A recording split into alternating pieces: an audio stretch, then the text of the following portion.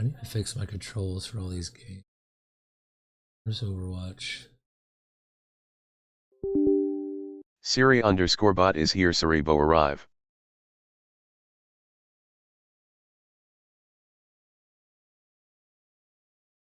Bot Rix has successfully joined the channel.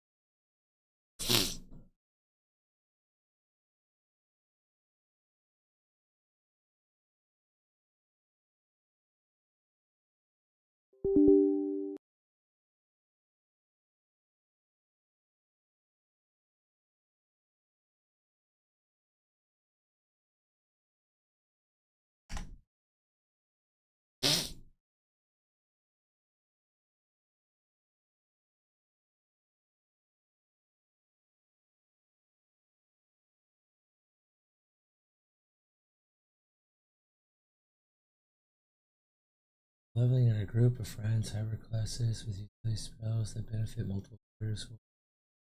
Shamans and priests being shamans rather own a shaman paired where instrument.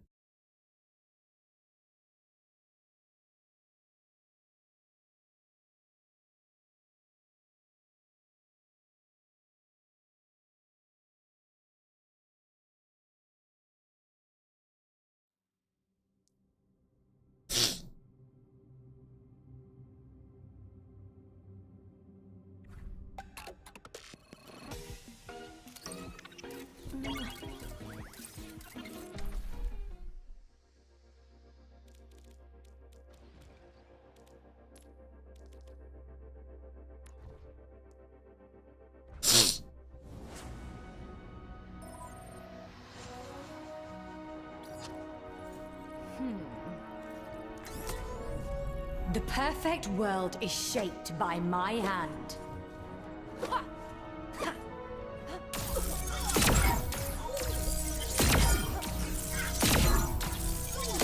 Double Kamal Kardia.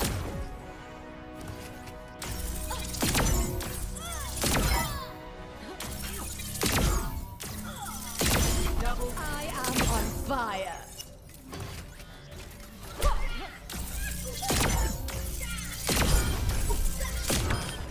Not especially competent, are you? Power at my fingertips. Constructing my barrier. Don't touch me. Mine the shards. Ah, so you're the inefficiency. Triple kill. Flawlessly excellent. Make way.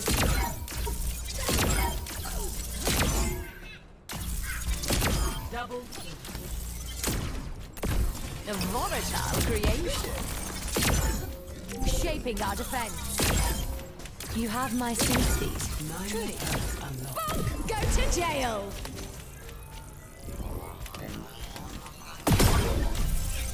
The Panopticon perfected. Power at my fingertips. Out of my way. Drowned out.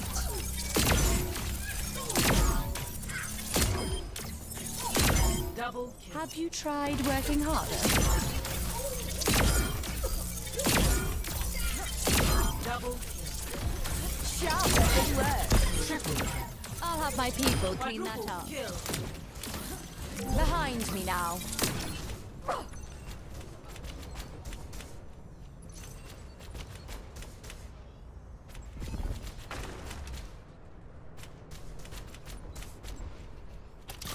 What a charming accessory. A volatile creation. This is brilliant. I've had enough of you. Triple kill. Messy bit of business, that. Quadruple kill. Quintuple kill. Ridiculous. Go to jail! Pristine construction. Sentenced to life, I fear. Termination is never pretty. Sharper than words.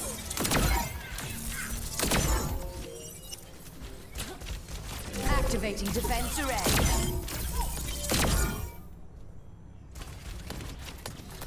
Power at my fingertips. Oh, ineptitude just can't be helped.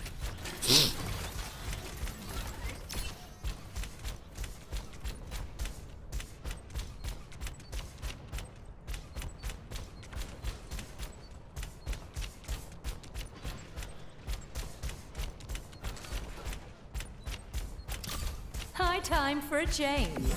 Leave me be. Divine perfection.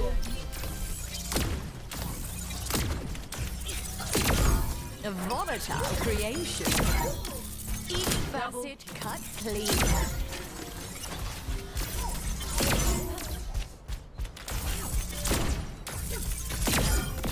Log that is sick leave, will you?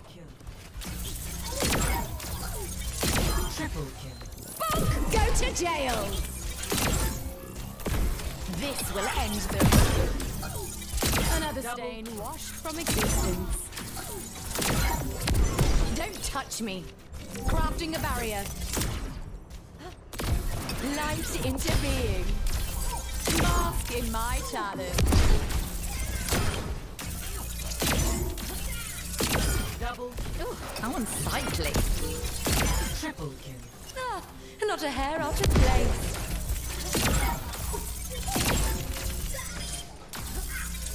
Double kill.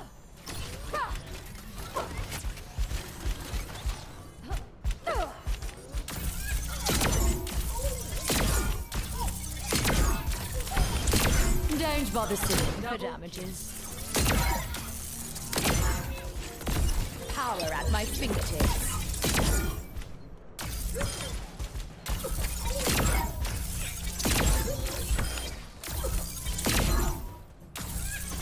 Double.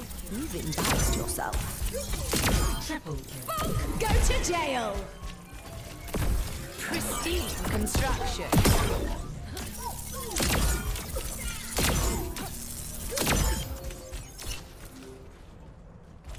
Shaping our defense.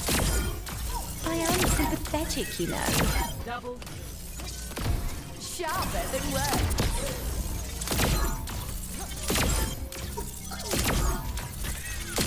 Double.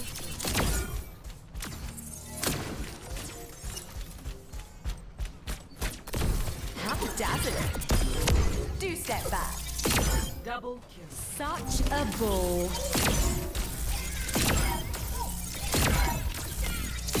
Double kill. Power at my fingertips.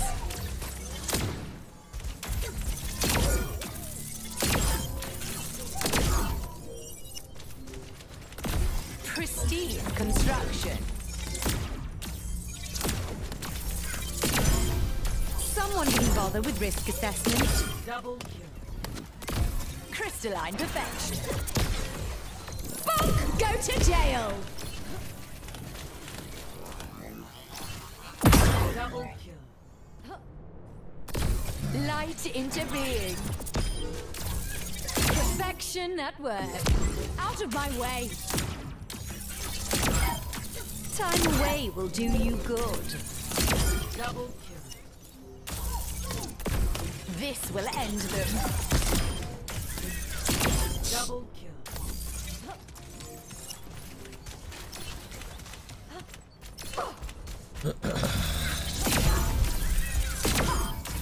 Don't trifle with me. Double kill. Deplorable.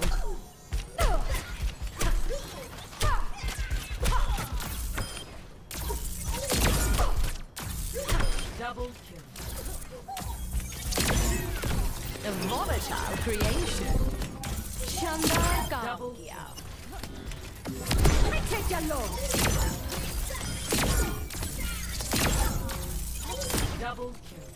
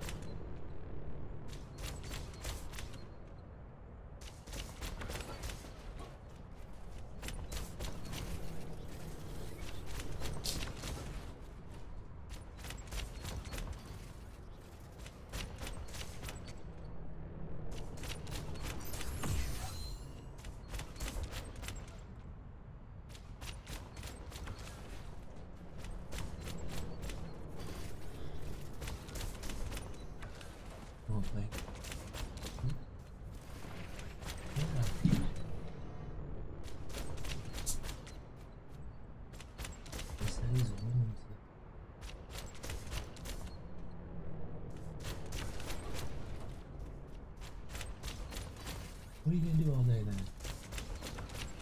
You need to call Big Beer. Yeah.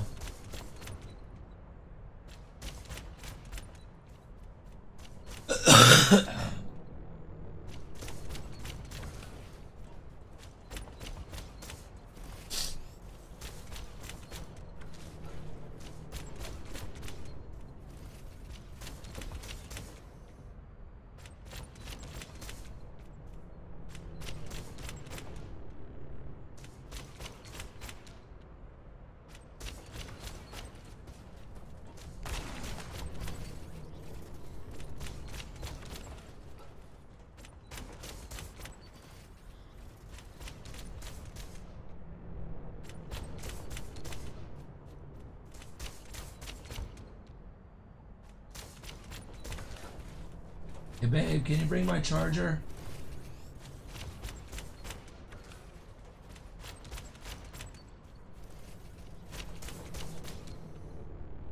Me, yeah, boss.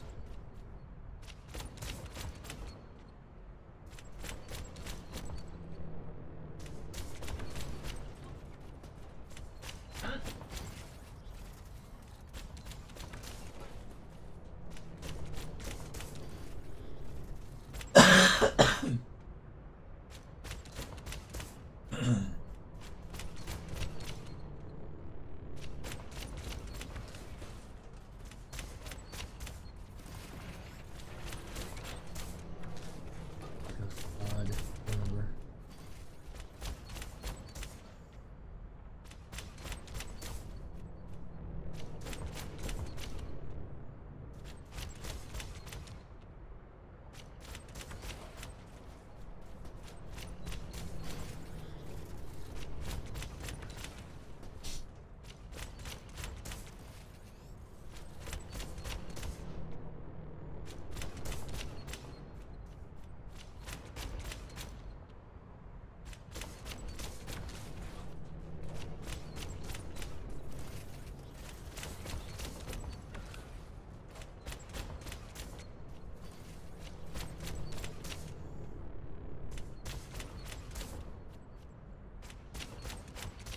I don't know what number to call. This is stupid.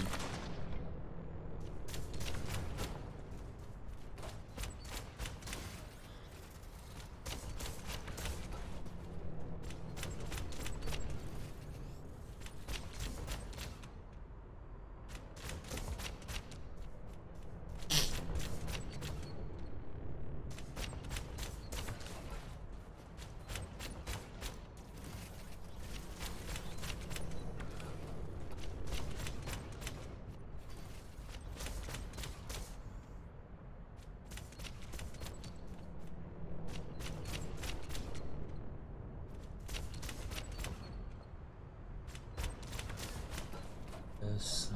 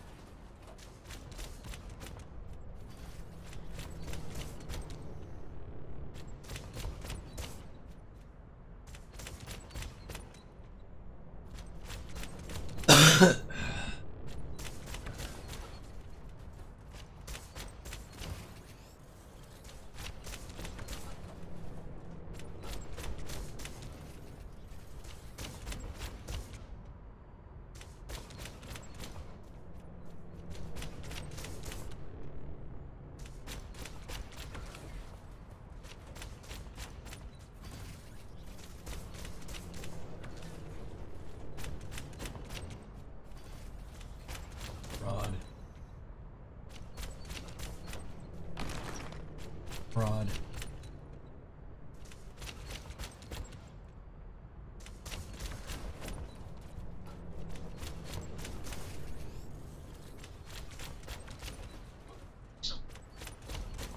As described.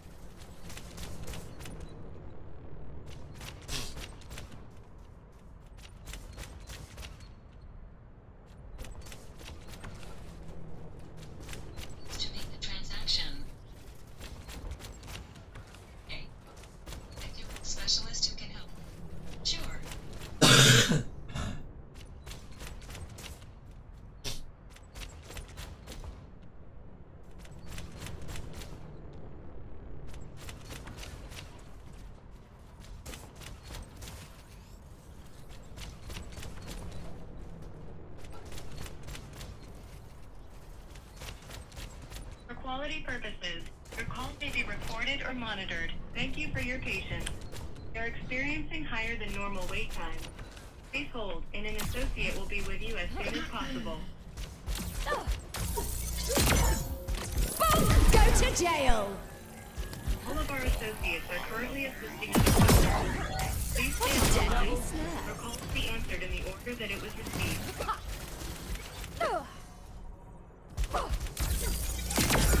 Crystalline perfection.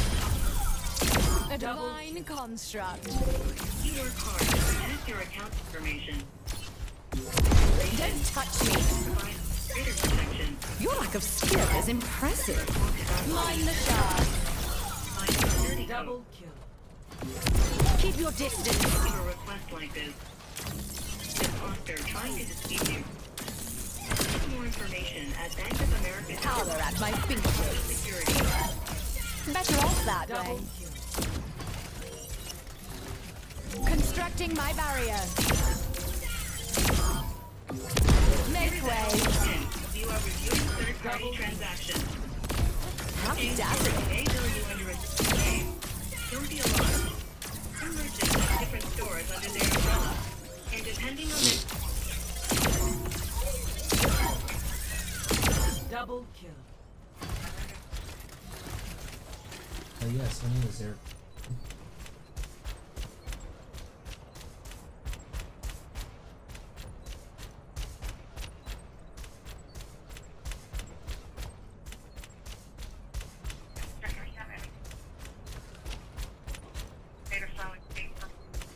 Yes.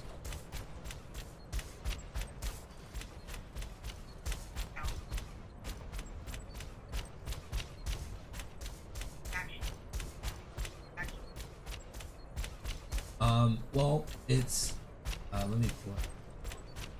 It's technically my transaction. I just found out that the company shirts, scam. Yeah. Yeah, and so, they're sitting out I ordered some, work shirts online, and, when I went to, order it, chicken girlfriend scam.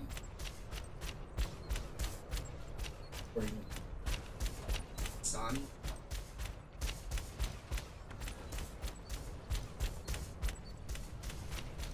Tried emailing them. It's like 80 something.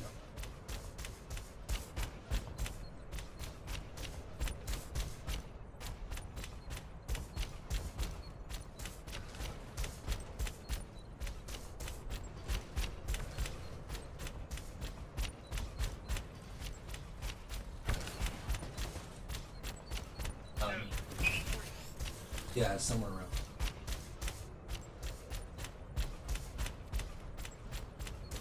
Yeah, if you go online and you look up their company, do research on them, it has a bunch of people complain. They don't receive their products at all, and they had a file for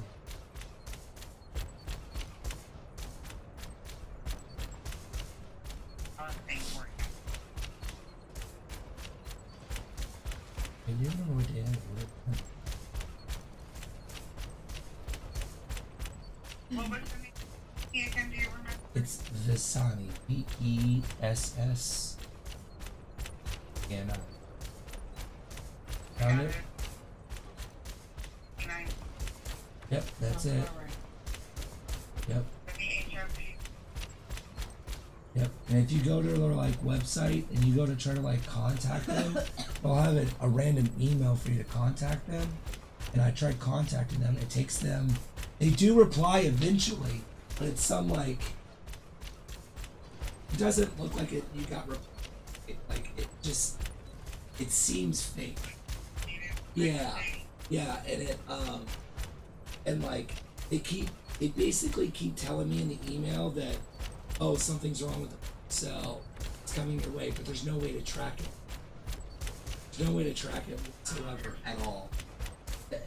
They sent me out this tracking code over a since that day, and I haven't been able to track anything. Yeah.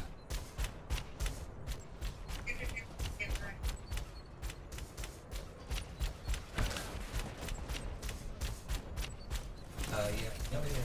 6, 7, 7.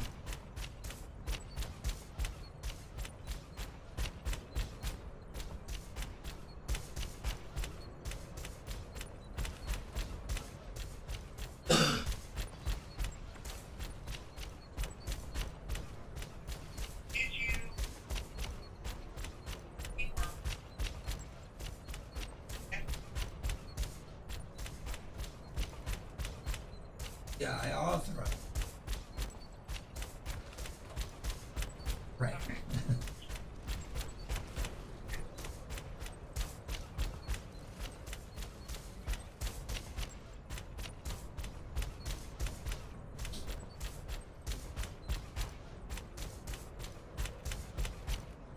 Leaving from import.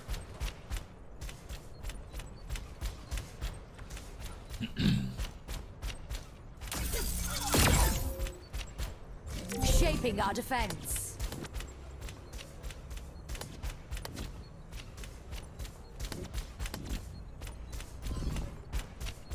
Fuck! Go to jail! First question, is this The transaction Panopticon posted incorrectly, or perfected. is there an issue?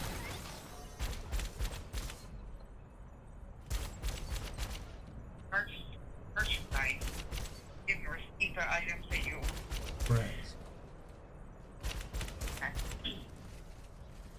did you receive any of the merchandise or service that you requested? No, nothing.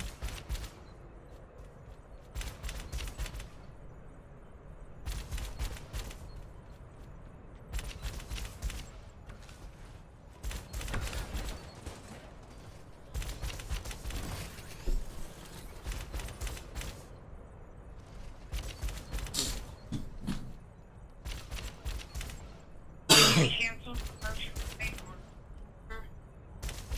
There's no way to do it because once they have it, they say it's on the way supposedly, but there's no way to track it, and they won't respond to me at all anymore. There's no one to get a hold of. There's no phone number. There's a singular email, and they don't respond to it. They respond to me one time, and they haven't responded since. Oh, okay. Did the merchant ever indicate that they would issue you a credit or that the transaction would find on their side? Nope. They said, sorry, taking so long. That's all they said. Oh, okay. All it said. Right. So you attempted to resolve this with the merchant? I correct? did. When did you reach out to the merchant? Do you remember?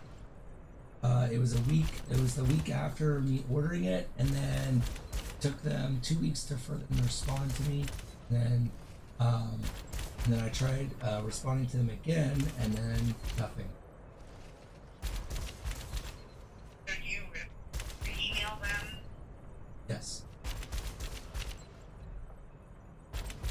Were they able to get in touch? Correct. Except for that email, and they responded one time, said sorry there was a delay with the parcel number, something's wrong with the parcel number supposedly. And then I tried emailing them again.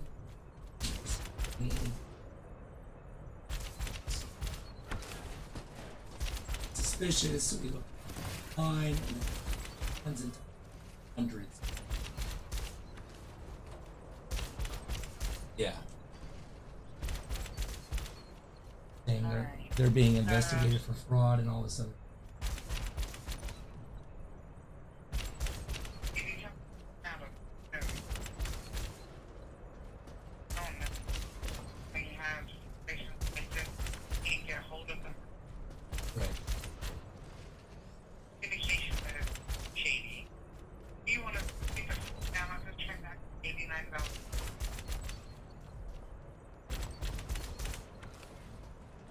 When did you expect to receive them?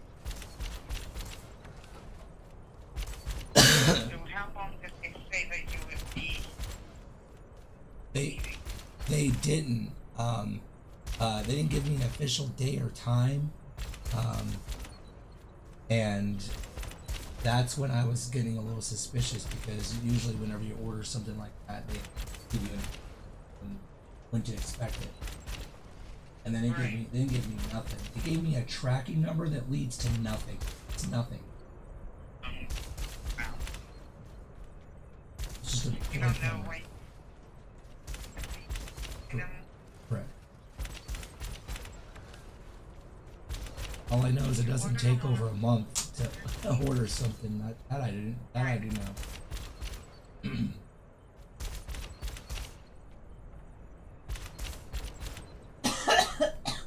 They were telling me that they couldn't give me an updated tracking number. Like, it just sounds fishy. Maybe a month. So, if you were to say how long would you expect to receive the item, could you give me an estimated date?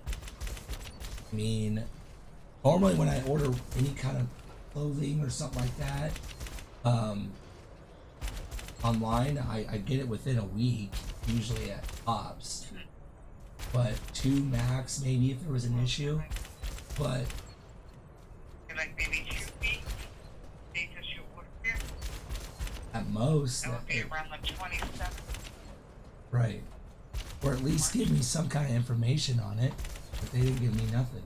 They gave me a fake tracking number.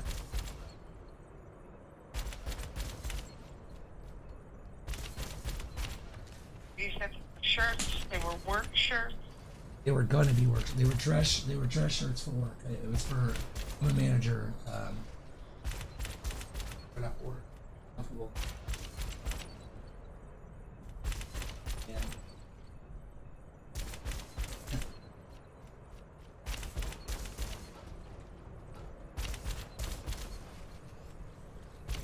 Supposed to be premium material, so. Or at least that's what they advertise.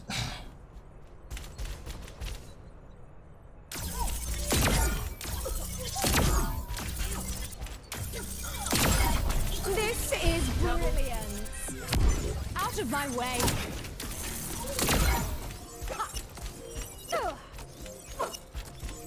This merchandise or service receipt. You haven't received anything. Behind me now.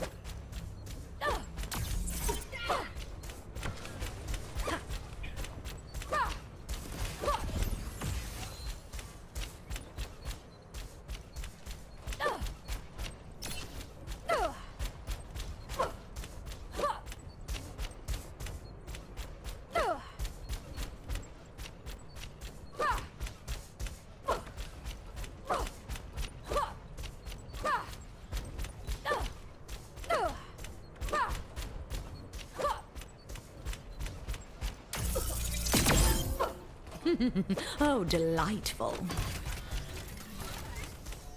The item was work shirts for work.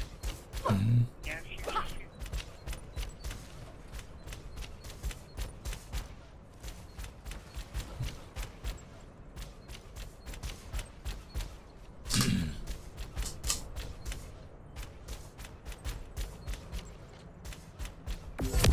Do step back.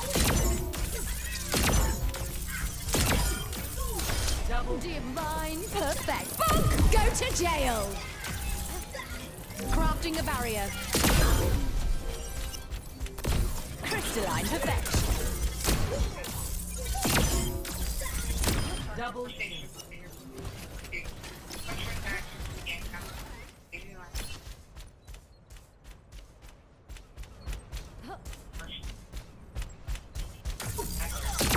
Correct.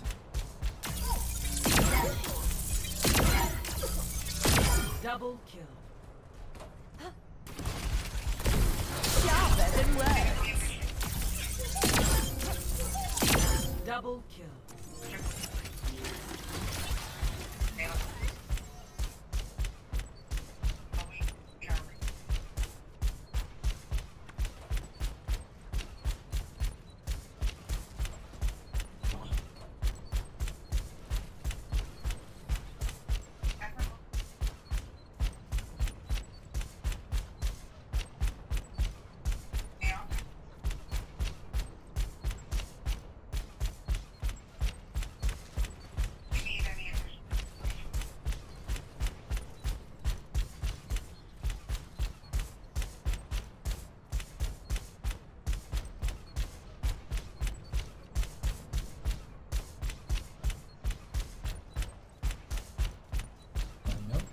Appreciate it.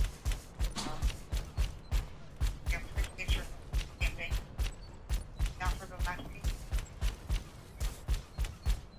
Thanks for the call, my name. Thank you. Is there anything? Oh, ma'am, you were very helpful. I appreciate you.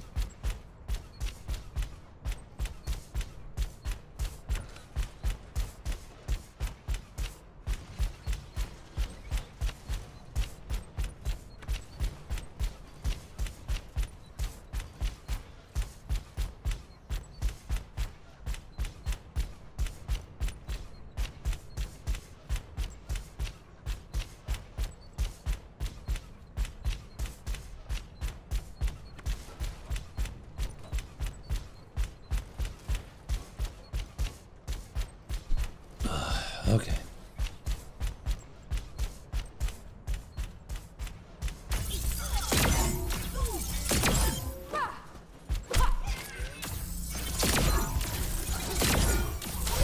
Positively radiant.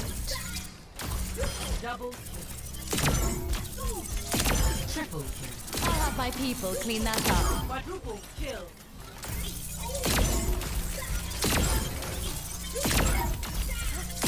Double kill. Triple kill.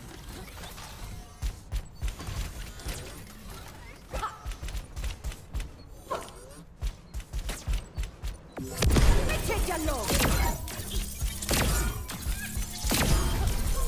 Double kill.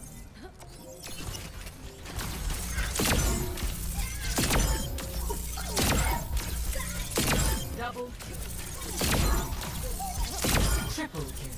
Rather efficient, aren't I? Quadruple kill. Quintuple kill.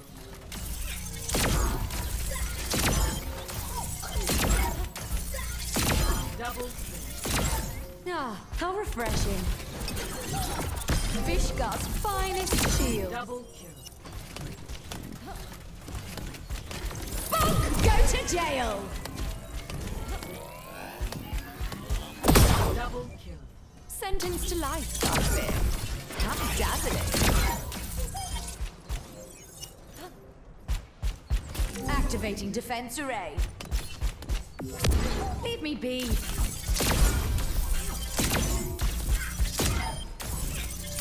Double kill.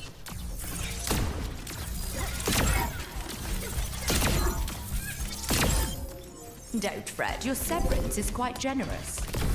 Sharper than words. Crystal Double vision.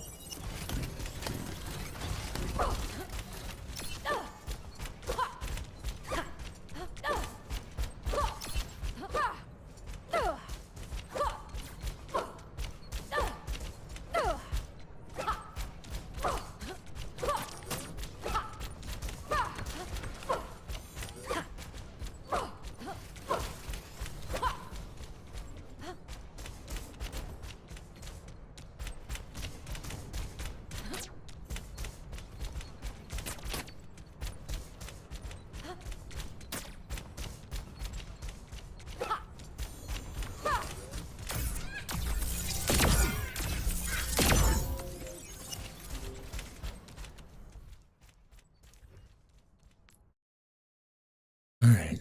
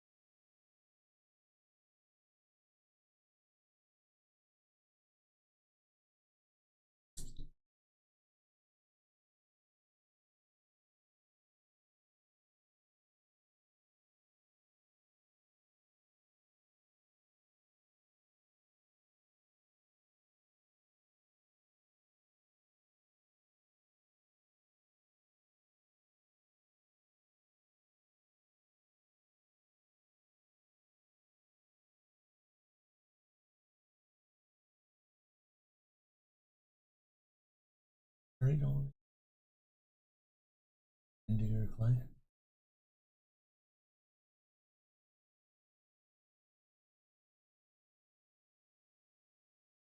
Oh. Okay. What?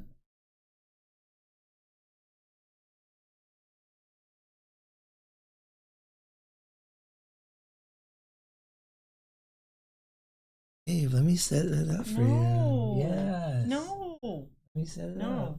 Hi. Because I don't want you. Thank you. Ow! I'm sorry. I didn't mean to. Ow! Your toenail go back. Ah.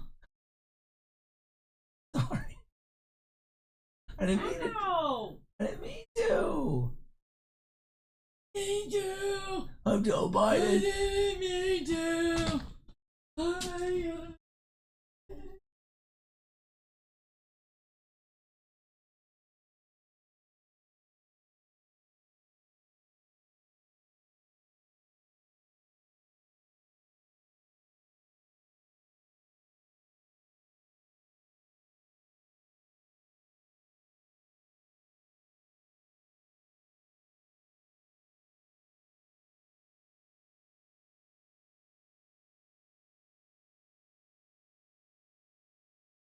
Sniff.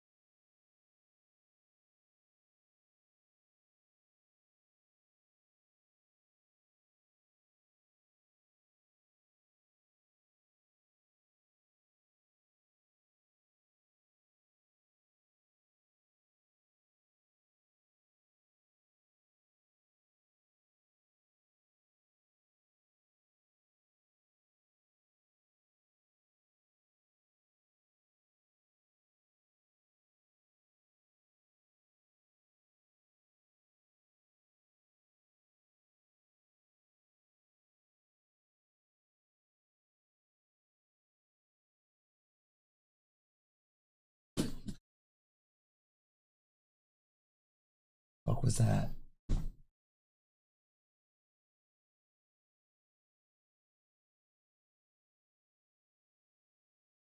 Oh.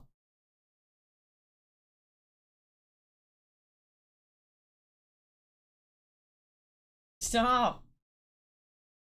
No, you stop. Oh, fuck. I'm good.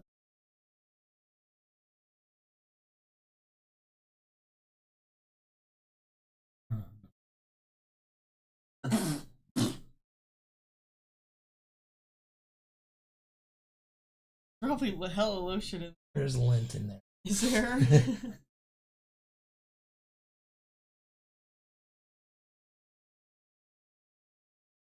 Nope. I'm sick. No. Stop! Stop! I'm so fucking sick. You grab me by the throat, bitch. Oh! Sit like a normal human. I can't. I got a fucking F on me. Oh no.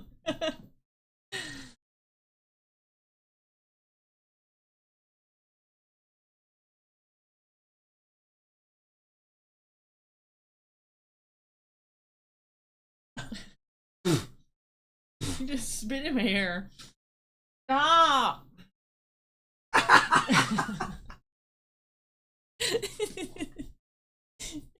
Ow! Quit. You quit. Quit. Ah.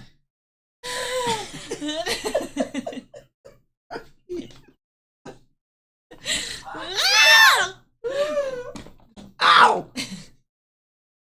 Ow! Ow! Ow! Ow! Your voice is gone.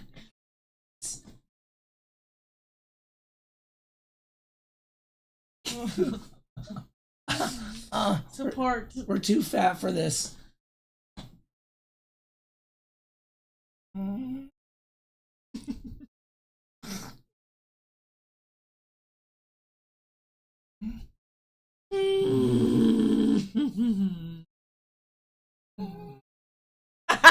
Don't let me fall. There's plastic up here.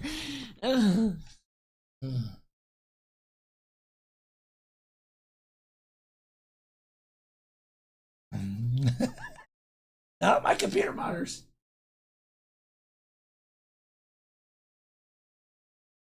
I'm scared. Oh my god.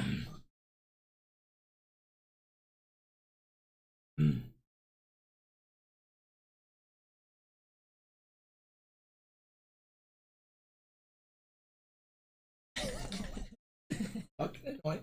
That's the shit. Shit. The shit. That's the shit. That's the shit. That's the shit. Shit. No. No. I'm not getting on No. it. I'm just sitting. No. Babe, let me look your computer up, please. No. Yes. No. Yes. No. It's my computer. No. I can open it up if I want to. It's not that big of a deal. I don't care. Why are you bothering me? Because I have nothing.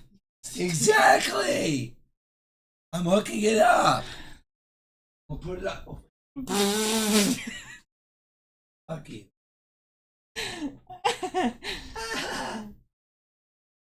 You sound like a little girl.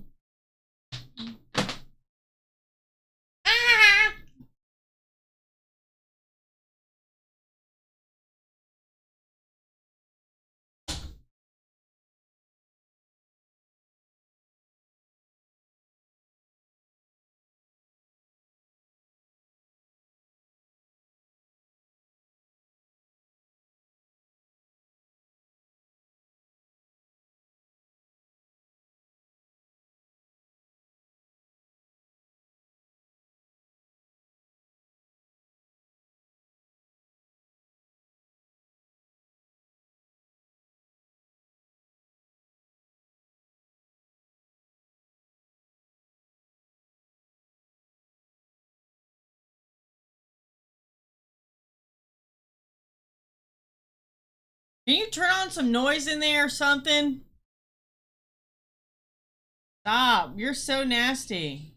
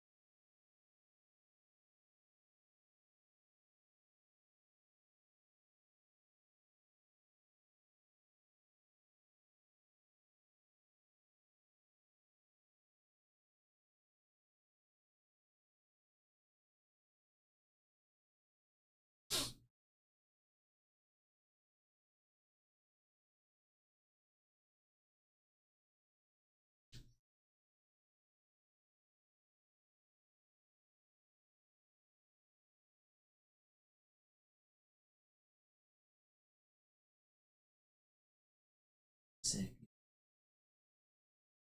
Yeah, I do. No. Ow! Ow! I know your mom. Ow! Every 5 seconds. You hit too hard. Stop. You hit too hard. I did tell Your mom? Right about your mom to my mom? you.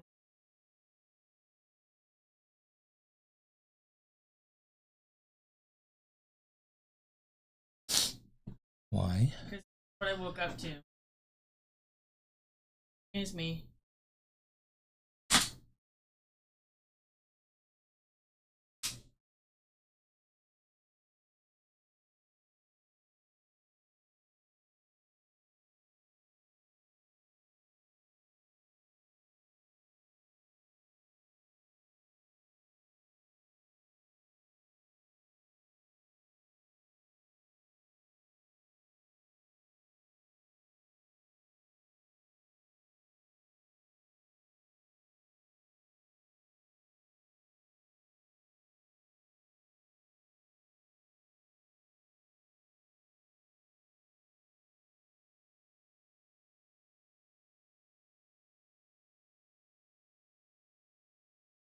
She just randomly sends you this?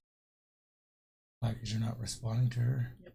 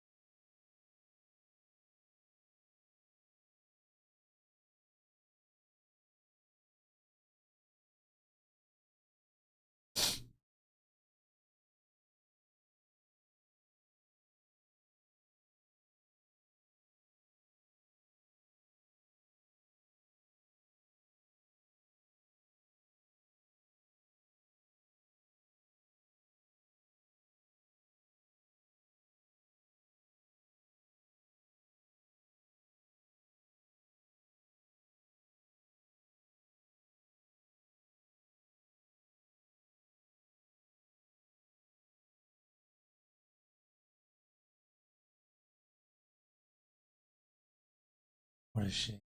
Even respond.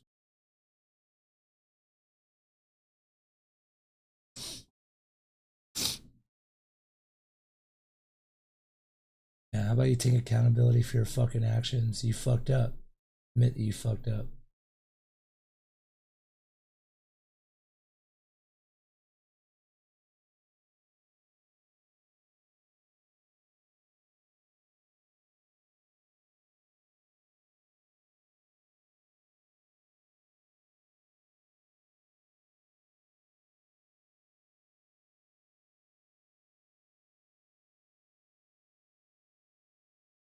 You said that to her? No. I said.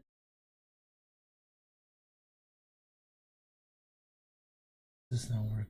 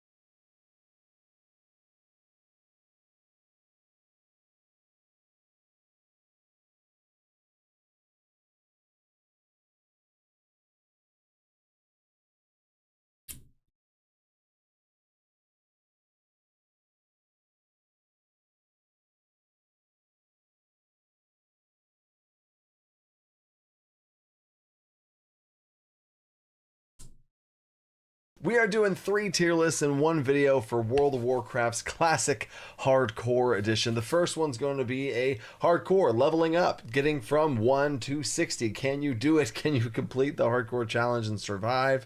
Second one is going to be at end game. What does it look like in classic end game? Because some of you guys might not care about the journey. You'll just be really cautious and get there no matter what. And you really care about the end game. And then I'm going to do a third one on fun. Which one's the most fun? That one's going to be a little bit subjective. But let's go ahead and get right into it. And how I'm going to do this tier is I'm going to start off from the best classes and work my way down in order. And this first list is going to be how easy it is to level. Getting from 1 to 60, how many tools do you have in your disposal? How well can you do it? Let's go. So the first class, top number 1, easiest to do, etc. It's going to be the hunter. It is going to be the hunter. I don't think many people are going to disagree with me on that one. Oh my gosh, you have so many tools at your disposal. You have a pet. You attack from range. Your pet can tank and taunt for you. You have slows. You have kites. You have a melee slow. You have a range slow. You have dots and stuff. You have movement speed increases with aspect of the pack and cheetah to move around. You can travel around the world much faster. A hunter is just so good. You have a 2-in-1 pet that comes with you, and it's basically a personal tank for you. My God, it's just going to be so good. And feign death, get out of here. Feign death to be able to feign death and just if anything hits the fan and you got to almost die, feign death unless you get resisted. Feign hunters are just amazing. So that one's going to start the whole thing off with. But before we get into the second one, I do have a full video that goes into a lot more detail on each class. I'm going to show a little sneak peek here of this chart right there, but I basically have a video linked down in the description where I go into much more detail and break each class down in even more detail besides just more fun, quick tier list type video. Check that out if you want to see that. So here we go. Number 2 class for me is a mage. Mages usually set the record in all of the history of World of Warcraft for getting the max level first. They have so many tools in their kit with blink, AoEs to be able to kind of cleave things down, instant button AoEs. Yes, it does take a bunch of mana. You get instant food and drinks, teleporting all around the world. My goodness, the amount of tools and outside of combat, in combat, evocation to recharge mana, frost novas, CCs, polymorph sheeps, intellect buffs. My God, mages. I even for a second thought about putting them first, but I mean, hunters, come on. So mages are so good in dungeon groups too, just being able to crowd control with sheeps. Insane, absolutely insane. Number 3 is now going to be an A tier list. I'm actually also, while you're watching this video, think about which ones you might say next and see how synced up we are in this and see if I persuade you. And let me know in the comments what your tier list would be or what switches you'd make to my own one. Next one's gonna be the priest. Oh man, the priest. The priest has fortitude, which is the best buff there is. Power word shields for instant shields on yourself or allies. Keep in mind, this is a journey that we all make together sometimes. You're gonna have dungeon groups. You're gonna have things where you could save somebody with a power word shield. An AoE fear. Priest AoE fear. It could be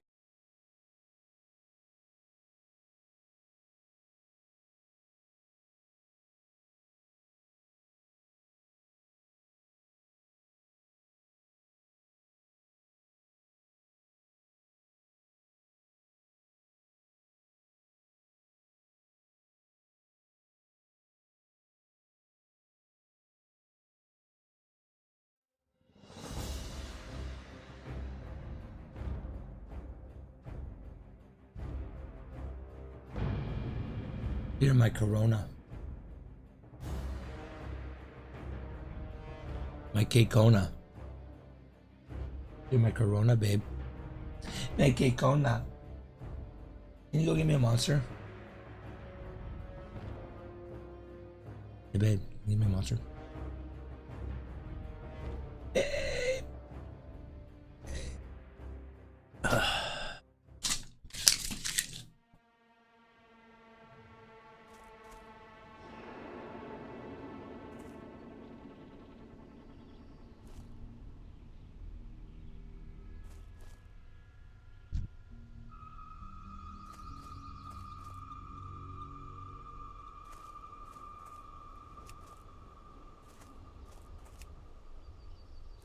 I'm out of range. I need to get closer. That spell isn't ready yet.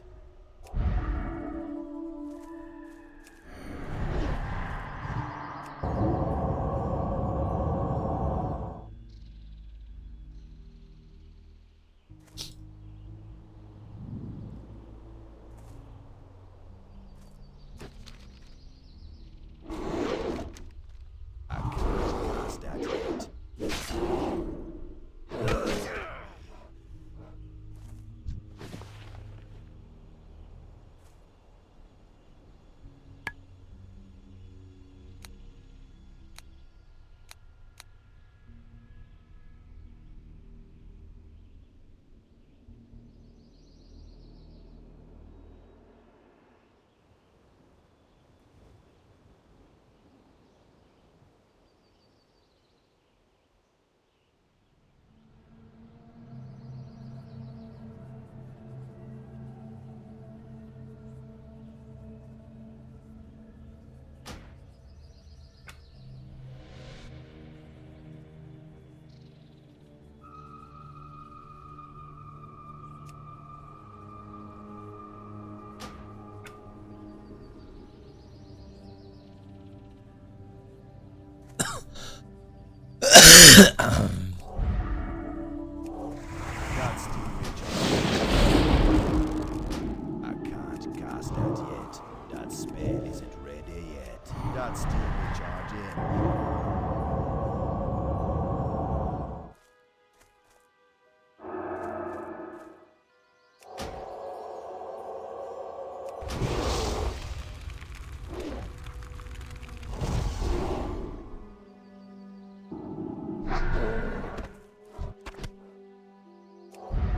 That spell isn't ready yet.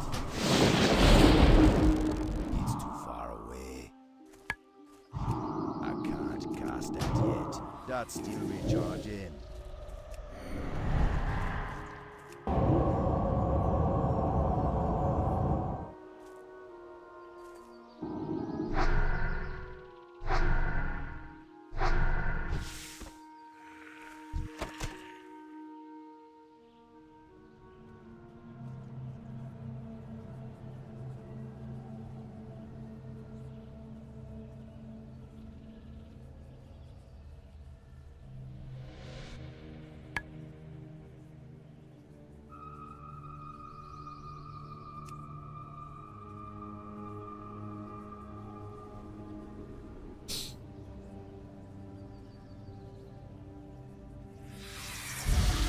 That spell isn't ready yet.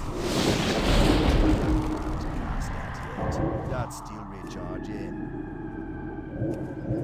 That spell isn't ready yet.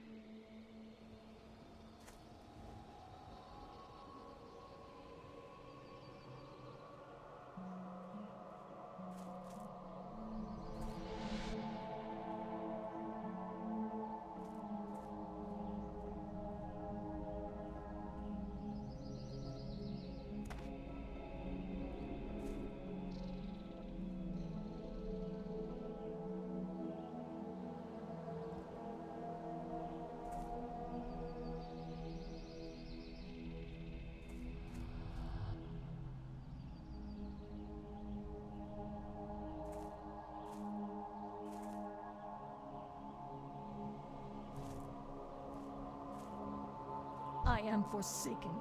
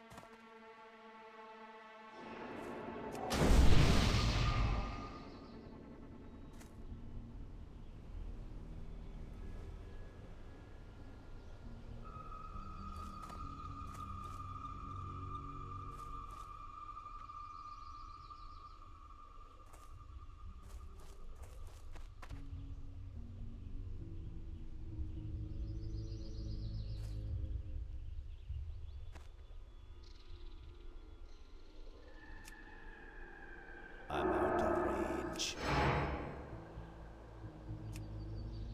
I need to get closer. Not ready yet. I can't attack that.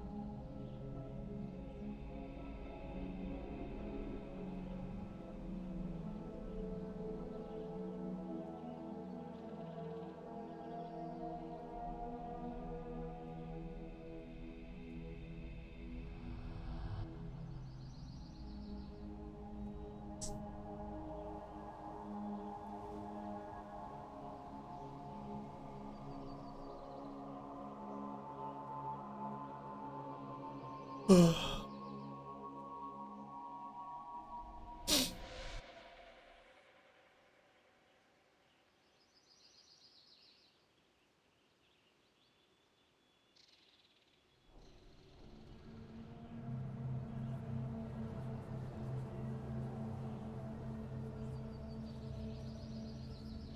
in this video we're gonna go over which classes are the best performing in PvP and why. Mainly this is gonna be focused on open world PvP 1 versus 1. So it's not gonna be as much group PvP oriented. This is gonna be open world.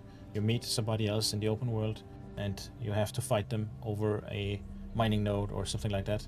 And it could also be in a duel scenario. So let's just start off with the best of the best, at least for dual scenarios, which I would consider to be the Warlocks. These are extremely strong. They have a lot of utility. You can sacrifice your Void Walker to get a massive shield, and Warlocks are just strong. They don't have much mobility, but if you have the correct talents and if you are ready, prepared for being attacked, then you have a great chance. Once you have your Death Coil and you can sacrifice your Demon, then you are really, really strong. And they scale incredibly well into late game. They are one of the strongest units with all of the gear.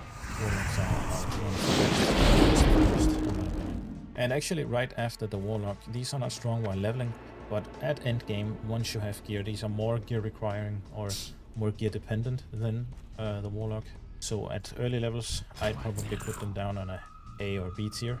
But once you get gear as a Shadow Priest, you are extremely tanky. It's insane how they are known as the face melters, right? You put a dot on you and basically you have to engage or else you're gonna die slowly. So of course you can always run away or try to run away and then heal up. But if he has a nifty stopwatch or he has just something that can chase you down, then even as a hunter you're not gonna survive for long if he's geared. And when I'm talking about gear, this is around rank 14 gear, like rank 13, 14 gear. That's where Shadow Priests are incredibly strong and hard to kill. And next up on the top tier, I would probably say Mages. They are just an all-around strong class. Maybe you could argue that they're less strong than Warlock and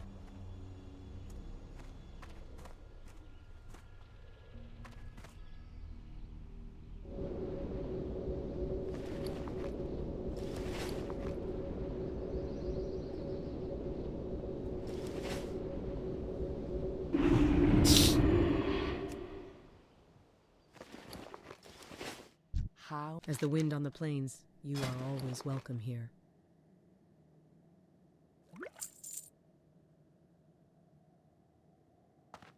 Be careful. This game looks so good with fucking max graphics and shit.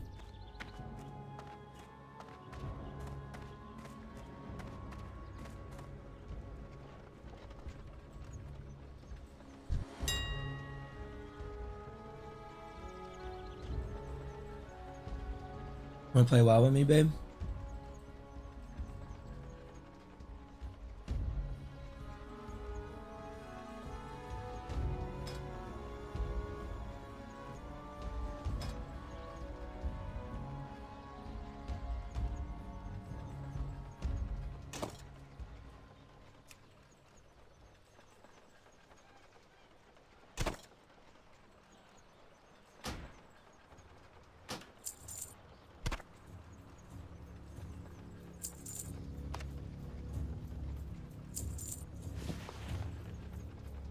Oh my goodness.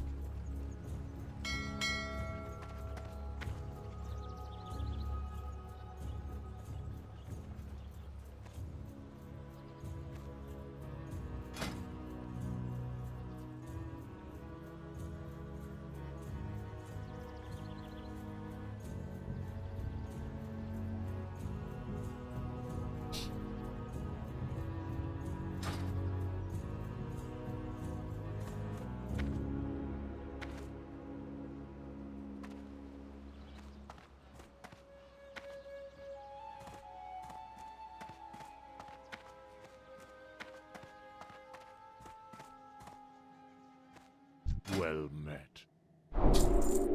Be careful for something special. Go in peace.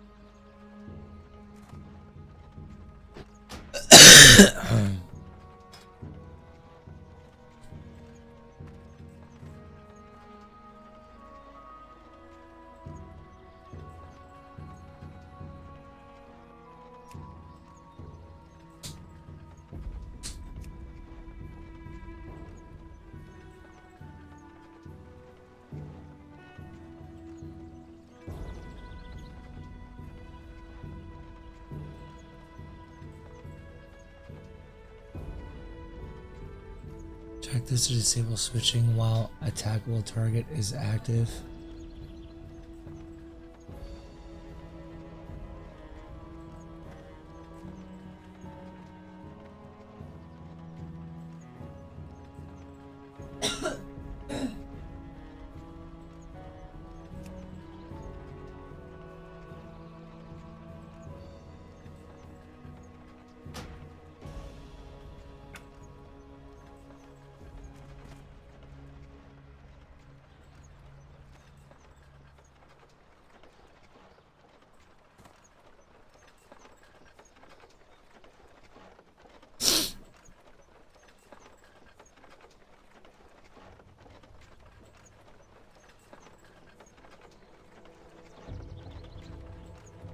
Come up with new keybinds.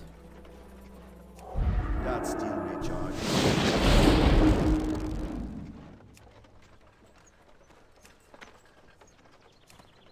I can't do that yet.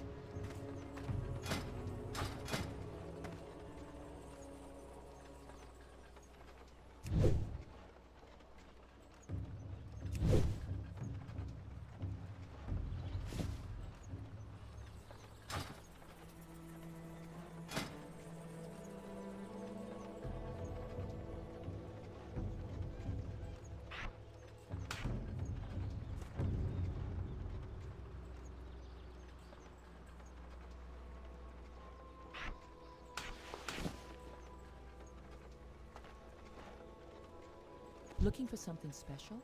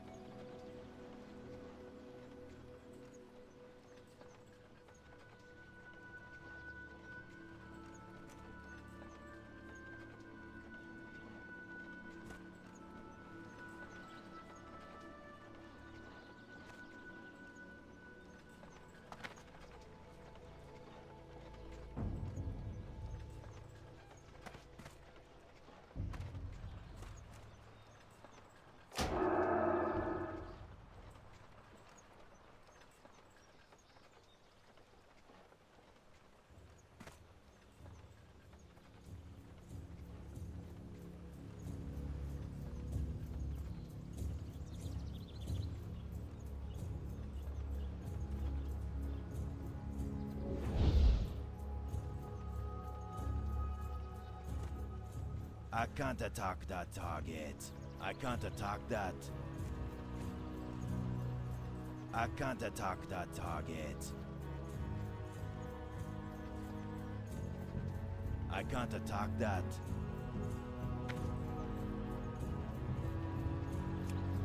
I can't attack that target. I can't attack that. I can't attack that target.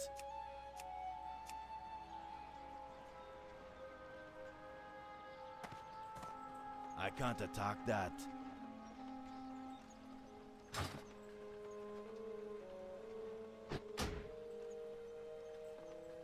Macro, not macros.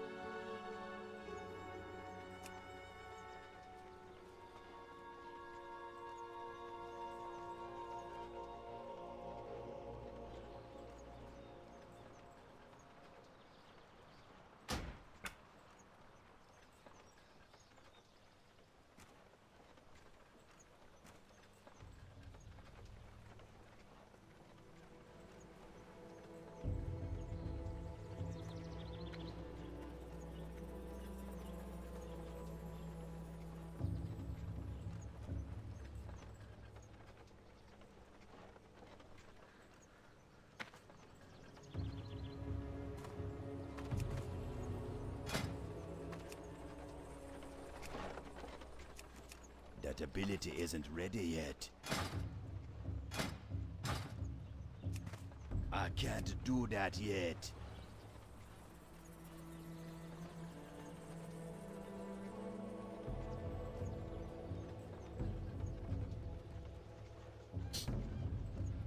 Hmm.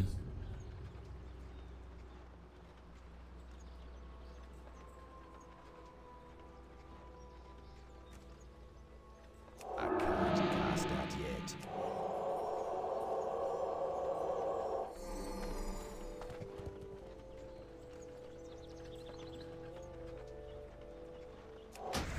That's the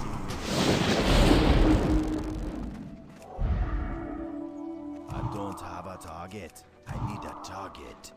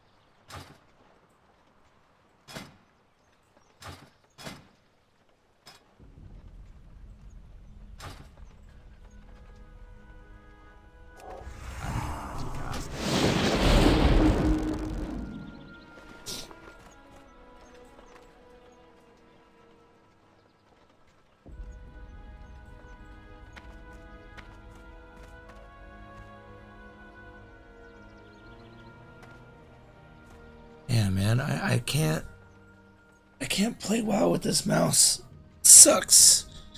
Can I have both mouses at the same time? I'll play WoW with this other mouse.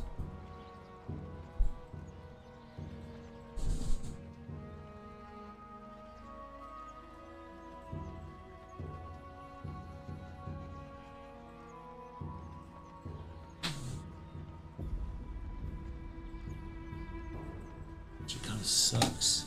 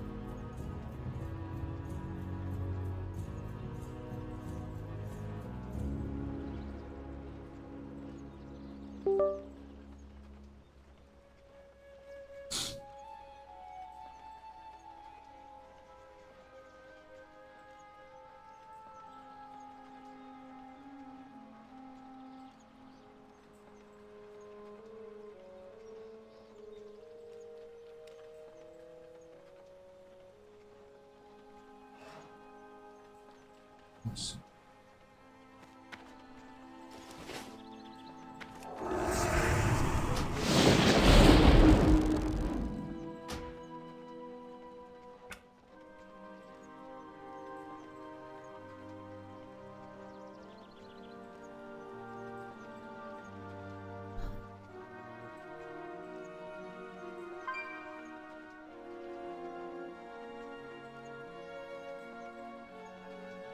motherfucker.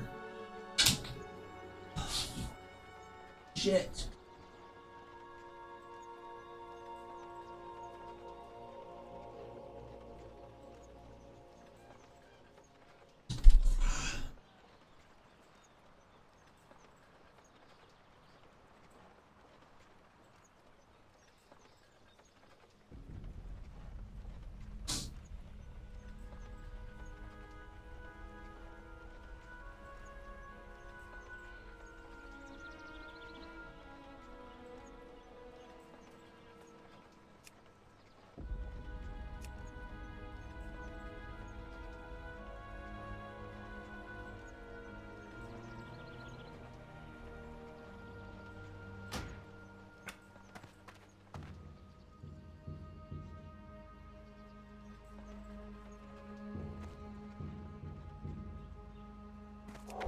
That still may charge in.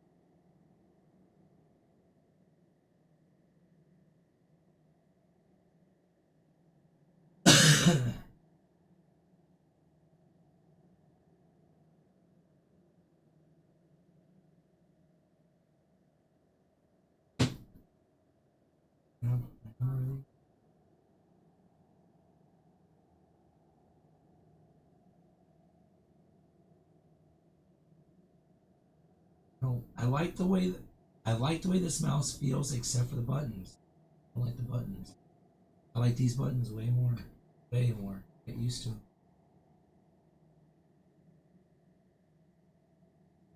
No, I like these numbers the way it is, the way it's out. I don't like this. It's confusing. 1, 2, 3, 4, 5, 6. It feels weird on my thumb. This makes more sense to my brain. And it sits right around my thumb.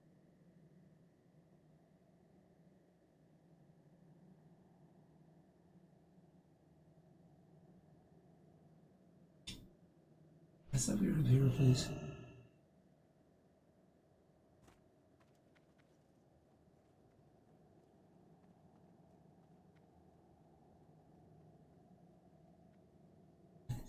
In my face, man. Like you actually. I do. I'm sick. Oh, I'm swallowing mucus.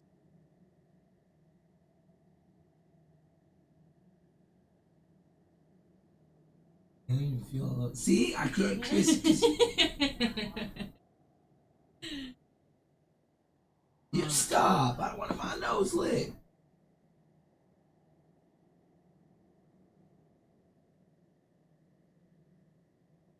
I don't trust you. Let me fucking.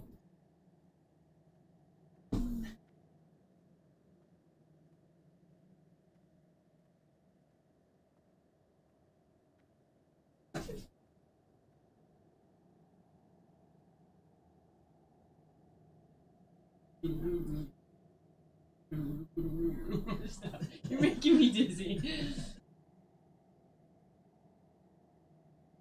Die.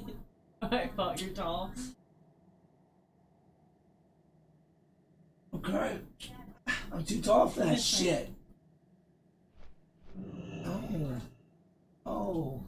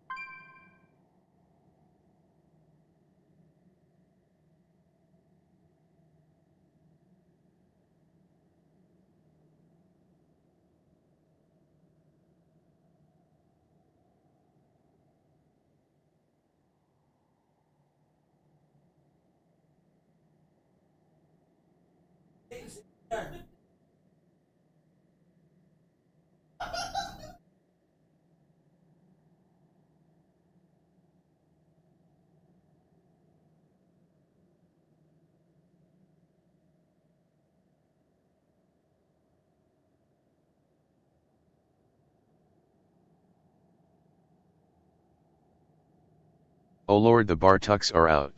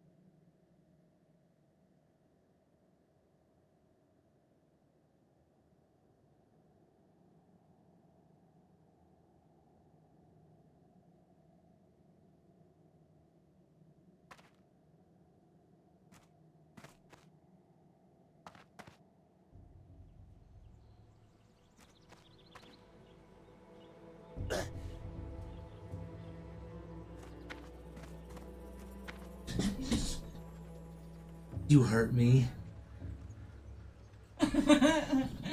Very talented. No.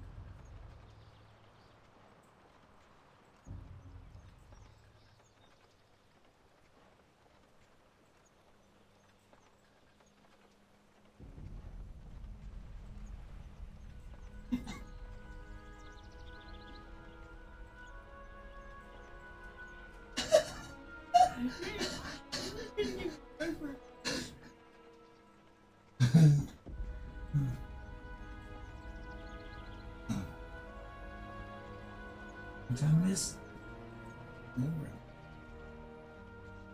I'm not gonna be here. Oh.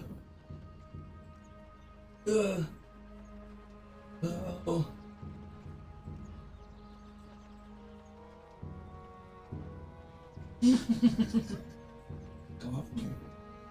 I break something.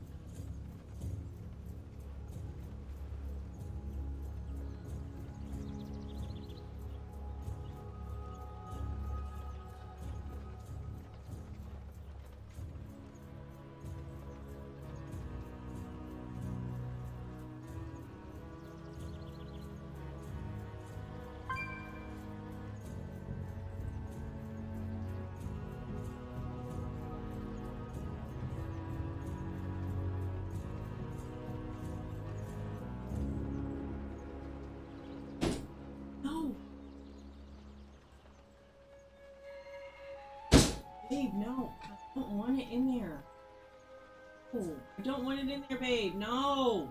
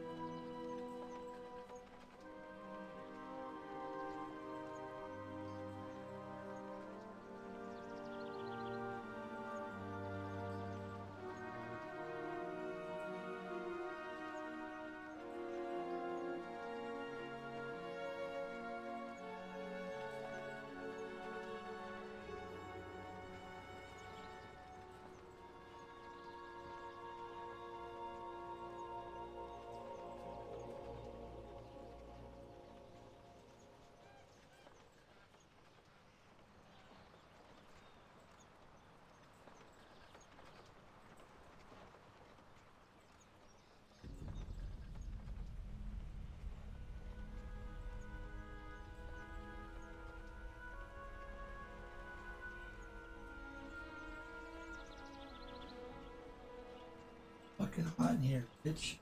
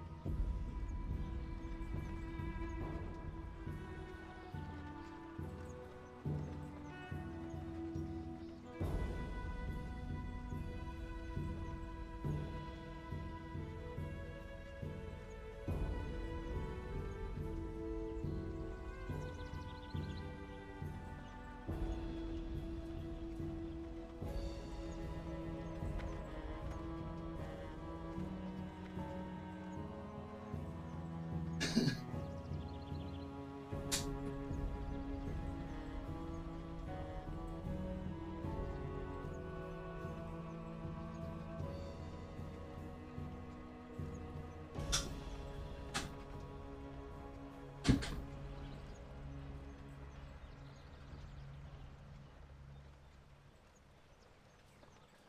don't know where the other thing.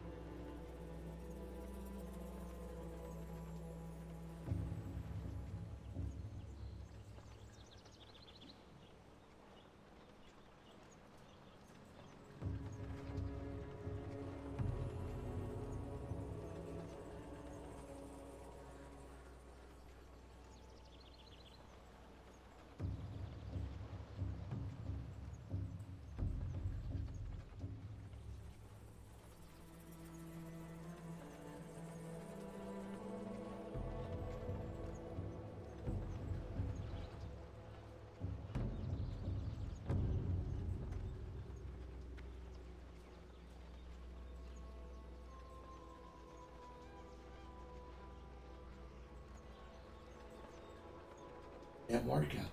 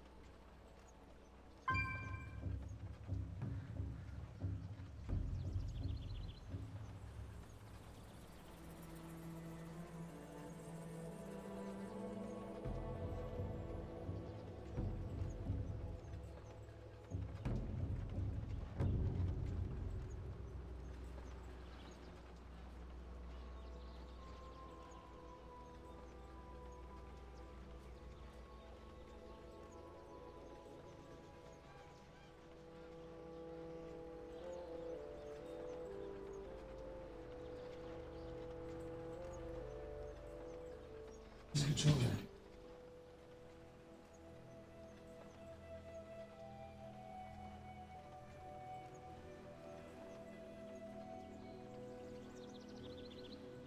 Where's the controller at? No, in the fucking controller. What are you talking about? In the controller back. You put it. I'm gonna beat your ass. Here, you fucking shit. Fine, fuck you. I don't care.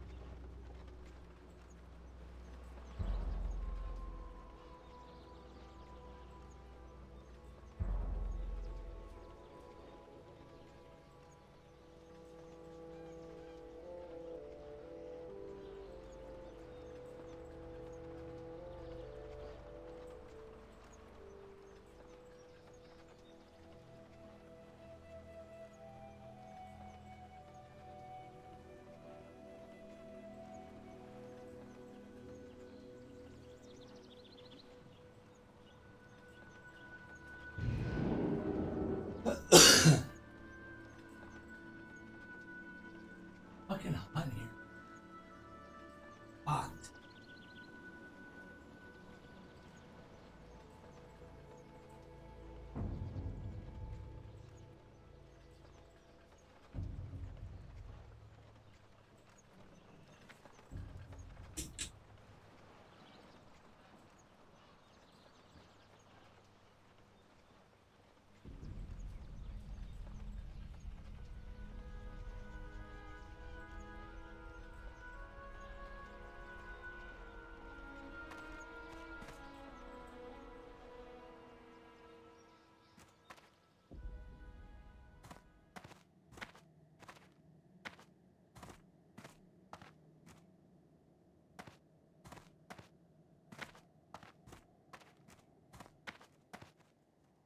Well met. When mounted on the back of a Wind Rider, one sees that its reputation for strength and speed is well earned.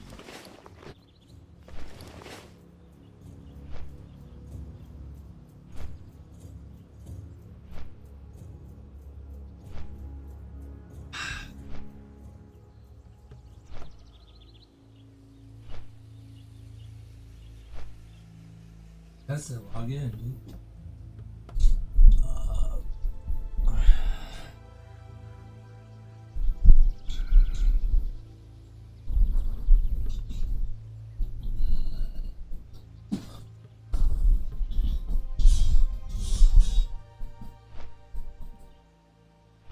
Test it, dude. Log in.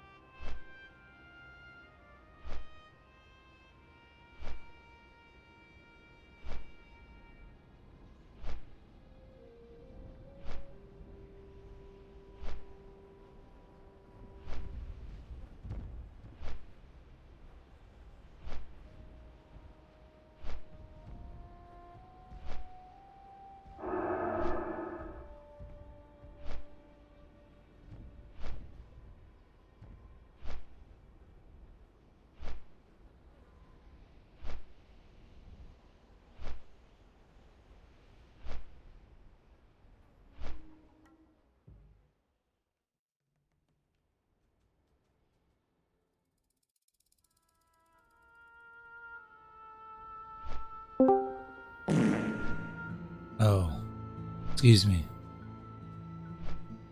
Well, they don't have scrolling on here. Hello? That's just nasty. Can you hear me? Yep. Do I sound okay? Yep. Got the new headset finally. Took fucking 3 weeks. Hey, you sound That all number one rated professional. on that website you sent me. Yeah, Oh, Dual Maxwell 2. Holy fuck. They're big as fuck.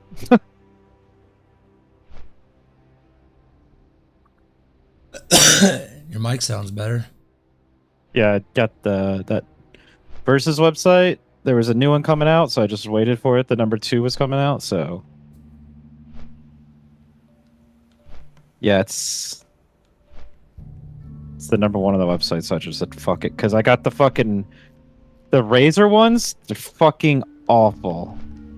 Such a waste of money. They have really good mics though, the Razer ones. I didn't like that, but that's what I've been using. I didn't like it at all. I think my $50 one sounded better. I just liked it because it came with a mix amp, and I wanted to be able to. You're able to like play my Spotify through one channel and not the channel of the stream if I wanted to. But everything else on it for $350 headsets, they're fucking awful.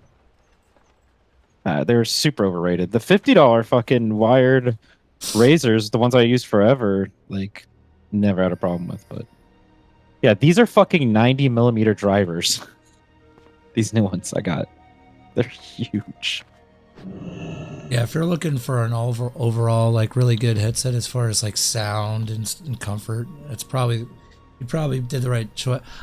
For me personally, I just care about the mic quality. But, yeah, I mean, this had the highest. This was on that website you sent me. It's got 100 on the score. Like, it's the only one I've ever seen that high. And every review I heard on everyone talking about headsets on Reddit or anything are like, get the Maxwell 2s, get the Maxwell 2s. Well, see how you like it. Yeah, I like it so far. Got a game all day on it to really know. Mm-hmm. Fucking hot as balls in here. Pretty comfortable. They're heavy, but that was the biggest downfall I've already said, but I don't notice it yet, but we'll see. Yeah, 90 millimeter drivers. Like the old ones I had were like 30 or 40 millimeter. These are huge. It goes from 10 hertz to 50,000.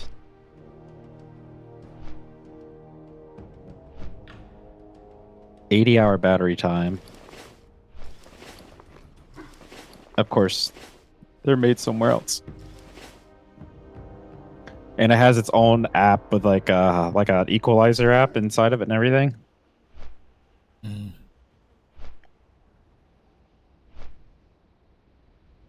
We'll see. That's you realize that's fake EQ. That's not real EQ, right? What do you mean? It's on board software EQ. It's not like an actual EQ device like a Go XLR.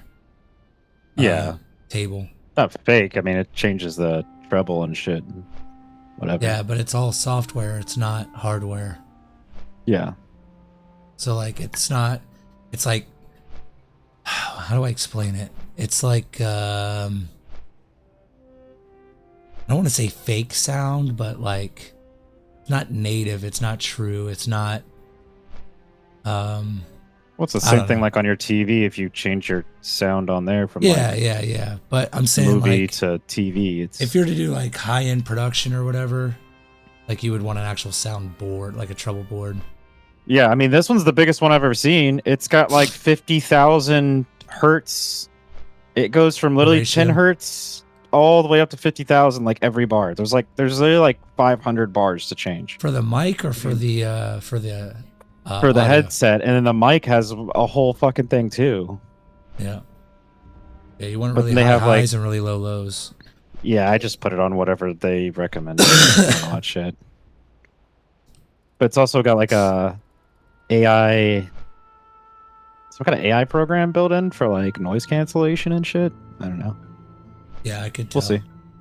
And then like it's got like a game, like a side thing, and I can set up like Discord if somebody comes in loud or whatever. I can turn the volume up and down of like different programs like on the side of my headset if I want, which is kind of nice. We'll see. I didn't like the razors for $300 and something. They lasted about 6 hours on a full charge. These are supposed to last 80, so we'll see.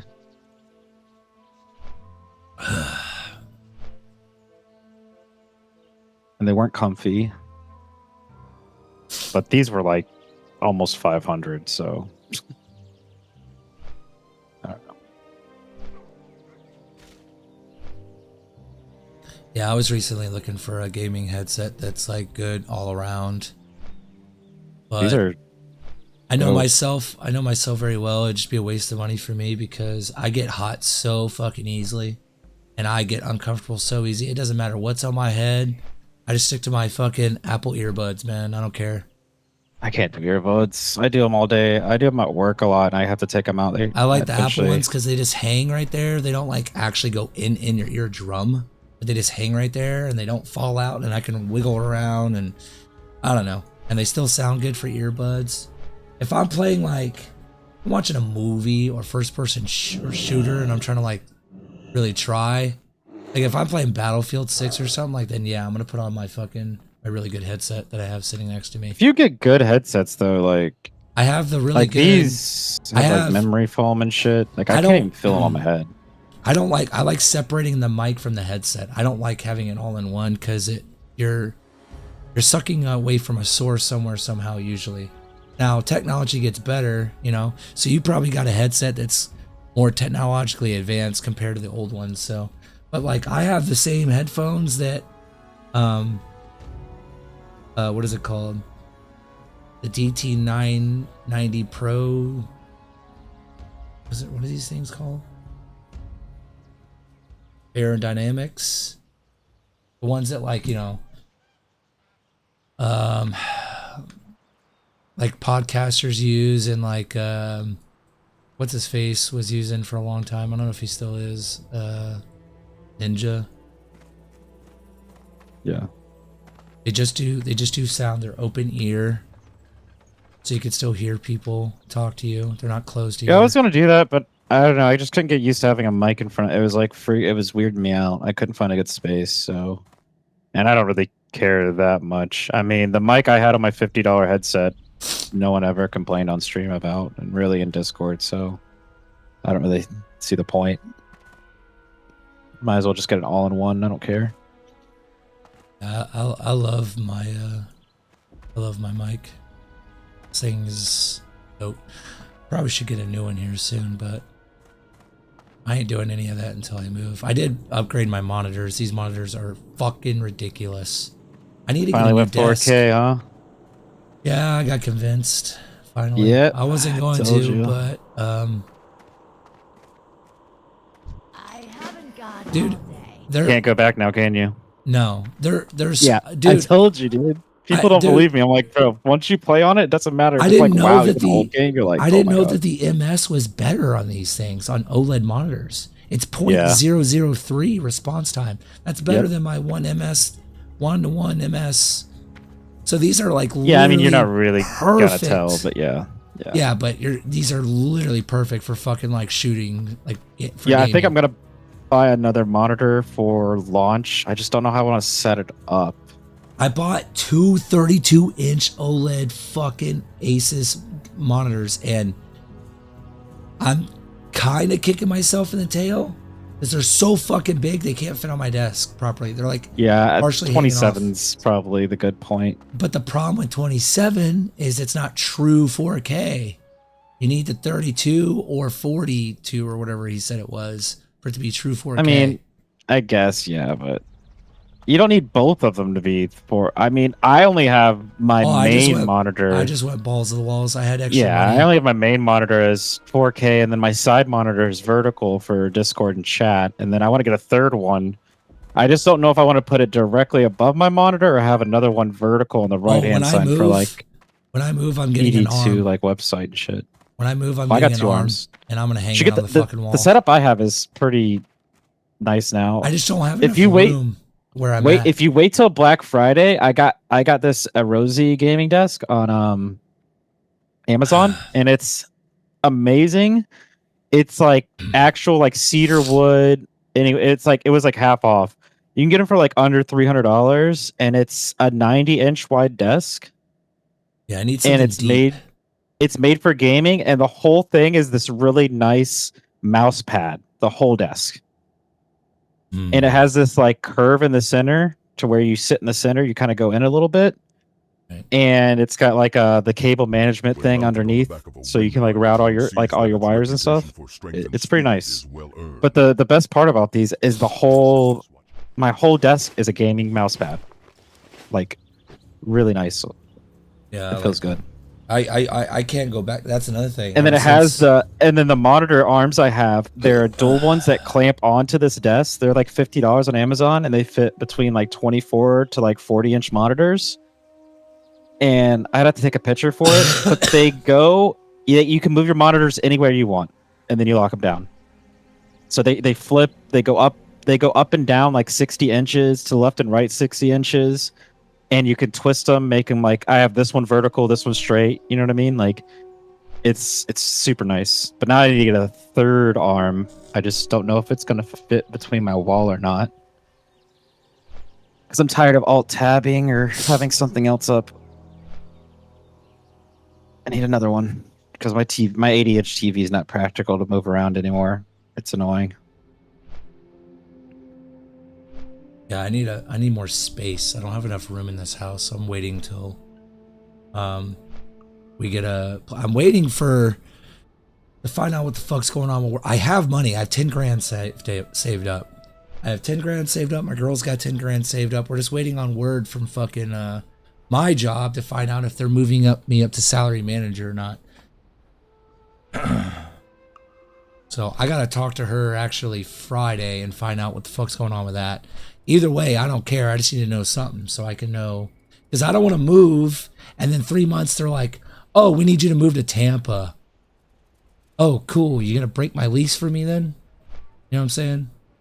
I don't know if they will. Supposedly they will, but I want to get confirmation from upper management. You gotta move to Tampa, huh? Well, I'm just giving that as an example. I told them I'm open to go anywhere. See, how it works is like, you don't want to pigeonhole to move yourself up quickly. You don't want to pigeonhole yourself into, oh, I can only be in Brevard County, because that only leaves me 3 stores. And if there's no spot available, then they're not going to obviously promote me. So I'm telling them I'm open to go anywhere, literally anywhere. And apparently they will. If it's somewhere far, they'll hook you up. They'll like help you get moved into wherever you're trying to move, and they'll help you with all the moving costs, supposedly. So I gotta get comfort. I have to get comfort. I'm not gonna believe it until I hear it come out of my JVP's mouth. Once he says it, then I'm gonna be, oh, okay. Then I'll make a decision. Because I don't trust half the people that tell me shit anymore, because I get told so much incorrect shit. So we'll see. My girl's doing really good though. She fucking works at Pancake House in Merritt Island, and she makes like, I think a bad day for her is $200. She just made $500 last Sunday. It's like, what's it called? Pancake House. Yeah, it used to be called My Island Pancake House. It was right next to Breakers.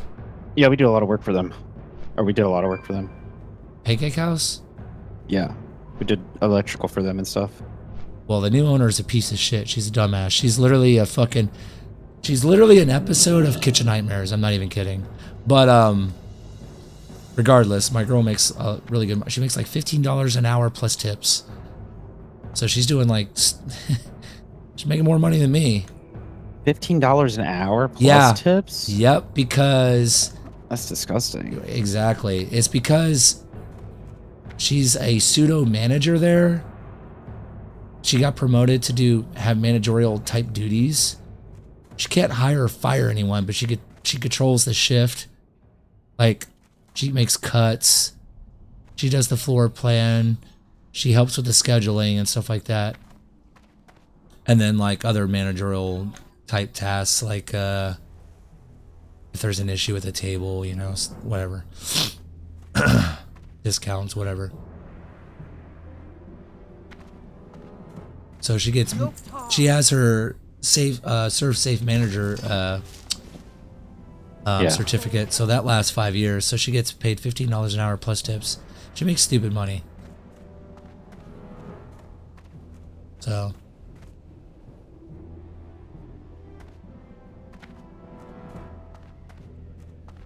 Damn, if I just get a basic 27-inch, they're so cheap. You're thinking about getting a new monitor? Another one just for like. Well, I want my left monitor that's vertical. I like for having for chat and Discord. Then I have my main monitor, and now I want a third monitor for like the trade site, or if I'm like, I don't know, watching or whatever while I'm gaming. Like, has Spotify up there or whatever. I just don't want to alt tab. I just don't know if I want it directly above my monitor, facing down. Yeah, I play PD2. Yeah. I mean, for PoE, probably not, but. You haven't lived until you look down. What's your graphics card? A 4070 Ti Super. Just see if it's compatible for a third monitor. Oh yeah, yeah. I got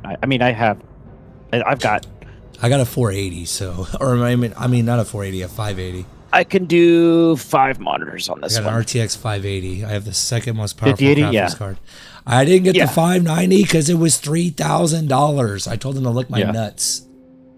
Yeah, I've been trying to build a computer, but I've been waiting for the market. Yeah. Well, I'm waiting for the.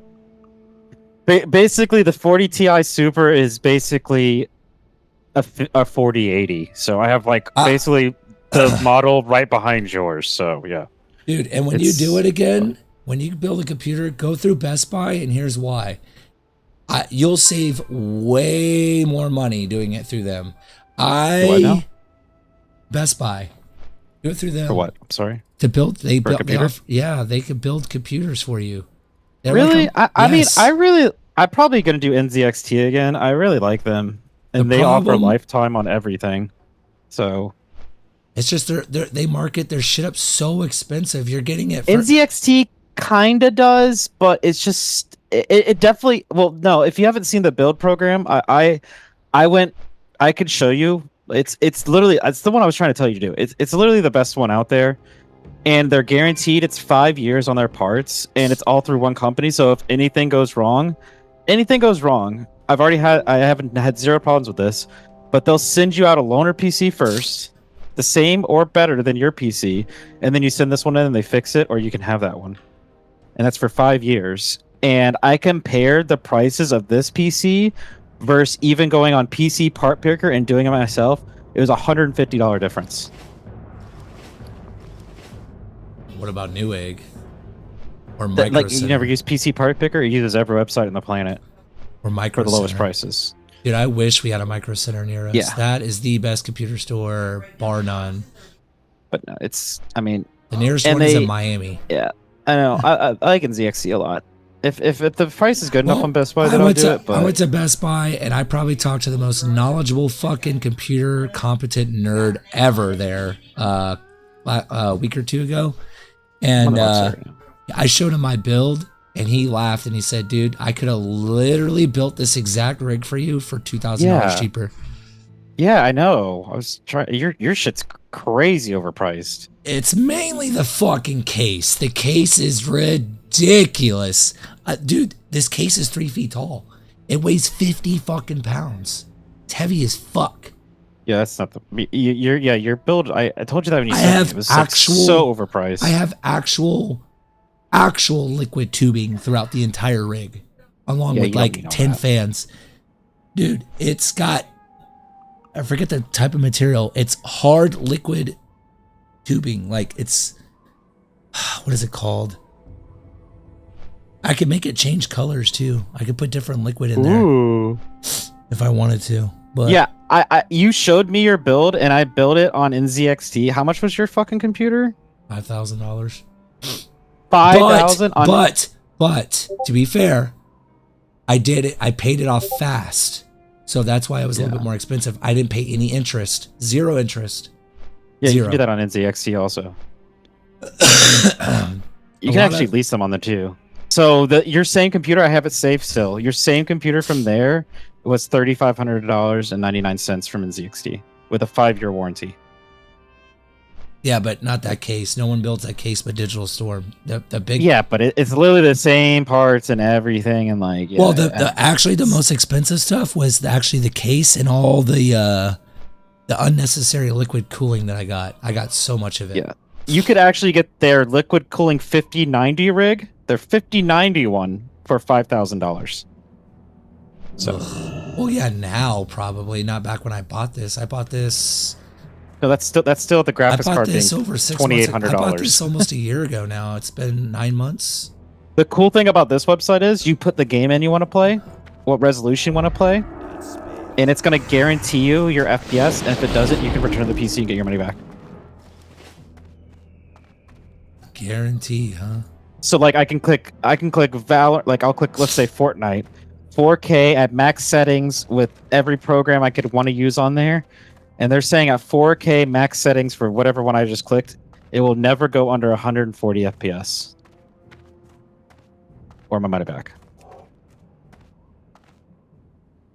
Speaking of money back, I need to return my keyboard and mouse. Or not my keyboard, but my mouse that I bought. It's a nice mouse. It's really nice. It's the new Razer Trinity mouse. But they killed the 7-button hex design one. Yeah. They killed it. Everybody I've gotten on says, everybody that listens to me about this shit is all thanking me. All the people at work got them now too. The G Pro 2 is the best mouse in the world. If you don't need a million buttons on the side, if you're not playing an MMO, I like the 7 buttons where like I like this specific mouse for me. I'm so used to it. It's hard to really adjust to it. A new mouse. This wireless mouse, I will never go back. It's I don't care. I'll work around not having more than 2 buttons on the side. Dude, honestly, this mouse has been working wirelessly, Eric. I haven't charged it. I can look at. Hold on 1 second. I haven't. Logitech says I haven't plugged in my mouse for charge in 47 days. I mean, that's How long cool. this? It's like you don't ever have to charge it. It's zero lag, and it's just so smooth. I don't care about. It's so nice. So nice. The new Razer mouses are actually really good. They're good. I can't stand Razer products anymore. I don't like their keyboards, but their mouses are still great. The only thing that sucks in my personal, obviously this is all preference, but if you go look up the new Trinities, you know what the Trinity, how you could take off the side panel and I tried. I didn't like. They changed their new 6-button layout. It's completely different, and I don't like it. I like it for Diablo. I don't like it for WoW. I can't play WoW without this my old mouse. I can't do it. You can just not play WoW. Yeah, well, I like playing WoW in downtime when there's nothing going on. And should I get the Alienware 4K UHD 0.0032 40 hertz 4K monitor? It's only $800.99. Holy fuck! How many hertz is it? 240. Trash. You could get a better one on BenQ right now for around the same price. I'm just on Best Buy. It's 600 hertz. 600. Yes, Alienware. Jesus Christ. 600. Why would you want that? I can't play anything above 240. What are you playing above 240? I'm on 280. Besides WoW. I'm on 280. Besides WoW and D2. I'm on 280 and 4K. Go play an actual new game or anything like that. You're not going to get above 240 unless you have like a 5090. It's only good for shooters anyways. It doesn't matter for games like WoW, Diablo, stuff like that. Yeah, that's what I'm saying. The games that you play, that shit don't fucking. I wouldn't spend the money on it. I would never. I can't go above 240, so I don't care. I mean, I plan on playing. I want to play the new Resident Evil game. Looks fun. Yeah, but you're not gonna get up 240 in Resident Evil. Like Trout's PC gets like 90 FPS on that game. All these fucking new games are so horribly optimized. I'm sure his PC is not as good as mine. Trout? Yeah, he has the custom-made 5090. That's the only thing he has better than mine. Then We need a second opinion. A second opinion? Yeah. All right, give me a second. We're Yeah. trying to build. I think I'll just get this one.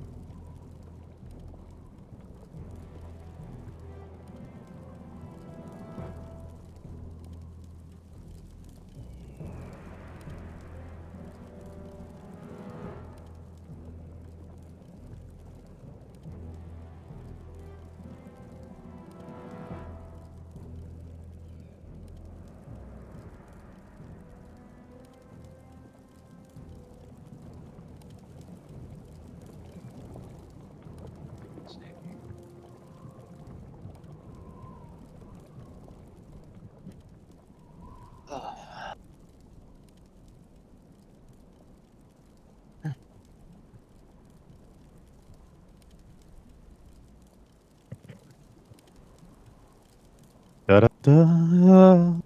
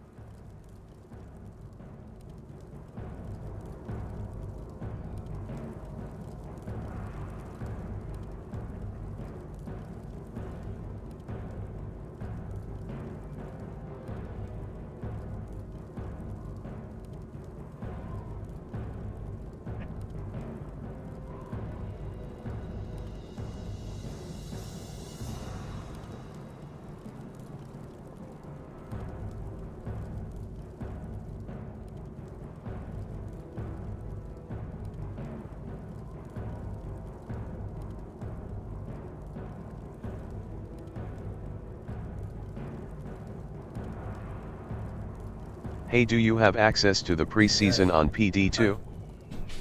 Okay, I'm back.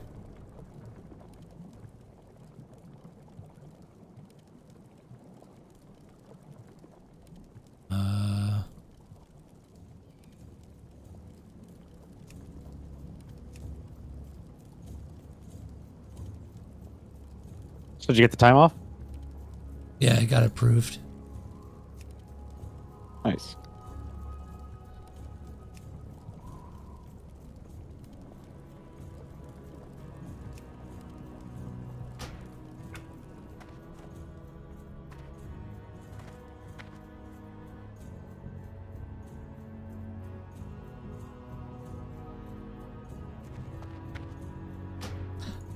I can't tell if vertical sync is good or bad to have on. Not bad.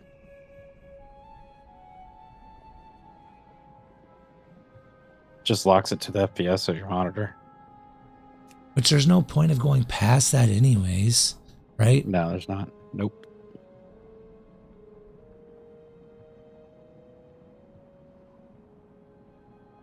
You did make sure your monitor was working as fast as refresh rate, right? A lot of people course. forget that. Yeah, it's on the highest. That happened with mine. It had my fucking monitor had a firmware update, and when it got done with the firmware update, it was set back to 60. And I didn't realize it for like 2 days. I was like, man, my shit feels fucking terrible. I had to go into the settings on my monitor and change it back to 240. I was like, what the fuck? How did that fucking happen? Yeah, mine's on 240 right now. But mine was supposed to be 280. Dynamic refresh rate. Yeah, right, you fucking chode. What? I'm just talking out loud. It's got, Windows has an option where you can turn on dynamic refresh rate, which is stupid. To help save power, Windows adjusts and refreshes the rate. Yeah, that's awful. Yeah, that's terrible. Like, why the fuck?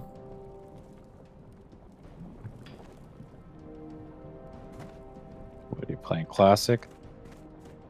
At the moment, I'm just trying to get all my... The only reason why I even logged in was to... I logged into Overwatch and I logged into Classic to try to get my mouse settings the way I like for all games. And I can't do it for WoW. I can't. I tried. I played on it for like an hour and I couldn't. I just can't. There's too many... I need the 7th button. And there's only 6. There's only 6 on this other one. I need that 7th button. I need it. Like it's I don't have enough keybinds. Why does it always tell me to do this quest that I cannot ever get? Trouble in the Deeps. Oh, I'm just ready for this weekend already. Can time just hurry up? I don't even feel like playing PD2 right now, but fuck. Like, I have nothing I want to play right now. It sucks. The only reason why I'm on Vanilla Classic WoW is because it's a forever era server. Like, I would love to play TBC, but they accelerated the fucking rate at which it's going to end. It's only going to last 8 months. That's not enough time. I don't have enough time to... I just want to be able to get to a point where I log in and I can do World PvP whenever I want. And I could do that on Era. I can't do that on any of the expansions. So, these are the errors. Do you know what your schedule is next week or no? For next week? No. I know that I got off for the 24th and the 25th. Okay. They approved it. I just got the email this morning on it. Oh, I need to go to... What's that shit called? I just dispute a fucking order that I did today. I file a fraud claim. Nice. What's my membership?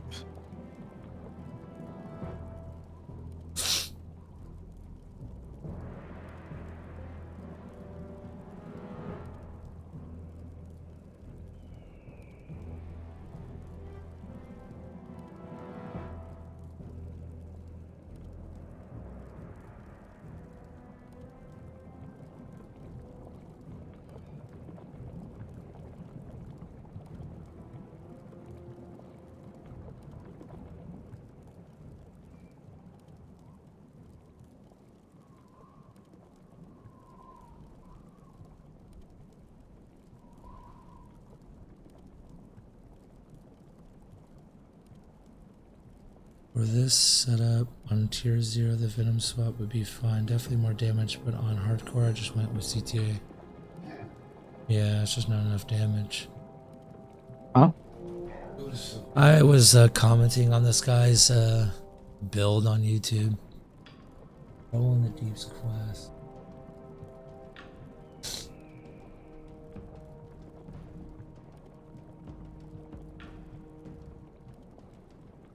That's not from this guy.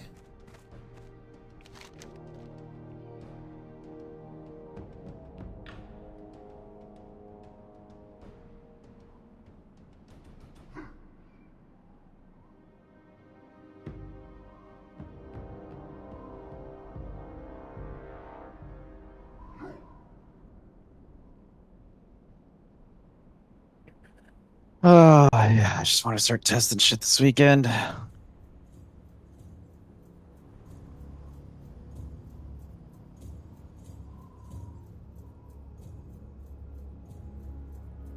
appears it's no longer needed to obtain the essence of. Perhaps it has changed because something is different. On. Yeah, then the 20th and 21st. It's the open beta.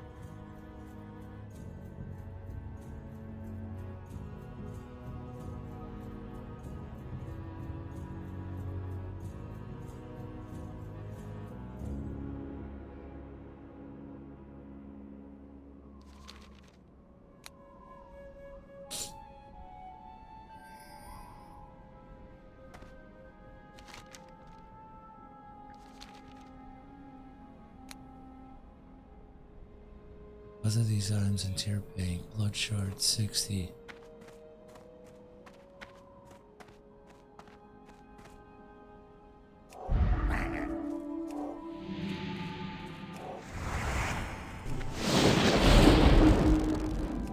Four days till beta. What are you testing on there? You gotta test Hydra and. Not too much. I'm just gonna do assassin shit. Carb called you an idiot for saying Ohm is gonna lose value. I think it is. Huh? If Whirlwind sucks, I think it is. I don't see why I wouldn't. Because barbs are still gonna be good and Ohm runes are used in a lot of barb gear. Yeah, that's like for damage. That's like no one. They use jewels instead of ohms. Well, according to Carb. I mean, if you can go buy a 40 max damage jewel with like, or 40 ED 5 max damage jewel, that's for under 0.75. That's the same as a ohm rune.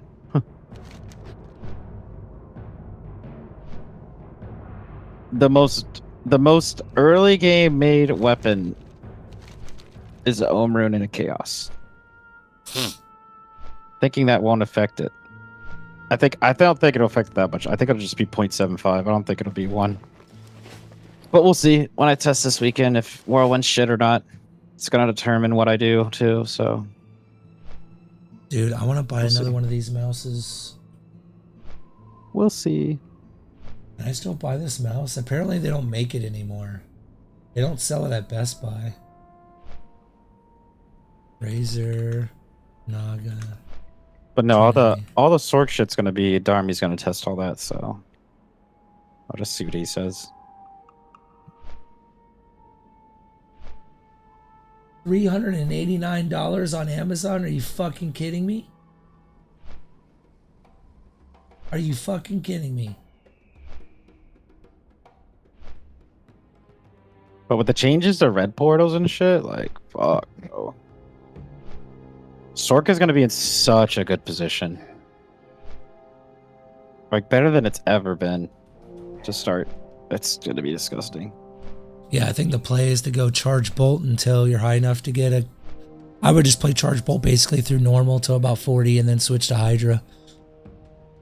Or Blizzard, whatever. Don't matter. Hydra or Blizzard. I think Meteor's still going to be the play early. Just so OP. But if you're in a group, you don't do anything. You just put points into teleport and teleport around. And then respect Meteor or Hydra for farming. It's probably still going to be Meteor, to be honest. I'm not going to map with that build. If, and this is a big if. For a while. This is a big if. If I start Sork, it's going to obviously be for the fucking group. And what I'm going to do is build it to where Car's I making can... a Sork, so you don't have to play No, Sork. he's not.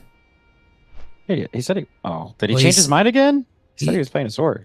He said... he will, but I don't know if he's starting out as a Sork. Oh, when I was talking to him yesterday, it just sounded like he was going to play Sork. We were talking about how OP it's going to be, and like... I don't want to start out as a Sork, but at the same time... I might even start Sork, depending. It would be the best way to get keys fast, for sure. It's going to be the best way to do... Well, all the change... Okay, you have to understand all the changes so far that's been released. Red portals have 50% more dense That's a T85 area that drops the fucking Doritos. Like, but I'm pretty sure he said he's gonna make the drop rate a little bit less for the Doritos because of that change. Yeah, but it'll still be the same because it's 50% more. No, that was for World Stone shards because he buffed that too. Oh, maybe that's what it was. That's what it was. World Stone. Yeah, he buffed the corruption zones too. Okay. No, he didn't, but I'm sure he will. But it'll be probably the same because it's. But you're able to farm that. You get Doritos. You can get gear there at T85 area. Like you can get keys. Like it's just everything that got buffed for it. All the corruption zones are getting buffed for more packs. So anyone that you can do, if you're Meteor, you can farm every single. You can just go in and snipe every pack, or you can just boss farm until you get gear and then go do Doritos. That's what I would do. I would just stack up the fucking Doritos in my inventory and wait till like 3 days in the season when they're over a gold rune, and then unload them, and then you have fucking whatever you want. Now mapping with it won't be. Unless Hydra's broken, which it might be. You might just need Infinity and Tal set, and you might be set. I don't think Hydra is going to be better than like a Nova build of some kind. Yeah, but it's going to be... but it'll be way cheaper. But also, there's just so many things for Sork that I'm even thinking about. Like, I'm really on the fence on starting it, depending on the changes that I test. That new Thunderstorm wand, I don't think people understand how broken that's going to be early.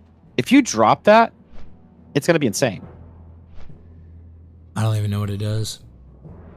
It's a wand that gives you level 25 Thunderstorm, right?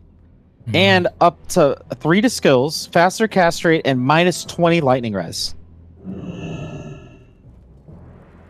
So, and it doesn't look like it's a T85. I think you'll be able to farm it off Andy.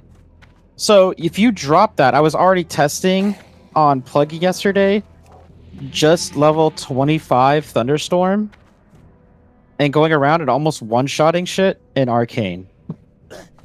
Now, if it's soft points and your plus skills carries onto that, you can also give that to your Act 3 Merc.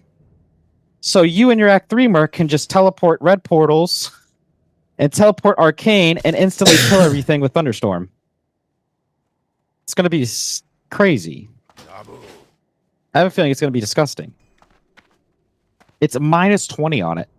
It's going to be so good on Act 3 Merc. A light Merc. That weapon's going to be so good.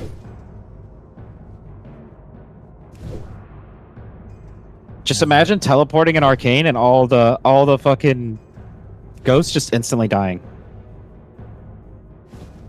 Day one. So there's that. Like, everything that got buffed, Senpai's on crack. Oh, I didn't buff him for Sorks. Yeah, but you're not going to go to the red portals if you're not Sork early on. Like, shut the fuck up. That shit's stupid. What would you, in your opinion, of all the classes and builds, besides Sork, what's the next best key farmer?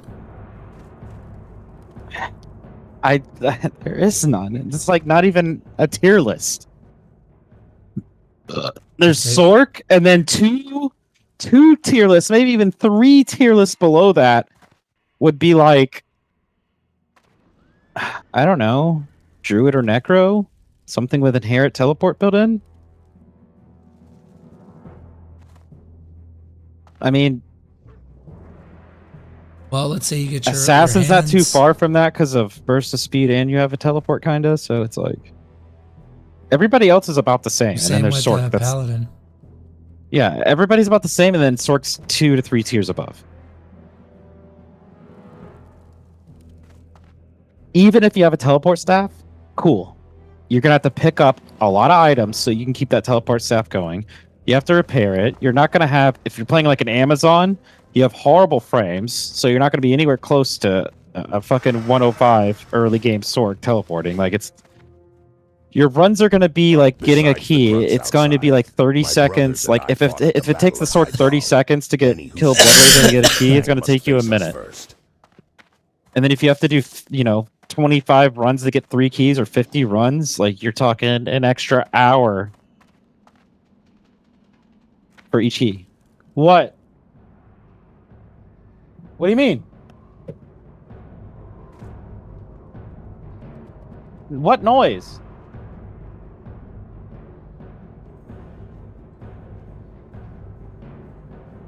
I don't hear anything.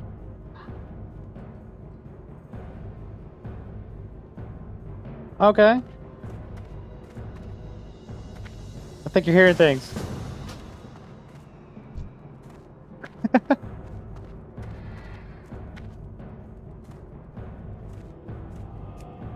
Okay.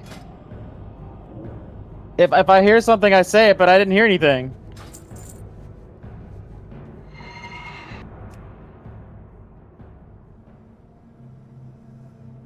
Sorry. I have noise canceling headphones. I can't hear anything.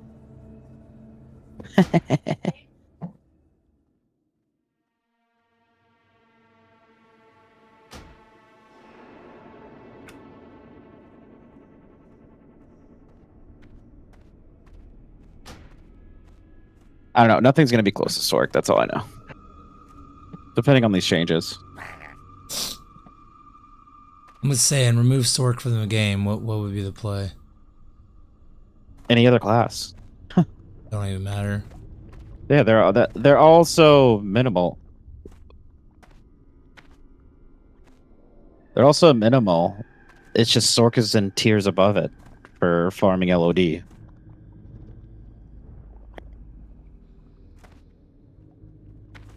It's just not even close.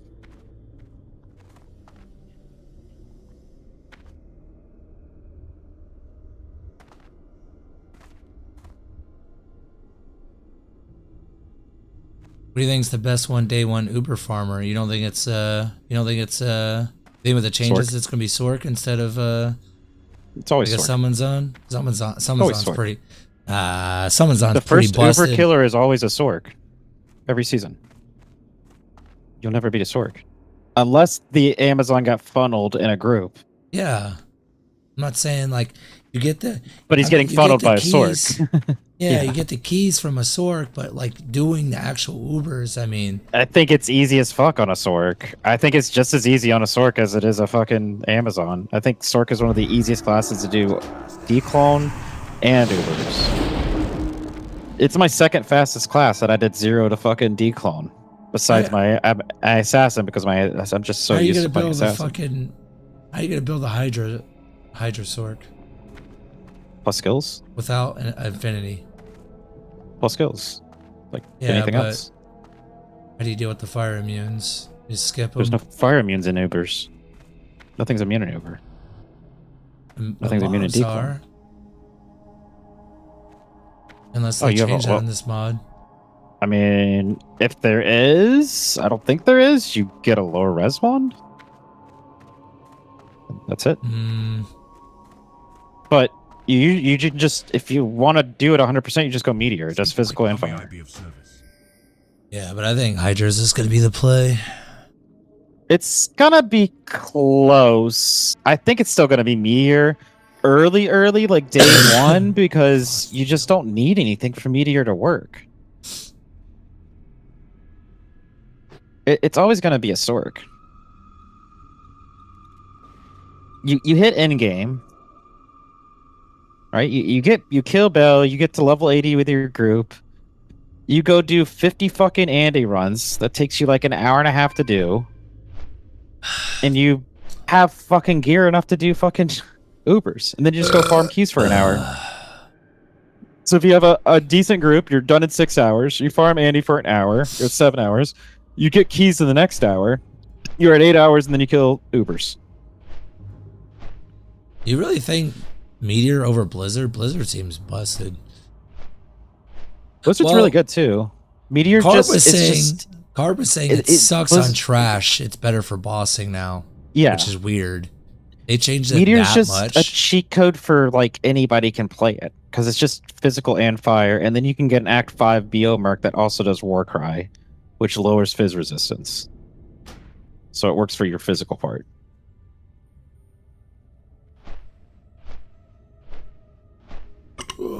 It's just easy. Farming Andy's easy on Meteor. Like Blizzard's just right there with it. It just depends on what you drop too, or what you can trade for. Like,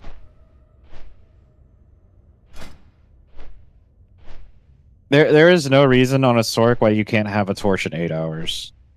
Not even going hard. I can get a torch solo in 8 hours on a Sork. It's, if you're trying to be efficient, it's just so easy. Yeah. I can just play the fuck out of Assassin and be right there with a Sork. But now with all the fucking nerfs, it's gonna be a lot harder. So, we'll see.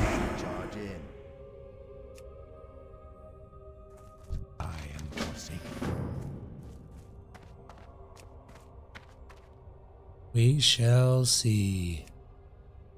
Like, I really think it might just be better for me to just go Sork for the first day, get my keys, get my Ubers done, farm a bunch of gear from fucking Andy and Mephisto, and then I'll have everything I need for a fucking Mind Blast for an assassin.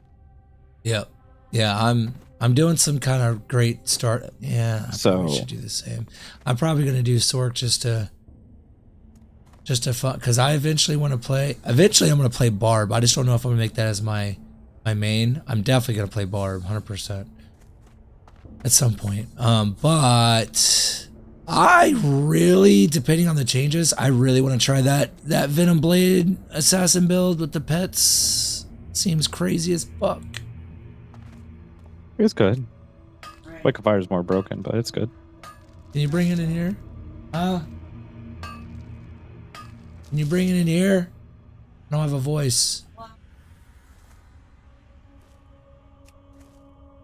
If Wake of Fire doesn't get touched, I'm 100% playing that, so.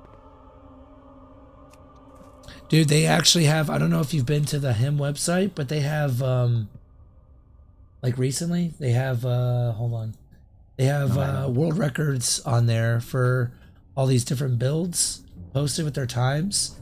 Bro, you'll never guess what's the fastest build in the game according to the record. For what? For mapping for all the builds. Like this. Oh, this is people that like, yeah, their little group that posted their videos and stuff. I've seen that before. No, they have their armory to the build and everything. What do you think? What do you think is the fastest build in the game? You'll never guess it. And some of builds are actually really fucking fast. By the way, certain ones. Season 12. Season 12. Probably Sacrifice, Poison Nova. Sacrifice, Poison Nova. Oh, Sacrifice or Poison Nova. Nice. Okay. You're Poison Nova is insanely fast on lower rated maps. It's which Sacrifice build? Light. Yep. Holy Shock. Scovos in 2 minutes and 39 seconds. Yeah, that's just killing, and that's not a T3. So I've looked at that before. If it's not a T3, I don't look at it. Let me go bring it up. Let me guess there. Let me guess. It's probably Scovos, Bastion, Sewers, or like the top ones. Well, you just gotta go to the build and it shows it on here. So okay, let's find T3 then. Let's see. I saw a T3 on here that was fucking. I saw a throne on here. Where is it at? Here we go. Yeah, there's a 3-minute 17 throne by a Holy Sacrifice. Yeah. Holy Shock Sacrifice. That's fucking crazy. Yeah. That's not looting. It doesn't matter. None of them are looting, but I just... Yeah. But it's insane, yeah. That's just, like, how? Are they just literally one-shotting the whole screen? Yeah, Holy Shock Sacrifice scales insanely high, but it's super insanely expensive. Yeah. You need, like, perfect gear, but it goes crazy. Yeah, it took this guy all season to hit it. Yeah, look at the #1 build, bro. Don't even look at that. If it's not 150 plus density, suck a fucking dick. The #1 guy did his map in 2 minutes and 39 seconds. Look at the density compared to the Throne of Insanity. Wait, where do you see that at? Right next to it. I see Scovos, clear time, density, right next to it. 90 dense. Hold on, wow. Hold on. Wait, where? I'm on the spreadsheet. On the spreadsheet? Yeah. Where are you Doesn't s- at? I'm just where the builds are at, and it shows the armory and the time. No, I went on the hi I'm thing. I scrolled down and there's external resources. It says PD2 map speed mapping database, and it brings up a whole Excel sheet. I'm on the wrong thing. Hold on. And then you go map to the second times and page. details. Oh, here I don't know. we I go. gotta. Oh, tier It should bring up criteria, a. clear speed and map. Okay, this is all new. Yeah, this is the thing that I was gonna submit, but then I saw how stupid it is, so I didn't. This is where it breaks it down. But you see the number one guy is 90 density. I don't count that. I'm sorry. Or 70 density is number 3. That's stupid. Are you That's looking at nothing tier in your 3 map. maps? But that Throne of Insanity, that Throne of Insanity right there, that 211 dense one, the first Throne of Insanity one, the Holy Shock Sacrifice, Beholder 6-1, that's disgusting. That is disgusting. What am I looking at? Tier criteria, clear speed map. Not every build can clear every map. Tiers based on how fast builds can clear its best maps. This. Yeah, click on times- the next tab. There you go. Hold on. So not the tier list, but we're at mapping. Where is it at? Toward the bottom of the page? I don't know. You got to show it on your screen. I don't know what you're on. Well, I'm You got to show it streaming. on stream or something. Yeah, it's not. It's showing WoW. Okay. Yeah, the PD2 map speeding tier list right there. Click that. This? Right. External resources. Bottom left of the thing. Nope. External resources. Uh-huh. Oh, I see it. And it's going to bring up an Excel sheet. Then you're going to click the tab, the second tab on the bottom. Display page. The first one that says display page on the bottom. Yep. There you go. So is the So number the number one up guy. top? Yeah, the number Oh, one I guy see. did it in 2 minutes 39 seconds. But look at the now you can see the density, 90 dense. Like that's lame as fuck. So what dense number are you looking for? 200 plus or what? No, like 150 plus at least. Like, but look at the difference. So that guy did it at 90. Look at that Throne of Insanity, 3 minutes and 17 seconds right there. The first Throne of Insanity, 211 dense in 3 minutes 17 seconds. Now that's fucking impressive. It's from the same dude though. It's the same guy. Yeah, that's impressive. That number one time is just stupid though. I mean, that's Like still 90 fucking dense, it's not shit. Like what? Sacrifice Holy Shock. But the Dark Pact one, like Look at the light Venom Blade sacrifice. Sentinel one, man. That's so crazy. Cobra Which one? Strike is kind of the same Yeah, thing that's 111 dense on a fucking sewers of Harrogate. The easiest map, the smallest map in the game. Low dense. That ain't fucking shit. If you see sewers is out of speed, like you cannot compare sewers to fucking Throne of Insanity. Like that. Oh, it tells you, You know- their gear level too. You know how big of a 30 to difference 50 that high is? runes. Yeah. Ultra 50 high rune plus build. Yeah. He said needs buff. He's got a video on this shit. On the Poison Nova. Damn, 240 on Poison Nova. Even faster, but after a couple of tries, I would say this is the most consistent timing, so I will just leave it at that. Watch this shit. I guess I should go upload my. I guess I should go make a video, but I don't want to get. I don't want to get nerfed, so I didn't submit my video. I'm telling you right now, Eric. I can do a sewers in under 3 minutes, easily. This doesn't look that fast. Why sacrifice specifically? Obviously, his damage is coming from lightning. Boom. Boom. Because I Why s- sacrificed his corpse explosion. All that shit's blowing up past him.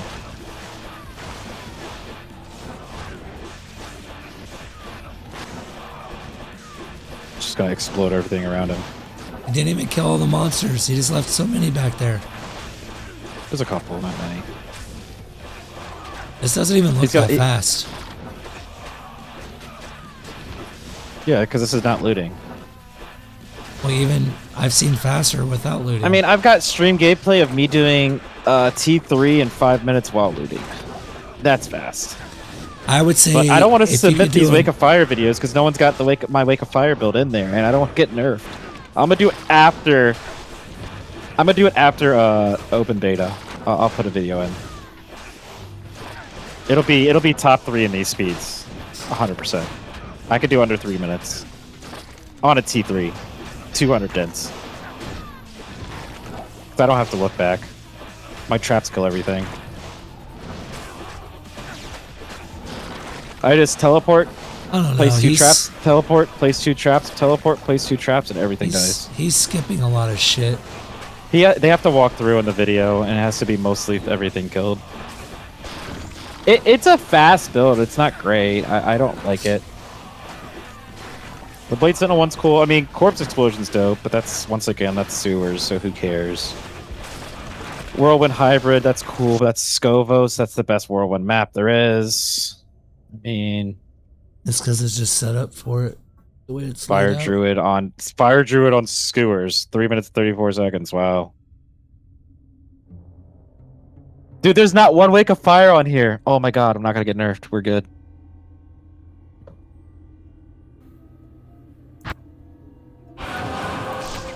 Let's watch this one. Oh my god. Oh wait, is there one here? There's now one wake of fire. There's now one. Fuck. We're ready. Dude, this lightning hits the whole screen. Holy shit. Kind of crazy. Yeah, a lot of plus skills. Dude, there's a PoE build that I played this season. I played PoE 1 for like the first time, like actually taking it, like going hard on it. And farmed enough to make a mirror. I played this build, it's called Righteous Fire. Eric would love it. He's not even doing the event. It's basically Holy Fire, no, because it's a speed run. That just takes up time. It's basically, they have this build on PoE 1. It's Holy Fire Aura. You just walk around and things die. It's awesome. It's on this mod? No, it's on PoE. That's what I played this. I was playing PoE a lot because I wanted to play that.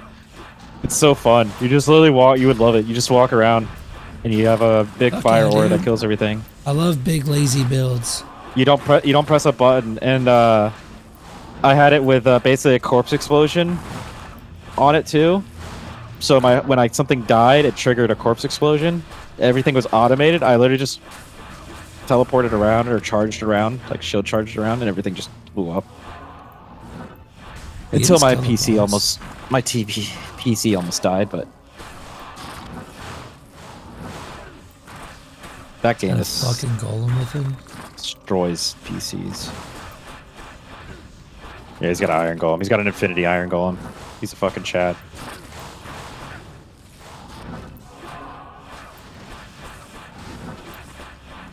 Bro's got an infinity iron golem. He's got a Doom Act 3 static field merc, lightning merc. With, I think, fanaticism or beast. I think it's beast and Doom on it, looks like. So he gets max frames. And he gets tanky from Cold Aura. And his merc or his iron golem is just an infinity iron golem. He's literally just holding down right click. It's always the new map looks so good. I hope it's a T3. It's literally just a straight pathway. Yeah. And it's not going to have any immunities. Nice. But we had to do flavor with. Okay.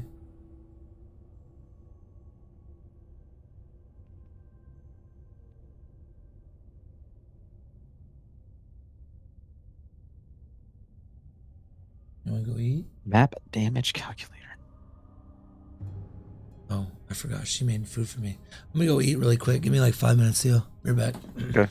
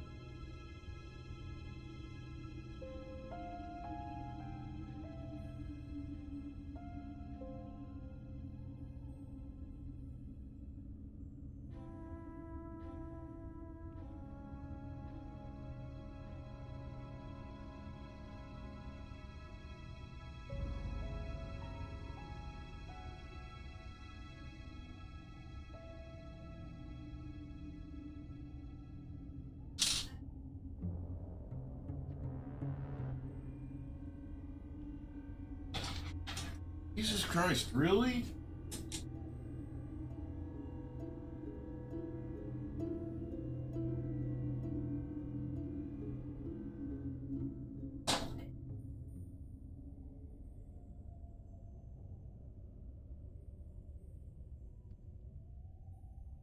You're too fucking hilarious, Eric.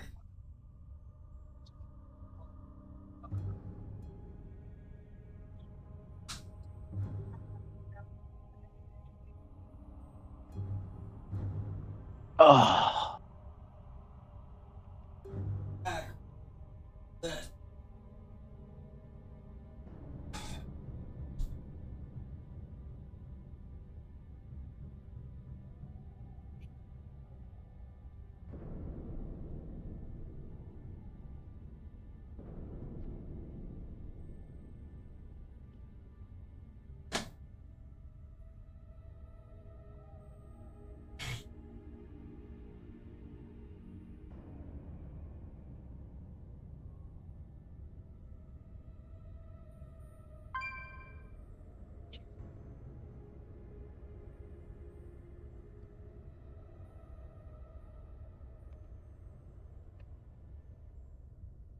What the fuck is this?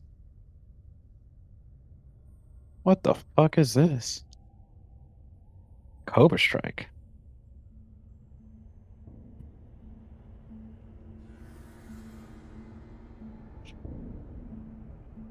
What the fuck am I looking at? Oh, interesting.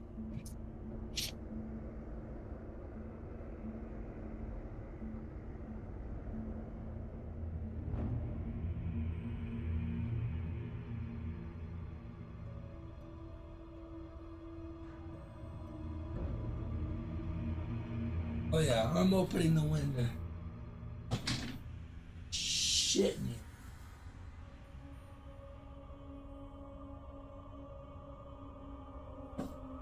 Whoa.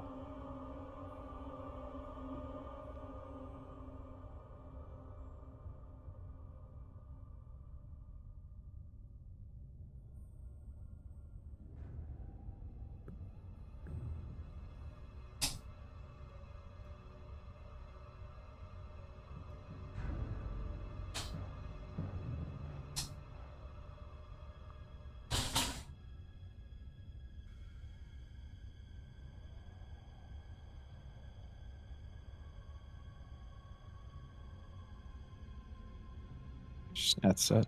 Yeah.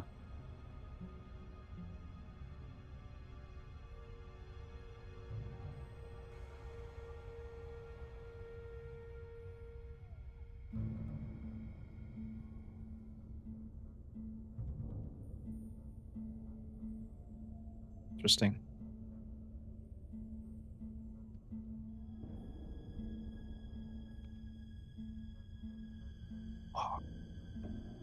Oh, that was good.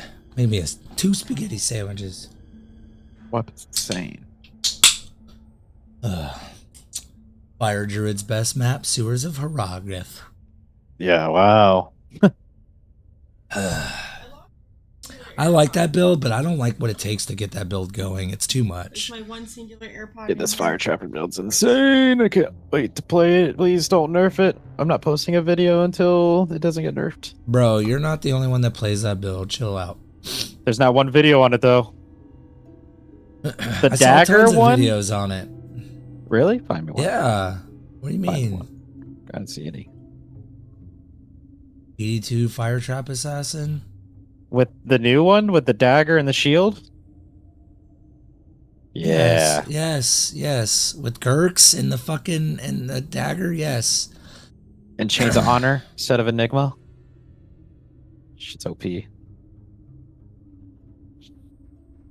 Yeah, I didn't see any videos. There's none on the high eye people don't even have one, which is nice. I don't want to see the It's one of the boss best builds. kill. It's one of the best builds in the game for sure. I was just watching a video on it the other night. I was trying to find videos I don't on it. I like couldn't watching find it. this guy. This guy sucks. This TL or TDL guy. This guy sucks dick.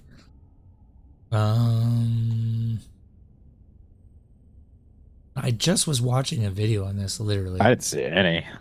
was like, Not Fist of Fire. No. God, that's I an hope they old nerf one. fire golem so fire fucking facets go down. Please. I want to play a Burwin for every facet.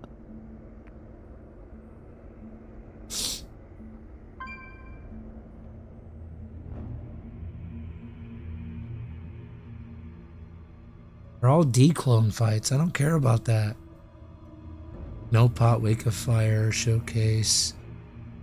Is it this one? Hey everybody, it's John here with Real John with my. Yeah, he's wearing the Gurks. He's wearing the fucking dagger. I complain a lot about. Yeah, it's one video.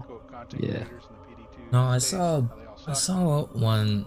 But I'm still waiting on my +5. Probably Real John. Honor. Yeah, it is Real John. Our walks. So it's good to The build right there. so it's basic gameplay, just like Build Ring right 5, there. This shit's 30 traps, fucking teleport, feels so good. teleport. Now, if you Boom, watch boom, when you teleport into the correct type of mob, It's teleporting aka like not traps. undead or physical immune. His Man, showcase your was life pretty will slow though. Yeah, I saw a better video on this. Just do this. Once you get super juice maps, it goes so fast because you can just teleport. I was at the point where I could teleport, lay 2 traps, teleport, lay 2 traps. Panda is sub 4 minutes. And you don't use any pots. Sub You 4 upgrade your minutes. boots. You Yeah, I upgrade know. your boots and you put I know. points into fucking Dragonflight and you just leech like a motherfucker. Yep. And with the I know. map changes, because this boss, I basically skip this boss every time because this is like one of the worst bosses in the game. Over 5 minutes. Full clear. With the map changes, oh, if there's another good dude, if they make like Sewers T3, oh my god, I'm gonna come. Oh yeah, every fire build's gonna come. If they make any good map boss T3 for fire, oh. But if that new map, if the new map's T3 and the boss isn't crazy, it's gonna be great. That's still recharging.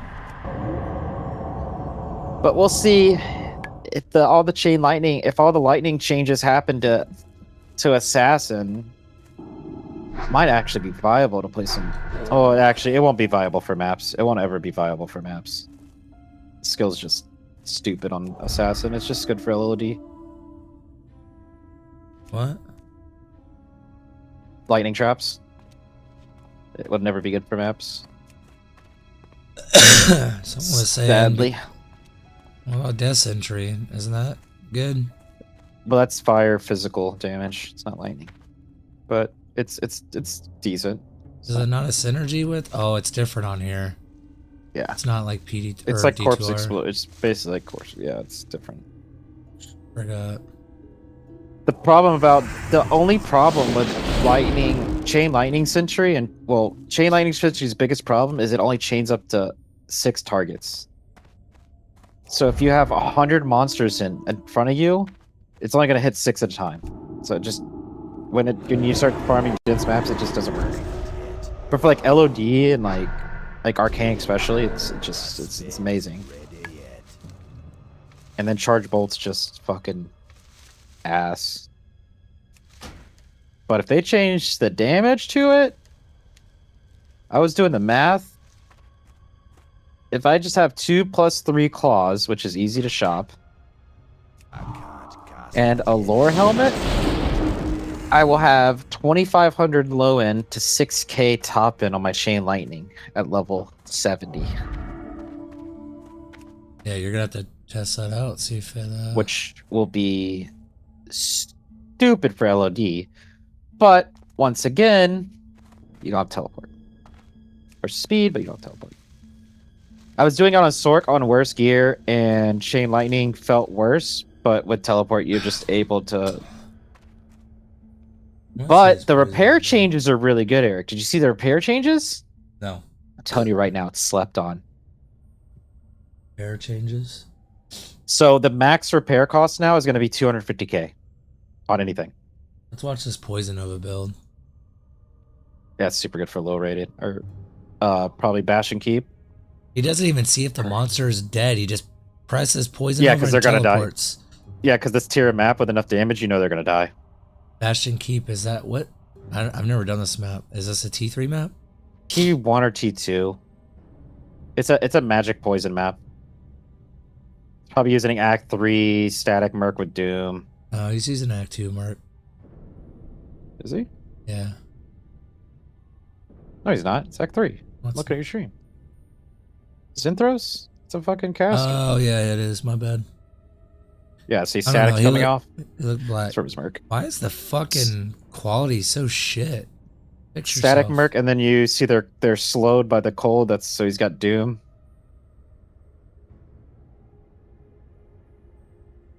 Yeah, you get a static merc. What's and- casting lower res? Something is. No, that's the Decrepify from Exile. No, look, there's lower res going out. Watch. I just saw it. Like I see Decrepify. Hold on, with hold on. Lucas. It was just doing it a second ago, and now it's not. It literally was. Here, I'll rewind it. Where was it? That's Decrepify. Am I fucking losing my mind? That's Decrepify. I just saw it.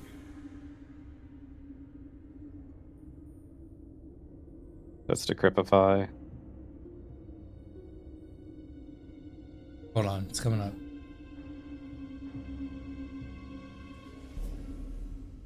Or maybe it was being casted on him, and I thought it was probably being casted on him. Yeah, I guarantee he has a Act 3 merc with Exile on and Innocence. And he's got the static weapon, so This it's just quality proccing of this video static is and- so shit. Just proccing static and Decrepify like crazy. So basically, with this merc, it makes it to where if you Right have there, like 11, right there. Oh, it's on him. It's on him. It's on him. yeah. Okay, I was going to say I If you just saw it.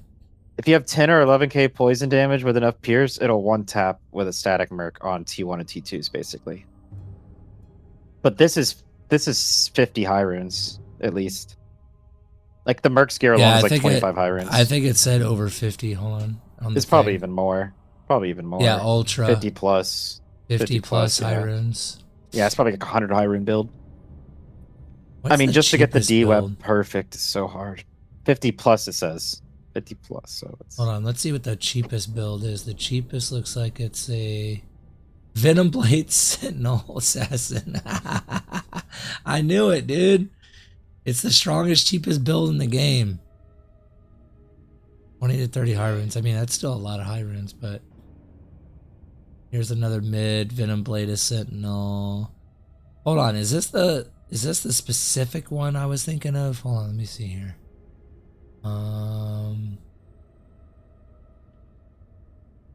Here, we'll do.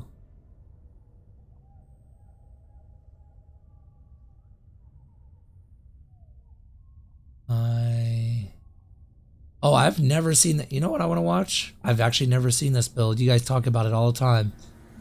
Dark Pack. Dark Pack? I've Oh, never God. seen. I've never Ugh. seen it ever. First time. Grow Here we up. go. Is it that bad? Let's see. Act 3 Mert. Doing a T1 map. Oh my god, the amount of buttons he has to press. Yeah. Just watch all the buttons he has to press. I'm watching him cycle through like 5 different abilities. Yeah, it's carpal tunnel syndrome. Most people set up a macro, but I think it's manageable, so. Does it kind of play like the one build on Pod? Whatever that build's called? What? The bleed build? No, that build you press literally one curse. 2 actually, but yeah. Well, when you get enough damage, I pressed 1. I didn't have to do it. I just bled him. Hemorrhage. I got pretty high. I got mine up to almost 6,000 a second. I was doing like 60,000 damage in 10 No, you got seconds. teleport. You It's have in blood 10 warp seconds. and you have teleport and blood warp, and then you have to cast 3 curses, and then you cast dark back. Oh, So it's hell like a no. 6. And you That's have too much. revives, yeah, and you have bone armor. It's consistently a 5-button rotation, but No, also a 6 or 7. I'm good. I'd rather fucking It's- teabag a bear trap. Yeah, Fuck look that. how. Yeah, that's what I was saying. Like, it's so good, but it's like, oh. All right, let's watch this shit. Let's see here.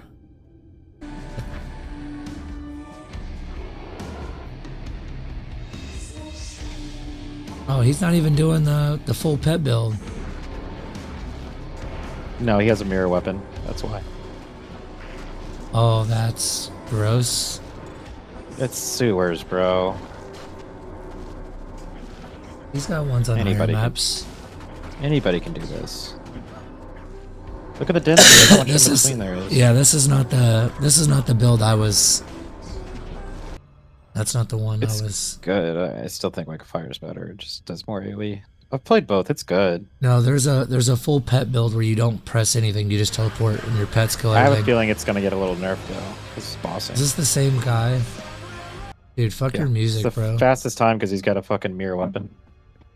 Is it Cobra Strike, maybe? Hold on. Let's see. Cobra Strike's different.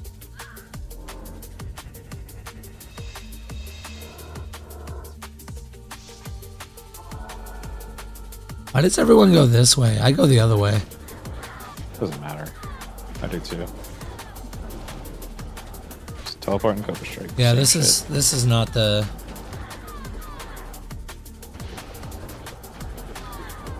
But why do any of this? Why wouldn't you just do Whirlwind?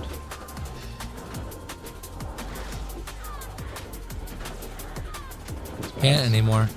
No, this is not the build. There's we'll a faster. See what they change. No, hold on. It's a wheat solo build. Hold on. That guy's a weirdo. That guy's a fucking nerd and a half. Yeah. Fucking big nerd. PD2. What was it? Summon. Just type in wheat solo. Send. Yep, this is it. Okay. But it's a specific one, not this one. You could do it with any variation of it too. So hold on. Oh, is this one of his beta videos? Videos. Hold on, no. Right here, this one. This is ridiculous. Watch this shit.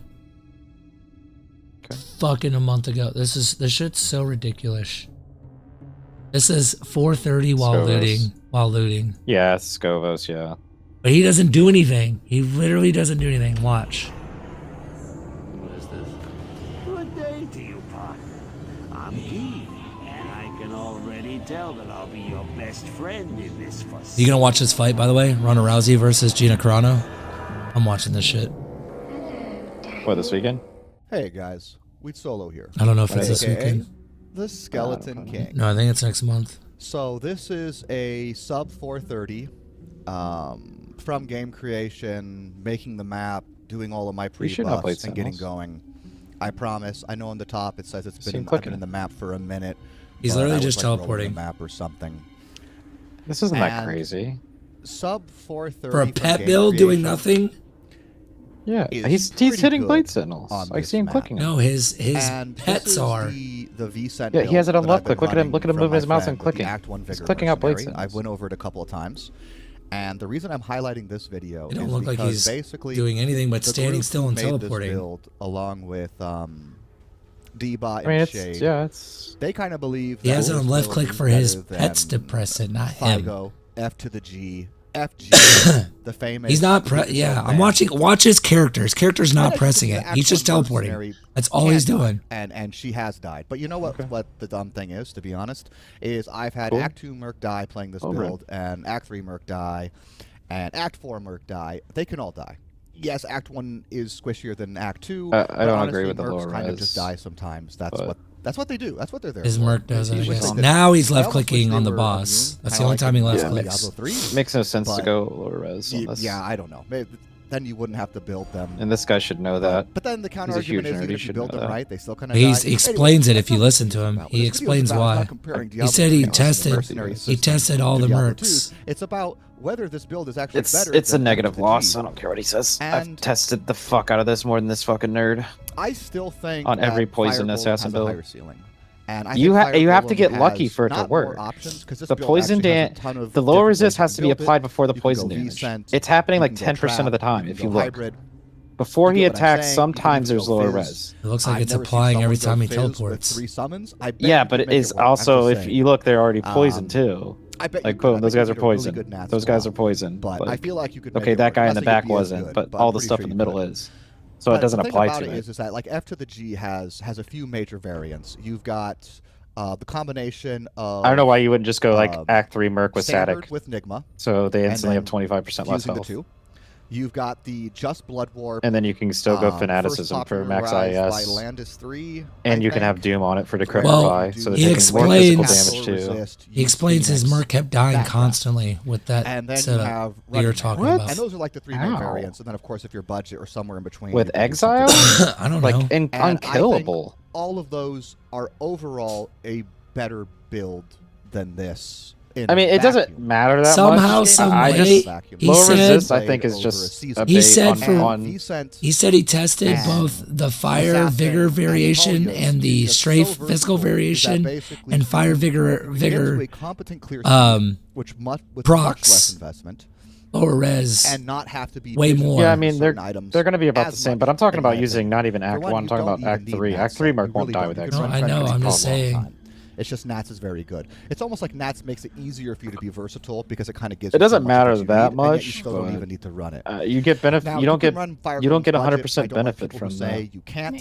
I've done it before. From the It's roll just very resist. frustrating. Partly because it's fire, but you can definitely run that build budget. But is it as easy as this? No, and it's not as safe either. And then if you go to very in game, Why not just go to an Act 3 3 Merc that's statics every time you teleport? Fire Golem and an in-game Nat build or Assassin summon.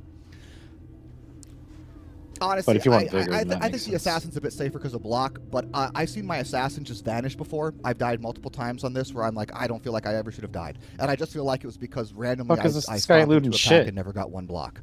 And if I had gotten one block, I obviously don't die. And I just That's a keep blue running. Unraveler head. That could be a 6 fire But if you golem. take out the blocking factor, I actually think the Necromancer blue amulet. a bit tankier, just because of the options that he Purgatory. has, like Phoenix and stuff like that, which is very good.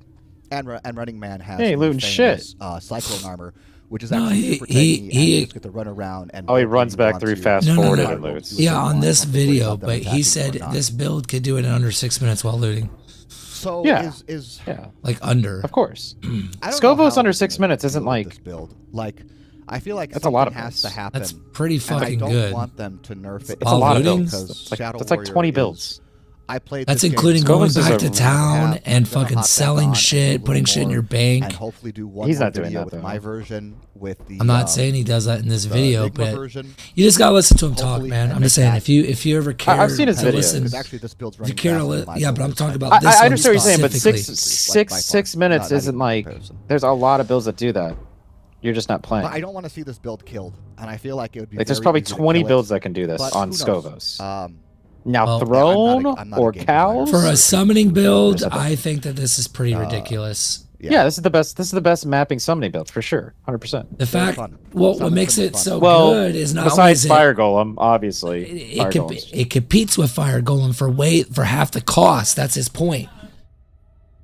Fire okay. Golem is way more expensive, and But yeah, because it's meta, yeah. it's not even like better than this build. That's what he explains. It's not.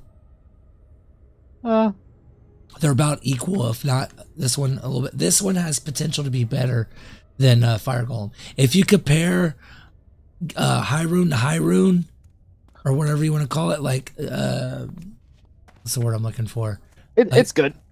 Yeah, I could see it competing with it. The cost but- of this build is like half the price of Fire Golem, and it does just as good, if not better. Well, yeah, it just depends on if you get your gear early, but yeah. So let's say you have the same gear level and rune, like how the expense of a Fire Golem, you should outperform Fire Golem. Is his point? Like not if you pre-buff. You should outperform it. Just the Not if you claws pre-buff. alone. Well, yeah, you There's have. no way. What do you There's mean? no fucking way. You would have to pre-buff on both builds. What are you talking about? If you pre-buff on a Fire Golem, this isn't beating it. There's no, I don't know. You pre-buff on both builds. What are you talking about? I'm saying if you have a full pre-buff GG Fire Golem, it's clearing faster than this by a good amount. This is the build. Okay, see, this is how I know you weren't paying attention to what he was saying in the video. I couldn't because I could hear both of you. He was explaining that this setup that he shows in the video is the bare minimum. He's like wearing Nats with the shitty pre-buff claws. That's it. He's not doing any of the actual full swap or any of the GG gear, and it's you could basically get going right away, whereas you can't do that with Fire Golem. You actually have to have a good amount of gear for that. For it to even work, let alone fucking outperform it. That's the it's point. definitely cheaper because you don't need Infinity for sure. You don't need Infinity. You don't need all this minus fucking. But you get if you, I don't pre-buff on either. I think they're close without pre-buffing, yes, and it definitely is cheaper, but it's only cheaper because it's meta. If that became meta and Fire Golem wasn't, then it'd be opposite. You know what I mean? It was only more expensive because Inferno decided to play it. That's the real reason. Now, if Inferno doesn't play it, you'll see the prices drop drastically. I mean, before if Inferno played plays it, that it was build, expensive. if Inferno plays that build though, you don't think it's gonna be the most expensive build in the game? Whatever he plays is the most expensive build in the game. Yeah, It's but, happened for 7 seasons in a row. Last season, it was expensive. When Yeah, Inferno wasn't playing it. No, last season it was his third character. Yeah. Last season he played Fire Druid. This season he played Fire Golem before it. His first character was Fire Golem. He started Fire Golem at last season, Eric. He started it. He was doing He did Fire Druid. He did Fire Druid after Fire Golem. Yes. All right, whatever. He played. I watched him play. He literally played his leveled as Clay Golem, did Trav until he got Infinity, and then went Fire Golems into maps. I saw him do And Fire that's- Druid, but whatever. Yeah, But he season did both. 11, but- not 12. 11. Oh, 11? Not Oh, he did a 12. couple things. Yeah, 12 he did. No, 12. Fire Golem This and Fire season, Druid, 12, he did Fire Golem. And season 11, he did Fire Druid. That's my He did point. another build too. My I can't point remember what it is in season 11, Fire Golem was expensive then too. Maybe not as expensive. Nah, but it was expensive, but it wasn't still- nowhere near what it was. It's more Like, expensive than fucking any assassin build. I know that. Yeah. I'm saying you're right, Yeah. but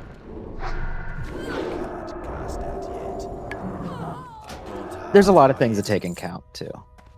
There's way more fire maps that you can do right, unless the things change. Like, there's not that many great poison maps. There really isn't. Like, Skolvos is great. There's like 3 good poison maps. That's the problem. But also, when you snapshot on Fire Golem, you don't have to have a set on. So you can snapshot your pets and then put on like full MF gear and be running around with 350 MF if you want and do maps and one-shot everything. But I think snapshotting's lame, and I think it's stupid to do. But I think that build's better overall because you can boss with that build too. I mean, I did it. That's literally the build I did bossing with, Eric. The last 3 seasons, or ever since Whispering Mirage was invented. 2 seasons? 3 seasons? I can't remember. That's what I did last season. Yeah. Except all I did was for mapping, I took off Whispering Mirage and I put on Chaos and I pressed Whirlwind. And then when I bossed, I put on a Whispering Mirage and I summoned an extra dude and I pressed Blade Sentinel because I put 1 point into Blade Sentinel. It's the same thing. There's not many good pet builds for mapping, that's for sure. But that build's definitely better overall. And you're way tankier. I just like fire traps when you get a GG. Because I don't have to even think about it. Like, I know this shit's dead. Because if you get the right map, the trap takes up the whole lane, you know? The Blade Sentinels actually have to hit the targets. The fire traps just fucking pow everything.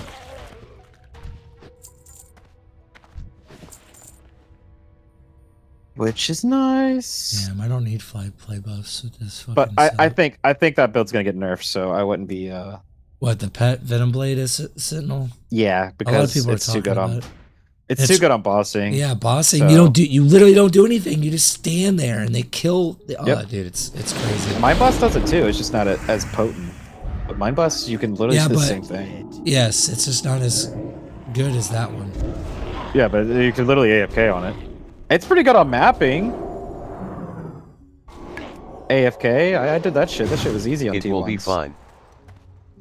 It'll be fine. Yeah, I mean, yeah, I think it's gonna be fine because you can I put 1 point into Blade Sentinel, and you guys were like, that's the most disgusting bossing build. And when I was doing my bossing last season, I had 1 point into Blade Sentinel. Yeah, So- that's disgusting. I mean, you might just have to invest more into Blade Sentinel. I mean, we'll see. There's some big changes coming up this weekend. I don't know if he's going to put them in effect, but I have a feeling Fire Golem should get hit because too many people are pre-buffing now. If he doesn't change something with Whirlwind, I don't know what the fuck they're thinking. If they just want to kill the build for a season, then whatever. Everybody's just gonna roll Barb. Yeah. And Sork, like, which is fine for me. I'll just Fire golems are getting the anti-burning dick treatment. I mean, if you've played this mod a while, I haven't even played as long as most people. I've played since season 5, I think, or 6. If almost every time Inferno plays a build, it gets nerfed. So, almost every time. I don't know what that guy does. Well, I know what he does. He's got a lot of the fucking big nerds. Because even these high-on people, like I talked to Anti-Noob and those guys on the side and Darmy and all them, and they don't tell everything. They find broken shit and don't. They tell a lot of the stuff, but there's stuff that they don't tell, and He's not Mr. Gloves big man, in that he just community, picks so up build and min/max. he literally waits like a day or two. Like I don't think he ever really plays launch that hard, Inferno, and then like he comes in and then like he just plays the most. Every season he's playing like literally the most OP character.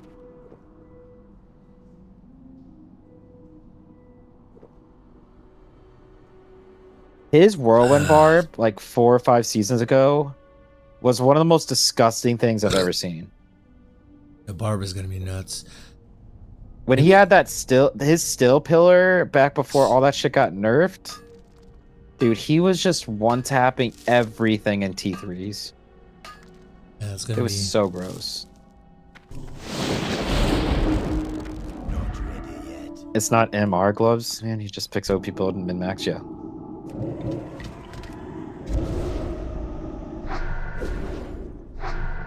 But he's like one of the biggest streamers on here, so it's just the treatment. Understandable. I just hope I just want him to stop playing a fucking fire build. So 2 weeks in when I'm buying facets, like trying to min-max and get all perfect facets, they're not like a burr rune a fucking piece. That's all I want. That shit's getting annoying. I'm just gonna have to buy them out. Like I'm just gonna have to like buy them and hold on to them early and not even use them. Who dat? Oh, Rodin's in here.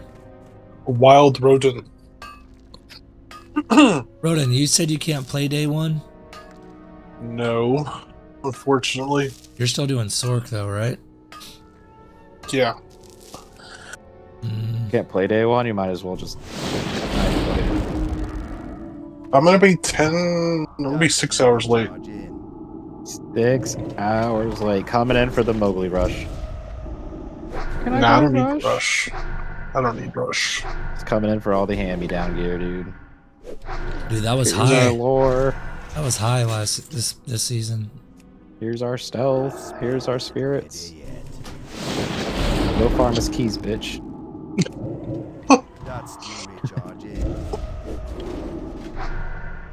Well, I'm gonna test out Sork.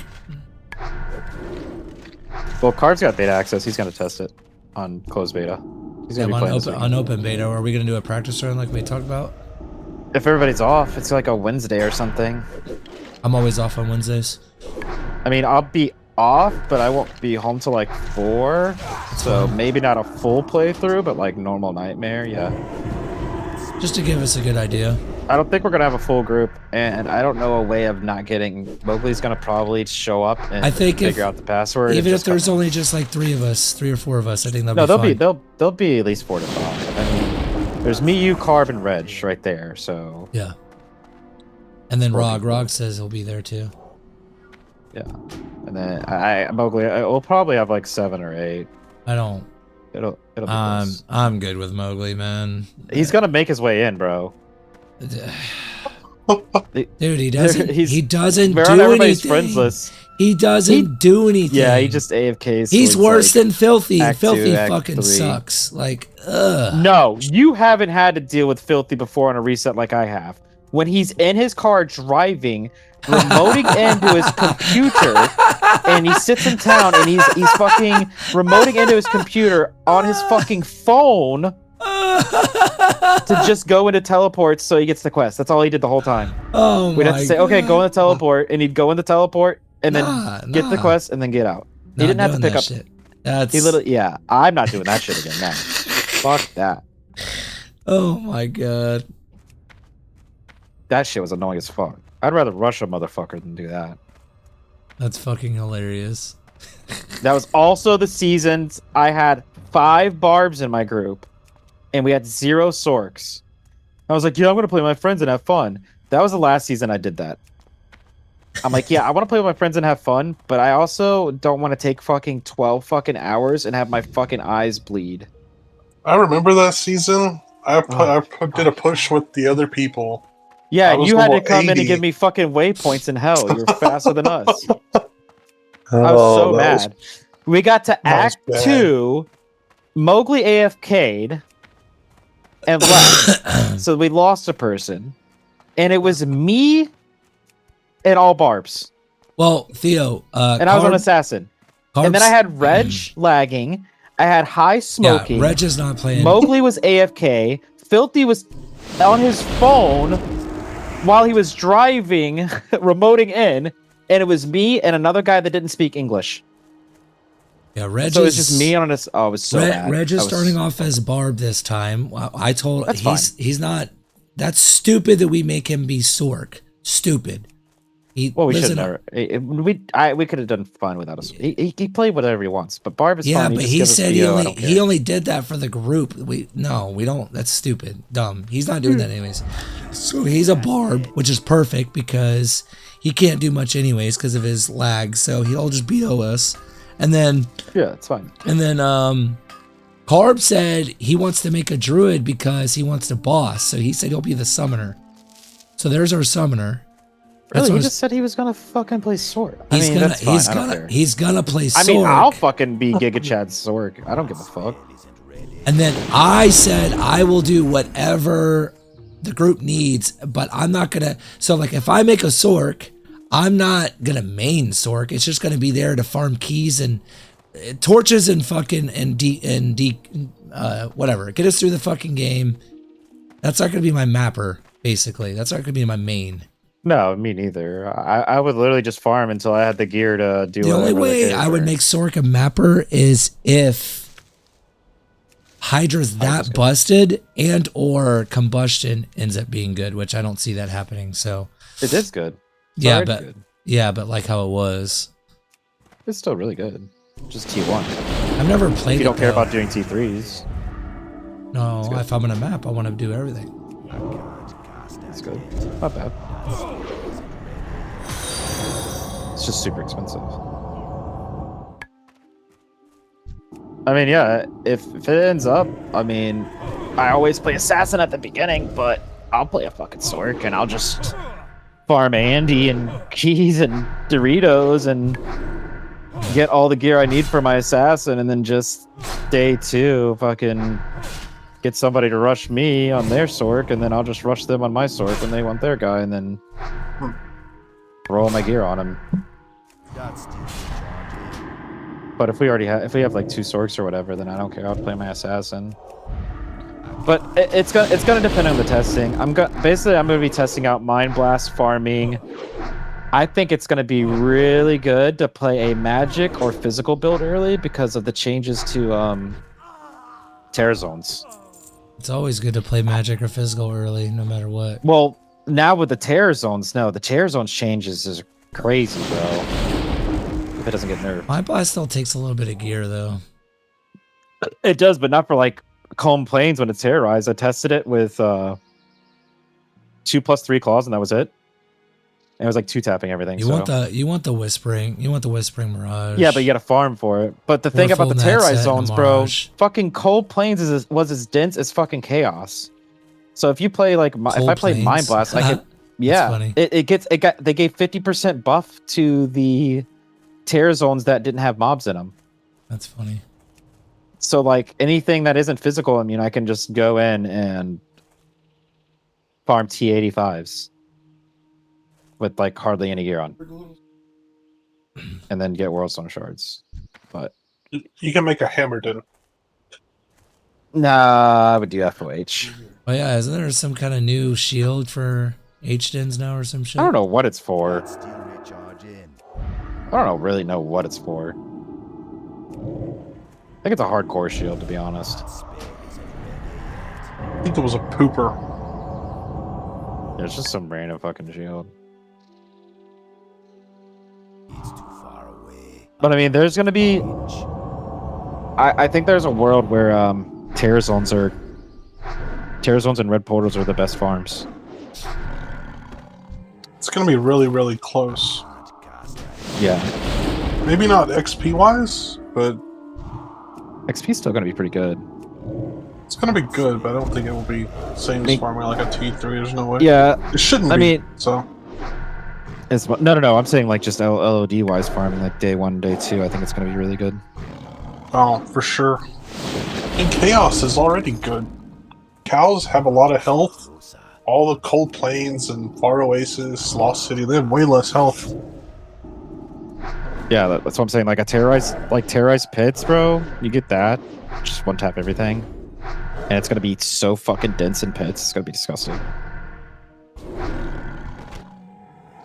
Dude, I need to get a new Razor Naga Trinity. Razor Naga Trinity. But also, if you can farm Andy in a minute and a half runs, you're gonna be fucking chilling too. Then you have to trade more. That's fine. Or you just get all the gear for your fucking alt. Farm. Fucking go there, get Shaco, get my fucking... I don't think Whispering Mirage drops off him, though. But Shadow Killers do, so Shadow Killers. Whispering Mirage should drop off Andy. Why wouldn't I don't know if it does. It's not that high. I thought it had to be off of Chaos, but maybe not. I don't know. I don't remember. I'll go look. It's been too long. Oh.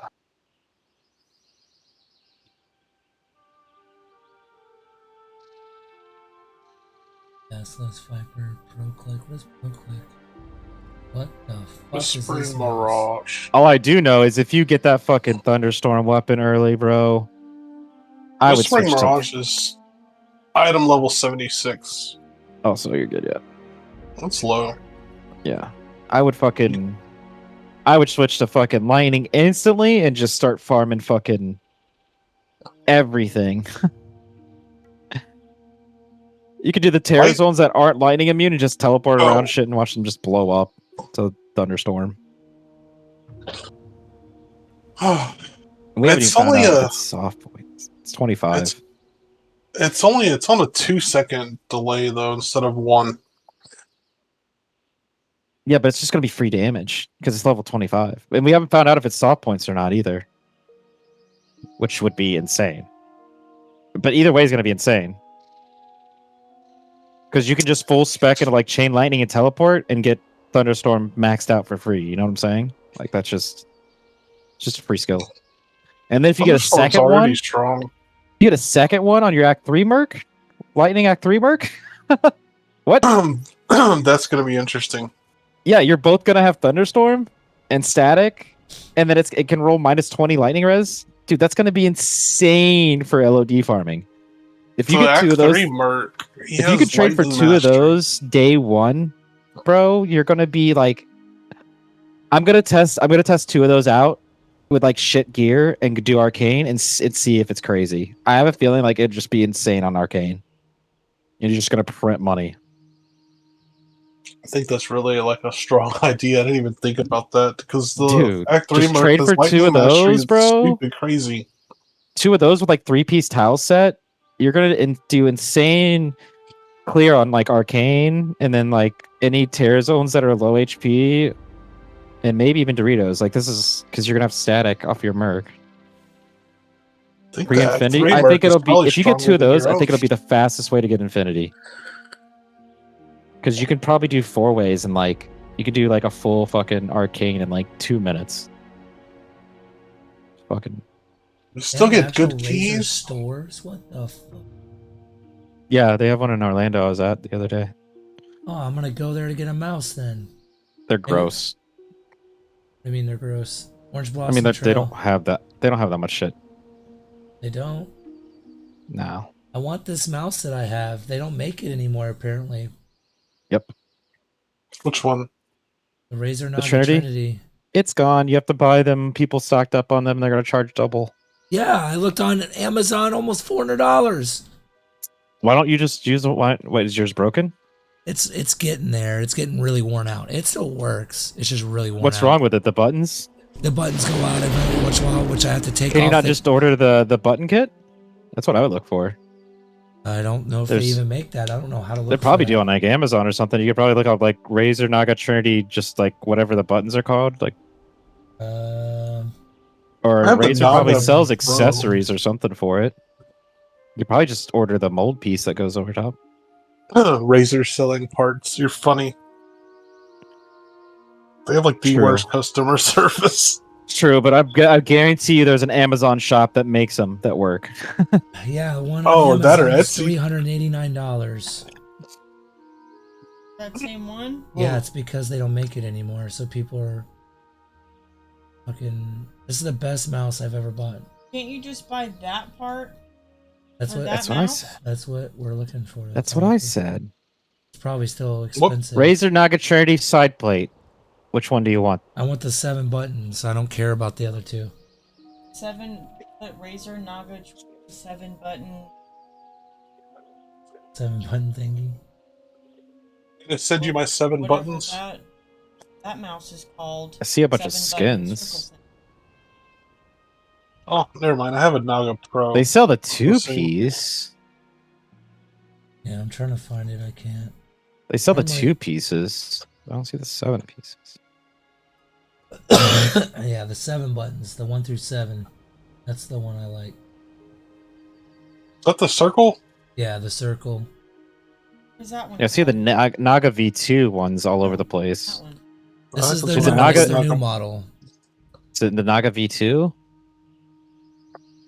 I have the Naga Pro. It's like the same thing. I have This is another wireless. one somewhere around here. Probably in No, that's your mouse. mine. I don't remember, babe.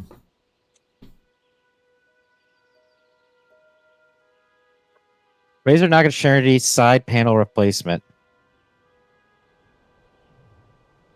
There you go. eBay. $23 on eBay, dude. eBay? I just typed in Razer Naga Trinity side panel replacement. There's some on Etsy, AliExpress, which I would do.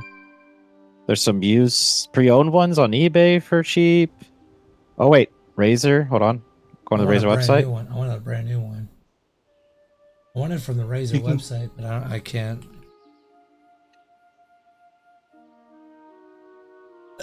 Yeah, there's a guy making a post on there that they. Right there at eBay.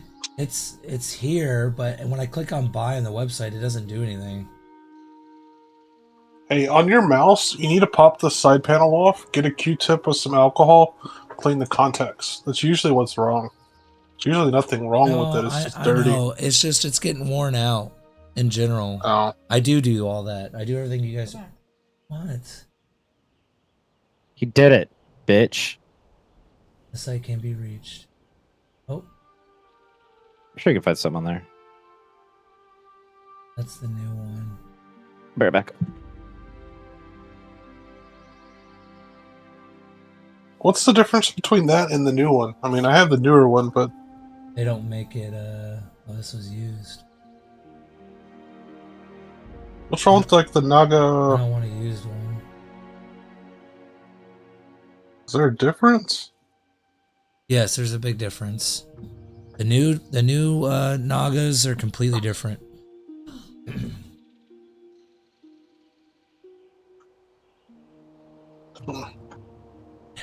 I like the new mouses, the new Naga mouses, the way they feel. I don't like the side buttons on it. There's only 6 of them. There's not 7, and I need that 7th button. And I like the way this one was designed. See, does mine have 7? I don't use that side piece. Ugh. That's a 6 button. Where's the round one? I don't even know where it's at.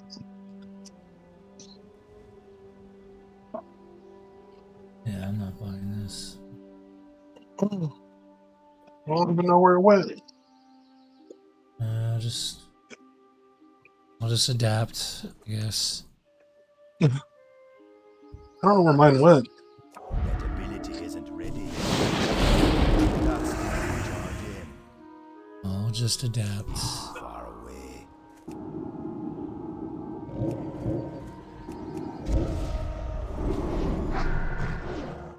Oh yeah, never mind. Mine has 12 buttons. 6 buttons are 2. I have the 12 button one too. It comes with 3 side panels. It comes with the 12 button side panel, the 7 button side panel, and then the 2 button side panel. I only like the 7 button one because your thumb rests perfectly right in the middle of the 7 buttons, and you can just press them way easier. Okay, I got you. I didn't like the 12. The 6 button one is stupid because the new 6 button one, all 6 buttons are above your thumb, and it doesn't feel like, I don't know how to explain it, man. You would just have to. Yeah, that's the one I have. I don't use it. I use the 2 button literally. Yeah. Well, I need way too high. I need those buttons to play WoW. Yeah, I use the 12 on the WoW. No, 12's too much. Come on, you shift modifiers have 24. No, that's too many tiny buttons. My thumb just mashes into all of them.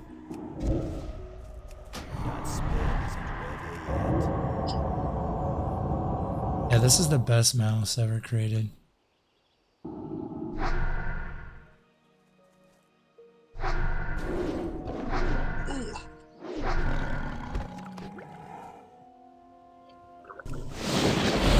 That still recharge in. That spell isn't ready yet. That still recharge in. I can't cast that yet.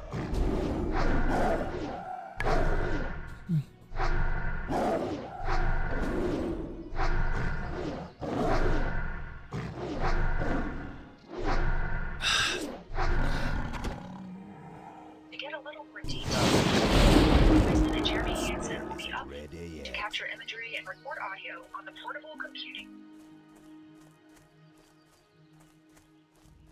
Tina serve at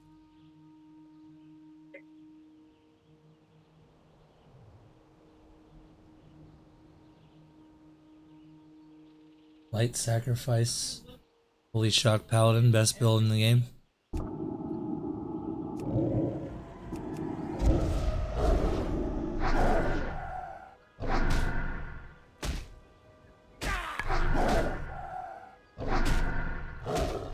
Damn, Shadow Guard does as much damage as fucking Shadow Word Pain. It's crazy. What does that say that again? Shadow Guard does as much damage as Shadow. Yeah. Guard? What's that? Have you ever played Classic WoW? You know how priests have different abilities based on their race? Oh, I always play Dwarf. Yeah, Dwarf gets Fear Ward. Yeah. It's always played Dwarf, so. Trolls get Shadow Guard. Shadow Guard, it kind of works like, what's that shaman skill? The balls that go around you? Oh, yeah. Lightning Shield or Element, whatever. Yeah, it kind of works like Lightning Shield, but it's shadow damage. When a spell or melee or range attack hits the caster, the attacker will be struck with 20 shadow damage. Attackers can only be damaged once every few seconds. This damage causes no threat. 3 charges last 10 minutes. So it works just like that, but it does shadow damage. And what's cool about it, on Priest, if you play the PvP variant with Blackout, gives your shadow damage spells There's percent chance to stun the target. Shadow Guard counts, and it doesn't DR. The stun doesn't DR. So you can just like stun people. The more you get attacked, the more CC and damage you do to them, basically. Essentially. I feel like the sound is too loud. Is the audio really loud on this shit? Turn it down to 10. Fucking loud. Yeah.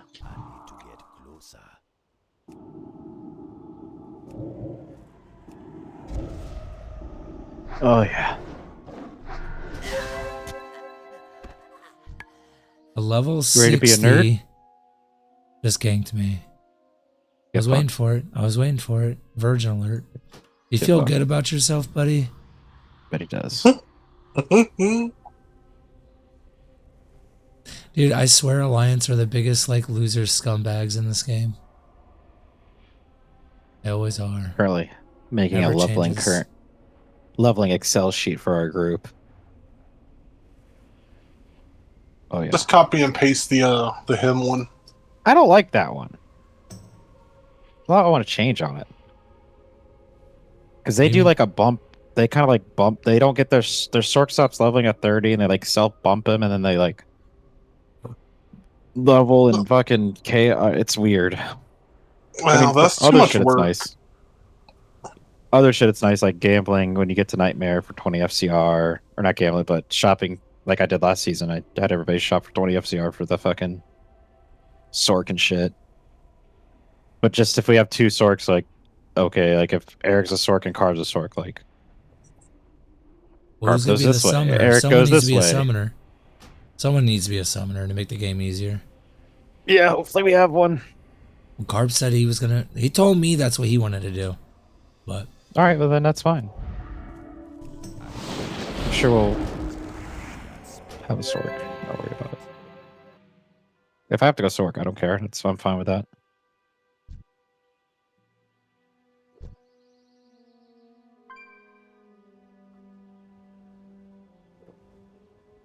I mean, two Sorks would be really nice. we need So two we'll see. Sorks and a summoner, right? Yeah. I mean, we need summoners when we get like Nightmare and Hell.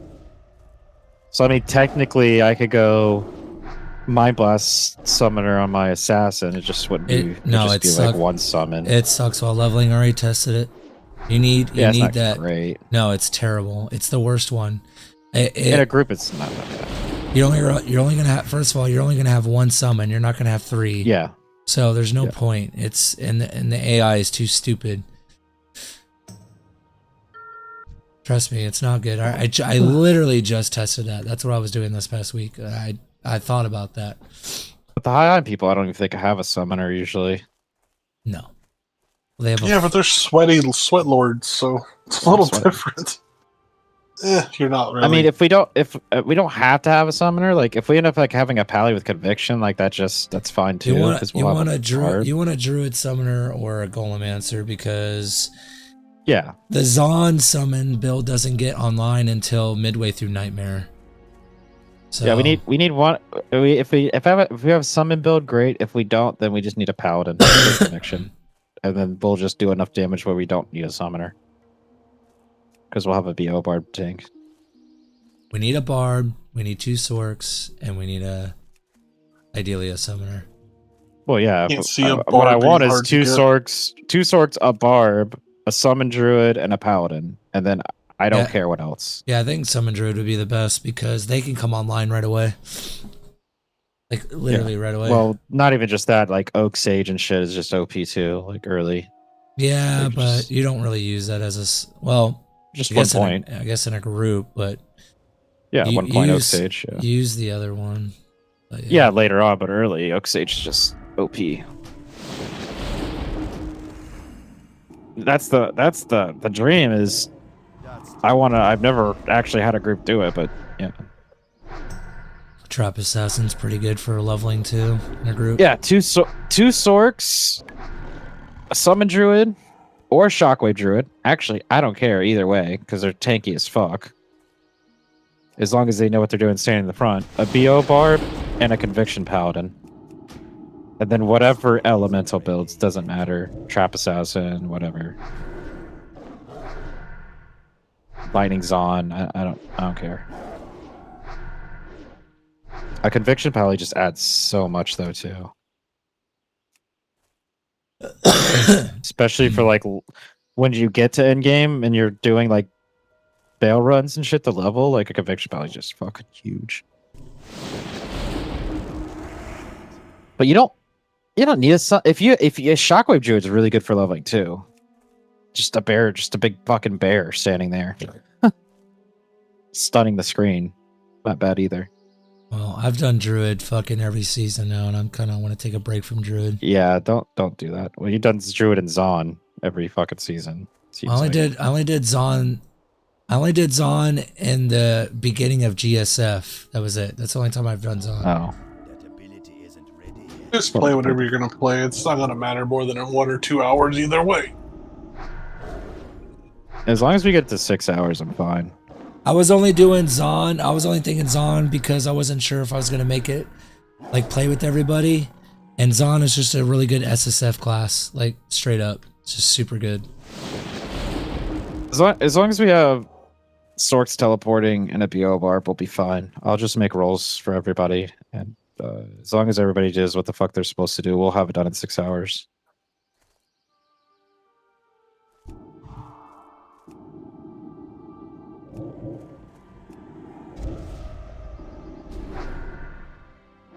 Because once we start getting to like 8 hours, like I can just solo myself like at 6 hours, and then it's like, the fuck is the point?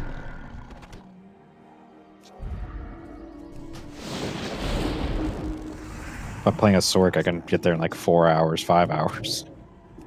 I'm probably just gonna start off with Sork, honestly. Yeah, depending on my testing, I might too. My best group I've ever had was fucking 4 Sorks. I wanna test. We had 4 Sorks. Dude. We had 4 Sorks, a Paladin, and a BO Barb, and we just blasted through the fucking. I still want to do that 8-man Poison Creeper build. That just sounds funny and fun as fuck. I did that on open beta with my stream a couple seasons ago. It was dope. We did normals in like 40 minutes. It was funny as fuck. You just touched everything with your tentacles. We just ran, and I had everybody run in groups of 2s, and everything just died. And bosses actually lagged because they were getting hit by so many different poison creepers. It was funny. And this was when I did it was when poison creeper got changed, and it wasn't targetable either. So you just had 8 unkillable. Well, there was like because you got multiple when you leveled it. So when we were in hell, it was like 30 fucking poison creepers or some shit. The game was freaking out at some points, but it was really funny.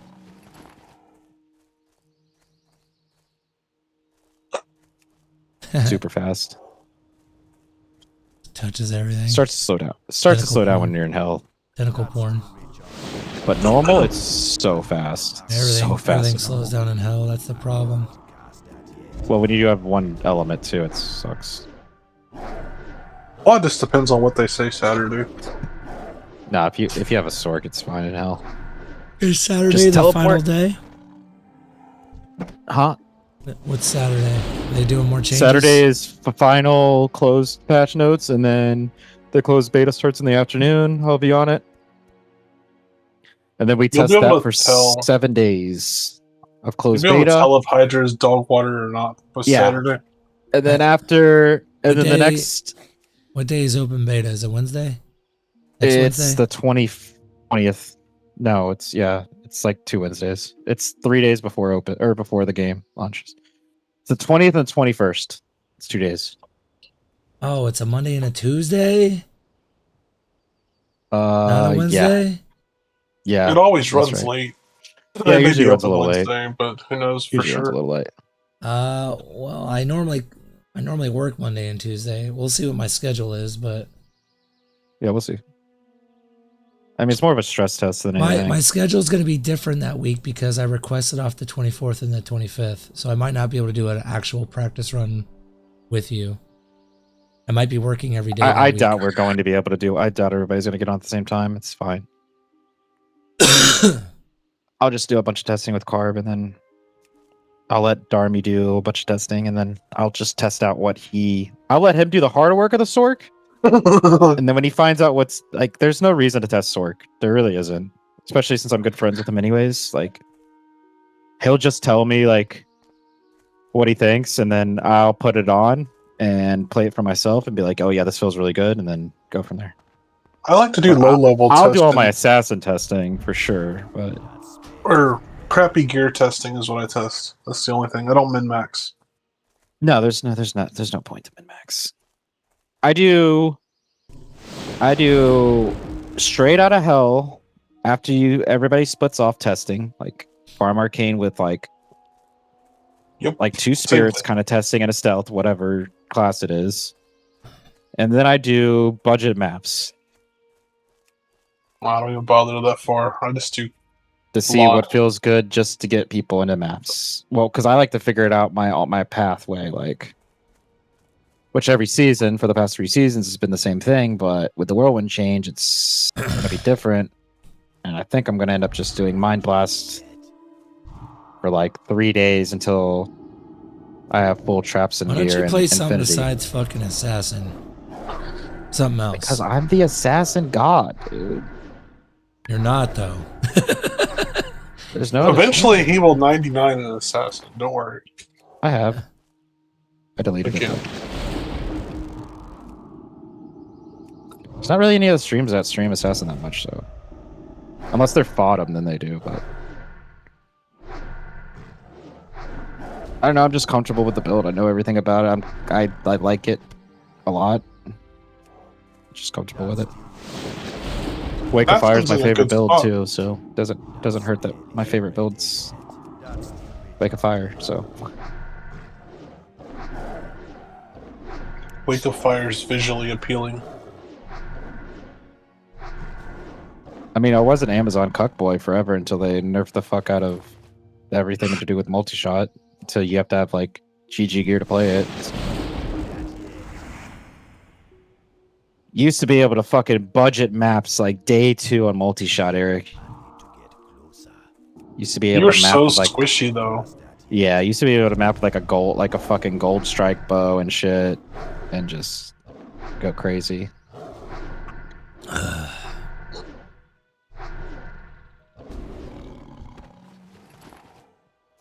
Dude, Barb might be strong enough to where they can just actually boss with Whirlwind now. That would be cool. They will. That'd be pretty fucking I mean, cool. I've done it on T2 before you could pot. Now that you can pot, it's going to be crazy. It's going to be easy. I think Barb's going to be ridiculous. It is. I don't even think Whirlwind shit's going to be that I think that's going to be crazy, yeah, because it's already good. But I think like Consecrate and shit's going to be wild for mapping. I really think it's going to be weird. That's slept so on. Weird. Consecrate. Which one's Consecrate? It's Consecrate and Berserk. So like the ones that go fucking Berserk's gonna be crazy too because it's magic damage, right? Yeah, or whatever the magic one is, it's gonna be crazy. I don't know which one's which anymore. They changed them around. Yeah, the magic one, either Berserk or Consecrate, whichever one that is. Well, they both got a 40% AOE splash damage buff, which is crazy. And then you can put on the gloves to get more melee splash. So you're gonna have 60% melee splash. So you're gonna have 40% more melee splash than you did. What melee splash gloves? Are you talking about the blood gloves? The 10%? Is that what you're talking about? No, skills. The passives do. No. He said there's gloves that increase. Oh yeah, the minus Fizzres ones or whatever. There's gloves and there's an axe. So yeah, they are. I can't remember which ones they are. It says melee. The ones that literally say melee splash. Yeah, it's blood. It's blood. The blood gloves. Blood something. They're like a low level glove. No, there's 2 of them. There's 2 of them. I only know of the one. I think Steel Rins, maybe. No, one of them. I can't remember. I'll look it up. But anyways, even if you don't use those, you're still gonna have 40% melee splash, which I don't think people understand how big that is. It's huge. So you're gonna be able to actually map. Is that 40% based off of your weapon, right? Radius. So you want a big it's just melee splash. Yeah, but no. The range is only based on animations, not splash. Has nothing to do with splash. That's confusing. Okay. If you go in and you attack something in Act 1 normal with melee, and there's like 3 mobs around and you could see them die because your melee splash damage is applying to them. I get that, yeah. Okay, so that melee splash is going to be 40% larger on base, which is a crazy number. So that's like 3 more tiles. That's like you're almost in corpse explosion range of melee splash. I gotta crunch the numbers on the beta if they don't change it, but it's literally gonna be almost like corpse explosion when you melee. If you have enough damage to one tap, which stuff like Berserk can, you're gonna be able to use like Enigma and like teleport and just smash a pack with one button. It's gonna be like Sacrifice. Not as big as Sacrifice, but it's gonna be pretty wild. Concentrate is the magic one. Okay, then Concentrate. Whichever the magic one is gonna be wild. Because it does so much damage. Holy crap, its baseline is 580% at level 1? Yeah, you can one tap things. It's so much damage. But the AoE was shit. You only had 20%. Now you can get to 60%. So you're gonna have a 60% bigger radius, which is crazy. What does Concentrate give you when it's fully maxed out? I gotta look. Exact numbers. Look at the calculator. That's what I'm working on. It's gonna be. I swear it's gonna be wild. It's gonna be insane for fortified maps too. Fortified is gonna be crazy, but I have a feeling it's gonna be crazy in fucking. You're actually gonna use be able to use a melee skill in like actual like non-fortified maps for the first time ever. Because I think the AoE is just gonna be so fucking big. Concentrate gives 1,655% increased damage. Just a little and it's 70% magic damage at level 24. That's not the updated calculator either. That's the old calculator. Yes. Ugh. Yeah, so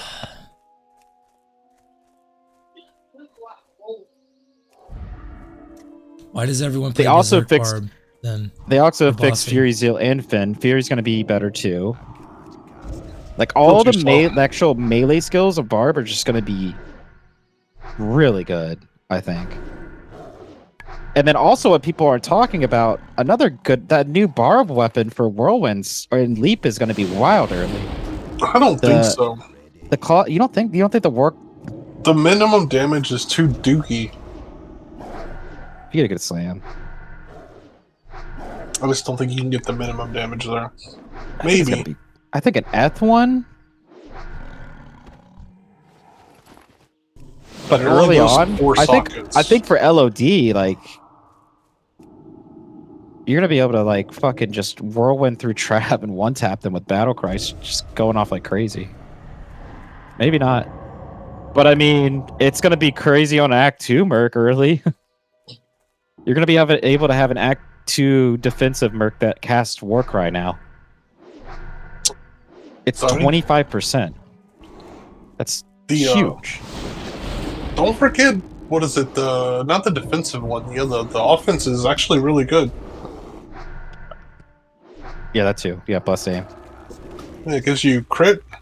And they changed how crit works, so it's all crit is one crit now, which is gonna be Deadly Strike, like crit. It's gonna be kind of wild. I think Amazon's gonna be good because of it too. Everything's gonna be better that use it. Like Blade Sentinel with Flesh Ripper now, which was my budget weapon, is gonna be disgusting. You're gonna be crit capped with one piece or two pieces of gear on Blade Sentinel.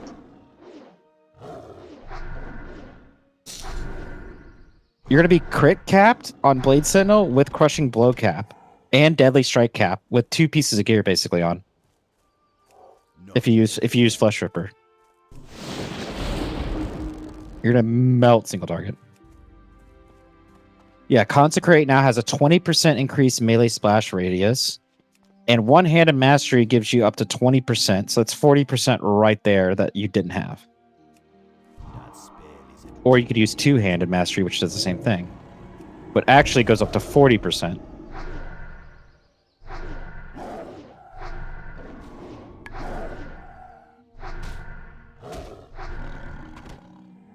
So, yeah. Barb stocks are in the fucking. Yeah. They're going up.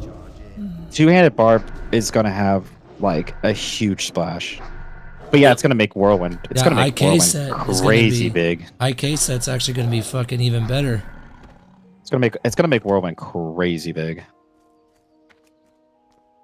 The more you get, the better it gets. Repair costs now cap at 250k, which means I'm gonna gamble for a teleport amulet ASAP.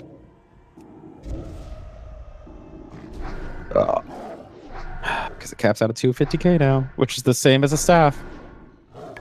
Which means I don't have to press a swap button. I just teleport. That's gonna be really nice early if you can get one. If you can get around and not having skills on your amulet, like an assassin can, because you get gamble, or you can buy 2+3 weapons right out of the gate. So I can just have an amulet just with teleport on it and just teleport around. You just got to pick up shit though, but yeah.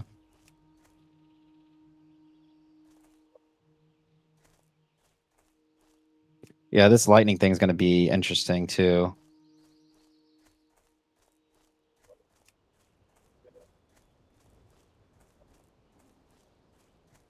I didn't even look at this helmet.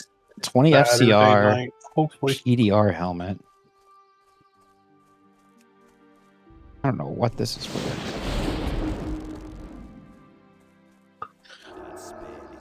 I mean, that's got to be a pretty good Act 3 Merc helmet. The new helmet, 20 FCR with 19 or 20% PDR on it. Yeah, if you're only using them for static and buffs anyway, you might as well. Yeah, the Vortex Orb, it doesn't say the item level on it, but it says required level 68, and it's level 25 Thunderstorm when equipped. 3 to lightning skills, 20 FCR, minus 20 lightning res, 3 to static field, 25 to dex. What the fuck?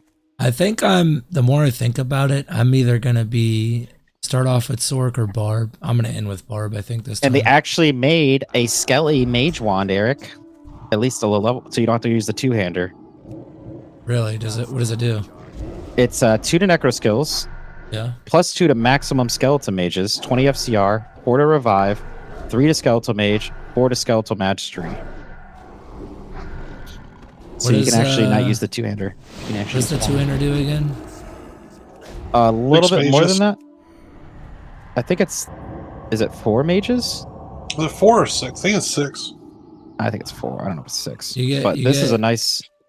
You get like more mages with that two-hander. I know that. Yeah, but I think there's an offhand that gives you mages too. Or you can use the offhander that gets you revives. So then you can have 2 extra revives and 2 extra mages. You're talking about so the my totem. question. Yeah, So- because you can use an offhand. So you can. All the I think it's just major kind of cool. changes. Are they going to apply to council members? The what changes? The Hydra changes, will they apply to council members? Because I think he council talked members about are that. stupid strong revives. I think they might, but it's just Pierce, so it's not going to be crazy. Oh, you mean for revives? Yeah. Maybe. Yeah. The problem is with Grim's that build, Burning I was already killing stuff before the Hydras attacked. Yeah.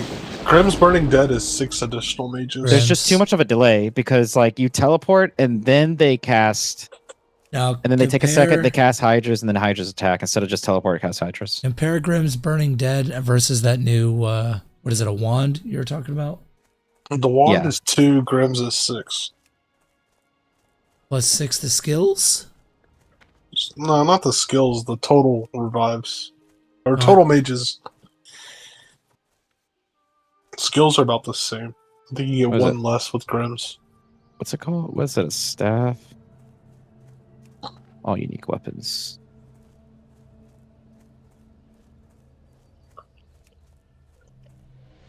Grim.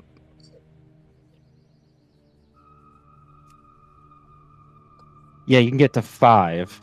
But then let's look at The power of Grimm's Burning Dead is throwing like 5 or 6 ist into it early on. Superb collecting. Another day, another. Yeah, that's like the only necro build that I like these days. is that build. But the thing is, you don't have to do the two-hander, and then you can go like, let's see. Then you can go, yeah, you can go that new totem and get 4 extra revives. It's not new. You're talking about Sacred Totem? Yeah, well, 2 seasons ago, whatever. The hell, or the head? Yeah. Off in, yeah. So then you could have like a revive / whatever. Or you could go Dark Force spawn, not spec into Curse Mastery, and have an additional curse so you can amp and lower resist. Or just go Succubus Skull so you get 20% PDR and you're tanky as fuck. It makes it where you don't have to wear the fucking two-hander, I feel like. It's low level too, so you can like right out of the gate get it too. Yeah. I think that with the revive offhand is going to be interesting. I don't think it's going to be great, but I think it's going to be decent. I think it's a cheap alternative for early game. I mean, they're both cheap, but yeah. Yeah. I don't think it's bad. I think it's interesting. No. It's okay. Yeah. Corrupted zones with lower density now have their density increased. This will be a case-by-case basis, so every zone will have a unique density modifier to bring them to similar density across the board. It sounded like his goal was to make them all about on par with Chaos. Like, the Chaos wouldn't get much. But then you see density at Act 5 Hell portals. The red portals, all 3 have been increased by 67%. That sounds way too much. Yeah. Like, that's like gonna get nerfed. Maybe 33. Because that's gonna be like a really strong. Because aren't those. Isn't it like a level 85? Yeah, it's 85. And it drops Doritos. And it has a super chest now? Yep. I mean, come on. And if it's terrorized. Fair and if balanced. It's terrorized, dude, that place terrorized. If you could farm it on a Sork, that's what I was telling Carb. I was like, bro, I think low key early, if you had a duo, a Sork and a fucking a Paladin, a Conviction Paladin, and the Sork just teleports there, gets the Conviction Paladin, he just charges around with fucking Conviction while you kill everything on red portals, like right after, and you guys are just farming that area, getting Doritos, getting that XP, getting the drops. It's gonna be fucking, it'd be fucking wild. Just go double Thunderstorm, Act 3 Merc, and you could probably do it. Well, I'm saying even pre that, you just like right out of the gate, you can just go straight there and just start fucking, and just stack the Doritos. Don't and sell then unload them on Sunday. Or maybe even later. Yourself. I would not sell them for at least a week. Depends on what you want to buy. But yeah, you could unload them on Sunday or Monday, or hold them or use them yourself. What do you think is going to be the best leveling bar build now? Is it still going to be Frenzy, you think? In a group. Group, solo, don't matter, whatever. Berserk, dude. Not Berserk. Concentrate. Concentrate's going to be viable. Yeah, it's just you're just going to be a little squishy. You need a two-hander or a one-hander to do that build? I think it's both. Either or. You can make either one work. I know Berserk is Concentrate's going to be better with a two-hander, but you can use a one-hander with a shield on Consecrate. Berserk, you need dual wielding. Frenzy, you need dual wielding. Double swing, you need dual wielding. Yeah, Berserk, you have to have 2 weapons. Frenzy got buffed on this too, so. Frenzy has gotten buffed every season for the past 3 seasons now. You know that? It just got a backhand buff on this, so it's going to be good. What do you mean? For sure. Backhand buff. Charges faster too. Well, they changed it to where you can only, you don't need 20 stacks anymore. You just need 5. And it takes like 5 swings to hit it, which is really fast now compared to before. I think leveling is still to be Frenzy because you get the speed buff and you just go fast as fuck. Probably still faster, yeah. I think if you're doing like dedicated farms, Concentrate might be like stupid broken if you get a big two-hander. Concentrate you'll go magic damage or just physical damage? I think it's magical. 70% magic. Yeah, you can just still kill both. Yeah, you can just go Trav with a fucking weapon. And just, you'll one tap everything and Trav with that. Yes. Just bop bop bop bop. That hork hork hork. Reset, go. But that's if you want to do that. I mean, you could do pits and stuff too, but I would just do I would just live in Trav. You could do like 30-second Trav runs. Get whatever Especially you with need. the amulet, that's better than switching. Well, maybe not. You could always just sleep there too. Not far. That's the thing about Barb. You could just leap. I don't know. I love Naj's staff. It was much faster. Yeah, I was testing Naj's Mind Blast. It was able to shit on any corrupted zone. I think if you can get the it full was set, decent in chaos, but not that great because you lose out on so much skills with claws. Claws are just getting +6 skills at the gate, or you get 2 shadow kills and you have +8 skills. Obviously, Whispering Mirage is the play, but Either or at least one, as long as you have full nat set and or. They buffed something about the Act 3 Merc, but I don't remember what it was. That's crazy because they were already good. I can't remember. I don't remember anything. But this is the biggest nerf right here. Tiger Strike splash bonus modifiers are now local to the skill and will not apply to other skills. How are they not going to do something for fucking Whirlwind? If they just straight up change the range on Whirlwind, but I don't think that's going to happen. Yeah, that's what they need to do.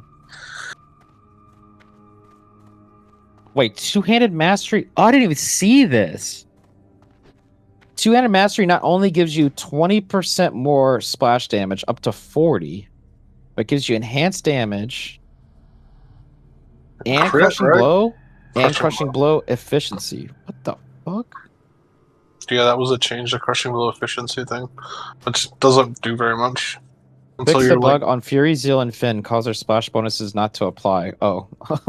Oh, so yeah, Frenzy just... Or Fury and Zeal just got buffed.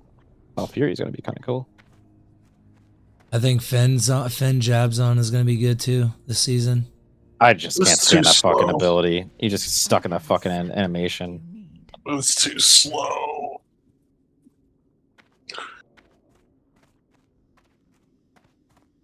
What's his name tried it in our little GSF. It was very bad. It's gonna be better than ever though with the changes. It will be better, but it was still bad. Like he had did good damage. Don't get me wrong. It's but a bossing no build. area. The bossing build. Fire arrow now leaves small patches of fire. I wonder what that's gonna do to it. I just put a small dot on it. The skill doesn't have a damage problem.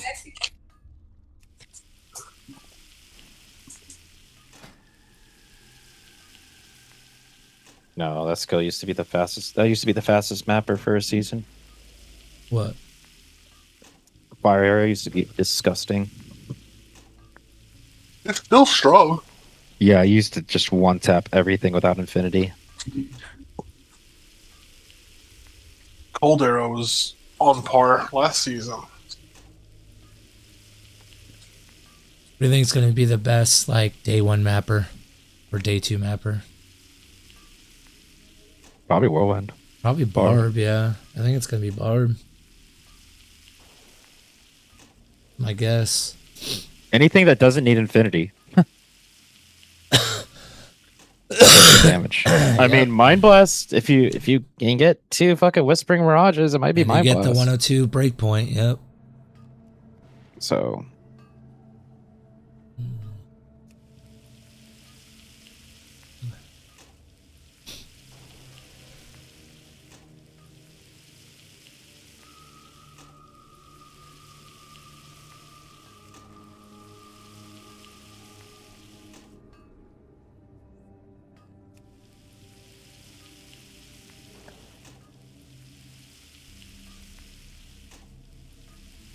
Dude, that WoW looks so good on these monitors. It's crazy.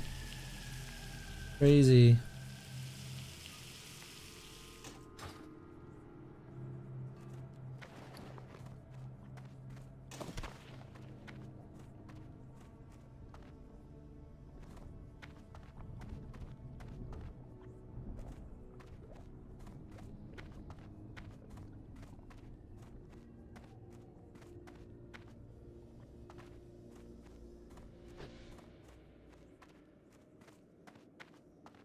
Reading some of these comments are crazy. People are dumb.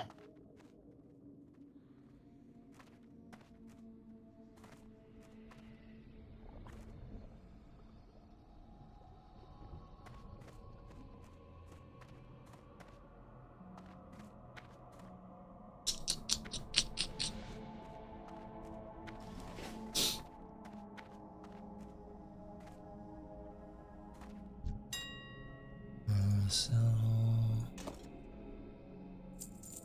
Better incentives to terrorize zones. They're not supposed.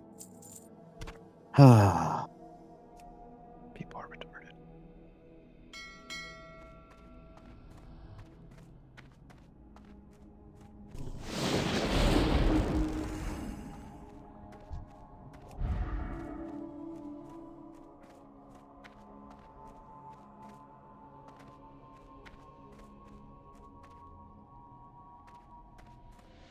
How may I be of service? Embrace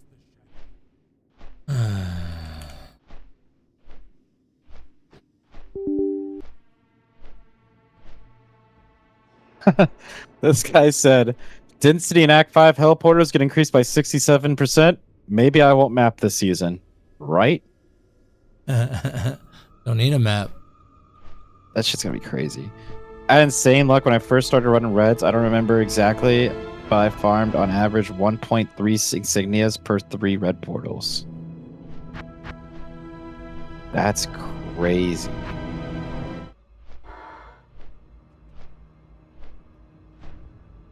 Crazy.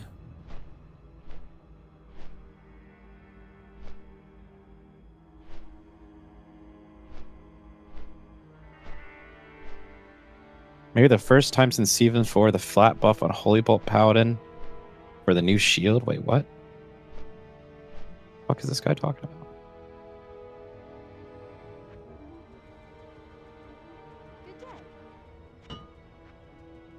What's this guy talking about? oh, that's what I wanted to look up. I wanted to see what the they got summons on as the fastest. What makes it? I don't know what the fuck this guy's talking about. Who fucking did? Oh, Lawsuit did this.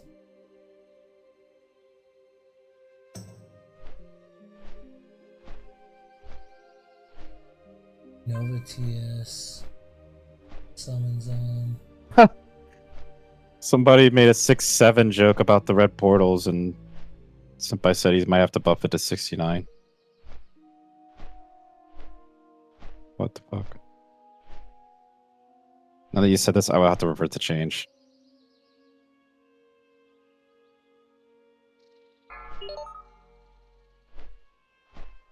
Lawsuit put a fucking video up of him doing sewers in 3 minutes and 48 seconds on a summon build, but the density is 67.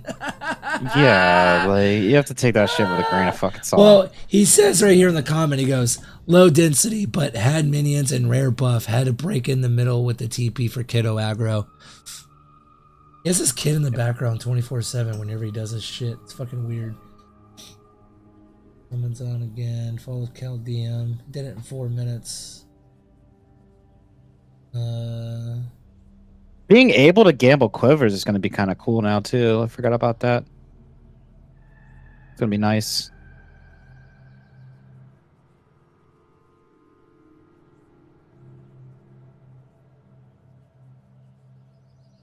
Like people like this, do you even play the game after you, do you even get into maps? Like this comment right here is just so bad for the community. It'd be good to introduce some new set items. Almost no one uses them after level 80. What are you doing in there? What the fuck are you talking about? You hear that, Eric? This guy's retarded.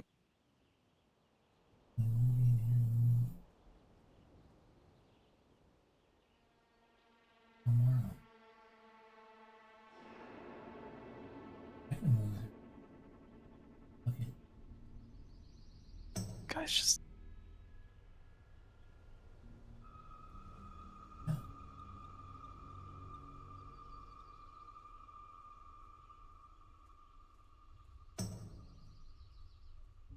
Yeah.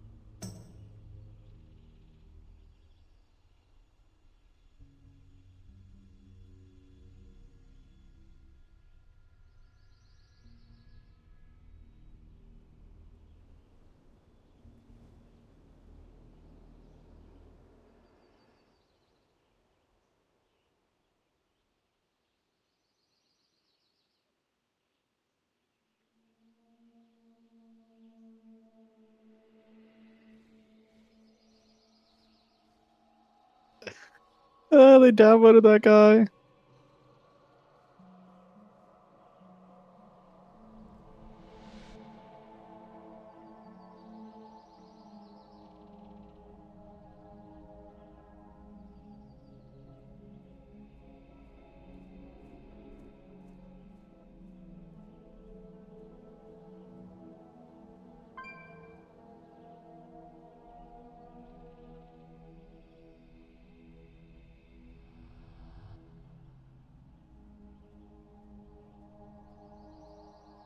Oh, these people, man. Holy moly.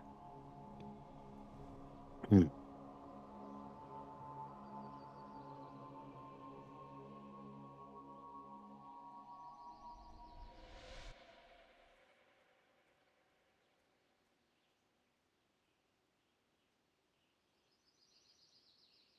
Oh.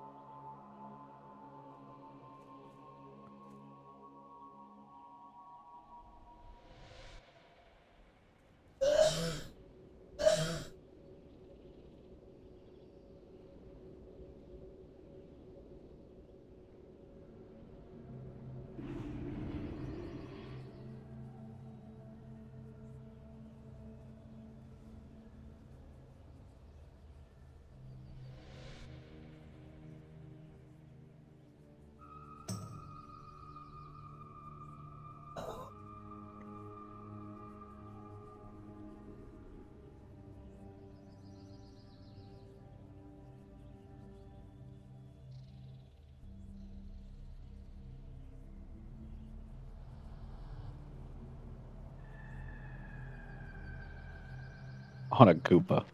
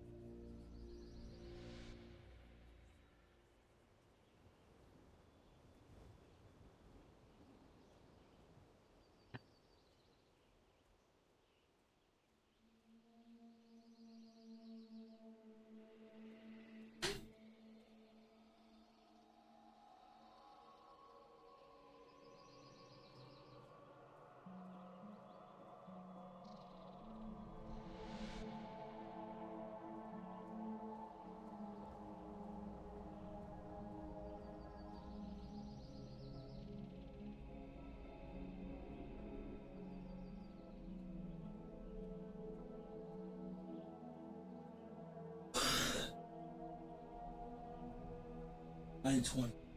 They wait 10 minutes. What is this shit? The fuck is Robitussin doing on my fucking desk? Bitch. I set my alarm.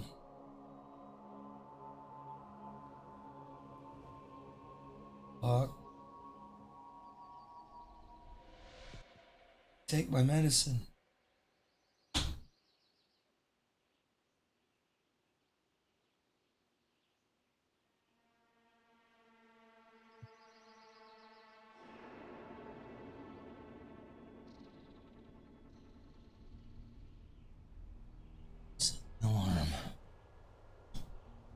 People like this guy shouldn't be able to comment on this fucking mod. People like this are bad for this mod. This guy's retarded. He said, I wish sets were good. No one uses them after level 80. And like you need to buff them. And I'm like, what the fuck are you talking about? They're actually all the sets are insane on this mod. Yeah, you can graduate from them, but like IK set, Tau set, Nat set, or the only one I agree with, is fucking Mavina set. Mavina set is trash. Better than I think. Apparently, supposedly is Griswold. Yes, it is. It is bad. The only viable. Yes, it is. You're fucking stupid. It's fucking dog shit. I've played it. I've used it. Yeah. Did you use it after the nerf? Did you do it after the nerf? It didn't get nerfed that much. It didn't get nerfed that much. Yeah, I did. I did it on the beta last season. I showed you good map on it. Fucking shit. It's fucking shit. The only viable build is Magic Arrow. That's it. The other builds do not work on the set. It's fucking shit. Yeah. It's fucking trash. And even then, it's still fucking mediocre at best as a fucking Magic Arrow Amazon. Yeah, but you could farm LOD content all day with that. No, I think it's... You can farm fucking as a summon, any summon build fucking better than that thing. That thing sucks. That thing sucks dick. I don't care what anyone says. Fucking, supposedly, the only one I haven't tested. I did really good with Ice Arrow and full facets on that. It was like my endgame build like 3 after seasons the ago. nerf. Yeah, 3 seasons ago. No, but I tested it on beta last season with Ice Arrow and it worked. It's just fine. It's fucking shit, dude. It's fucking Build shit. It right, dude. It's fucking shit. Yeah, facets. You gonna have facets day one, buddy? No, you don't have Mavina set day. Oh, you might. You could. Yeah, but you could definitely. Day have one, Mavina it's fine. set Yeah, day you one. could definitely farm LOD content with a breeze on Cole on Ice Arrow with Mavina set. But you could do it with breeze with half the fucking gear as a summons on. What do you mean? Like way better. Yeah, that's not bad. I'm just. Dude, yeah, but it like res caps you and shit, so you you're like missing just the point. You're missing the point. It's going over your head, but it's okay. No, I mean Trank set's just as bad then. Supposedly Griswold set is the worst, but I haven't tried. Griswold's that. is the worst. I haven't Griswold's tried it. But out of all the ones I've tried, Tranks is not bad. Tranks is fucking amazing for poison. Yeah, for poison. That's it. Three piece, not even full. And Mavina's is only good for fucking Magic Arrow. It sucks for everything else. Good for cold. It gives you cold damage too. No, it gives you fire damage too, but it fucking sucks for that too. What are you talking about? It gives you fire, cold, and magic. It's fucking bad for all of them. I'm gonna map with it on the beta. Go for it. You're gonna map faster with anything else in the game. Not Literally. a summon's on. It definitely maps faster than a summon's on. That's for sure. Well, summon's bad. on. In order to map, you need a Enigma. Griswold's definitely the worst. Griswold's is like retarded. And It gives you attack speed and like it gives you a little bit of attack speed and a little bit of cast speed. So you can't play like an attack build and you can't play a caster build. It's like it's mid as fuck. Well, I haven't played that one, so I can't comment on that. But yeah, that's what I've heard. But yeah, I mean Trings is good if you're poison, but and you're only going 3-piece Trings. You know, full Trings is not good. It still gives you like stupid shit like Fireball and Meteor and shit. It can give you actually good stats. Yeah, but who cares? But all the other sets are fucking You literally amazing. don't use that though. Let's be honest. All the other sets are amazing though. You don't use Fireball on fucking Train. I know you set. don't. I'm just saying it's just wasted stats. Yeah. I have used it before though. For fun. Anyways, but all the other sets are amazing. Yeah, they are. They are. It's like, oh, you get 80 plus? Are you fucking kidding me? You can do anything you want in the game with Towels, IK, or fucking Nat set. Nats. Same with fucking Alder set. Alder set's good too. Oh yeah, and Alder set's good too. Yeah, for Summoner, yeah. Yeah. But Alder set IK is set you can play amazing. Whirlwind or Leap and be fine. I think the two Towel set you strongest can is- play any is- build and be fine. Nats and IK is by far the two best, and then Towels is right there too. Towels is Fuck, I've used full Towel set on a fucking Amazon before. Shit works. You got a shitload of magic fine and you capped out on res. yeah.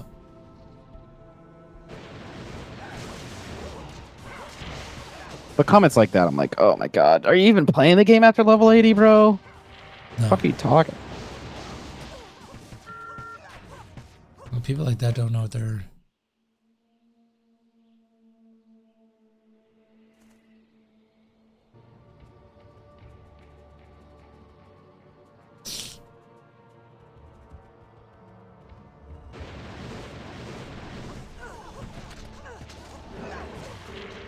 See that picture I put in general chat? No. It was a fucking D2 streamer the other day. I was in the D2 section. I was watching. I was like, oh my god, this guy's forehead is the biggest thing I've ever seen. Some random D2 streamer I've never seen. He has the biggest forehead I've ever seen. Like, holy fuck. Look at this loser on WoW. Look at this guy. Are you getting ganked? Yeah, while I'm AFK by a level 60 yeah. on top of the roof. How the fuck did he get up there, dude? Fucking nerd. Oh yeah, wow, dude. Fun times. God, what a fucking dweeb. Yep. What a dweeb. What's his name? The only thing I like about Pod is they have better loot filters, in my opinion. Pod has some good loot filters. Really? In my opinion, yeah. I like them. What makes them better? Personal preference, but The high I'm filter. the high ones, it's good. But what I like about the Pod one, like let's say I go talk to Farah or any shop vendor, it'll literally scream at me in notifications. Oh yeah, but that's just Pod itself allowing that to happen. You can't do that in here. That sucks. That's the only difference. I agree with that. Yeah, that's nice for shopping, big time. Yeah, that's the only difference. But he didn't want to do that because for speedrunners' sake and stuff, it would just stuff like that, which I agree. That is nice, but that's the only difference that nice. I don't like. I like everything else about our filters, though. No, I like that fucking peel off filter. It's pretty fucking dope. Yeah. I like it. Ours are updated way more too. I like the way it filters out the items more. Really? It gives you a little bit I more like the high detail. one. The high one's got like 80 different crafting ones and shit you can use. It basically tells you what's worth picking up and what's not worth picking up, pretty much, in general. I mean, the high one literally tells you what the unique is on the ground before it's identified. So does the peel off one. It says Yeah, on so it's there. like- Yeah, but Yeah. I'm not talking. I'm going to like it'll tell you like like what the best fucking rune word is for that specific base and sockets that are on for that particular item that's on the ground versus everything's purity or everything's loyalty like it does on this, or everything's memory. You know, it doesn't give as much. Like it tells you, okay, this normal you base. can change that stuff. I mean, you can make your own pretty easy. I might make my own this season. I don't know how to do all that. I don't have time for that. There's a thing on the High Im website. They have a link to do it. Yeah, I'm good. The Filter Forge. Filter Builder. Build your own filter. I'm good. Actually gonna do that. It literally, you just click through it like next and shit. Well, then you do it. What class are you? I will. I am Make the doing one it, like the Pilaf. What? Make the notifications for vendors. You can't do that. Why not? If you could, it would already The be in. senpai's I a don't think bitch. PD2 allows you. The senpai's a bitch. I don't think I think that's just too far, probably. He's a bitch. How do you want to be notified about drops? Maximum. Choose color theme. Well, I want the rainbow theme for sure. Yeah, fruit basket. Decoration style for valuable items. I want exclamation points? Do I want a bunch of X's? Do I want a bunch of O's? The O's are gay. Unique rain just drops. X's It's are a kind Manald. of meh too. It's a perfect Manald. Wow. I'll keep it just because it's perfect. I like the diamonds. I'll go with diamonds. What extra info should you show? Stock account. I want item level. I want vendor price. I want crafting info. I want the ethereal tag. Class item short names. Yep, I want that. I take my medicine. Charm short names. I want that. Reveal unique names. Show what unidentified uniques and sets identify as. Stop it. I want to buy. Okay, then ask for a fucking bite. Don't take my shit. You're gonna eat half the fucking thing.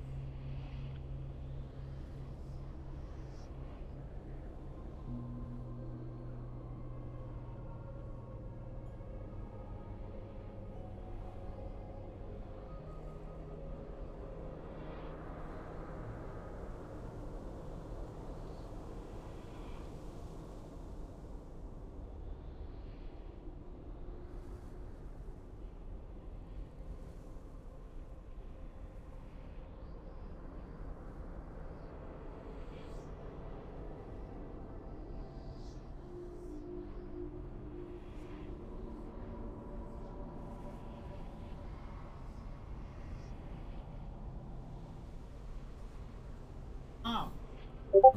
No, they're mine. No. You're big. You're selfish. Give me my cord, you Fucking asshole. Stop, you bitch. Give me my cord. Take a fucking bite and stop being a little asshole. Stop. Hand down. This is my bagel. I got it from her.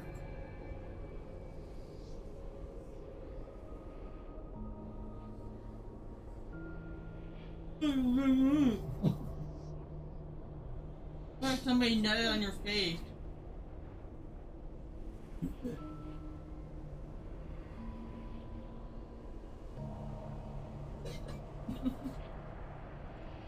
Wait, nutted on your face?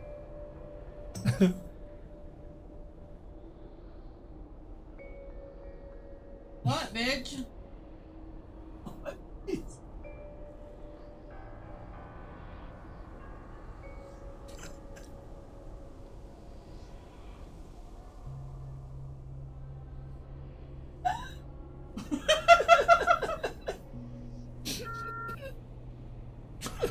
Fucking idiot.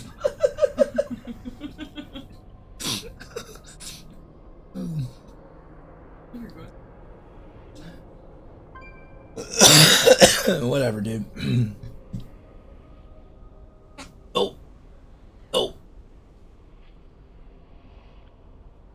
sharded. Alright, did you make your filter, buddy? So I gotta do some testing. I'll finish the filter tomorrow.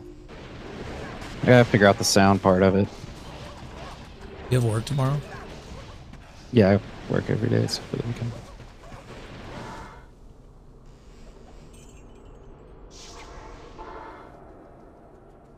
I don't know if the Making notch it is where it actually going to be good shows for Summon Zone. That's what I'm about to test right now. I don't know if it will be. So I'm gonna make it where it shows uniques. So show that. Give you Fuck shows you, your rules, senpai. so it would be displayed on the ground except all magic uniques, filter level.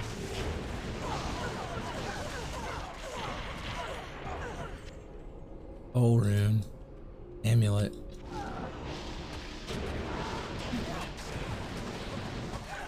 Farming.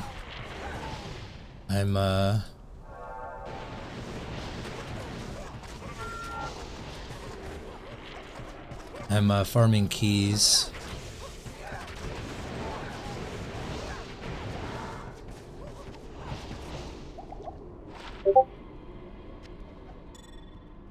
Posted a line of code there. That's what it's gonna look like.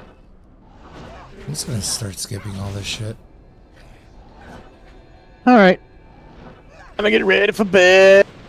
I'm not really trying to play anything this week, really. Might play tomorrow, but I'll probably just Nothing. fuck with some filters. Yeah, make a filter like that pod filter. You can't do that. I mean, I don't have every information you ever want on it, but it just won't notify chat when there's a thing in them. But it'll notify you when you scroll over it, like buy this, but it's not gonna like when you open up, it's not gonna go like make a noise or anything. It didn't make a noise. Doesn't work like that. On there, but it pretty much The said, one I did. Buy this, and it told you the notification. Like I would just click on Farah. I wouldn't even go to anything else, and it would say, "Hey, she's got this, this, this." That was nice, but it's also not nice because it's gay. I don't know. It's good and bad. It's bad for the economy, but like for claws and stuff, you could literally just sit there and just ruin a claw economy if you wanted to be a fucking loser, which people would do. Just sit there and just shop claws all day and not even like. I don't know. I liked it for like solo, but I wouldn't like it for online play. For SSF, it was nice, but besides that, I don't know. I have 5 million in my stash. I have what do I have on me? 253 million on me. Later, nerd. Later.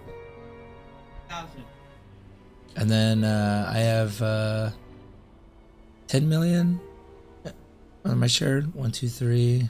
1, 2, 3. Yeah, 10 million. 10 million. 5 million.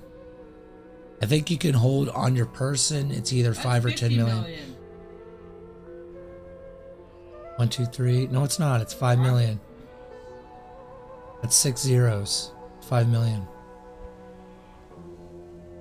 This is 7 zeros. This is 10 million. On this mod, you can hold, if I remember correctly, it's 5 million on your personal, 10 million on your shared, and then another, I want to say it's 10 million on your person. So on here specifically, this mod, what you end up using it for is 2 things. 10/10/5M. Yeah, gambling, and then the other big thing is buying these materials for maps. If this bitch would stop talking to me. Judajev, what is this? Oh, fuck you. Oh, she gave me maps. Nice. So you buy mapping materials from her. This costs a lot of gold. That's 120,000, 161,000, 161,000. The farm. It's the end game content. You want me to show you a map? Well, I can't show you a map on that. You have to be level 80. I'm not level 80 on this dude. I'm level 76.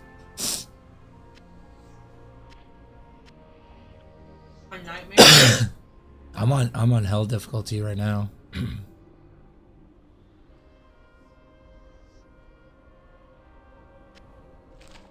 I don't even know why I had that over there. Is it because it was fire? I don't know why I did that. Weird. But I'm trying to get you to play this mod. This is the mod. How many rooms? A lot. Why don't you have any of those? Any of what? Ow. Because I haven't found them yet, or I used them. Like, I just used this one. These are the super rare ones. I do have a Vex rune, though. That's a high-end rune. Vexing up. These are super rare. This is Zod, the rarest rune in the game. This is the most valuable rune in the game, a Burr rune. Because it goes in the best items, or it makes the best rune words. Like, for example, there's a rune word called Enigma. What it does is you put it in a shield, you put Jaw Ithbur in a armor, it gives me teleport. I can teleport anywhere I want without having to have an on-switch item. So what is an on-switch item? So you see how I have a bow? That's my main item. On-switch is W. That's what this item is. And what that does is it gives me level 1 blink, which is teleport, but I have only 60 charges of it. Enigma gives me teleport infinitely. 5%. Correct. And then I have to go repair it, and it costs a lot of gold.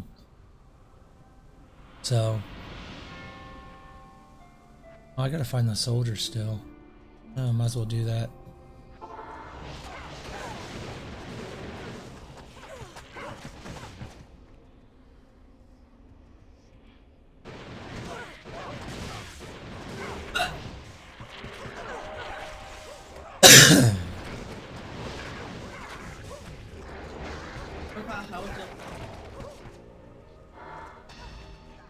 The monsters are over level 80.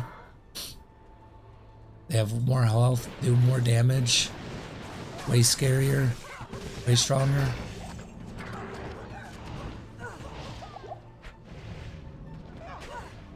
So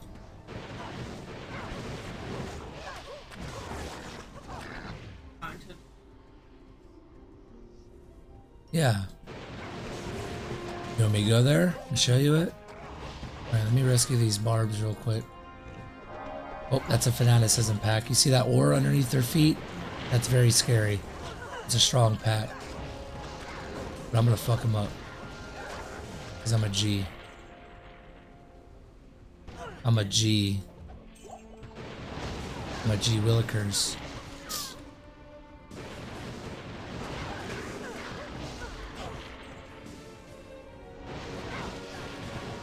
What's up, baby? World Stone Shard. I think you would like... We could play together right now. You want to play together? Why not? This would be fun. I'll make a new class with you right now. I'll make a barb with you right now. We can play together right now. Literally. I already got PD2 on that computer. You need to make your own account though, but that takes 2 seconds.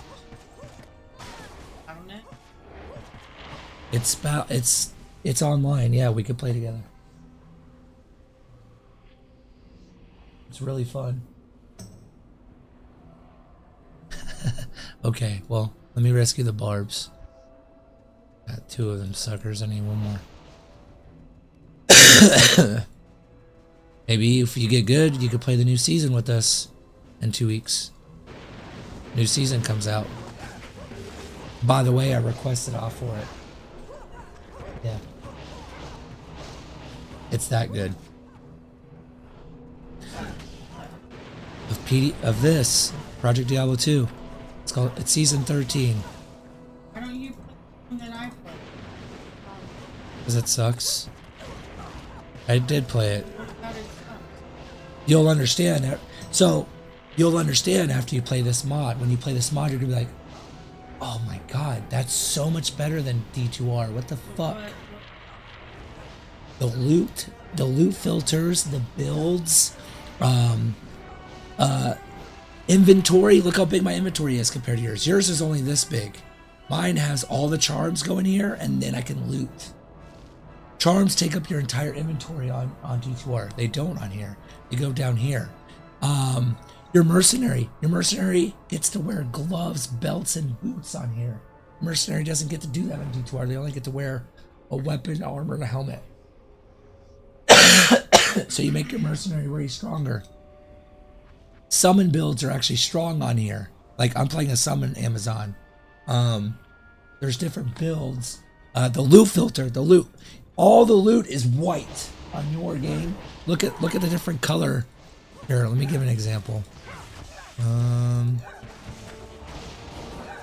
me kill shit.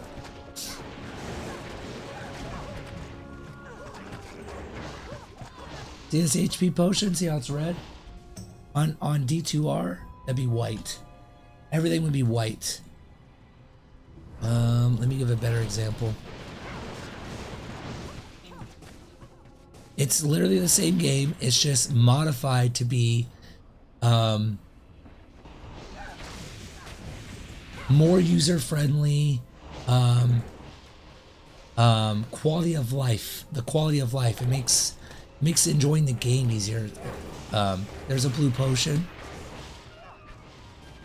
red potion, and you know it's the best potion too, which is a super. It only shows you the good shit. It filters out all the bad shit. So, Like the arrows and shit? Correct. Filters out all the junk automatically. Like I don't see like keys drop. I don't see. You just buy them from a vendor. Look, I get 50 of them from a vendor instead of 12. Look how many town portals I get compared to D2R. D2R you get 80 or 20. You get 80 on here. 80 ID. So you don't have to go back to town as much. Makes it to where you don't have to visit Akara 50 million fucking times. Here, I'll show you the cow level, and I'll show you what I'm talking about. This build's not that good for the cow level. They don't have a warlock. However, season 13 is about to come out, and those skills that the warlock had, not the demon ones, but like the echoing strike build, the barb is going to have a skill that's very similar to that. The barbarian. Whatever you want. You want to play something easy and enjoyable? I would play a summon build of some kind. Either summon druid, summon Amazon, summon necro. Those are the easiest. Your pets kill everything for you. Like your demon, but way stronger. They're way stronger than that. Way stronger. If you want the smoothest time, what would be the smoothest character for you to play?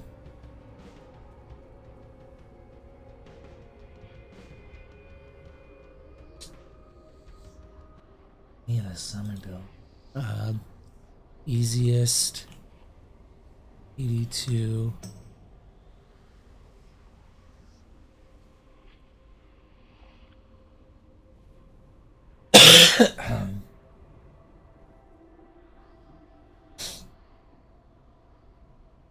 Start today, no idea. I should play because of that. Friends with every month.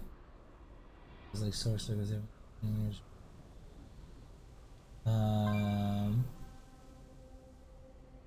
This is subjective, but there's a stuff.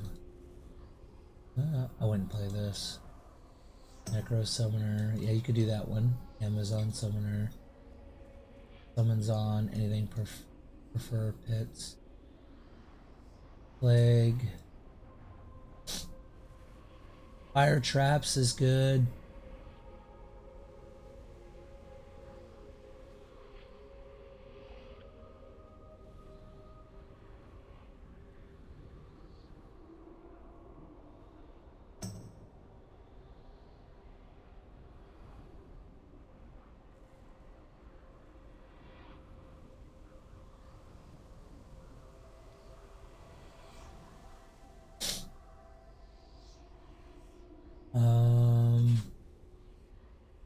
Summon Druid clears all content. Summon Druid is so fun. I've had blah blah blah blah blah. Me tops out early. To me, tops out very early. Boring as hell. Never running it at that again. That's why it's a starter. And clear all content. Blah blah blah blah blah. How do you level? Blah blah blah blah blah. Necro Summoner is really easy to play. Will crush the game without trouble.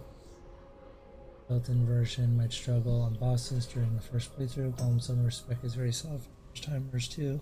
So, same issue. I just go Warriors. Summons easy peasy. Summons is pretty great, super cheap to outfit. Clearly, surprisingly tanky with skills to give dodge, move, speed, faster, hit recovery. Da da da da da. Valkyries use the most Nova.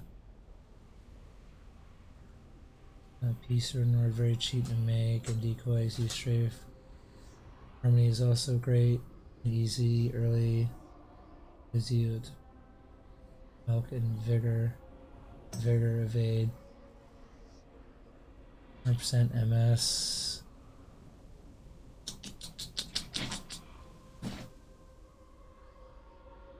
Necro Druid Amazon. Yeah, I would say any of those. What? What? I have to shit. What? You want to see cow level or not? Hey, but what are you doing? I can't play like that. I literally can't. Because I'm twisted sideways. I have to. I literally have to shit. You can play this build when I'm playing. All my pets are fighting for me. I'm not doing anything. Look how they're shitting on everything. Oh, I gotta go. You want to play around with it while I'm in the bathroom?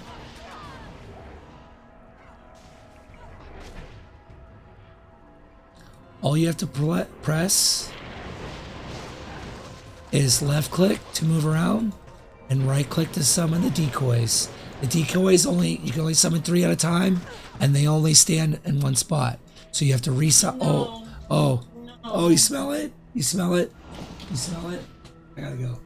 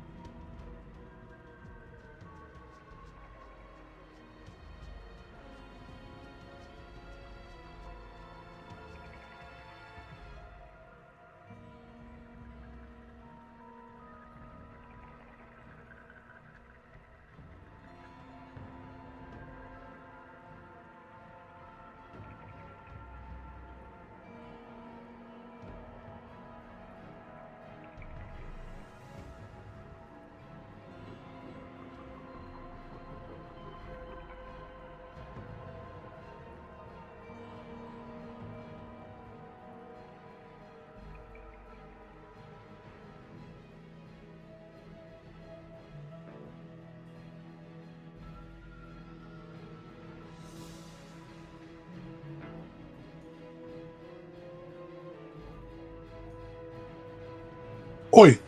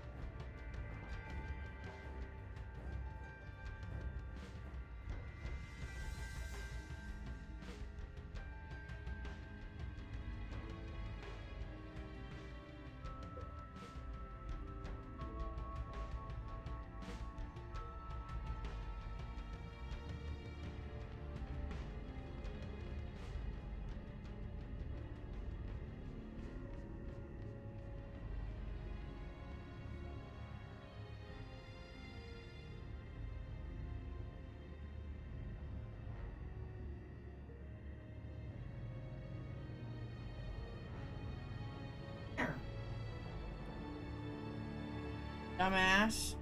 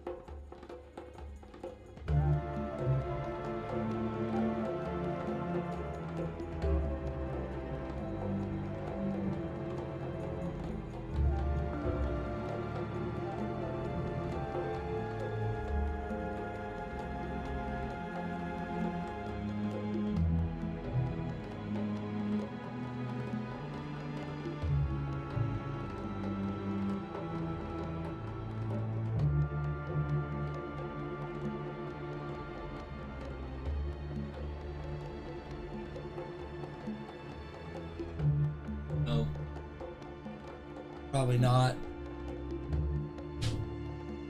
I will fart in your mouth, bitch.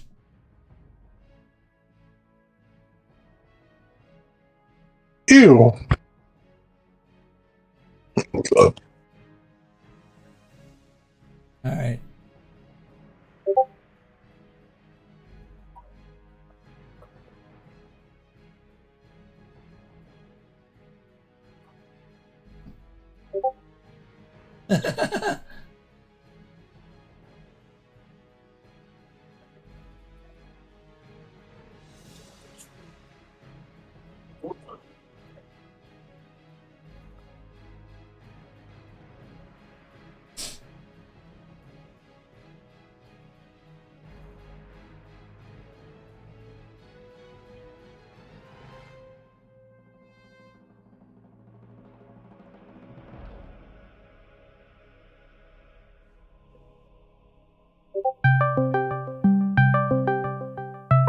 Hold on a second. Hello, you stupid fuck. Talk.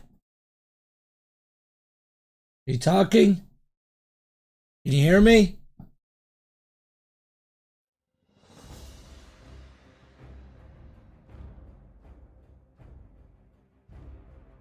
I know. Go to settings. Click the user settings cogwheel. Go to voice and video. Go to microphone and tell me what it says.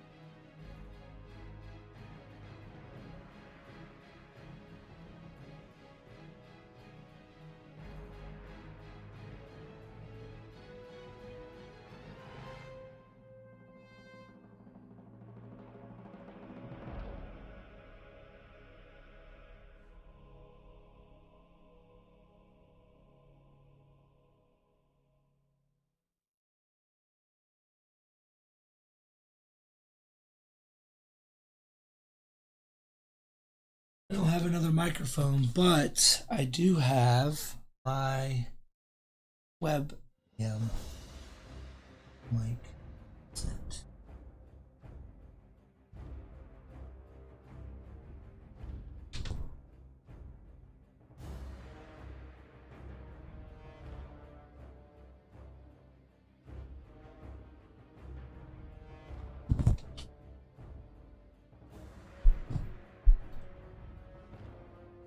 I don't know which one's my fucking webcam mic.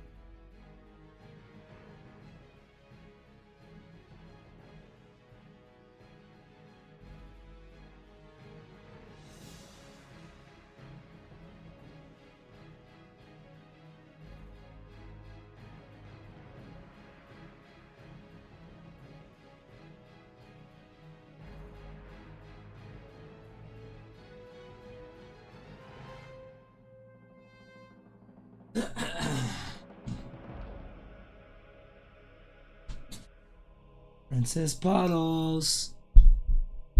Princess Bottles. Princess Bottles. Hello.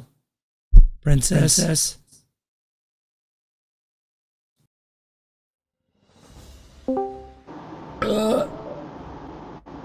Oh God. Sounds like asshole.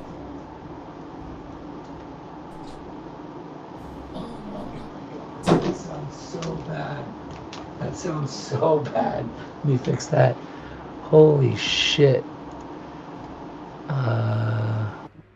Let's try that. Hopefully it's not too bad. All right, let me see what you sound like.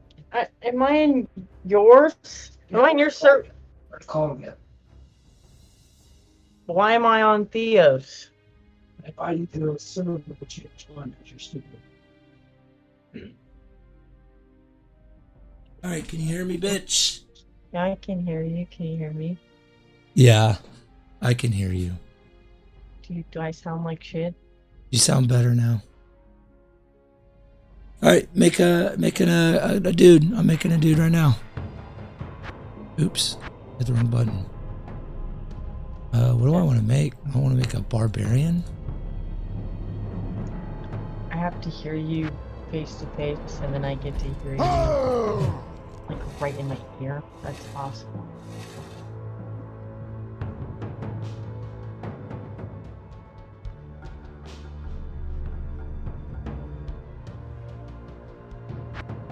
He. What character am I making? These graphics are awful. What am I doing? Make whatever you want. Do you want to make a summon character? Huh? Yeah. Okay. If you make a summon character, it's going to either be a druid, a necromancer, or an Amazon. If that's what you want to make. And then I'll tell you what to put in for your points and shit. Forces of nature. He summons wild beasts and raging storms around him. Or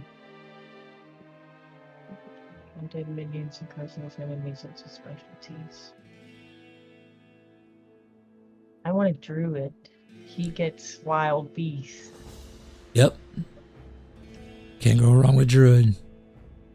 Princess Petals.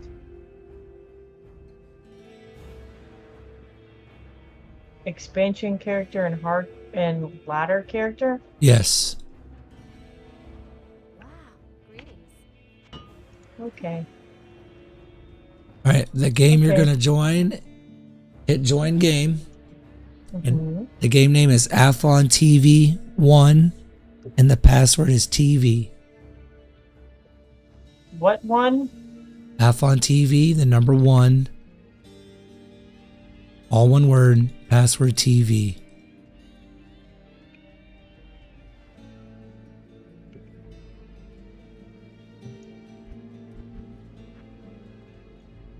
Is that you?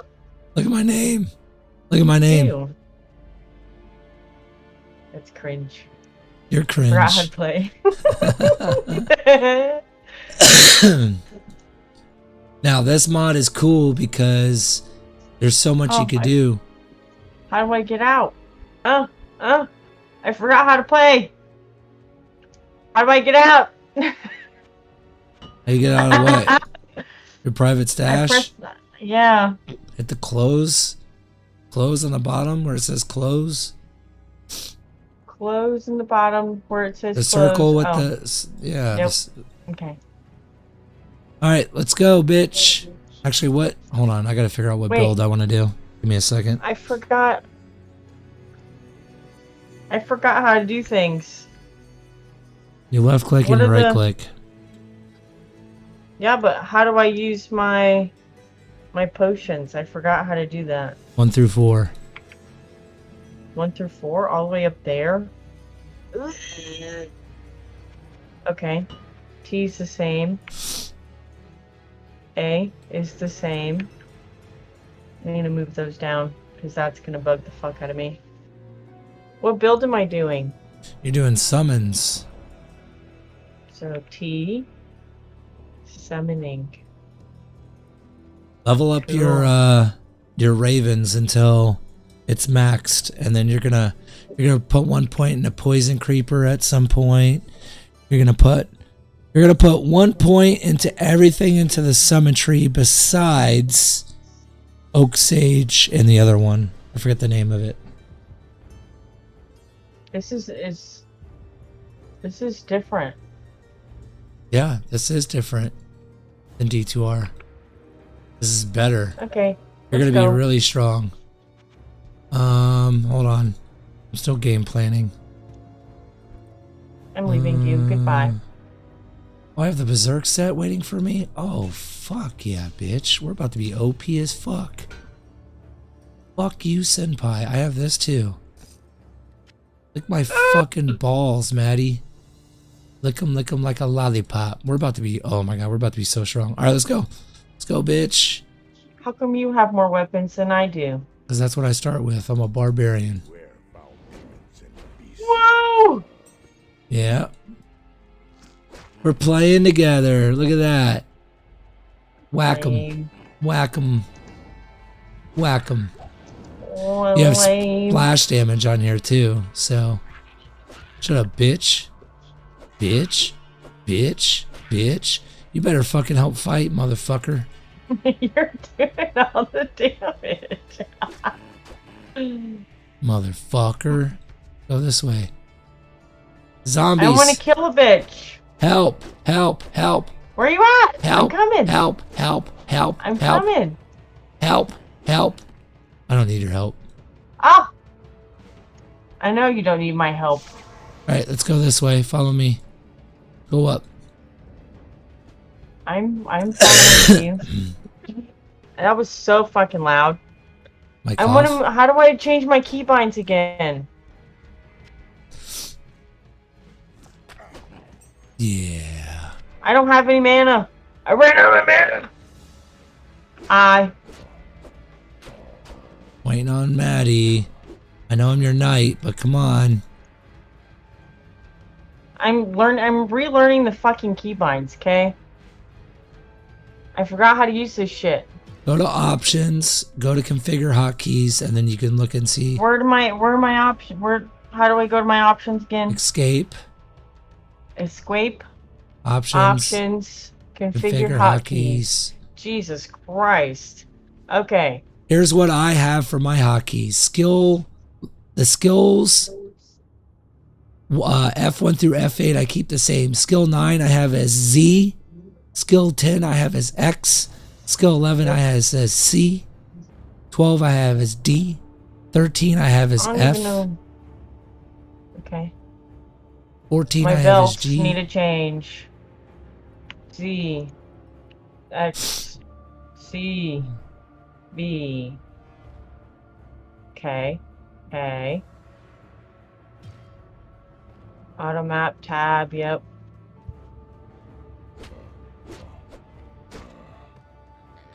What's my attack button? My attack button is right? Right and left, it depends on what you're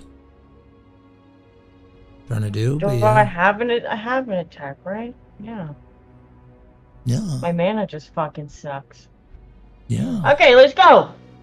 I need my mana. And that. Okay, let's go, bitch. Hold on, bitch. Level 3 I need for that. 6. That didn't do shit. Why can't I just fucking attack you? Oh, I can. Yeah, left click. Ha ha ha. Whack him. I did. Whack him harder. Harder. Smack him harder. Yeah. Chop his ass. I'll take that. Oh shit, I gotta change my loot filter options. Loot filter. Bye. Make sure your loot Oh filter. God! Are you seeing items on the ground? Yeah, Okay. Alright, follow me. I'm seeing the bolts Follow and me. keys though. Follow me. Okay, I'm coming. Am I supposed to be seeing bolts? Go to hit escape, hit options. Escape options. Go to PD2 options. PD2 options. Go to loot filter. Loot filter. And make sure the level is on number 2, semi-strict. Make sure everything is turned on and enabled as yes. Wait, my filter level's 2, more notify? Yeah, you want it to filter level 2. Wait, what loot filter do you have on there? Is your enable loot filter on? Does it say yes? Yes. Is everything on and say yes on this page? Yes, except for drop sounds. Turn that on. Okay. And then come here real quick. Come here. I'm coming. Click on the waypoint. Go back to town.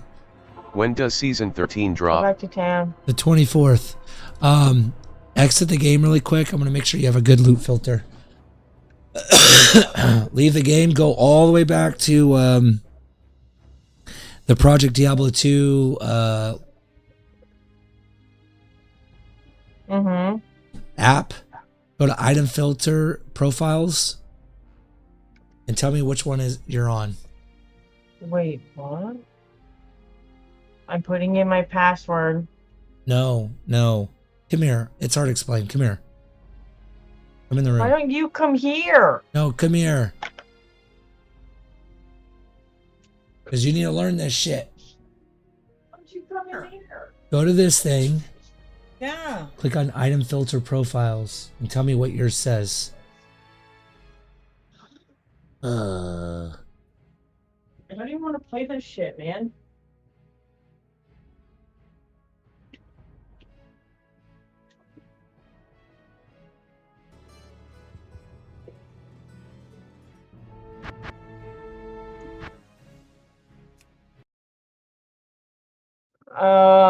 What am I looking at?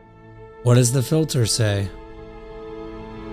Local filter, Wolfie, Chrysard, Cast.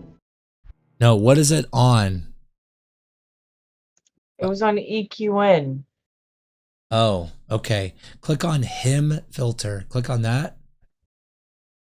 Okay. And then on the right side, click on the first one where it says him.filter. Click on that. Okay. Hit save filter. And then join the game. The new game is Athlon TV 2, Password TV.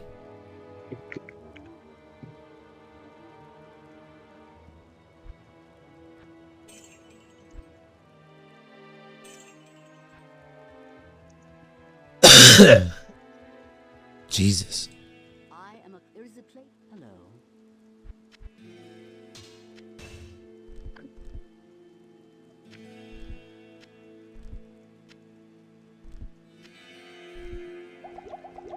Okay, what am I doing? Just buying shit really quick. Alright, let's go back out. I don't have any money. Here, you poor bitch. Come here. You don't need anything yet. You're gonna get money.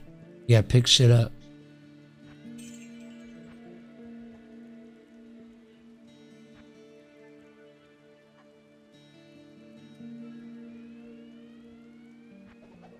There you go. Pick up that. That should get you going for a while. Follow me. Did you level up yet?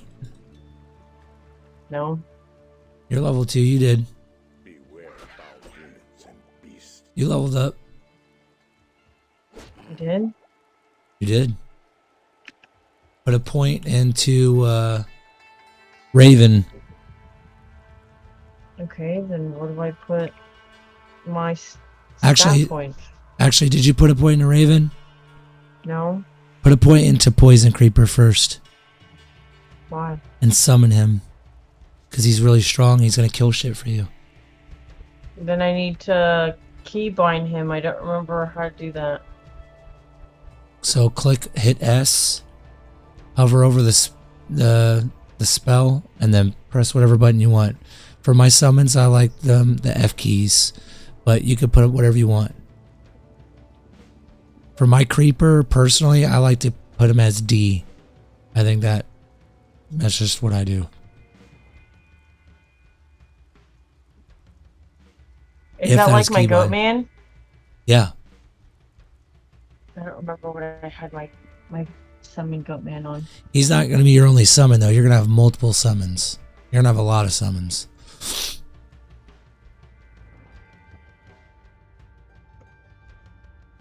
Come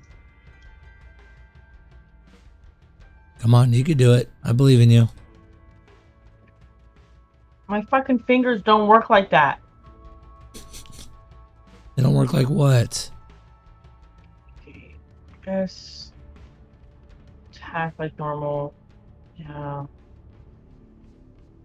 Where's the create firestorm? Hit them with the Bartux. This is the Bartux. She's here. She's in PD2. Summon your Poison Creeper.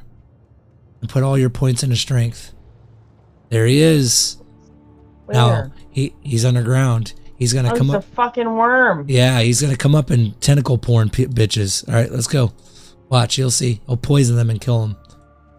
I'm in the den of evil.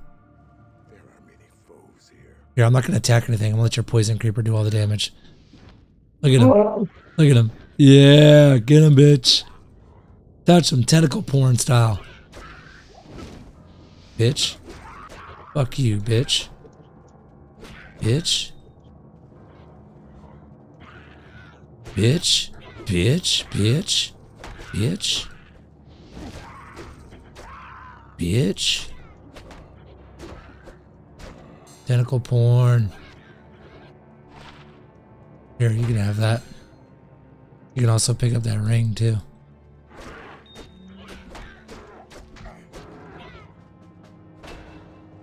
Kill them all. Kill them all.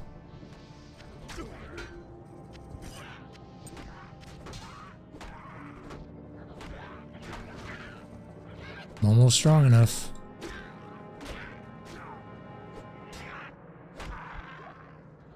Wait, I need a... What do I do with my stat points? Strength? Yes. 5 points in strength. All I have 10. All 10 points in strength then.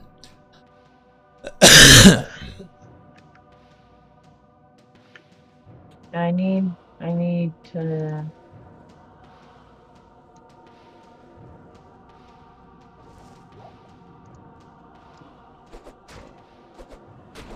I have ring LLD. This looks so fucking weird. What is this? It doesn't say what it does. Oh, 1+1 maximum damage. What is this?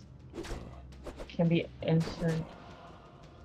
Plus 7% enhanced damage for my jewel. Bro. I haven't played this fucking shit in weeks. I don't know what the fuck I'm doing. Let's go. You got your Poison Creeper out? Mm-hmm. Eating ass. Look at him. He's touching him inappropriately.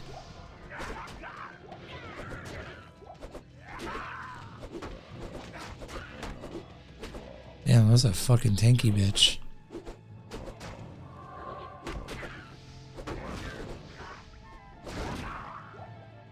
Wow. Look at us go.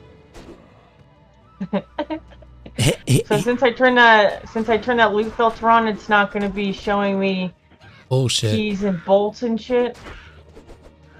It shouldn't.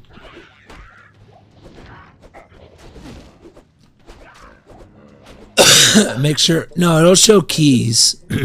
Make sure you turn it on the filter to number 2, semi-strict. Yeah, it said more something. Semi-strict. Loop filter number 2. Just know it's on loop filter number 2. Keep it on that.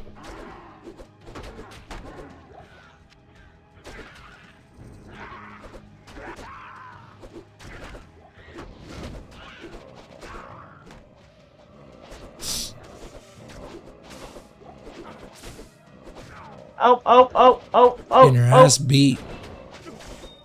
I got him. You're welcome. Stop taking everything, you fucking whore.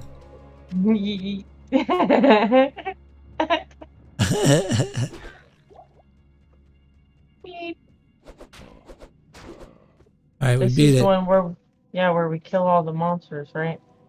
Come here. Come here. Come back to town with me. Go talk to Akara.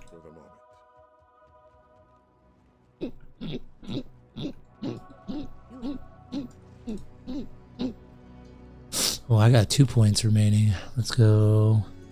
Zero mastery for me. And then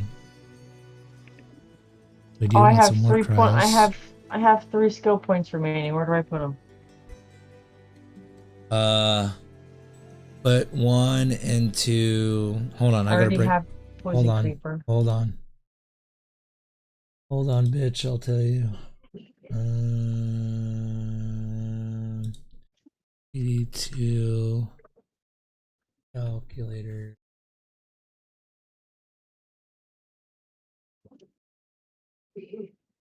All right, let's see here.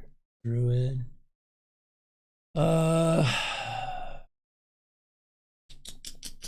You don't really need Gust or anything like that yet.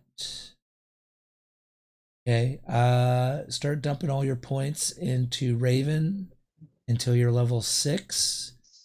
And then you're going to put 1 point into Heart of Wolverine. So put your points into Raven. That's your main attack for a long time. Is that something I have to summon? You do, but you're going to you have to resummon them constantly. So I would just put that as your right click. Oh, here's what's cool about this quick cast. So I wouldn't even bind Raven as a bind. Just put it on your right click. Did you bind your Poison Creeper to a bind? Yeah, to D. Okay. Now just go hit S and choose Raven. Don't even bind it. Just choose it on your right click. And you're just going to constantly hit right click to fight things. It keeps saying not here. Yeah, you can't do it in town. When you go out in the world, on the world, we'll do it. Okay. You'll see. I need that book. Oh, I can go get that book. Let me go. Yeah, you can go. You can go get everything. I just gave you enough money to get everything. You can also buy some gear from Charcy if you want, but you're gonna find good gear in no time. Okay, give me 1 second. How do I bulk buy? Shift right, shift right, shift right. Damn.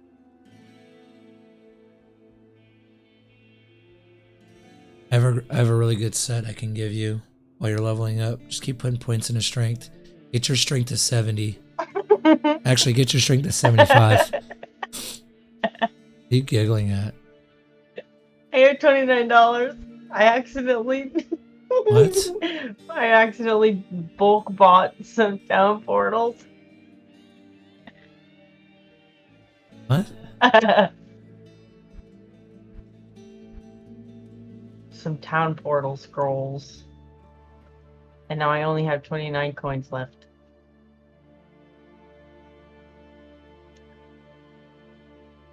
Whatever, you're goofy. Come here. Got a helmet for you. Here you go. Put that on. It's on the ground.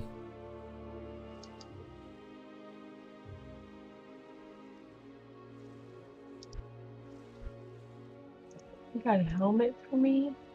Wow. Yeah. Okay. I'm poor again, so let's go.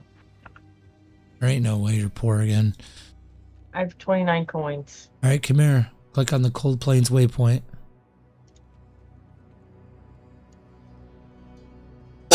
Over here, Cold Plains, Cold Waypoint.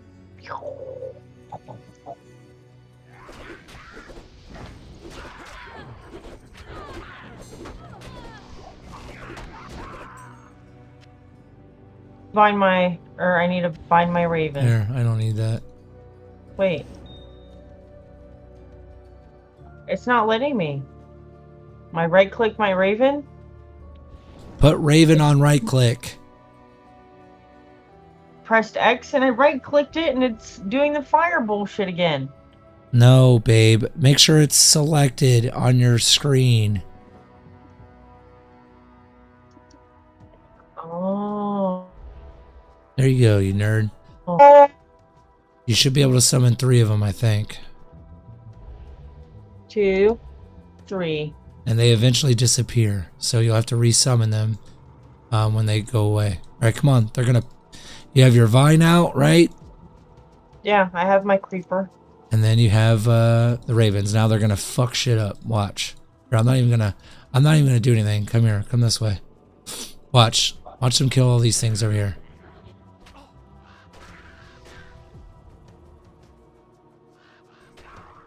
Nice. Yep. Oh, let's get this EXP shrine together. Come here. Now we're both gonna get double EXP.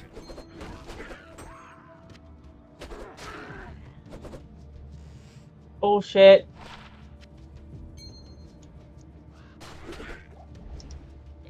So every fight, just make sure you have 3 ravens out.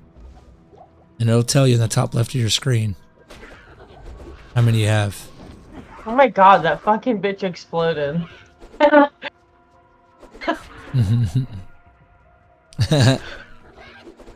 Yo, is that from the raven? Yeah.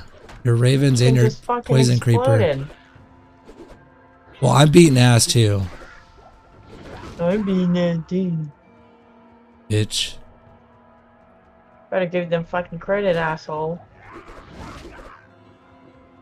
Credit these nuts. I'm down to 1 raven. So hit right click.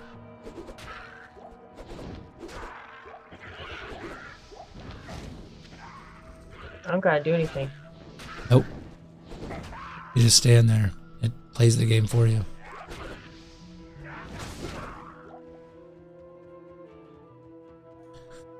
That's what I need. You're going so fast. I don't know where to go.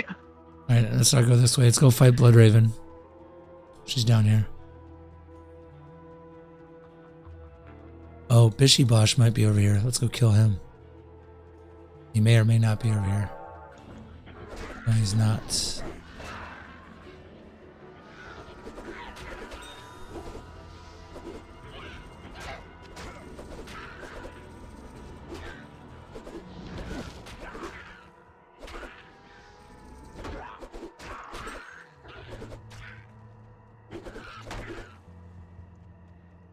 Shit's fucking laggy, dude.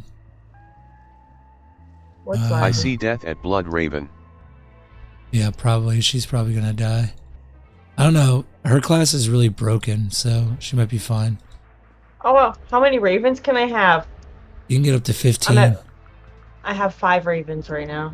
You can get up to 15 later. That's pretty dope. Yep. Alright, let's go. And oh, I have a skill point. Put it in a raven. Yes, until you're level 6. Until I'm level 6. What level am I? I'm level 5 already. And I keep putting stat points into strength? Yes, until it's 75. Until it's 75. Okay. Yep. And then you're not going to touch strength anymore. Then you're going to just dump everything into vitality. All right, come on. Let's go. I'm getting hungry. When are you not hungry? Is the real question. You're going so fast. Holy fuck. Bitch.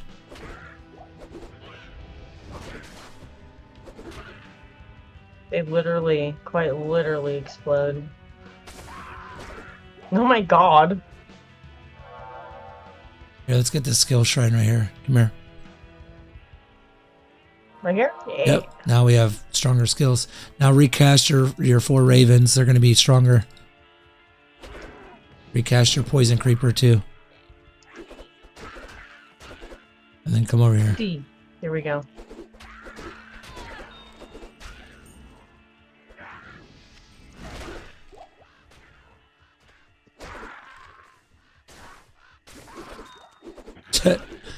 Your poison creeper just fucking shitted on that thing. Alright, let's go. This bitch is gonna be hard on here. This is Blood Raven. She's not easy on this mod. She's hard on this mod. So get ready.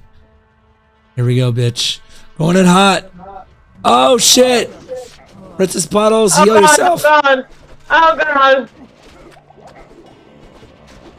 Oh fuck me. Oh shit. Help! You're going in there by yourself, buddy. I don't know what to do. Got him. Got him. Big dick. Nice. Let's go. No. Let's go. Where? This way. Where you at? Oh, you're all the way up there. Oh, that should lag like a motherfucker. Yep, let's go. Let's go, bitch. Nice. I wasn't even a part of that. Let's go. Your ravens were hitting them. Or her, it, whatever. They, them. A shim. Call him a shim. Shim. Oh my god, I think I saw the shim today. The next door shim. Oh yeah, that thing's couldn't hideous. That thing's hideous. I saw that thing. Is it the tall lanky one or is it the other one? They're all ugly. I don't know. Shimmy, I ran out of shimmy me stamina. timbers. Come on, princess, fucking slow dick. I'm out of stamina. I gotta take a breath. Come here. Oh, you're over there. I was paying attention. Boom.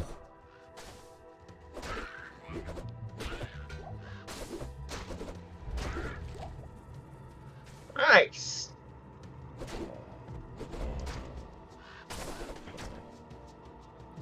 Yo, my worm is fucking shit up. Mm-hmm.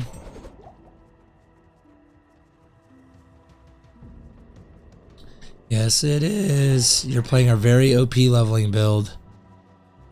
Oh, you fucking cocksucker. You picked that up, bitch. Am I not supposed to be picking things up? You are. Here. Pick that up. What was the Do I amulet? put it on? Yeah, what was it? Oh, I don't know. I gotta. The large charm was poison resist, which I think I can get rid of. No, that's good. Have adds that down 1 to in 2 your- fire damage. Put that down in your charm inventory spot. I have a couple of +1 to maximum damage. I have +7 defense, 20% extra gold for monsters, and then I have a ring that's +1 to maximum damage, and then You don't I need have that. a small charm that's adds 1 to 2 fire damage. You don't need that. Drop that on the ground. Drop, ring, drop, Yeah, you don't and then need I that. have a +7% enhanced damage. Jewel? Do I need that one? Yeah. You don't need that. Give me that. Do I need the jewel that is +7 defense, 20% extra gold for monsters? No. What is the amulet that you picked I up? have +1 maximum damage. That was the amulet? You don't need that Yeah. either. Give it to me. I'm the damage, bitch. You're just a summoner. Bitch. Alright, let's go.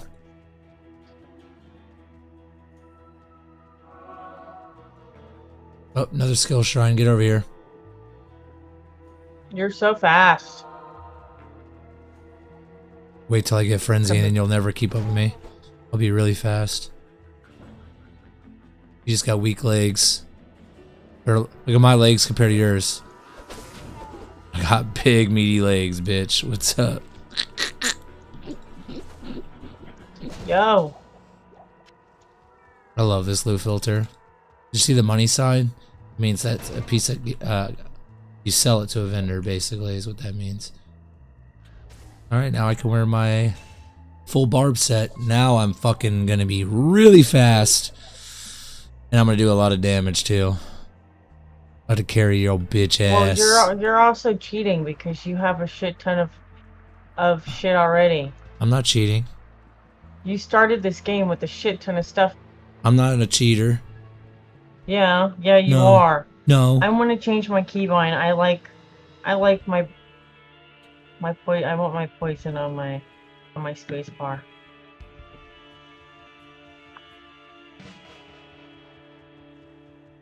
How do I change it again? About to be so fast. Oh, here's the waypoint.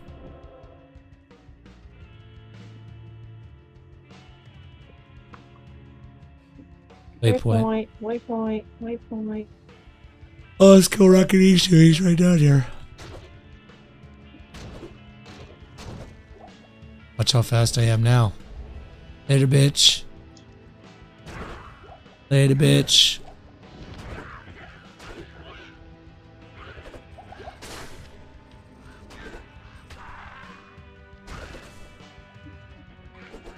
What's HP 2? Is that the small one?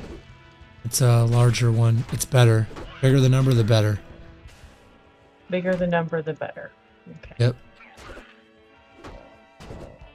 Alright, come on. Come back to the waypoint. I'm gonna be way faster than you, by the way. Go back to town. This is gonna be annoying. Oh, click on Kasha. We'll get our mercs for free.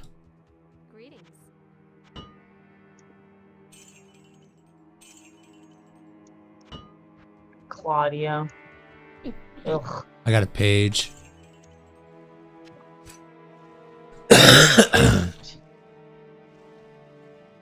Shift. I Right, got a page, right, bitch. right. I got a page, bitch. Oh yeah, dude. I'm Omega Chad. I need a belt. You want to see how you can inspect me? Hover over me with your cursor and hit 0. You can see what I'm wearing. Yeah, you cheated. You already had all this shit. I got really good gear waiting for you. Quit crying.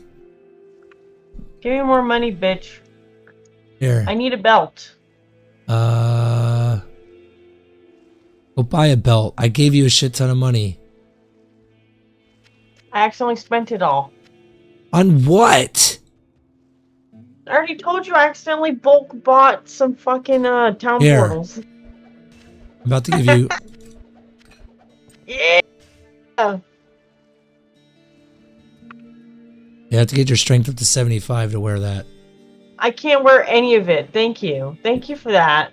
You're going to be able to soon, you fucking crybaby bitch. Cry again, I'll take my gear back from you.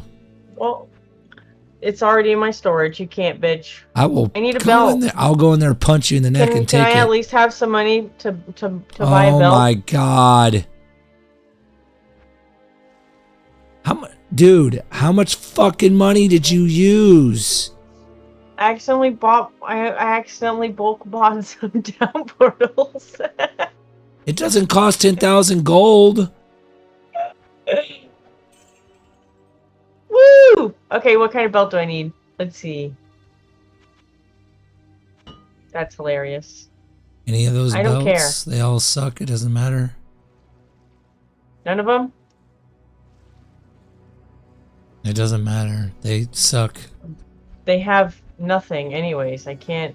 It doesn't add anything to my thing. It gives you an extra belt slot for potions. Just one? Yeah. Where? Defense 3? No. Wait, where are you seeing that at? Oh my gosh, Goofy. I just know it does. It gives you an extra row. Okay. Jesus Christ.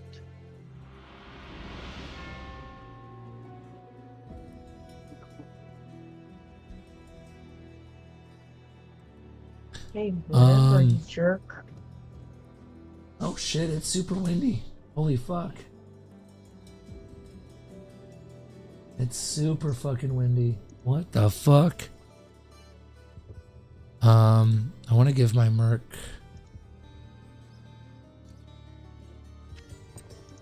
What's your level? Oh, you're 3. You can wear that. Can you wear that too? No, you can't. Not yet. Soon. Alright, let's go, bitch. Click on the waypoint. No, come here. I mean the town portal. The blue circle. Right here. Go in the cave.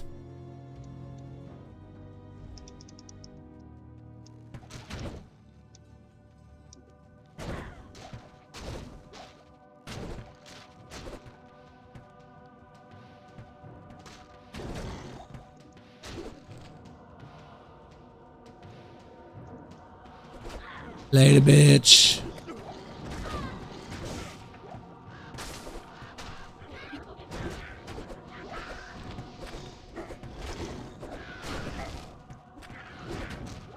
What do the 3 X's mean? It's an important item, usually. Not always, but usually. Should I grab it? Saying, hey, notice me. Hold on. The wind is so bad. Just knocked off and shit off the... Oh my god! What? What the fuck? What? Fucking wind! Jeez! Fucking tornado outside, what the fuck? Ah.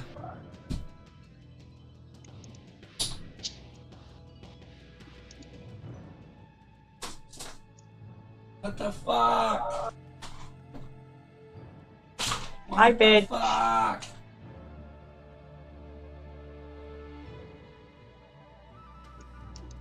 What the fuck? Oh god, I'm gonna die. Oh, you went off without me, huh? You fucking silly bitch. And you're gonna die. Ugh. I can't see shit. Well, that's because you're blind. In real life.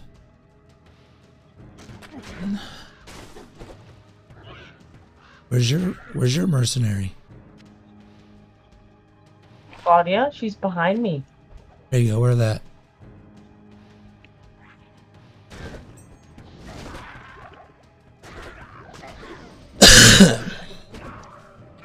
Oh god. Oh yeah. Of course, Claudia is just as useless as my last one.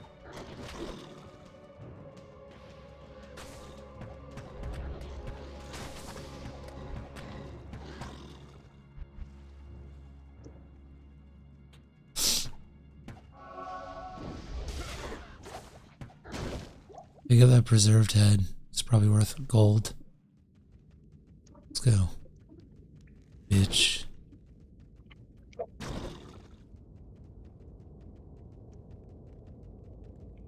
Darkwood is up here. We go on. You're an asshole. Don't you call me an asshole, cocksucker.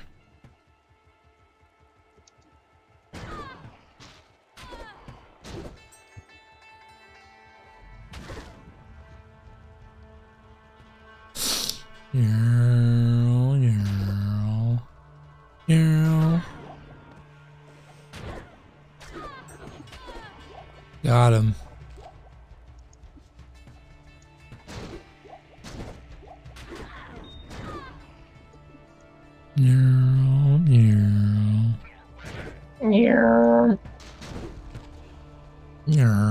I'm hungry. You're going so fucking fast. Waypoint's right here on me.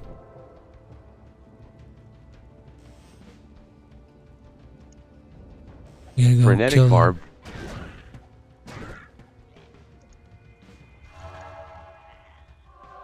I can't even do anything because you're just doing a lot of shit, man.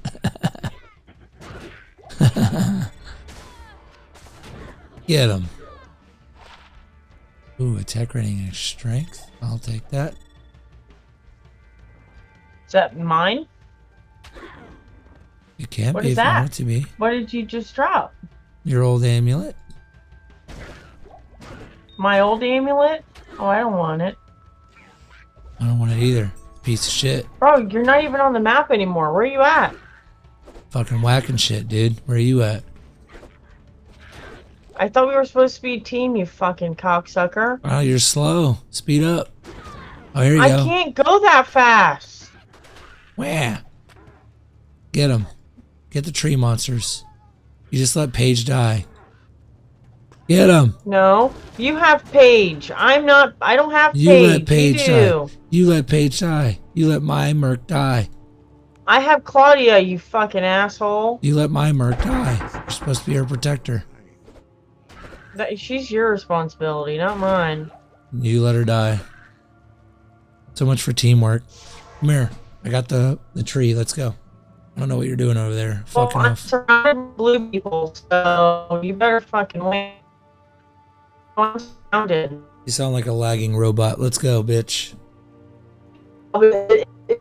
AHH I just first time cleared Act 5 in PD2. Ajajajaja. Just first time cleared Act 5 and PD. Oh, nice. What do you want to league start? I'm either gonna start off with Barb or Sork. Probably Sork though.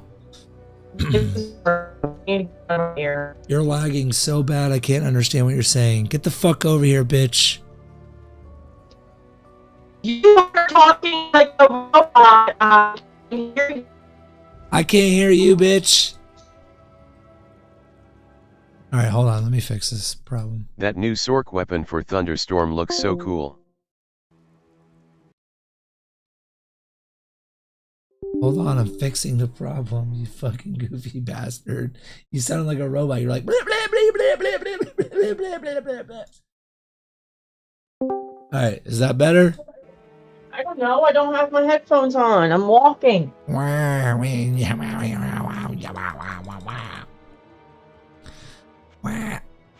Jeez, you're such a fucking wiener.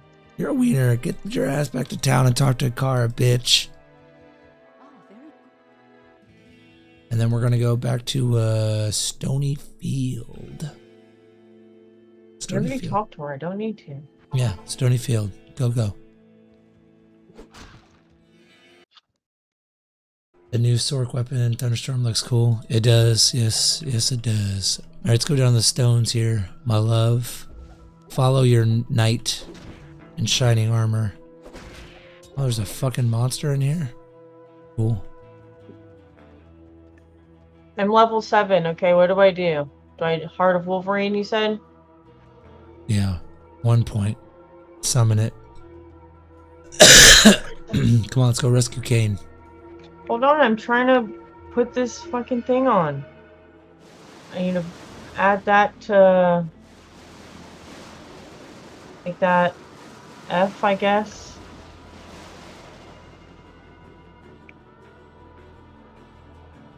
Yo, I have too many fucking animals. What the fuck is this?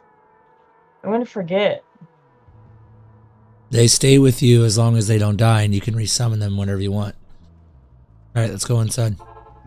Let's go rescue Kane. Come on. Beat some ass.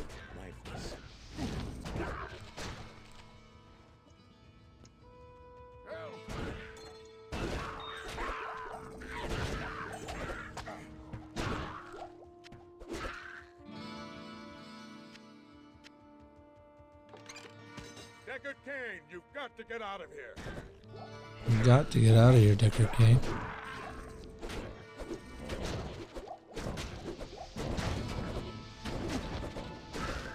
Getting fucking attacked right now. Yeah.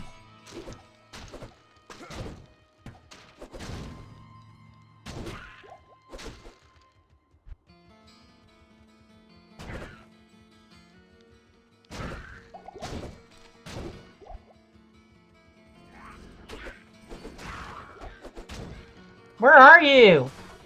Literally right Getting next my to you. fucking ass ate. Pick up that Wirt's leg. That might be a good weapon for you.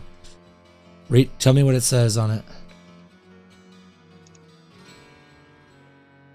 Melee attack, deal splash damage, +1 Arctic Blast, +2 to Werebear, +2 to Lycanthropy, and 50% damage to undead. Damn, that sucks. Alright, go ahead and put it on, but it's not going to really benefit you. It looks like a fucking meat stick. What do you mean? Looks like a leg. It like is. A chicken, like a fucking chicken drum. It's in Diablo 1 there was a character named Wirt. It was a kid and he had a wooden leg. That's his leg. You just picked it up. Now it's your weapon. Oh, I love that for me. Hey, look, it's a bardic. Fuck you and your bardic. All right, let's go back to town and talk to Kane. I have a spear for some reason. And then go talk to Kara. What can my mercenary wear? Spears? All kinds of stuff. Yeah. She can't use it. I need to sell my meat, Your my meat? head. My head. I have an amulet that is +10 to attack rating and +1 to light radius. I got potions in town for you if you want it. Here, Should Kara. I use this amulet? What? +10 to attack rating and +1 to light radius? No. That doesn't do anything for you. Okay, then I need to go to my stash. Can you see what's in my stash? Can I see what's in your stash? No, I cannot.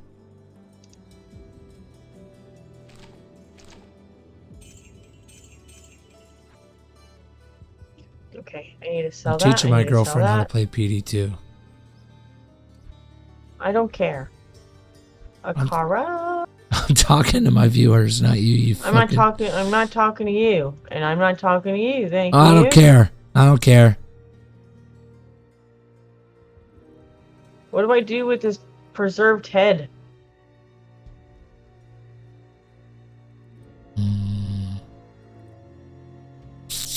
I sell that bitch. Wards That's what off I do. impending danger and improves the defense. Control battle left. orders. Oh, control left. I have a ring that's physical damage taken reduced by 1.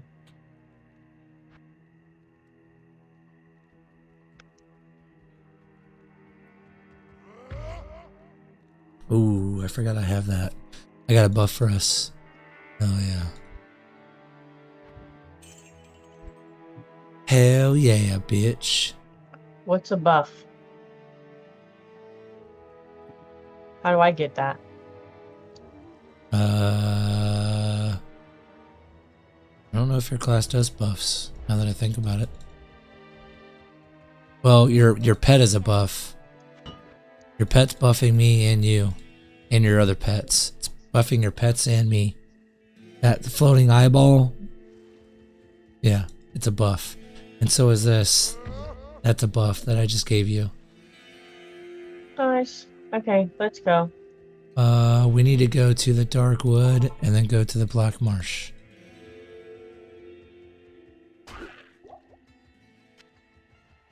Bitch, that was mine.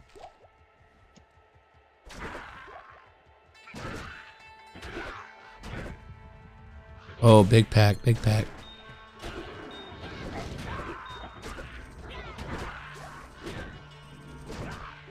I'm just gonna sit right here.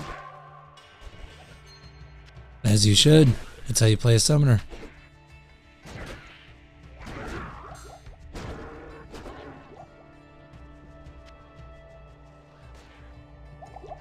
Bitch.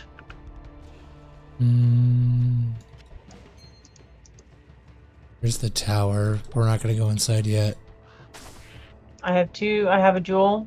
It is +1 minimum damage and 8% damage taken gain. Don't worry about as jewels in mana this when mod. hit. Don't worry about I don't jewels in need this mod. jewels. Okay, you can have it. And then I have a ring that is +12 to attack rating. You don't need attack Don't rating. need- You're not attacking. Your pets are, not you. You bitch are cape. Okay, where you at, bitch? Right here, bitch. Follow me, bitch. We gotta find the waypoint, bitch.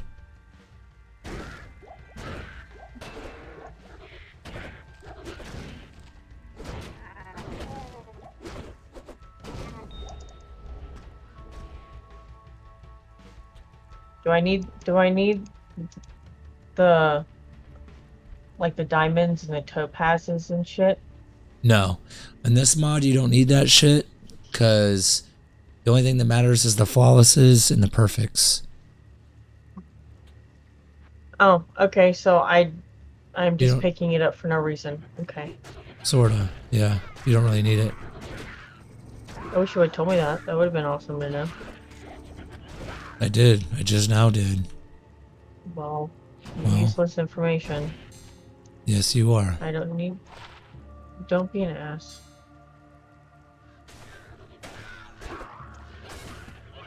Leveling item. What does that mean, leveling item? It's a leveling item for Necromancer. Ooh, that's a good ring I just got. Hell yeah. Hell yeah, brother. Okay, so all the jewels that are in my Let me buff stash your are army. pointless.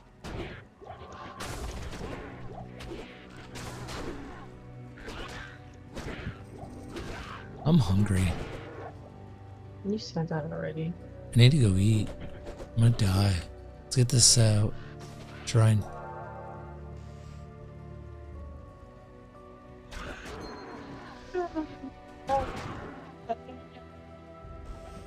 Ring. Chest.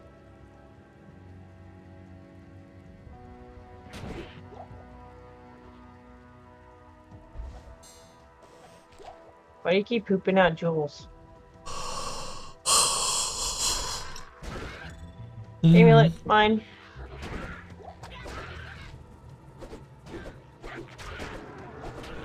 I gotta pick up that small shield. The yellow small shield.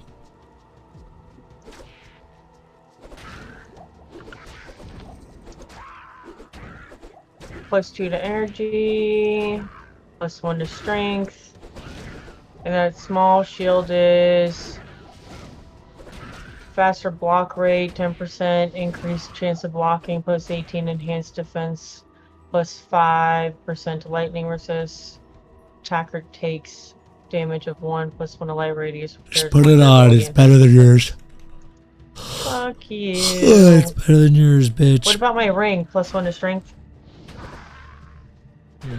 I mean, that's whatever. You don't really need Yeah, that. Waypoints on me. Waypoints on me, bitch. I don't even know where you're at. You Hit tab, fucking bitch. disappeared. Go down, back. Tab, down, back. What? Come to me. I can't see you. To the right. Keep going down. Down right. Down right. Down right. I'm going. No, you're not.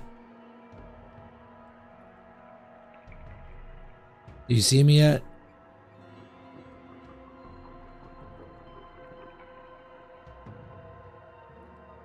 Yeah. Goofy. You're too fucking fast, man. Goofy. You're so goofy. Okay, where are you at now? I'm in town. Oh, well, you didn't fucking say that. I need to get rid of these jewels then. You can use Chip them as diamond. materials. So I you need can, anything. I need everything that is flawless. I need food. I'm hungry. I'm gonna go eat my other sandwich. Yeah, I was just gonna say that. You have your other thing in your sandwich. Oh, I have your phone in here. I don't know why. Yeah, it's because you fucking stole it because you're being a jerk. No, I'm not hungry, but I'll... You keep playing. No, it's fine. You have way too many potions.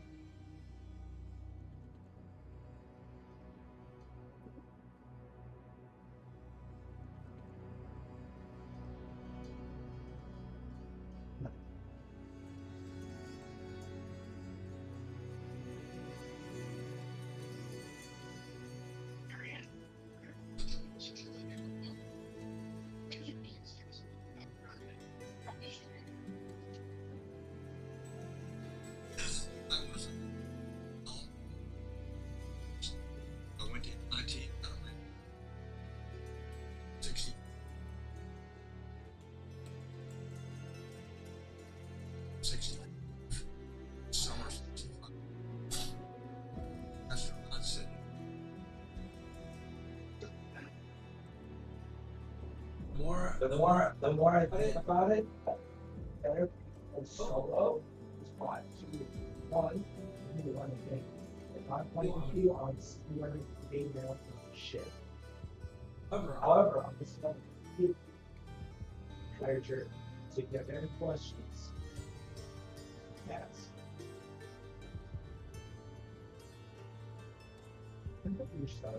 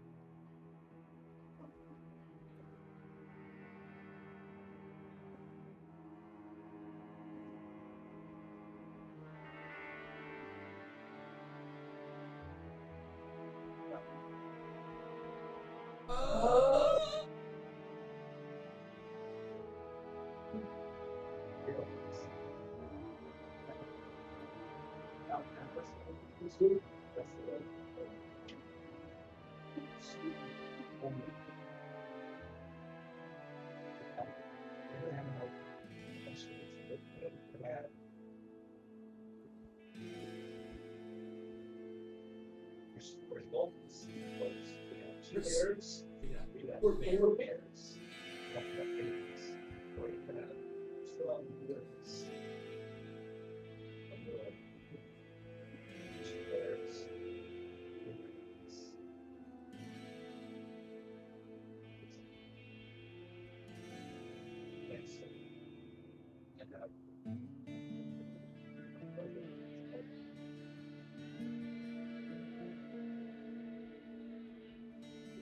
Something.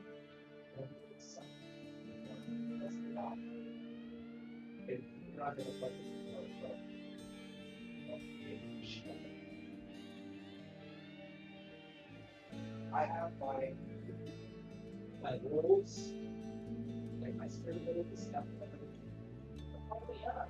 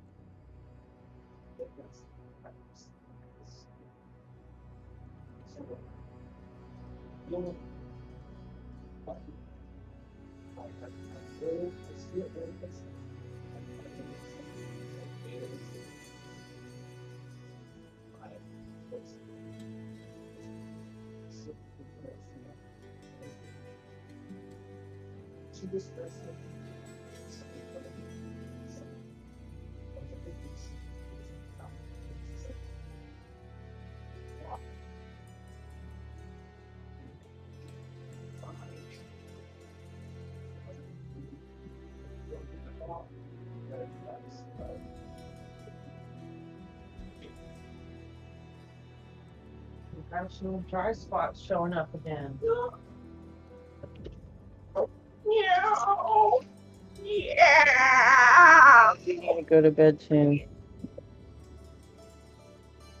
I don't have Thursday off like you do.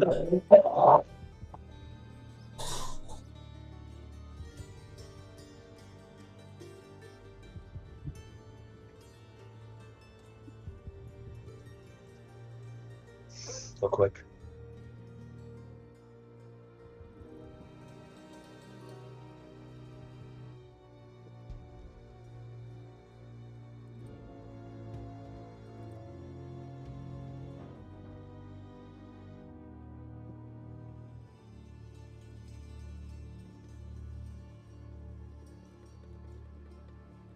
All right, do me a favor before you start buying stuff, because you actually don't need that Saigon set. I want that Saigon set back because I need that for my board. Then what do I do? You're gonna get stuff. You're a summon druid. You literally don't need gear. Your class is so OP that you can just run around naked and kill everything in the game. Oh, this looks pretty good on this monitor.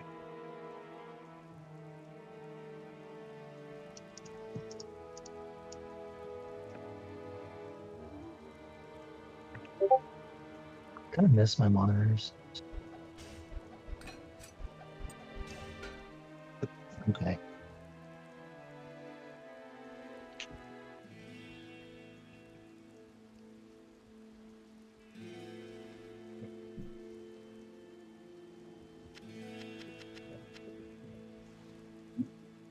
Oh shit.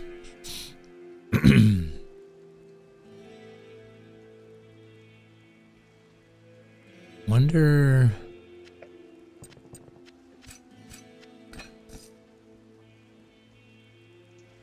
Oh yeah, that's definitely better.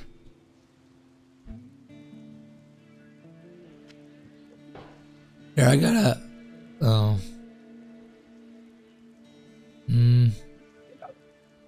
Never mind. I guess my merc needs to wear that shit. Oh, my merc's dead.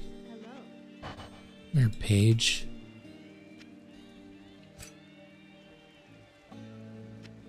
I'll put that to good use.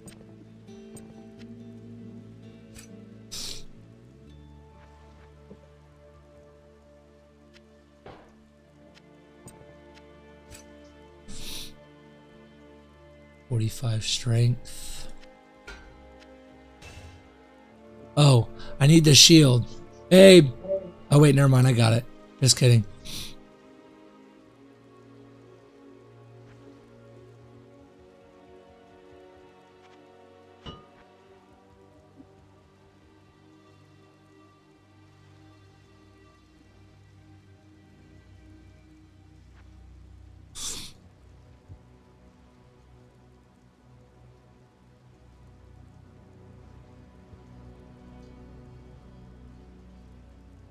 MIT, they had to contract to build the Apollo guidance and navigation system, and I was working on the system. And all gung-ho guys, and so I decided to take their advice, go to test pilot school, and maybe have a chance in the space program.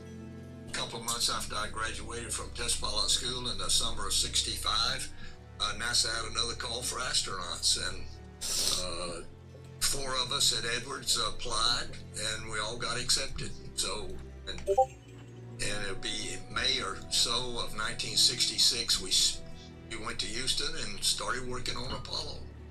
So, during this conversation, I want to do I want to take some time to do some back and forth on some of the cases Bart has made in his documentaries.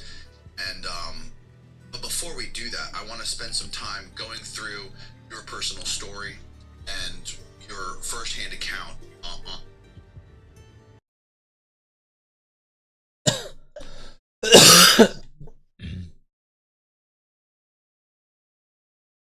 I have all the guides up and ready for you.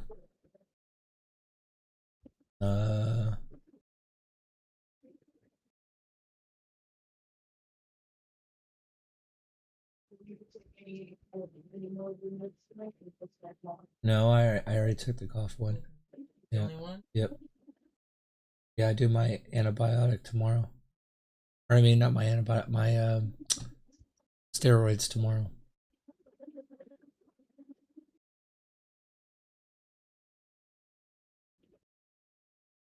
I will. But I'm not going to bed. I said before I do. So you don't forget. I'm not doing that now. Because if I don't remind you to do it, you're not going to do it. And it's more beneficial if you do it. Is this guy playing Diablo 3? Oh my god. Sweet revenge. I love how you just left me. What do you mean? I'm right here. Wait, you're still here? Oh. I thought you were gonna leave me. I am gonna leave you though. I'm gonna coach you. Can you leave me more shit? There's nothing to leave you. I don't have anything for your build. What I gave you wasn't gonna help you. I mean, it would, but it helps me more. I need it for my build. So I have 2 skill points remaining. Actually, I have some good shit for you once you get up higher levels. You need to get higher levels, though. I have a Fenris helmet for you. Yeah, I have some shit for you later on. I have 2 skill points remaining. I have 1 in Heart of Wolverine, 5 in Raven, and 1 in Poison Creeper. Where do I put it? What's your level? 9. You have 1 point into Heart of the Wolverine, 1 into Creeper. You 5 want in Raven. Let's see here. What level is that? That's level at 20. No, that's 18. 12 is Summon Spirit Wolf. Go ahead and keep putting points into Raven until you hit level 12. And then you're going to put a point into Carrion Vine. So keep putting points into Raven. Into Raven, and then Yep. Poison. Why not Poison Creeper so I can get to Carrion Vine? No, you only need 1 point into it. You're not going to put no more than 1 point into that. You just need 1. Into what? Poison Creeper? Yes, you only need 1 point into it. Don't put any more points into it. Just keep putting points into Raven. So put both my points into Raven? Here's why. Your main damage is going to be your Grizzly Bear, your Dire Wolf, and your Spirit Wolf. Now hover over those abilities and read what it says on bonuses.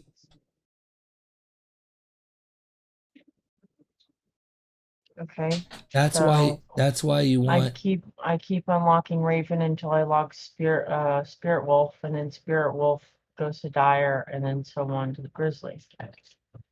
Yeah, but look at the synergy bonuses you get. The more points you have in it, the stronger the ability is. So, what does it say for Summon Spirit Wolf under synergies? What does it say on your screen? Summon Spirit receives bonuses from Raven plus 8% damage per level, and then Dire Wolf is plus 8 damage per level. That's all it says? Oh, I have an old calculator. This is not the right one. What the fuck? PD2 Planner, maybe? Is this it?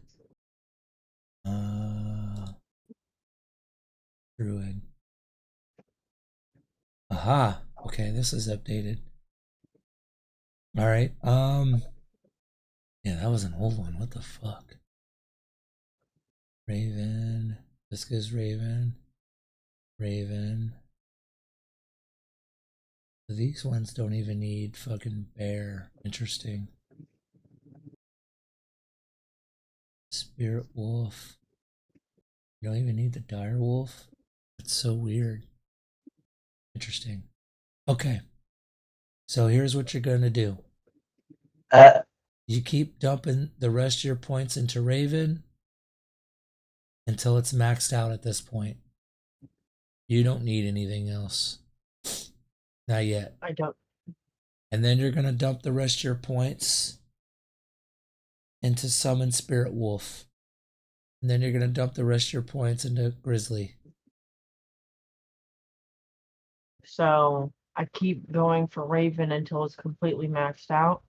Yeah. Goatman was at 23? Yeah. Yep. And then I do the same thing until I get to Grizzly. Basically, yeah. But yeah, here's your max out order. If you want to write this down or have a mental note. Max out Ravens. Get your 1 point wonders. Your 1 point wonders are Poison Creeper, Heart of the Wolverine, Carrion Vine, Solar Creeper. Those are your 1 point wonders. After you max out Ravens. I don't have my Carrion Vine yet.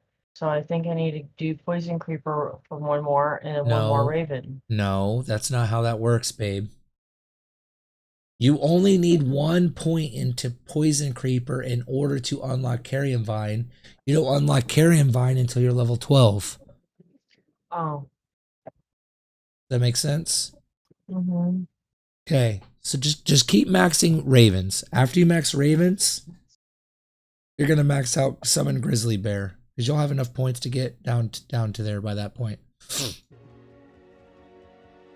Then after you max out Grizzly Bear, you're gonna max out Spirit Wolves, and then we'll go from there.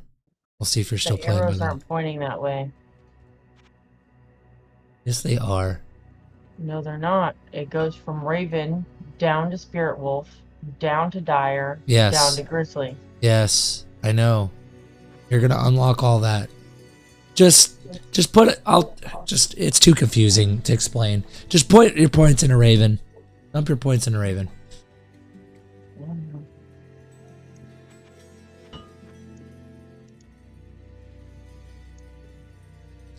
All right. I'm gonna make the game easier for you. There you go. It's not as hard now.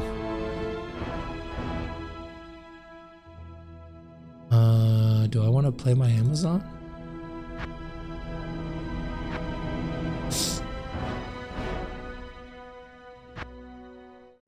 I could have sworn you had one of those town portal things at that. Oh, wonderful.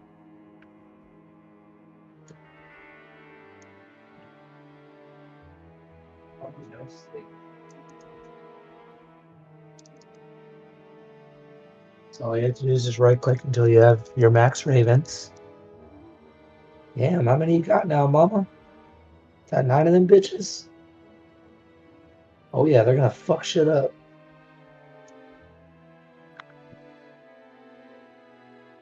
So that one should be. I would bind that to a keybind. So F1. If you want. I have mine as X, but that's up to you. Or Z. Oh well, you can't because you. What do you have as these? 1, 2, 3, 4.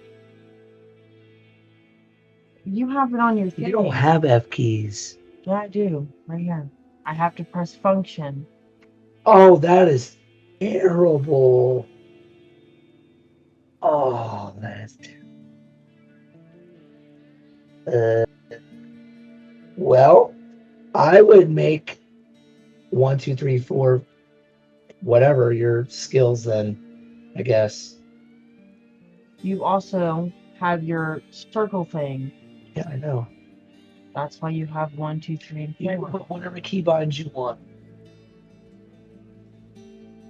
It's up to you. It's personal preference. I use my abilities as ZXCV.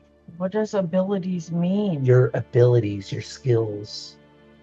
The buttons I'm pressing more. But that's up to you. It's all personal preference. Why?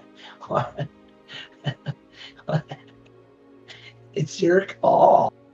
It's up to you. How do you want to play?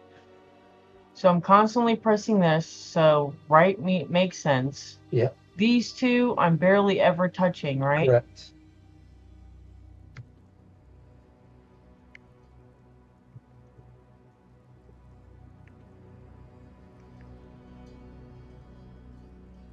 What are you doing? How do I keybind that? You gotta make sure it's part. It is keybind. It's on D. Do you want to change it? I want to change it, yeah. What do you want to change it to? 3 or you 1. Gotta put 1 through. You gotta put 1 through 3 on your shit. Go to configure hotkeys. Go down to skills. Turn off the F keys, or go down to skill 9 and 10, and click it. Put 1. Enter. Or my bad. Hit it again. 2, 3, 4. There you go. Accept. That's what you want to do.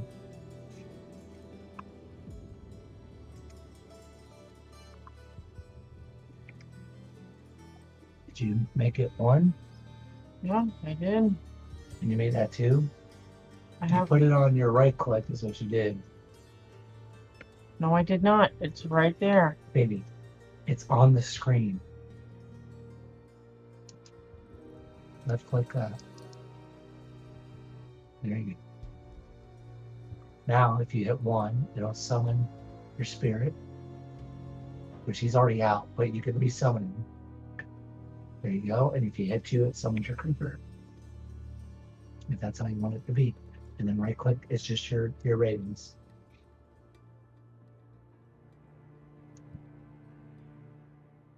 What area are you in? Darkwood? You've already been there. You got to go back where you were. Skill try makes your pet stronger, by the way. You just passed it. Alright, I'll let you figure it out. You seem annoyed. You're welcome.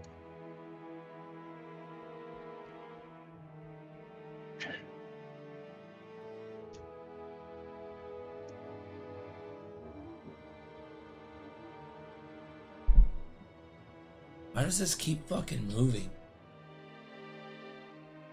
Fucking annoying. I'm right here if you have any questions. Okay.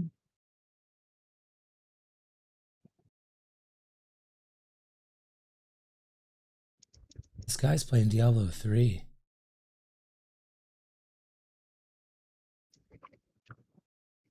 Yellow Wild Race Wars. What is this?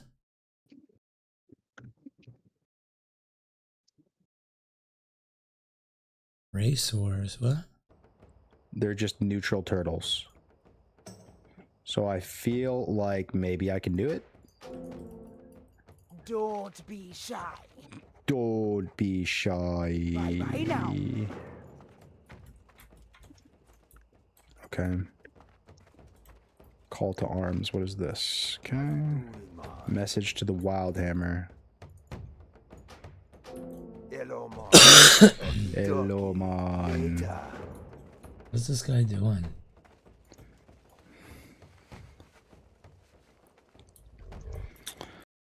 I don't know.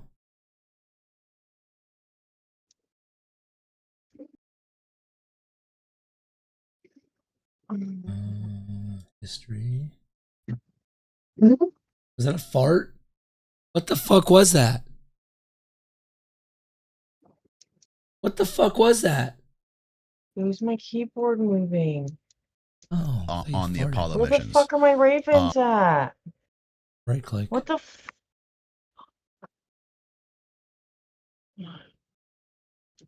Does that sound good to you? Okay. So, at what age? How old were you when you first learned about the U.S. government gearing up to go into space and the whole space race and all this stuff? Well, I remember the first human beings that went into space. Yuri Gagarin in '61, and Alan Shepard followed him.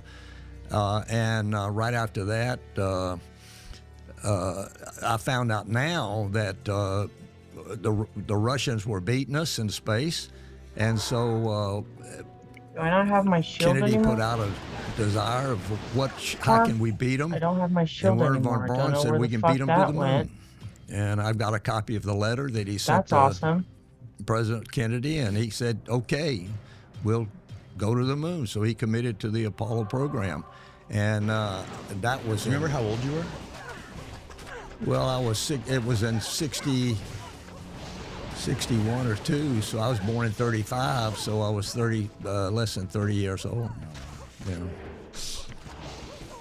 And I remember seeing specifically, there were interviews with, I think this might have been a von Braun interview from your documentary, where they were asking von Braun about the space race with Russia.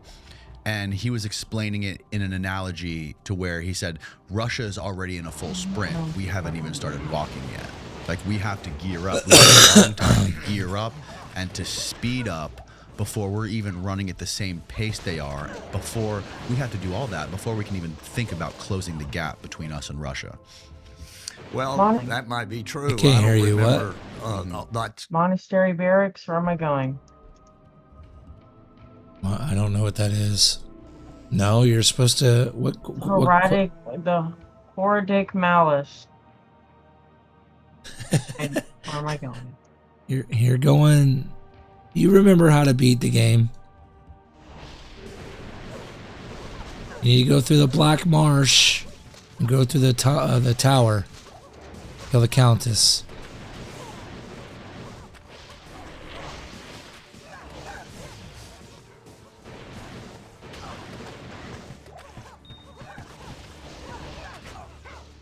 I don't know what weapon my fucking... Is that a bow and arrow?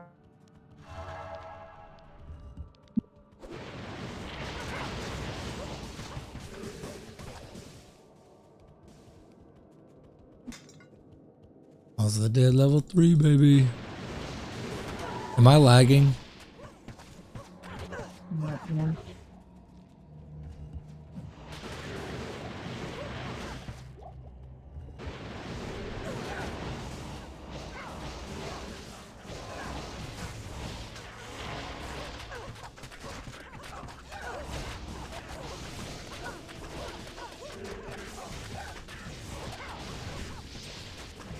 Up to hell rune. Well, hell. And replenish this shit. You doing okay, babe? Mm-hmm. You're gonna like that build. That build's fun as fuck.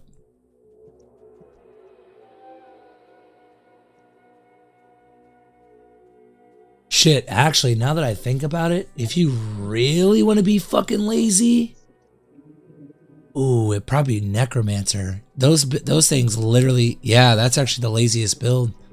You don't have to click nothing. Unless you don't mind clicking the Ravens.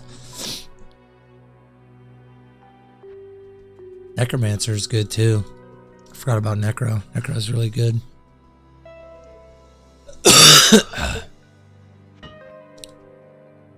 You can't go wrong with any summon build though. They're all good. So you'll be fine either way. Level of detail, but I do have a copy of the letter that he sent to President Kennedy, I believe it was, and said the only way we can beat them is beat them to the moon. And so they committed to the moon. And by the end of the decade, which I thought was crazy. I mean, 15 minutes in space and we're going to land on the moon in the next 8.5 years. Mm-hmm. Turns out I was sitting in mission control in July of 1969, 8 years and 2 months later, and I'm talking to Neil Armstrong on the moon. Let's go to the point where you first decided, like how did the process work for you to be chosen to be selected for this program? I had as I said, I had graduated from the test pilot school at Edwards Air Force Base in the summer of '65, and in September of that year, I saw an ad in a paper that's NASA's looking for more astronauts. Please apply. So I had to go to the Black Marsh and look for the tower. You look for the waypoint first. I don't think we found the waypoint when we went there. No, I've been in the dark wood this entire time. So go to the Black Marsh. It's along the road path. Follow the road path. It'll eventually lead you there. I was in the Air Force. I had to go through the official channels. So they told me what to do, and I submitted my application along with Stu Russo and Alan Ward, Hank Hartsfield. We were all in the same test pilot school class. And Joe Engel was out there. He applied, and there was a lot of people applied. And there were test pilots, and my age and height and everything like that. When you say test pilot, you mean test pilot for the space program? No, test pilot for the Air Force. The Air Force. We were all at Edwards Air Force Base, the one I was about. And we had others selected who came from the Naval Test Pilot School, which was in Patuxent, Maryland. And then how did that evolve into the idea of going to the moon, working on moon missions? I'm not sure the moon missions had been determined. That's what we were working on. And if we applied, we would have a chance to work on the Apollo program. Was there a moment for you where you thought, like, I want to guys to go, or I want to be a part of that program to put man on the moon? That was the call by NASA, is that if you got selected as astronaut, you'd be a part of the Apollo program. So no guarantee you're going to fly to the moon, or no guarantee that it was even going to be completed. But I wanted to be an astronaut. It was the best job you could have as a test pilot. And then what was that training like to become an astronaut? And how long did it take? Well, it depends on what you call training. Our group, there was 19 of us. We reported to Houston in the 1st of May, 1966. And All right, man. Be safe. we started learning NASA. You going to bed? How does NASA work, and who's got responsibility, this, that, and the other. And Good they night. decided also if we're going to go to the moon, we ought to know what kind of rocks to pick up. And so we started a big, extensive training in geology. And we not only had classroom work, but we also had field trips once a month, generally. And that was 2 or 3 days somewhere in the U.S., sometimes in Hawaii, sometimes in Canada, but mostly in the U.S. We did a geology trip, got into the field, and learned how to pick up the right kind of rocks. And what was going through your mind when, you're a young guy, and this is 66, 3 years before Apollo 11, you're trained to become an astronaut, learning about geology, like, what was going through your mind at that point? Like, what was your, like, were you optimistic that this was going to happen? Were you skeptical? Were you fearful? I was optimistic that Apollo was going to happen. I wasn't so optimistic that I'd get a chance to go. We were the junior guys. And so it turned out that some of the senior guys left. John Glenn, Wally Schirra, after Apollo 7, retired. So a lot of the older guys started retiring. So we sort of bubbled up into the mix. And Dick Slayton, who was and Alan Shepard, who were the two top astronauts, they started picking people to train. And so they were trying to balance the crew and give us younger guys some experience. So most of the crews that were selected had a senior guy that had flown in space. He was the commander, and then a lot of the crews had 2 rookies that came from our group mostly. You know what I'm not Merchant looking spreads forward on the to? Ancient's Way and Icy Cellar. One of my Do first what? jobs as You know what I'm not looking an forward to? astronaut was What? to monitor the Three. development of the I Saturn can't hear V. you. You gotta speak up. Stu Russo and Act myself. 3. And so the best way to do that I can was rush to you go through up it. and meet Bron Braun That and build, sit in by on the his time you get there, though, you're so strong. So, Act 3's, all the acts are a little bit different. It's a little bit more. And so every month Oh my god. I just found a fucking good ring. What the fuck? I wouldn't say a Too low of rolls, though. welcome Stu, and we'd sit in and listen to his meeting. Yo, why does my shit keep changing? I really don't understand. Everybody's dying. Like, I don't understand. Why does this shit keep happening? What are you talking about? My Raven key keeps fucking changing, and I don't understand why. Briefing every time Your Raven key keeps changing. Alright, hold on.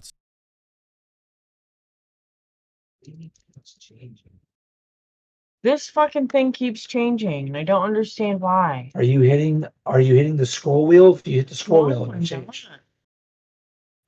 Your mercenary's dead. Yeah, because my fucking I kept calling my fucking creeper instead of anything else. You must be pressing something. I don't. Probably about to just go to bed.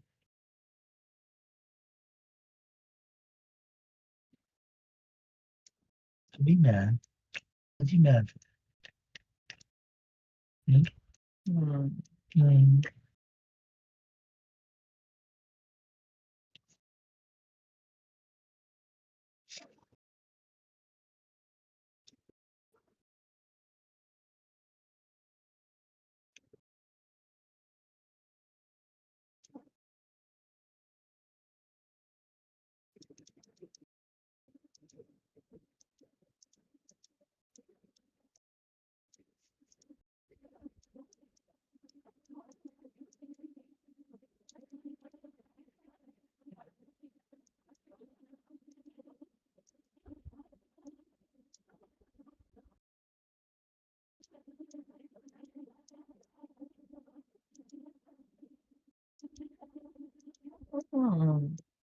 Let me in.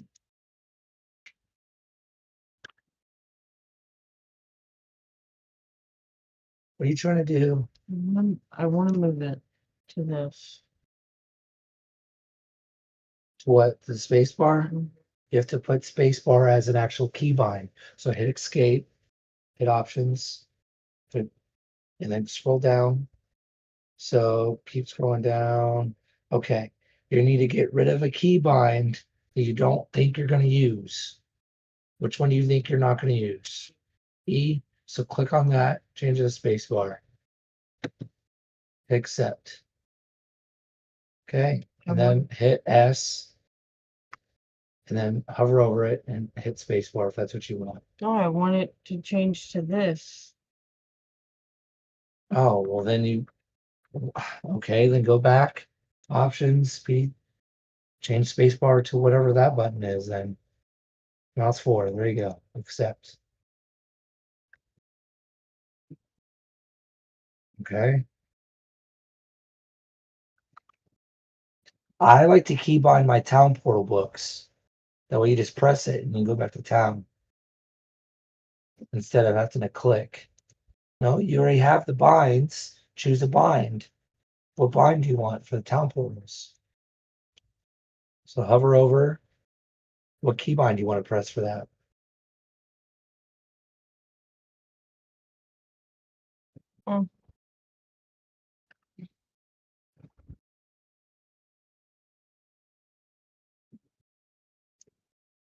No, what the fuck? No, you don't want move only on right click. You want that on left click, if anything. Okay, I accidentally pressed something, so. Click your Raven. What are you trying to do? Are you trying to bind your town portals? Yeah, I'm trying to figure out what button I want. Do you want 1 through 4? Any of the 4? Like 4? Do you want space bar? Do you want D? Do you want FG?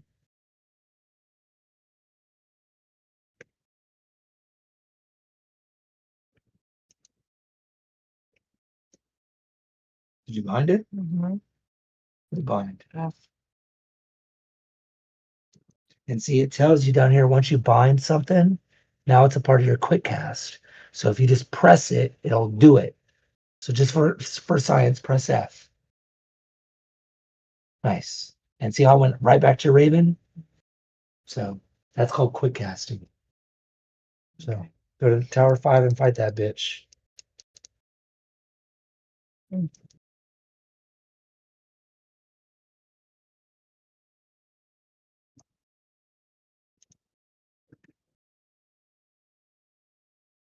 She's up there.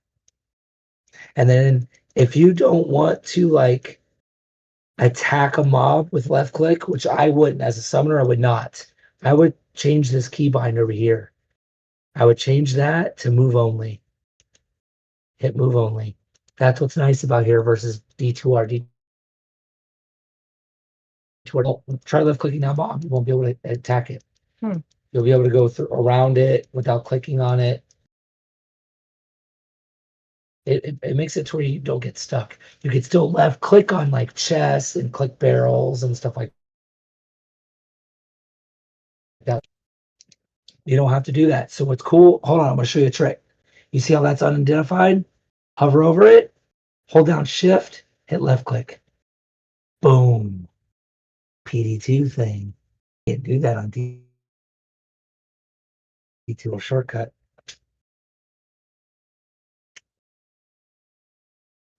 Why is it red? That means it's not in your inventory. So this is these slots from here down. This is where your charms go for them to be activated. Now it's activated, but are you the right level? You are. You're perfect. Now you have 8 to life. So what do I need to focus on with rings and Plus charms? skills, faster cast rate, resistances. Plus skills, resistances, faster cast rate in that order. Magic find. That's all you care about. You don't care about nothing else. Nothing else is going to help you. Just plus skills. Plus skills is your number one. After that, I would go for like a balance between magic find and resistances, and then faster cast rate. So you'll get faster cast rate rings. So that normally is good, except with your particular build, it doesn't do anything for you. And here's why. When it says 1 mana after each kill, if you were doing the killing and not your pets, that would be awesome. But you're not doing the killing. Your pets are doing the killing. So you don't get anything from that. It doesn't do anything for you. It does nothing. Attack rating doesn't do anything for you. Max damage doesn't do anything for you. That would be for my barbarian. My barbarian's doing that. You aren't. You're sitting back. Your pets are doing everything for you. So you want to boost their damage. How do you boost their damage? Plus skills. You want to be able to survive. You don't want to die. Resistance. Magic find. Now here's what's cool about magic find in this game. Even though you're not doing the killing, your pets are. You still get magic find. You still benefit from magic find gear. Magic find gear is good because that helps you find more better gear. So plus skills, resistance, faster cast rate, magic find. That's all you care about. You don't care about nothing else. Health, mana, stuff like that is good. Being tankier. All right, start summoning more ravens. Every fight, I would just spam right click. And then, like, you can spam the ravens on top of your kill target. So watch, you're about to fight the countess, right click on them. Oh, yeah. Look how fast you're killing them. So crazy. Look at all those runes she dropped. Pick up all those runes. Nice. Now you completed it. Now you can go back to town, go talk to Kane, go put those runes in your private stash or your shared stash, I should say, your material stash. Kane's trying to talk to you, but that's okay. Okay, go there. I'm gonna teach you a little trick. Ready? Hover over your runes. You see how they look a little different on here? They're stackable. So you're gonna hit Shift, left click, or I mean right click. Sorry. Now, to get to your materials page, you can do it one of two ways from here. You can either click on that or scroll up on the mouse wheel. Now you're going to your different pages. Scroll down, and you can go there. You have page your personal, and then 1 through 10, and then your materials page. Now these are all the different materials you're going to be collecting throughout the game. This is more in-game stuff over here. You'll learn it in time. These are all your rooms. These are your low rooms, your mid rooms, and then your fucking super rare runes that you're probably never going to find. They're very rare. You ain't going to find that until you get the hell difficulty for those. You know, you can give that bow to your merc if you want. Shit. It's better than nothing. Gotta start somewhere. Progress.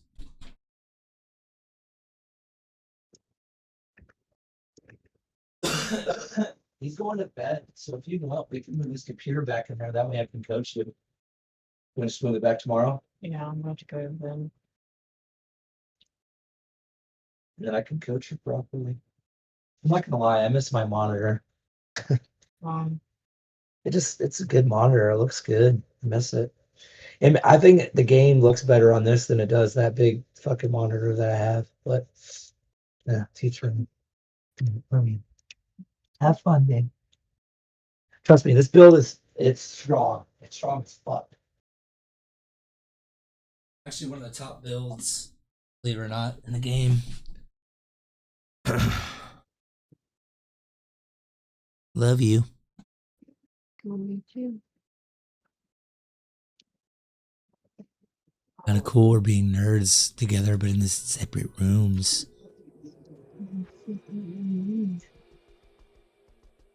What? You're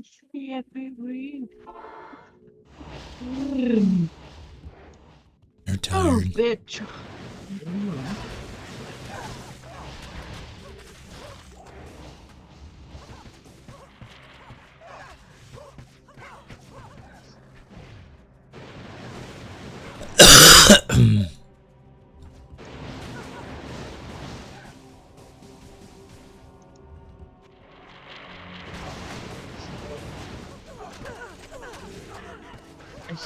I still up my strength, right? Yep. Get it up to 75. And then you're not going to touch it for a while. Just keep dumping points into Ravens.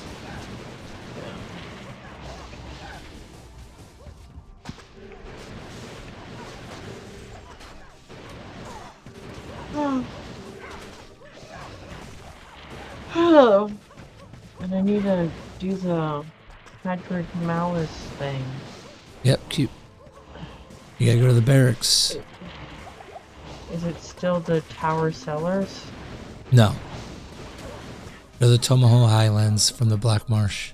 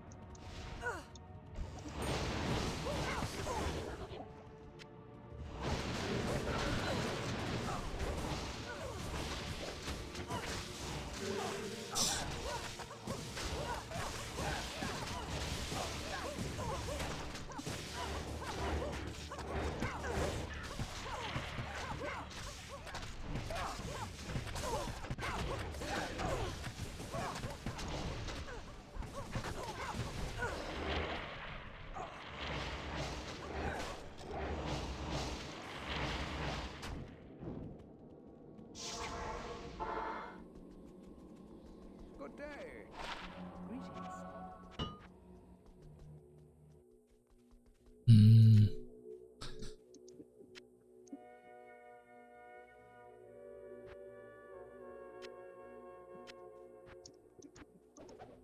Drop that shit, bitch.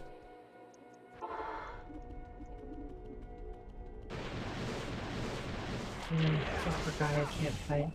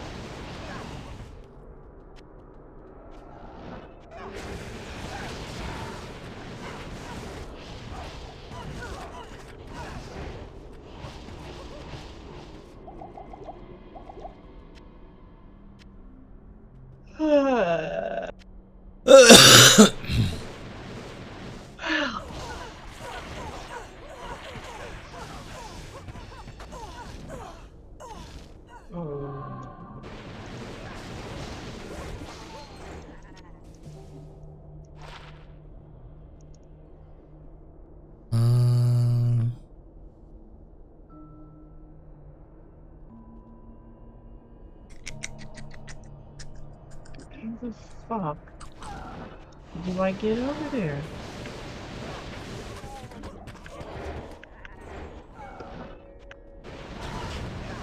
Oh, I don't like this fucking map. I don't like that.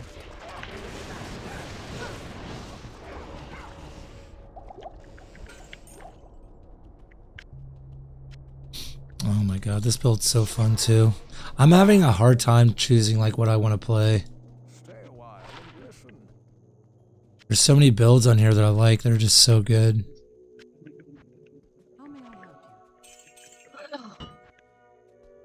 I don't like this see-through fucking map bullshit.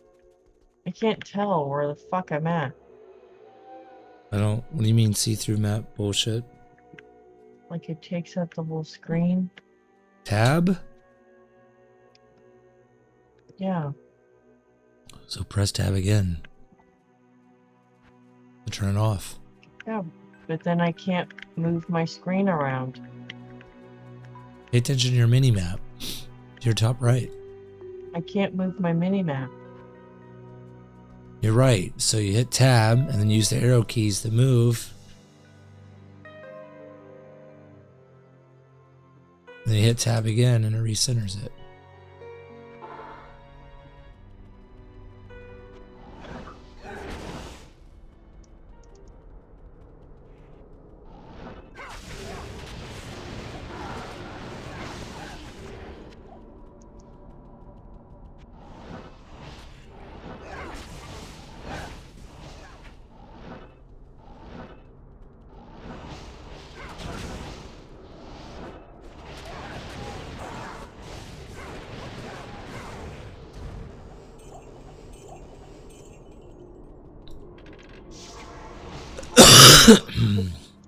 Good to see you.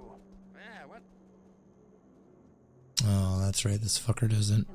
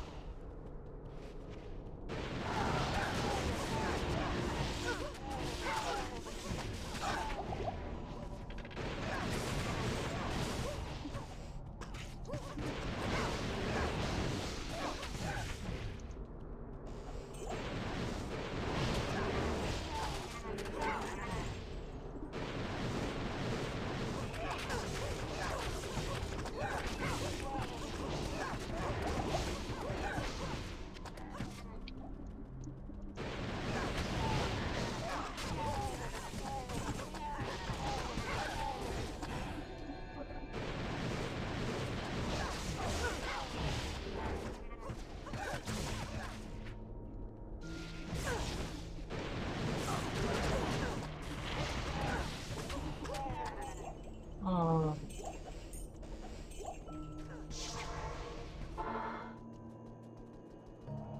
It is an honor to serve. I 4-way this shit every fucking time, bro.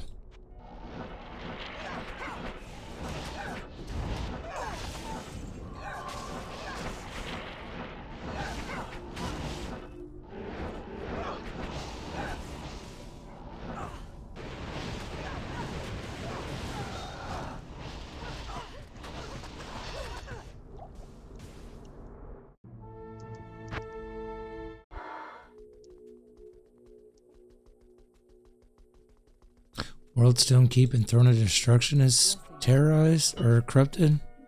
Oh shit, I think we're going, bitch.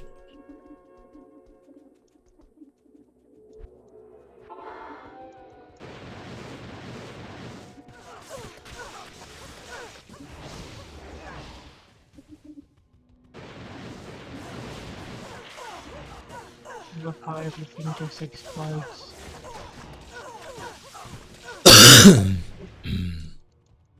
Yeah, you like all the explosions?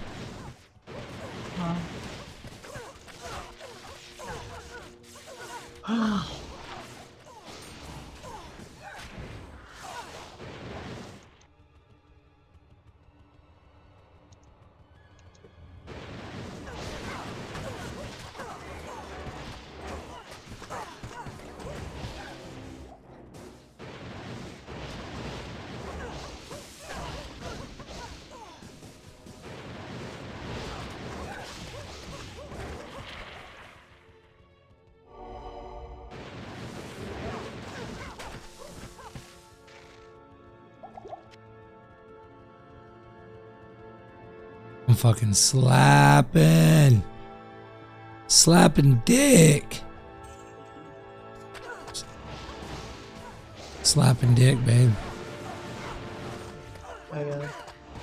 That gay? Yeah. Oh, is it? Yeah. You slap dick? No.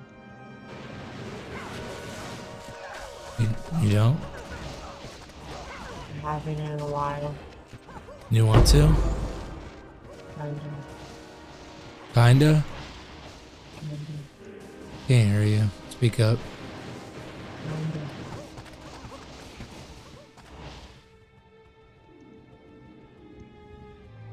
You've had sick dick though. So I don't know if I Sick want to touch you. dick. You know what's sick dick? No.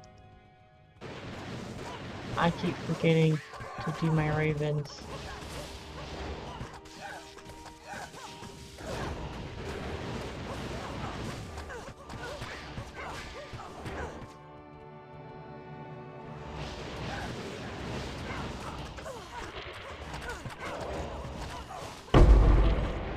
Yes, give me the Mortal Storm shards, bitch.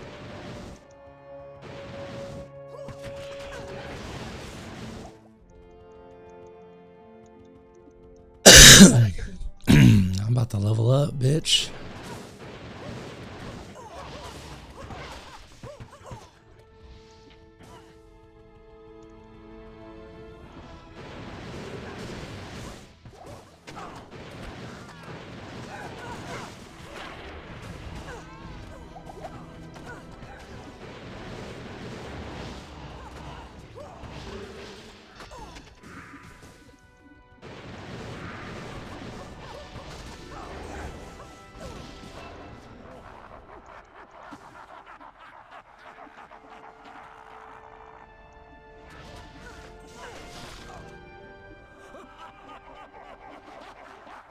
Fucking leveling up quick, but boy.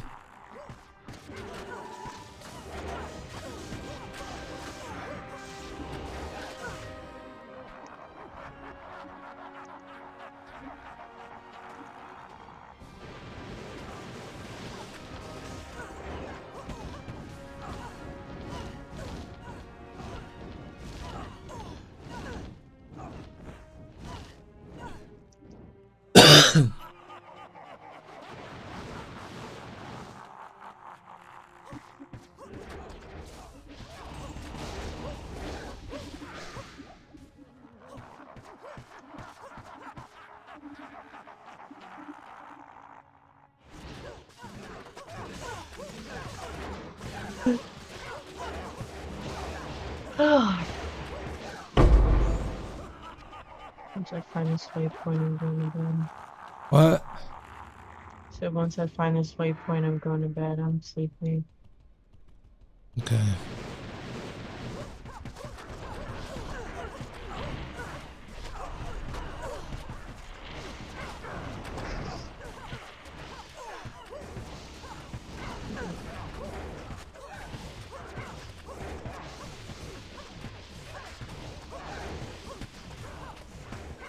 What the fuck?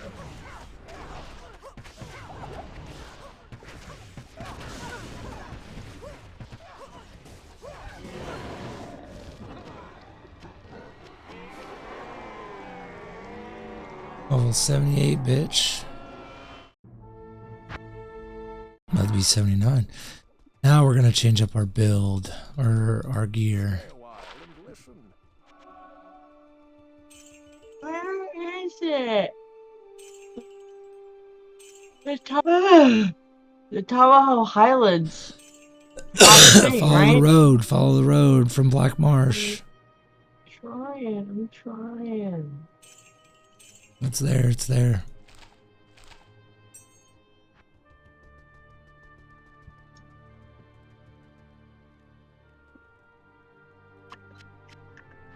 Alright, what level is my? It's 35. Let's see.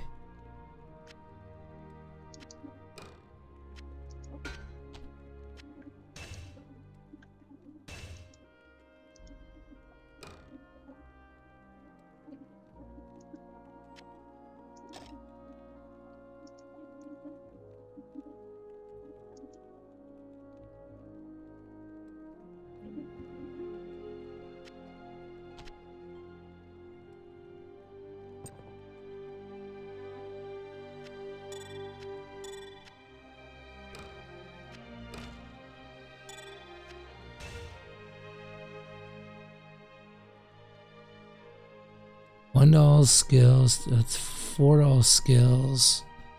That should be 5. I think it's the same. Oh, nope, it's not. But what's my FCR now? Oh, dude, it's 190. Oh shit. It's 140. I almost have the max break point. That's actually crazy. 10 FCR, 10 FCR, 10 FCR.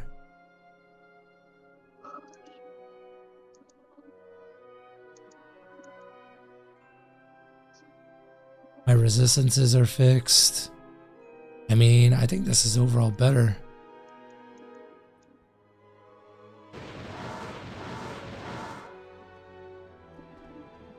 And now.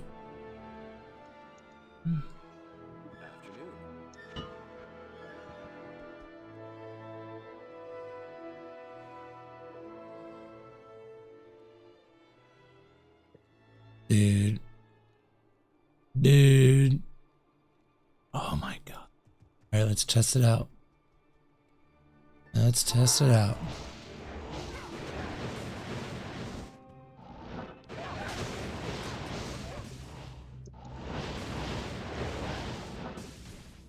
Oh yeah, dude, this is way better.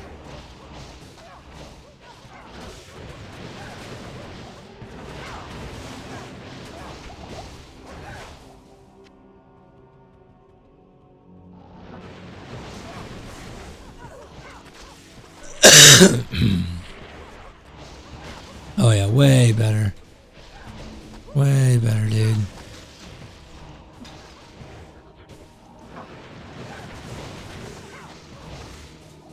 Way better. Oh yeah, we're gonna key farm really fast now.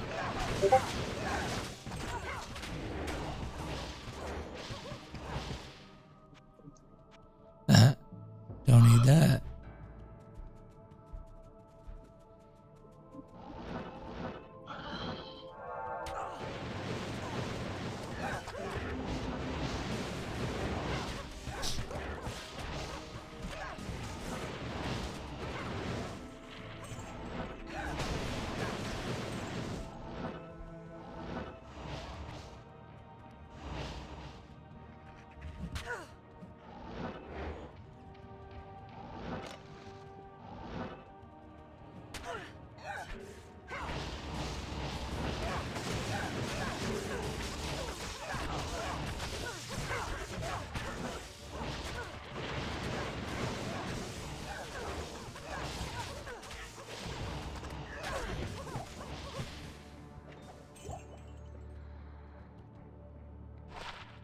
Oh, poison.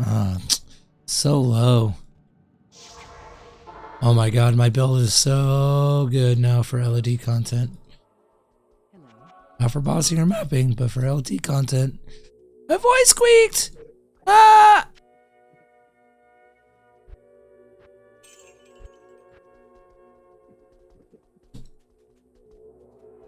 Well, I might not even need that anymore.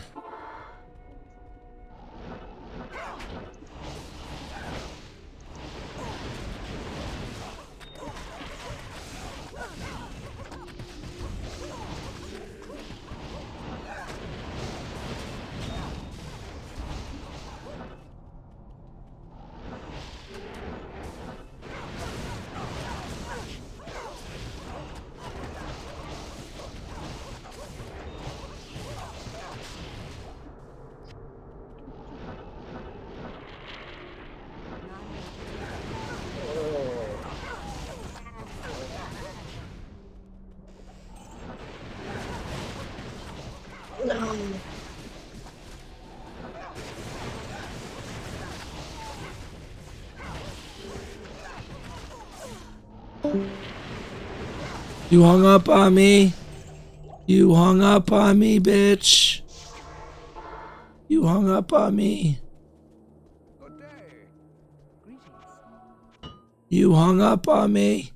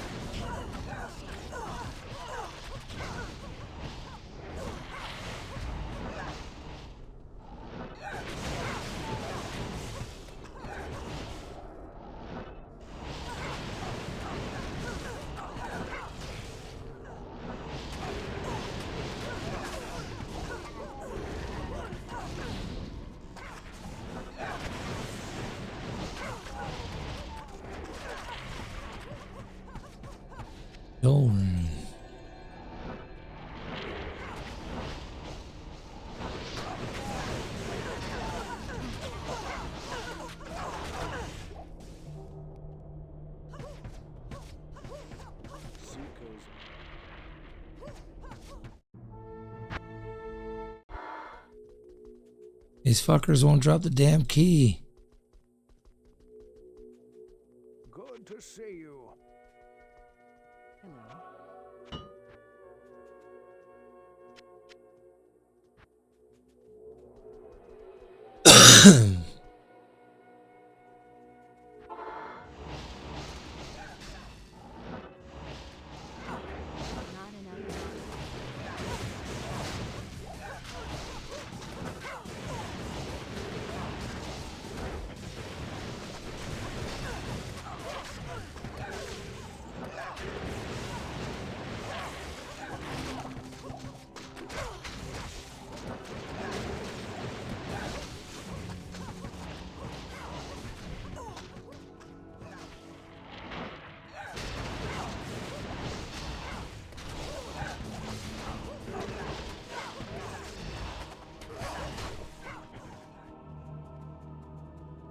I remember my. Oh, it's Z. Oh, what the fuck was that?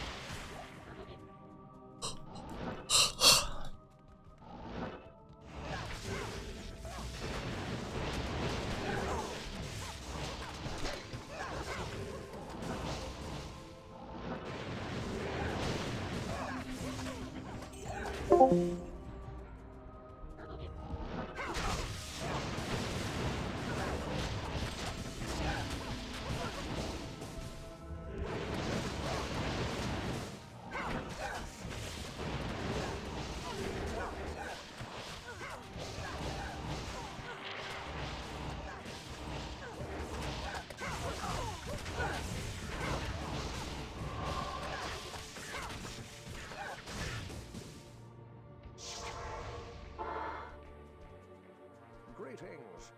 Good day.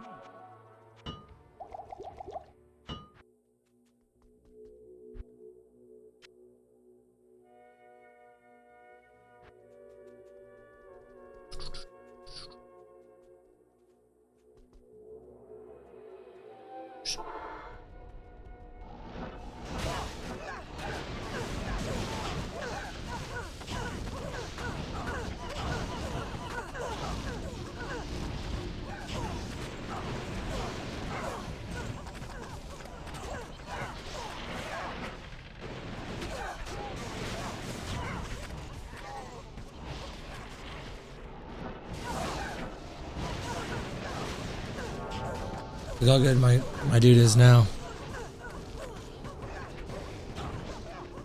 Watch, I can teleport everywhere. Just summon shit. Huh? I didn't cheat, I earned all this stuff.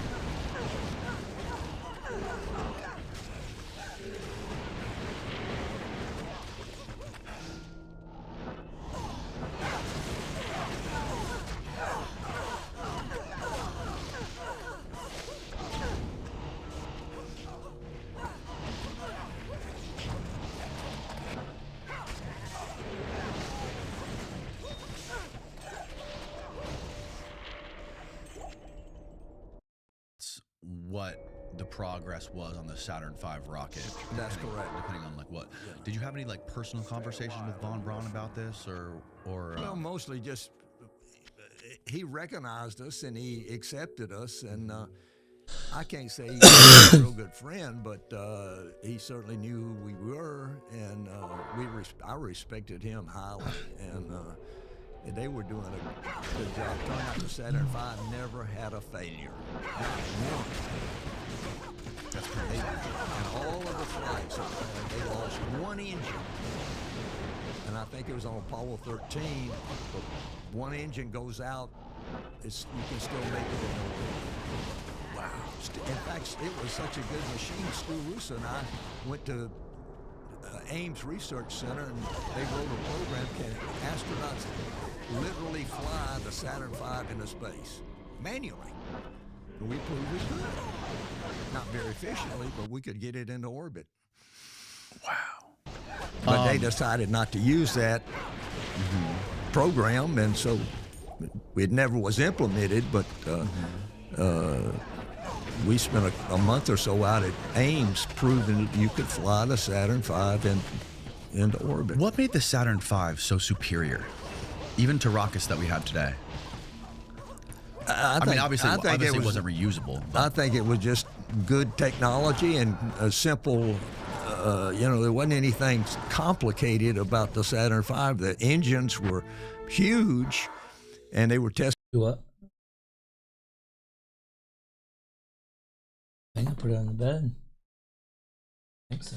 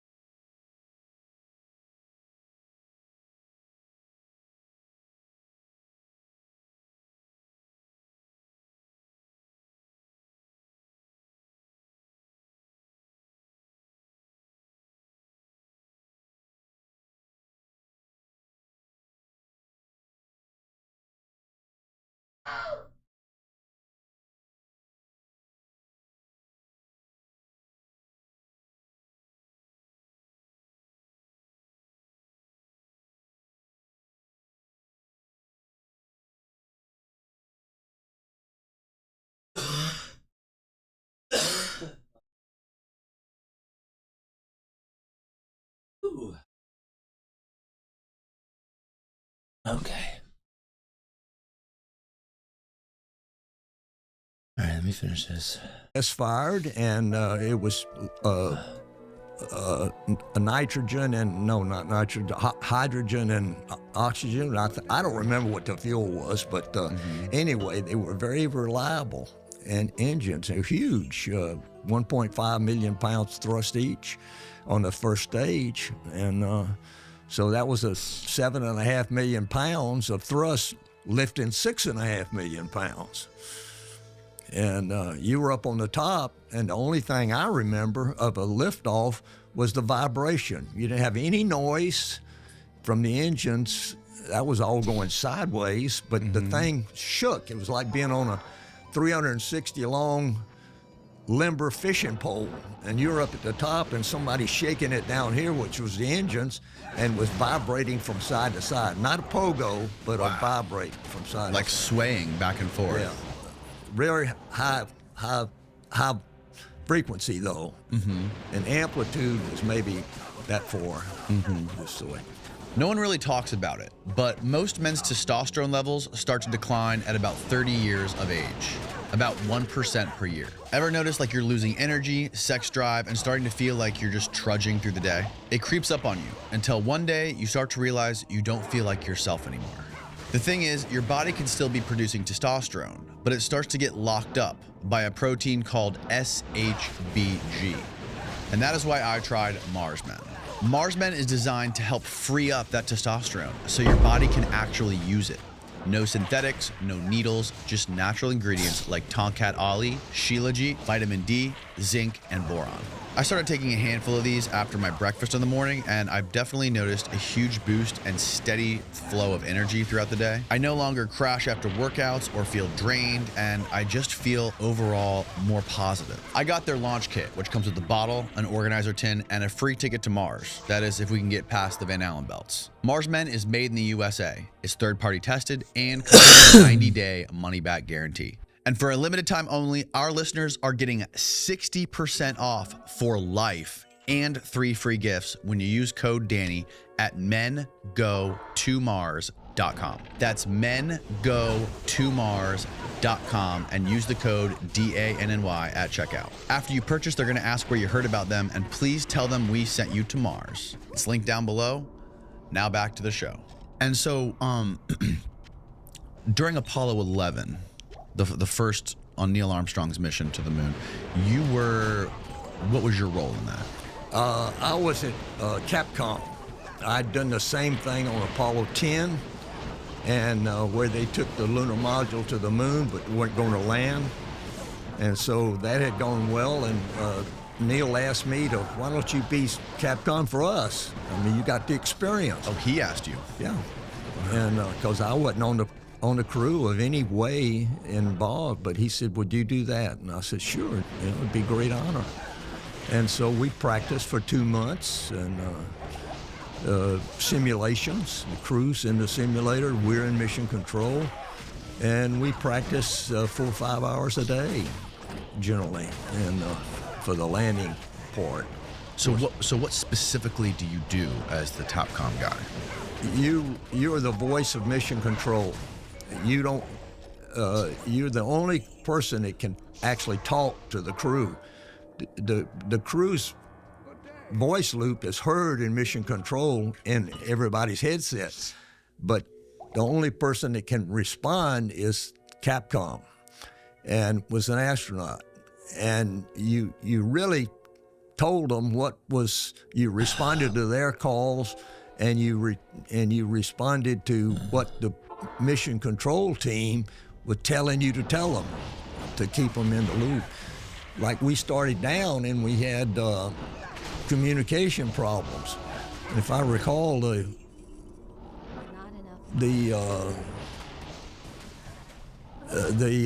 was a 30-second rule. If you lost communications for 30 seconds, it was an abort. So we reoriented, changed attitude, changed antennas, and then the computer was overloading, and that really got everybody's attention.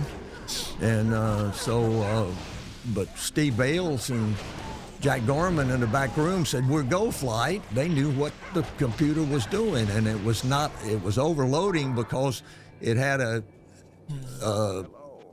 75 milliseconds of compute, and then it flipped back to the job number 1.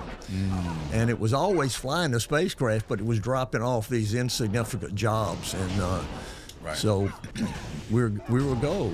And then we had a trajectory problem, and Neil couldn't. We had him targeted into the wrong place. We didn't really understand lunar gravity then, and with the mascons and all of that stuff. So he had to level off and fly horizontally, I don't know, 4 or 5 miles, and that used up all the reserve fuel. And so now we're minimum fuel, and we called. They have 2 separate fuel reserves, one for the descent and one for the ascent when they leave the moon. The ascent engine was never used on descent. Okay. You never would do that. Well, you'd have to stage the vehicle to get the ascent. It wouldn't light unless you staged and separated. So anyway, we called 60 seconds. He had 60 seconds to land. And then I remember 30 seconds. I called 30 seconds, and he was. They were close, but not on the ground. And we were, according to my watch, we were 15 seconds or so before calling an abort when Buzz Aldrin said, "Contact, engine stop." They're on the moon. Wow. Tension was through the roof at mission control. What was that like for you when they landed on the moon and you were sitting in that? It was a great sigh of relief. Everybody, it was. It was tense, you can imagine. And are we going to make it? Are we going to make it? I'm convinced now that had I called abort, time up, and called an abort, which was based on the fuel reserve in the descent engine, Neil would have said, "Say again, Houston." He's not going to abort. He's going to land at 20 feet off the moon, and he's minimum fuel, and we hit that point. He's not going to abort. He had the final say, so he's going to land. Now, were you there on the communication with them the moment they landed? Yes. And how long were you there? Were you there the whole time, even when they were coming back? No. Okay. That was another. We had, I think, four flight teams. Working Apollo 11, and I was on Gene Kranz's team, and we had responsibility for landing, and then we stayed there another hour or so while they safed the spacecraft and got everything. And how long was it until once he got back to Earth? Do you remember your first conversation with him? How long was it before you talked to him? Well, they had to go into quarantine, and because of moon bugs, you know, we weren't sure about whether we're going to bring back something that's going to wipe out the whole civilization. Civilization. So they went into quarantine, and we could talk to them through the window, and but there were no moon bugs, and everything was fine, and so. They were, I think, 3 weeks or something like that, and then it got out, and we started having debriefings. But we were debriefing during the time they were in quarantine. And what was that like? What was his demeanor? Well, I mean, what was his attitude? What was he saying? Did anything ring a bell to you? Like, or does anything really like stick out for you as far as like kind of?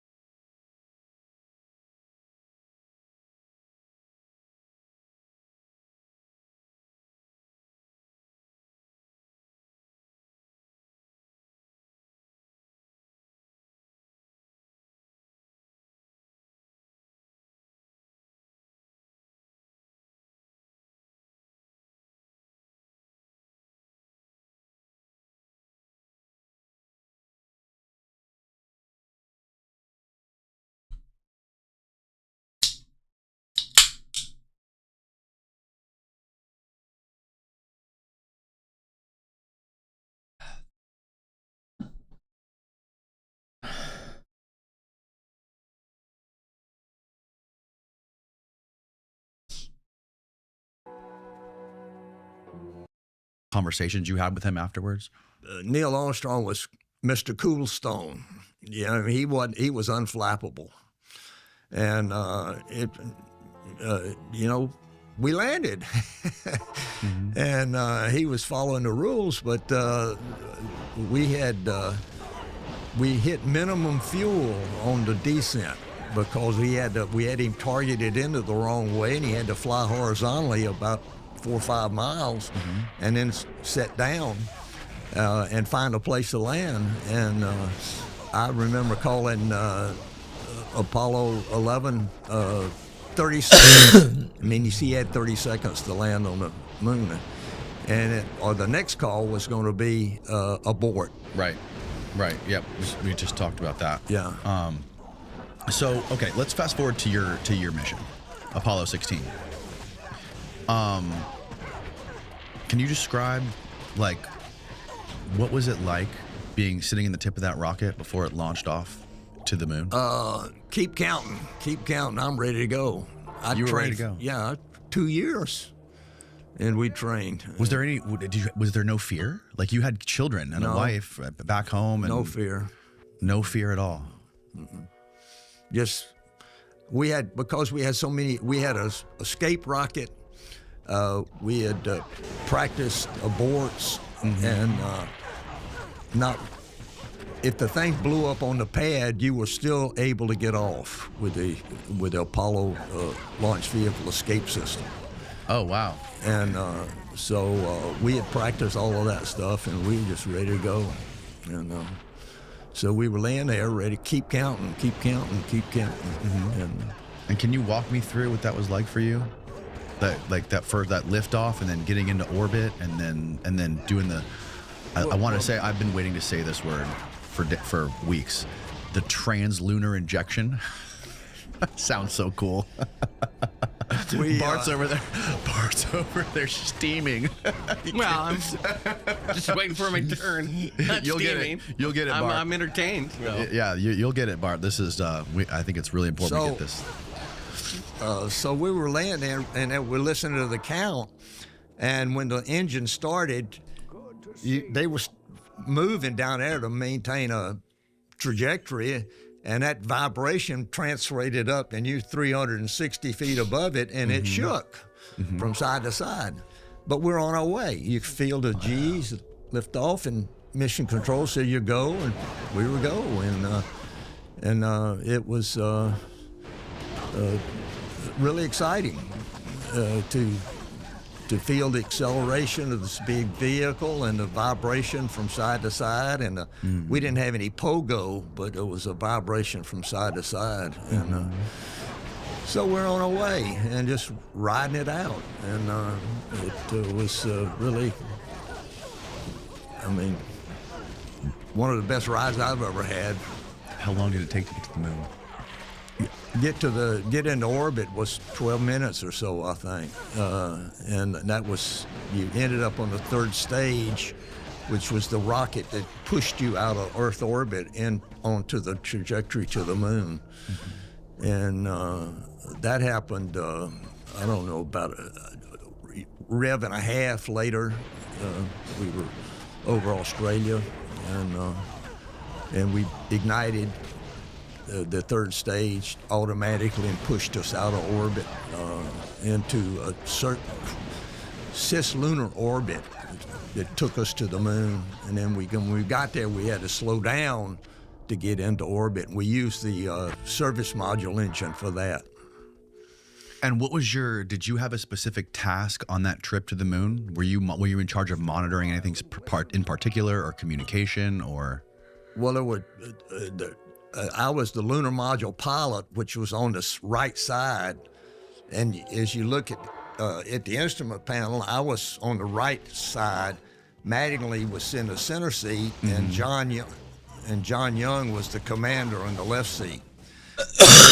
If we had emergencies, we all had things to do. We practiced, aborts, and we practiced radio out and every kind of thing, fuel cell failures. We just practiced and practiced and practiced. So we were ready to go. And towards that, our flight was sort of one of the most nominal flights that we had to get into orbit on the Saturn V. It was a very reliable rocket. Explain what it was like actually landing on the moon. Well, it was a very dynamic situation. We pitched over at 7,000 feet, and that's the first time you saw the lunar surface where you were going to land. And 7,000 feet. Yeah, and I looked out and looked to the right to see if I could see the North Ray crater up there, and we were right on target. And John began to maneuver the spacecraft manually he picked out a landing spot. He had on his windshields, he had ladders, and if you landed up at 35, that meant, and the computer would tell you 35, that's where you're going to land if you don't do anything. And so he redesignated a couple of times, and we were going into some craters, and he maneuvered, and and I was just talking him down. I was not looking out the window much because it was so busy. You were reading instruments or something? We were. We had a profile that said at 500 feet down at 22, and no lateral velocity or whatever. And so I was reading that profile out to him. And, I see. And he was flying it by this time he's flying it manually. And he's controlling the whole thing. Descent, right, left, forward, back. And we had a profile, and we were right on the profile. So when we hit the ground, there was a probe underneath the landing gear that said contact, and when that light came on, you shut the engine down. And we were coming down like 2-3 feet per second, I think, if I remember right. And when the light came on, I said contact, and he shut it down, and we dropped in on the moon, almost dead level. So we were excited, to say the least. I can imagine. We were late landing. We had a problem in the command module before we started down, and it almost caused an abort of the whole mission, but mission control came to the rescue and figured it out, and so we we continued our mission, but we were late landing. I use nicotine for focus, and I usually keep one of those little cans around just to help me stay focused and energized during the day. They're fine, but they dry out your mouth. They're probably not that great for your gums, and they taste very chemically. And that's why I've started to use Zippix toothpicks lately. These little things are a game changer. This is the cleanest, most low-key way. What? Do you remember the moment you took your first step onto the moon? Yeah. What did that feel like? I'm on the moon. I'm on the moon. It's just exciting. And Just elated with excitement. yeah. We were delayed getting out because we were late landing due to the problem we had in the other spacecraft. How old were you again when you first landed on the when you walked on the moon? 36. You were 36 years old. One of the youngest guys. I would imagine it would be overwhelming, the amount of emotions would be. It was pretty coursing exciting, and we were, just bounding with enthusiasm. And what we were late landing, so we were supposed to. The original plan called us to land and suit up and go outside, but Mission Control canceled that. It said you guys gonna be up too late. You might make a mistake or. Too long, not wake up too late, but you're going to be awake for 20-something hours if we do the seed feed. So they made you guys go to sleep? Yeah, took off our suits and went to sleep. What were you? Is there anything that sort of like blew your previously held conceptions of the moon out of the water when you got there? Like when you actually walked out and stepped on the moon, was it exactly what you expected it to be, or what about that experience really stood out to you? Well, we were the fifth landing, so we'd heard debrief four previous crews tell us what was it like. Okay. So we had a lot of familiarity with it, and we knew we had a flight plan. We knew what we were going to do, and so we just got to work, and it was really exciting being there. And I'm on the moon, and you're thinking those things privately. You're not broadcasting it out, but we like, what did it feel like to walk on the moon? Do you remember like what? I'm talking about like what did the ground feel like? What? You don't have any feel. You got a moon boot on and you got a suit boot on. Right. So you just feel the pressure, and it was easy to lose your balance, if you will, at 1/6 gravity. And did you immediately see the Earth? No, it was right overhead. So when you look up in Apollo, you're looking at the top of your helmet. So we never saw the Earth. You got to be like. Well, yeah, you could hold on to the spacecraft and lean back, and there it was. It's a half Earth up in the sky, and we had a TV, so we had an antenna that like a periscope, and we could point that at the Earth, and when we got it pointed at the Earth, we flipped on the TV, and we had TV that we sent down. And how big, like you were standing on the edge of a crater, how big was that crater? The biggest one we visited was North Ray Crater. It was about, it's been a long time ago, so I'll guess it maybe 300 feet wide and maybe a couple hundred feet deep. And that was our last EVA. That was our third EVA. The lunar rover that we had was, we were the, second with the lunar rover, and it revolutionized lunar exploration because prior to that, everybody was walking. It was pretty tough walking up there and collecting rocks. So riding a rover was really revolutionary. How long were you guys outside? The longest was, if I remember right, it was over 8 hours. You were walking around on your feet for 8 hours. Well, no, we were riding a car. Sit in the car, okay. And then ride the place, and we'd jump out, and we had a flight plan. Do this, find this rock, do that. And so we were collecting samples. We were drilling holes. We were digging, shoveling trenches, and everything like that. Was there anything that you did that was a part of your a part of the job that you had to do that surprised you? Like in any of your digs or any of your findings, did you see anything that was like shocking or like unexpected? I don't think in the physical work was anything different, but the experience of being on the moon and the 1/6 gravity, you had to learn how to walk and get your center of gravity over your feet. Yeah. And you couldn't straighten up. I tried to straighten up, jumping one time and straighten up, and I fell over backwards, which was really scary. But that was the end of our stay. And do you remember if you could see stars? You can't. You can't see any stars? Not in the daylight, you can't. And you guys were in the daylight the entire mission, right? No, only on the moon. We were. That's what I mean when you guys, like the entirety of your time spent on the moon was in the daylight, because days there are like 14 days long here on Earth, right? That's right. So what happened when you guys had to come home? What was that like? Oh, we were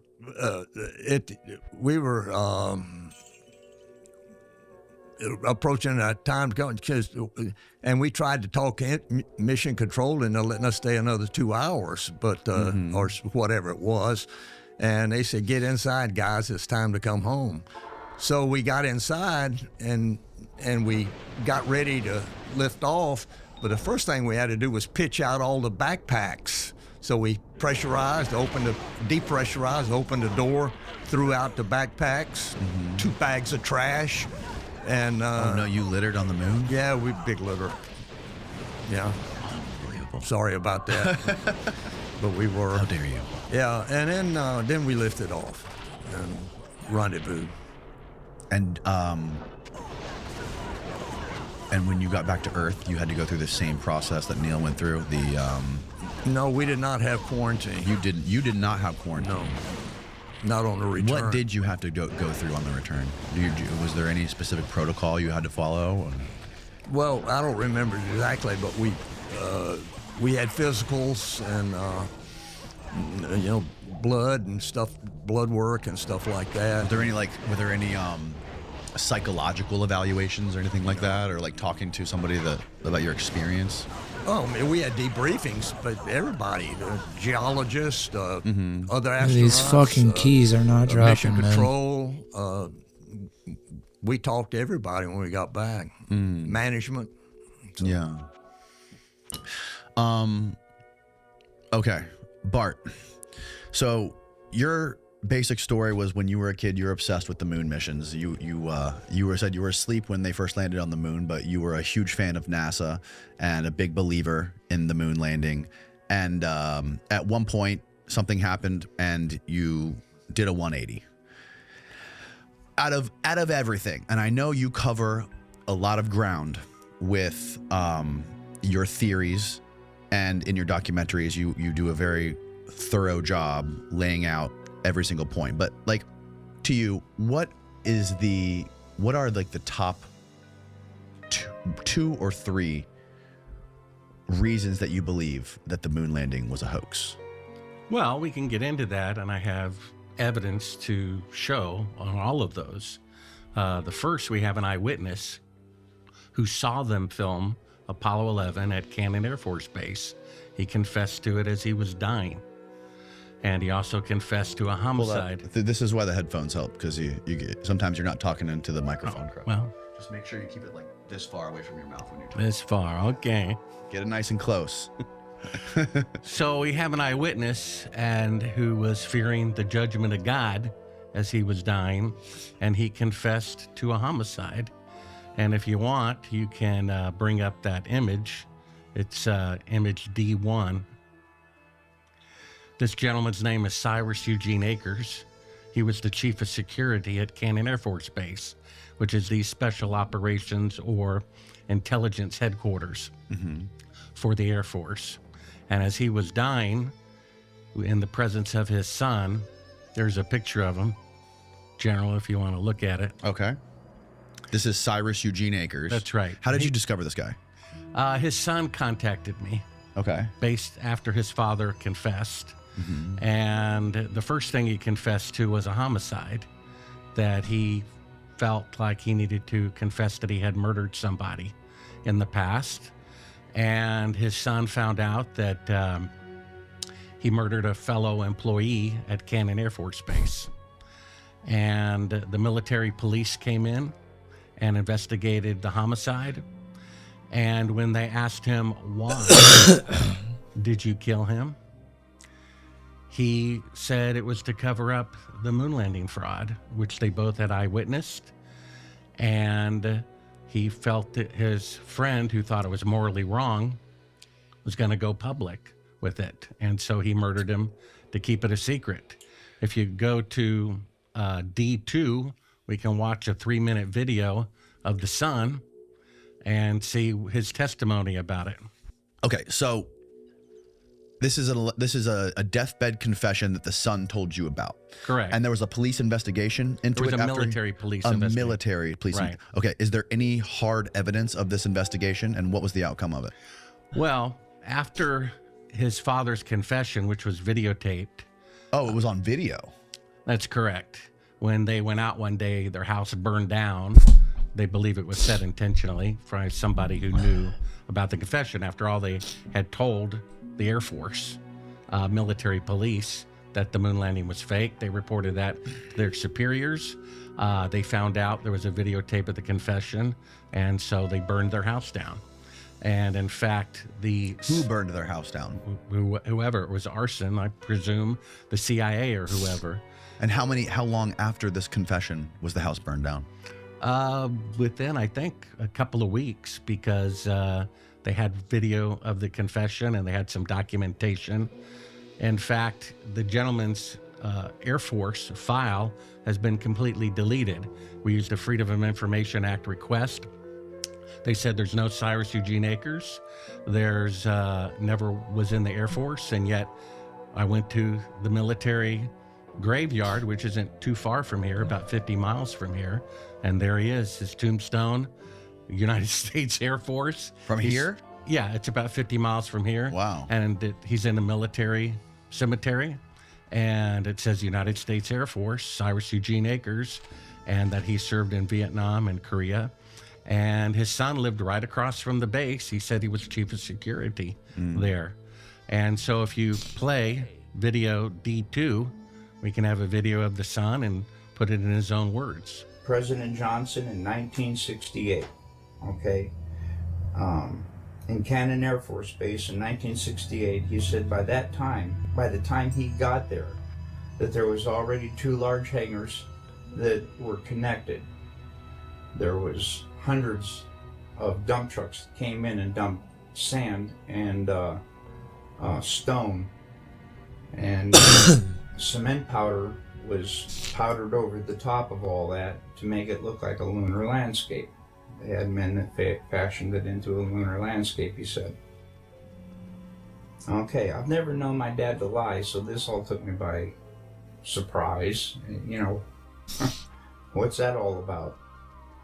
So anyway, he said that in front of the airplane hangars was pole framing with large canvas tents that was concealing the inside of the staging area. Inside the staging area, on flatbed trucks, was uncrated the lunar lander that was reassembled back inside the hangars. All of the walls were painted flat black, and the ceilings as well. He was sworn to secrecy by the NSA, and they would put him in prison for breaking that oath. When Dad saw the moon landing on TV, he cried.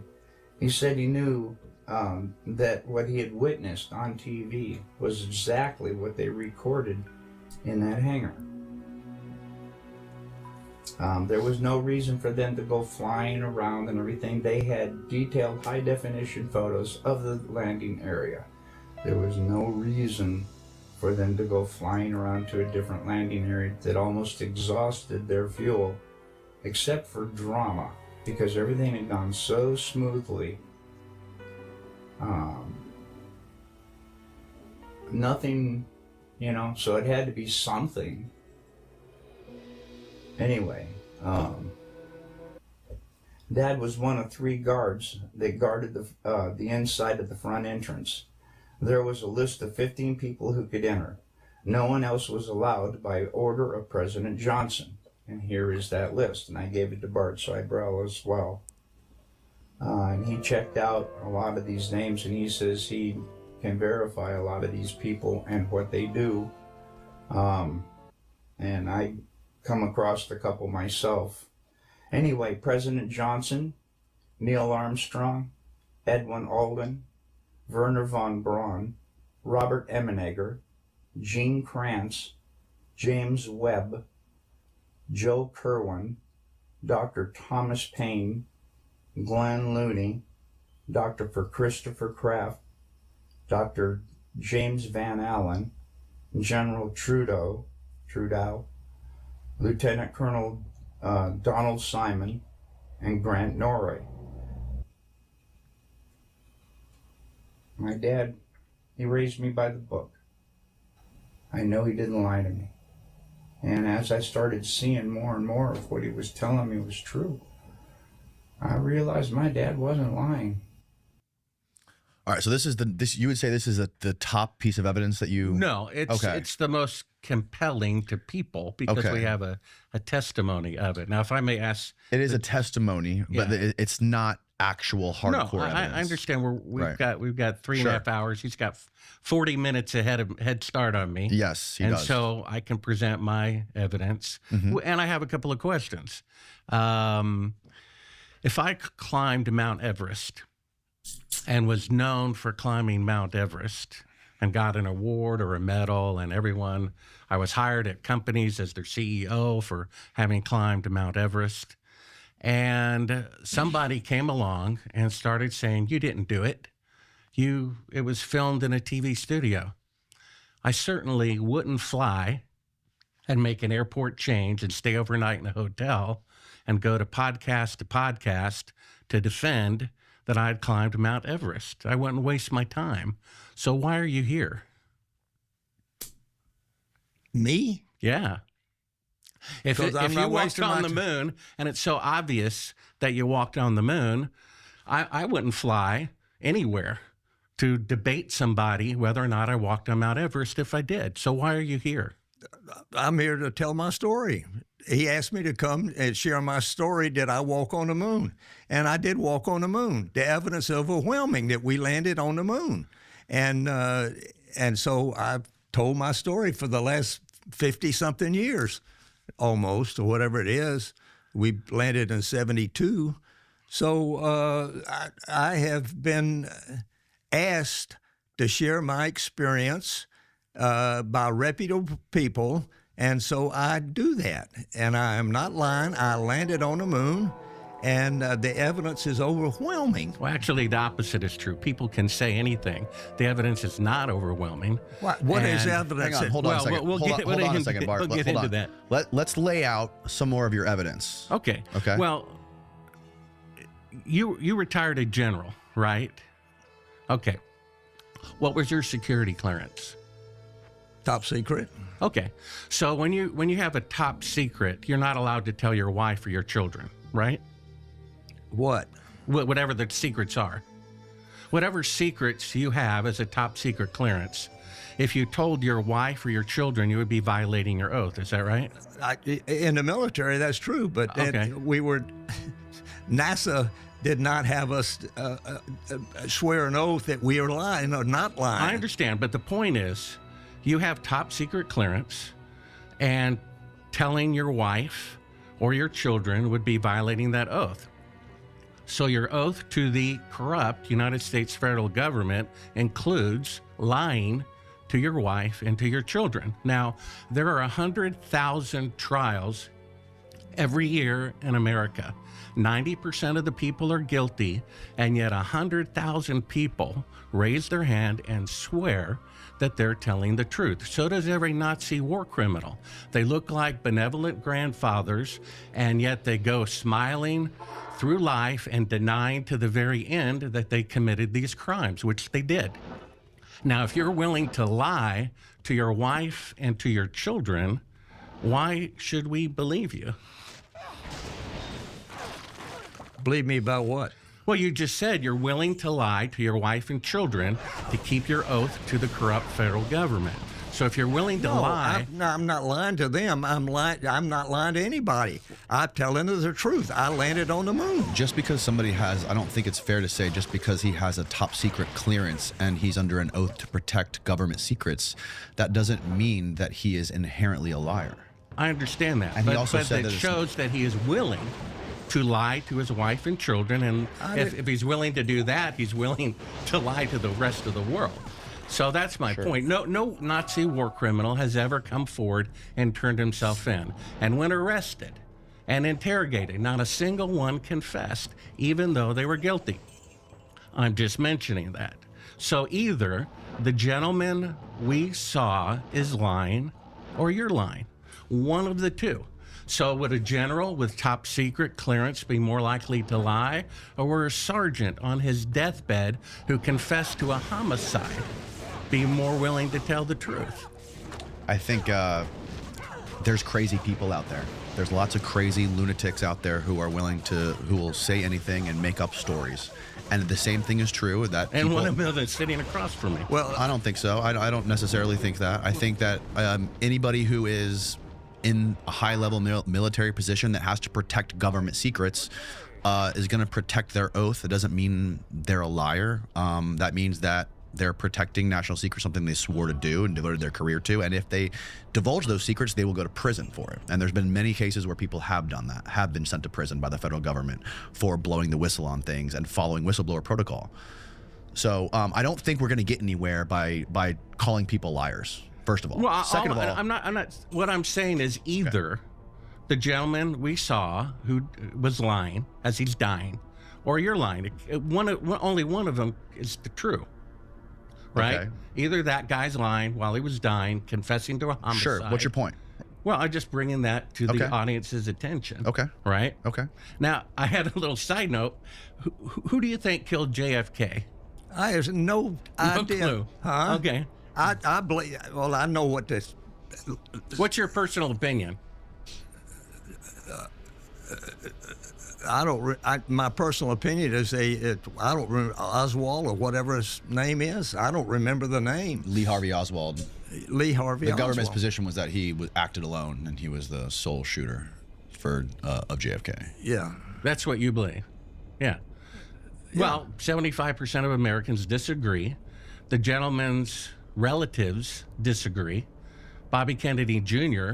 says he's 100% certain that he was murdered by the CIA because he was going to abolish them. And then a few years later, Robert McNamara, before he died, he was defense secretary during the Vietnam War. He confessed that the whole reason that the war was started, which 90% of the public was against, was they fabricated an attack by the North Vietnamese on an American ship in the Gulf of Tonkin. Even Wikipedia says it was falsified. Now, Congress passed a law called the Gulf of Tonkin Resolution, which led to the deaths of 3 million people, including 58,220 of their own citizens. So if they're willing to kill their own president, willing to kill 58,220 of their own citizens, I don't think they're going to have a problem faking a video image of the moon. In fact, NASA has never kept a schedule in its entire existence except the most complicated one of all time. Somehow, they were ahead of schedule. You see that? So here's some names on here, and I wondered if you knew those names. He was very specific. He kept this list as a souvenir.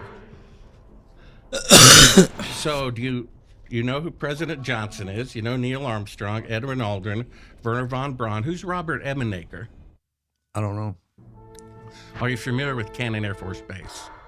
Not really. I've been to Cannon, landed there, and refueled, but I've never been stationed there. So what does special ops mean in the Air Force? It's just what you're saying, special ops. Top secret stuff. Generally. Yeah. Okay. What about Joseph Kerwin? Joe Kerwin was an astronaut, doctor, medical doctor. That's the Joe Kerwin I know. What about Thomas Paine? Thomas Paine was head of NASA. Okay. Christopher Kraft? He was head of Johnson Space Center, but he's also head of Mission Control. What about Arthur Trudeau? I don't know him. I don't remember him. He's General of Army Intelligence. What about Donald Simon? I don't remember him. Grant Norrie. Who? Yeah, those people we couldn't track down. What They're was the either- last one you said? Grant Norrie? Yeah. Oh, We never heard think of that he's one? either NSA or CIA. We couldn't track him down. So I guess the point here is that, and I can attest to this. Oh, wait a minute. Let me. I've lost my. Right. Let me sum it up for you. The one of the main reasons for me, and I think I'm speaking for a lot of other folks when I say this, is that when it comes to the Apollo missions happened in the middle of the Cold War during the peak of government distrust. That's when we know, according to all the declassified documents by the CIA and the FBI, is that the government was lying and deceiving the public more than ever. I mean, I don't know how much they're doing now, but as far as all the documents that we have, that was the peak. That was when the president of the United States was murdered. That's when we did the Gulf of Tonkin, got into the Vietnam War. The government started doing a secret mind control program with using LSD and other drugs, and that there was the Manson family murders and all of this stuff, right? So when people look at this stuff and they're learning the history of the Cold War, and they see that the most astonishing feat of mankind ever happened right in the middle of all of that stuff, people just, I think they get taken back by it. Like, so the government was lying about all this other stuff, but the one thing they didn't lie about was the most amazing feat of mankind. Does that make sense to you? Does that sort of logic, does that make sense? Why people would question that? Question Apollo? Yes, just based on all of the other strategic deception that was happening within the government, like MK Ultra, mind control experiments that were going on, the Vietnam War, the assassination of President Kennedy, the Gulf of Tonkin, all of that stuff. It was right in the middle of all of that, the Bay of Pigs, right? There was Operation Northwoods that got declassified, where the Joint Chiefs of Staff wanted to fly an airplane with nobody in it as a drone and blow it up as a pretext to invade Cuba. Killing Americans. They were willing to kill Americans to fake an attack on Cuba. This is real declassified stuff that's come out in the federal government with the Warren Commission and all of this stuff. So the same people who would later approve the Apollo program. So that's you're saying we never landed on the moon? Well, no. What the question is? You didn't know that before you got here? No, Charlie. You're a really good actor. I really didn't know that. Did you ever win the Academy Award for Best Actor? I really didn't know that you believe that we lied on 6 missions that landed on the moon. Charlie, does it make sense to you? That's right. Why? That's how arrogant the federal government is. Now, if I may have my 40 minutes to answer your question. Hold on one second. I want to make sure this lands with him. Does it make sense why people would question that based on all of the other bullshit and lying that was going on, that we know was actually all the other stuff that we know for a fact was deception? To me, Apollo was real. To you, but I'm saying... No, wait a minute. In the United States, there were 400,000 people working on Apollo. Right. Well, let me... Just a minute. Let me finish. You had 40 minutes already. I've only had 10. I'm sorry. Go ahead. Okay. Forgive me. That's one of the, must be real because of 400,000. And, of course, every year that number increases. Mm-hmm. There are 400,000 tellers at Bank of America. But do you really think what the teller knows and what the CEO knows about corruption in the bank are identical? I interviewed Eugene Krantz. He told me that someone in the command center at the console can tell no difference whatsoever between a simulation and an actual flight. Do we really think the CIA is so stupid to tell the guy making the glove or the door or the boot, hey, we're really not going to the moon, be sure not to tell anybody? And that's why they had you astronauts at the command center to cover the mistakes about faking it. Once the rocket went up, there's only 3 eyewitnesses to the mission and no independent press coverage. So if you add people who delivered food and made paper clips and did the printing and the contractors and all their secretaries and food vendors, you could probably pad 400,000. But the atomic bomb involved 129,500 people, and only 8 people knew what they were building. So if someone in the command center cannot tell the difference between a real flight and a simulated flight, how can the public watching it from their living room or people years later? So that argument is flat. It doesn't go anywhere. And neither does the argument that the Russians would have spilled the beans. Because I know somebody who works in the command center of the Chinese Space Agency. He said everybody there knows that the moon missions are fake and they're blackmailing NASA because Congress passed a law forbidding space technology to be sold to China, and they're receiving it anyway by blackmail. If I had a picture of a world leader with a prostitute, I could upload it to the internet, and now it's worth nothing. Or I could blackmail them year after year after year. And that's what the Soviet Union is doing. Putin knows. He wasn't surprised to find out that the moon missions are fake, and neither is China. So that doesn't fly either. We're being blackmailed, which is another reason for the truth to come out. Now, I also interviewed Betty Grissom, the widow of the man who is going to be the first man to walk on the moon, who was a whistleblower at NASA to such a degree that he received Secret Service protection the weeks up to his death. I interviewed her for 4 hours.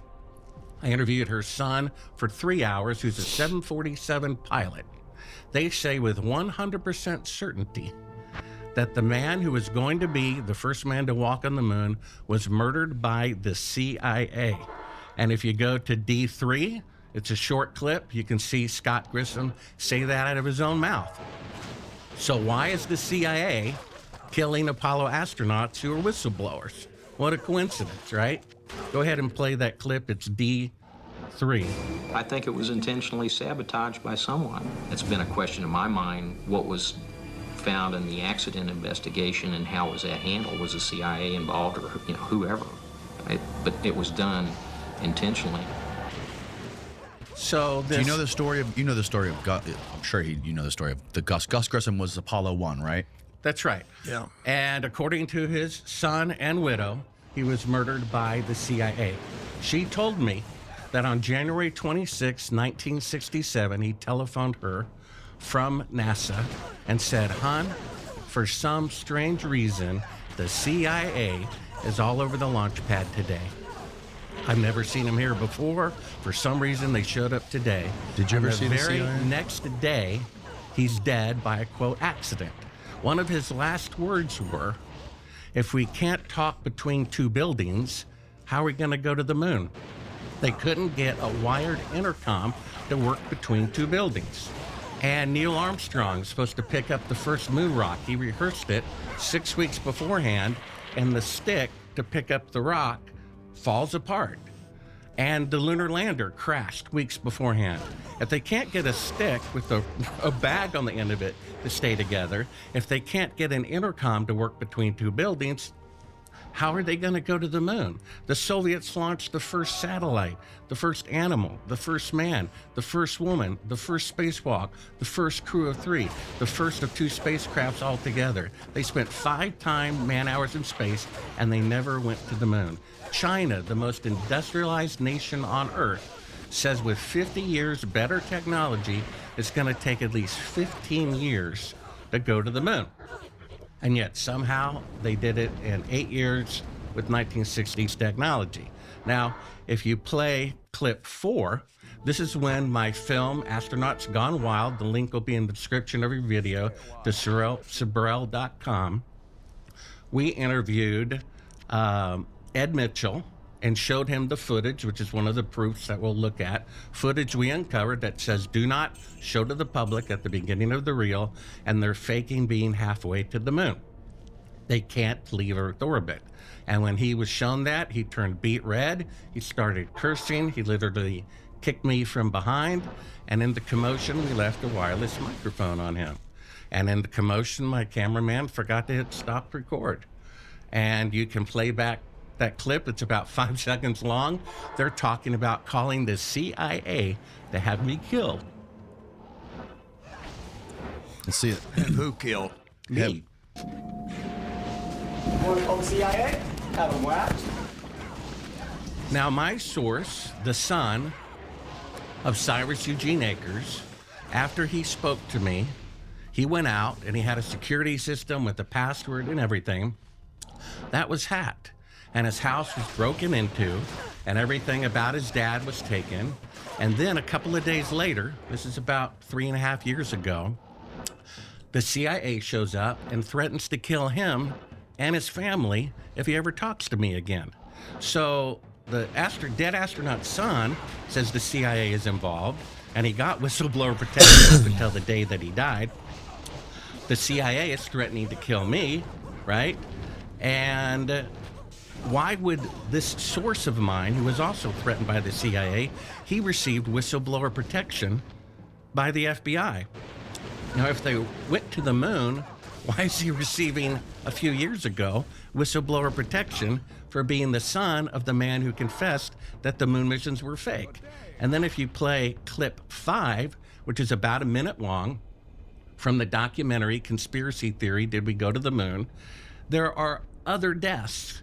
There are a total of 15% of the Apollo astronauts died in accidents within a 2-year period.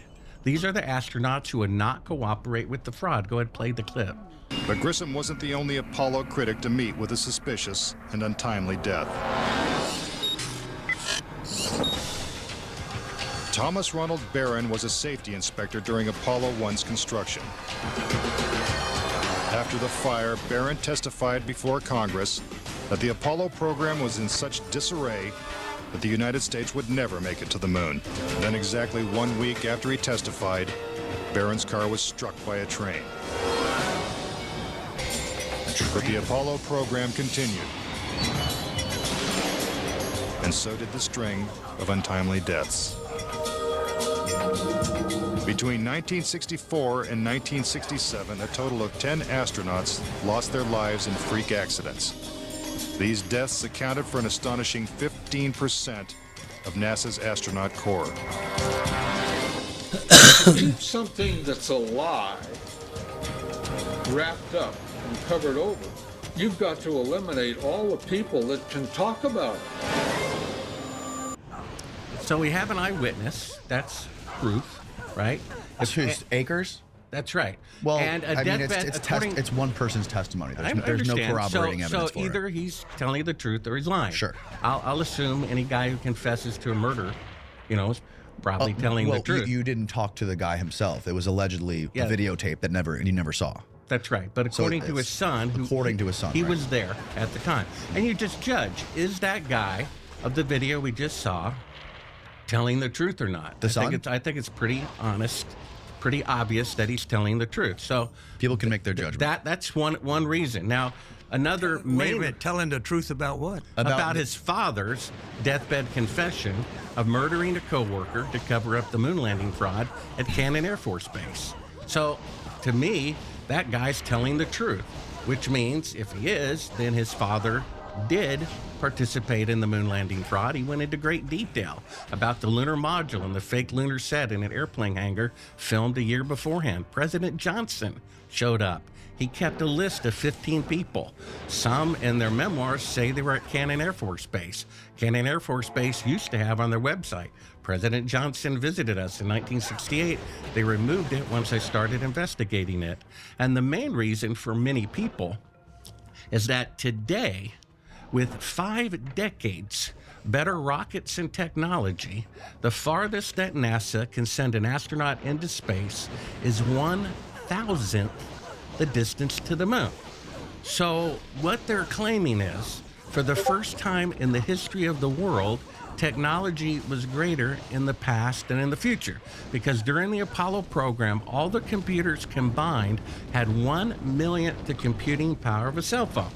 So that would be like Lindbergh flying across the Atlantic 3,000 miles in 1927, and 56 or 7 years later in 1982, no airplane on Earth can fly over the Atlantic, and the best one can only fly 3,000 miles. It's impossible to have better technology in the past and then in the future. How is it? I mean, is there any technological machine you can think of, cell phone, supersonic jets, microwave, anything that worked better in 1969 than its counterpart today? What about supersonic jets? What about them? The sound barrier is broken 200 times a day all around the world in military aircraft. We stopped using them because they were ineffective and they weren't cost effective. They were inefficient and they were way more Airplanes are breaking the sound barrier at a rate of 200 a day. We're using the same airplanes we've been using since the 50s, and we stopped using the supersonic jets. So that would be one example. No, they're still using jets that break the sound barrier every day. Not commercial ones, though. Well, they decided that people aren't going to pay 20 times more to get there twice as fast. Exactly. Right? That's my point. Right. Well, they could use it, but they're just not. Correct. Right. So let's listen to this clip, D6, of an Apollo astronaut saying something very bizarre, that NASA intentionally destroyed all the technology. Now, you still have in the Air Force, you may know more specifically, but the B-52 bomber was designed 70 years ago. It's simple, it's reliable, the same words you used about the Saturn V rocket. And there's still 200 of them in service today. So why would they spend a modern equivalent of $250 billion to make this rocket that flies to the moon on the very first attempt and then destroy it? Listen to NASA saying they destroyed the technology. I'd go to the moon in a nanosecond. The problem is we don't have the technology to do that anymore. We used to, but we destroyed that technology, and it's a painful process to build it back again. So, General, why was that technology destroyed? Why was it destroyed? Why do you know why, or have any idea why the technology was destroyed by NASA? I don't know that the technology was destroyed. Okay, so NASA astronaut is lying. Hold on, Bart. Okay, Bart, you gotta let him finish his thought. Yeah. We flew to the moon. Okay, the program was successful. We did 6 landings on the moon. Okay, we used technology that was designed by Marshall Space Flight Center called a Saturn V rocket. It was the biggest rocket so far ever launched to get us to the moon. Okay, so we went to the moon. Took 3 days to get there. We orbited the moon for a day to get everything correct. Generally, it went that way for all of the 6 landings on the moon. And so we got to the moon.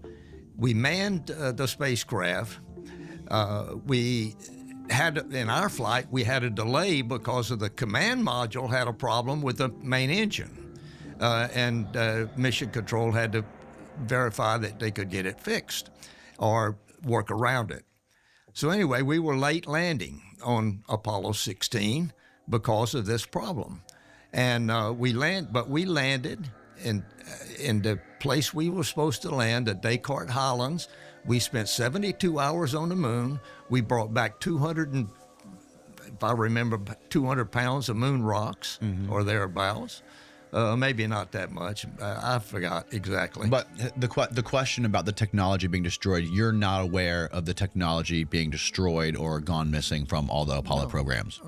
Okay, so that NASA astronaut is lying that the technology was destroyed. No, he said he wasn't aware of it. Okay.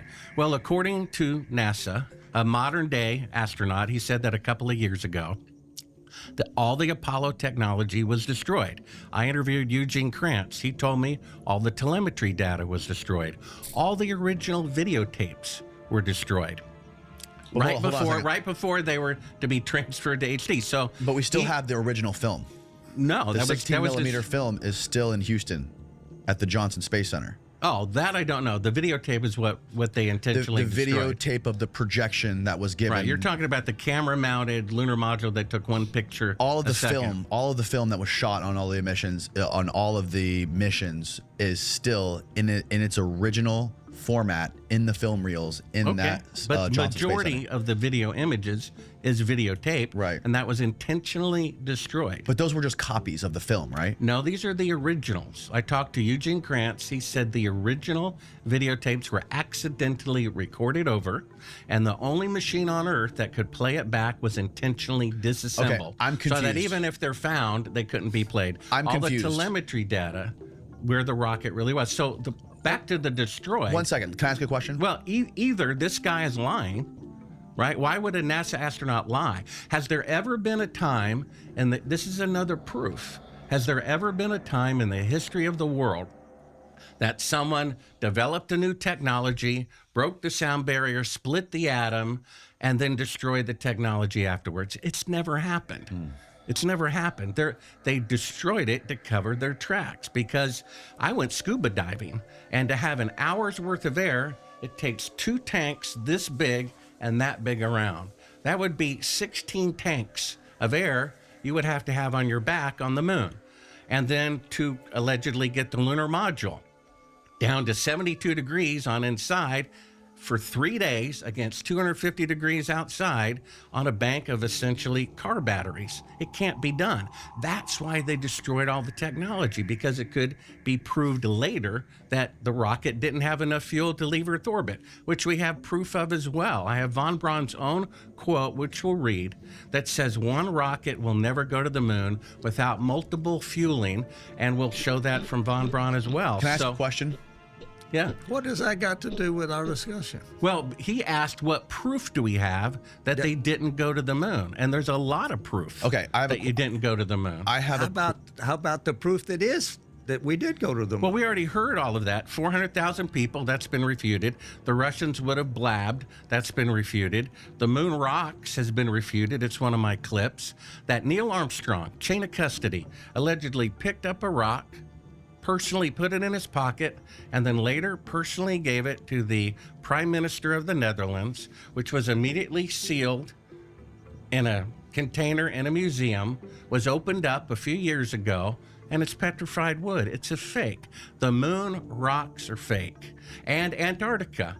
Von Braun went to Antarctica to pick up pounds and pounds of lunar meteorites. Yes. So the rocks are either duplicates of meteorites picked up on Earth, made in a ceramics lab, or just fake. All right, Bart. And NASA had no comment. What do you have to say for yourself for a rock that had chain of custody from the moon to Neil Armstrong's hand to this museum ends up being a fake? NASA says no comment. All right, you're peppering us with fact after fact, and it's just too much. We need to stick to one thing, okay? What's one thing? Let's stick on one topic so we can go back and forth, and we can get Charlie's opinion on it, we can get your opinion on it, and I can evaluate what's going on. Let's talk about the film, okay? So one of the biggest questions people have about this is why is all the original footage and the telemetry data gone from the Apollo missions? But I want to clarify something first. All of the footage that we have from the moon, was that shot on film specifically? On film cameras, like 16 millimeter film? We had a 16 millimeter camera. We had Hasselblads, which took photographs. And we had TV that sent back television from the lunar rover to Earth. Like a specific type of camera for television? Yeah, it was a television camera that we mounted on the front of the rover. Okay, but those don't use film. I'm not a camera expert. They don't use film? No, it was a TV picture. Okay, so it just broadcasts straight, doesn't record anything on it. It's just live broadcast. It was recorded down here in Mission Control. Okay, got it. Okay, I understand. But we didn't have a recorder on. Well, we had. I'm not sure, but I don't think we had a recorder on board. Okay, so the TV cameras were recorded down at Mission Control, and those would have been recorded on tapes, I'm guessing. Right. And those would be the tapes that have been erased. Correct. Okay, so that was the incompetence of NASA, allegedly. Well, or intentional. Just like they intentionally destroyed the technology, they intentionally erased the tapes. So they knew what they were. Those Their tapes, excuse was to make room for other projects. So Steve, if you ask ChatGPT, let's ask ChatGPT, what happened to the original tapes from the NASA missions? And let's see what the answer it gives is. Well, that would be this right here. Oh, you already have it. Yeah. All right. It's so the original tapes were later erased and reused. NASA routinely used magnetic tapes in the 60s and through the 80s due to storage, cost, and shortages. So that's crazy. That the tapes from the lunar missions were recorded over. They're saying that the and they were recorded over the right locally before. recorded stuff was this slow scan stuff Film, right? Yeah.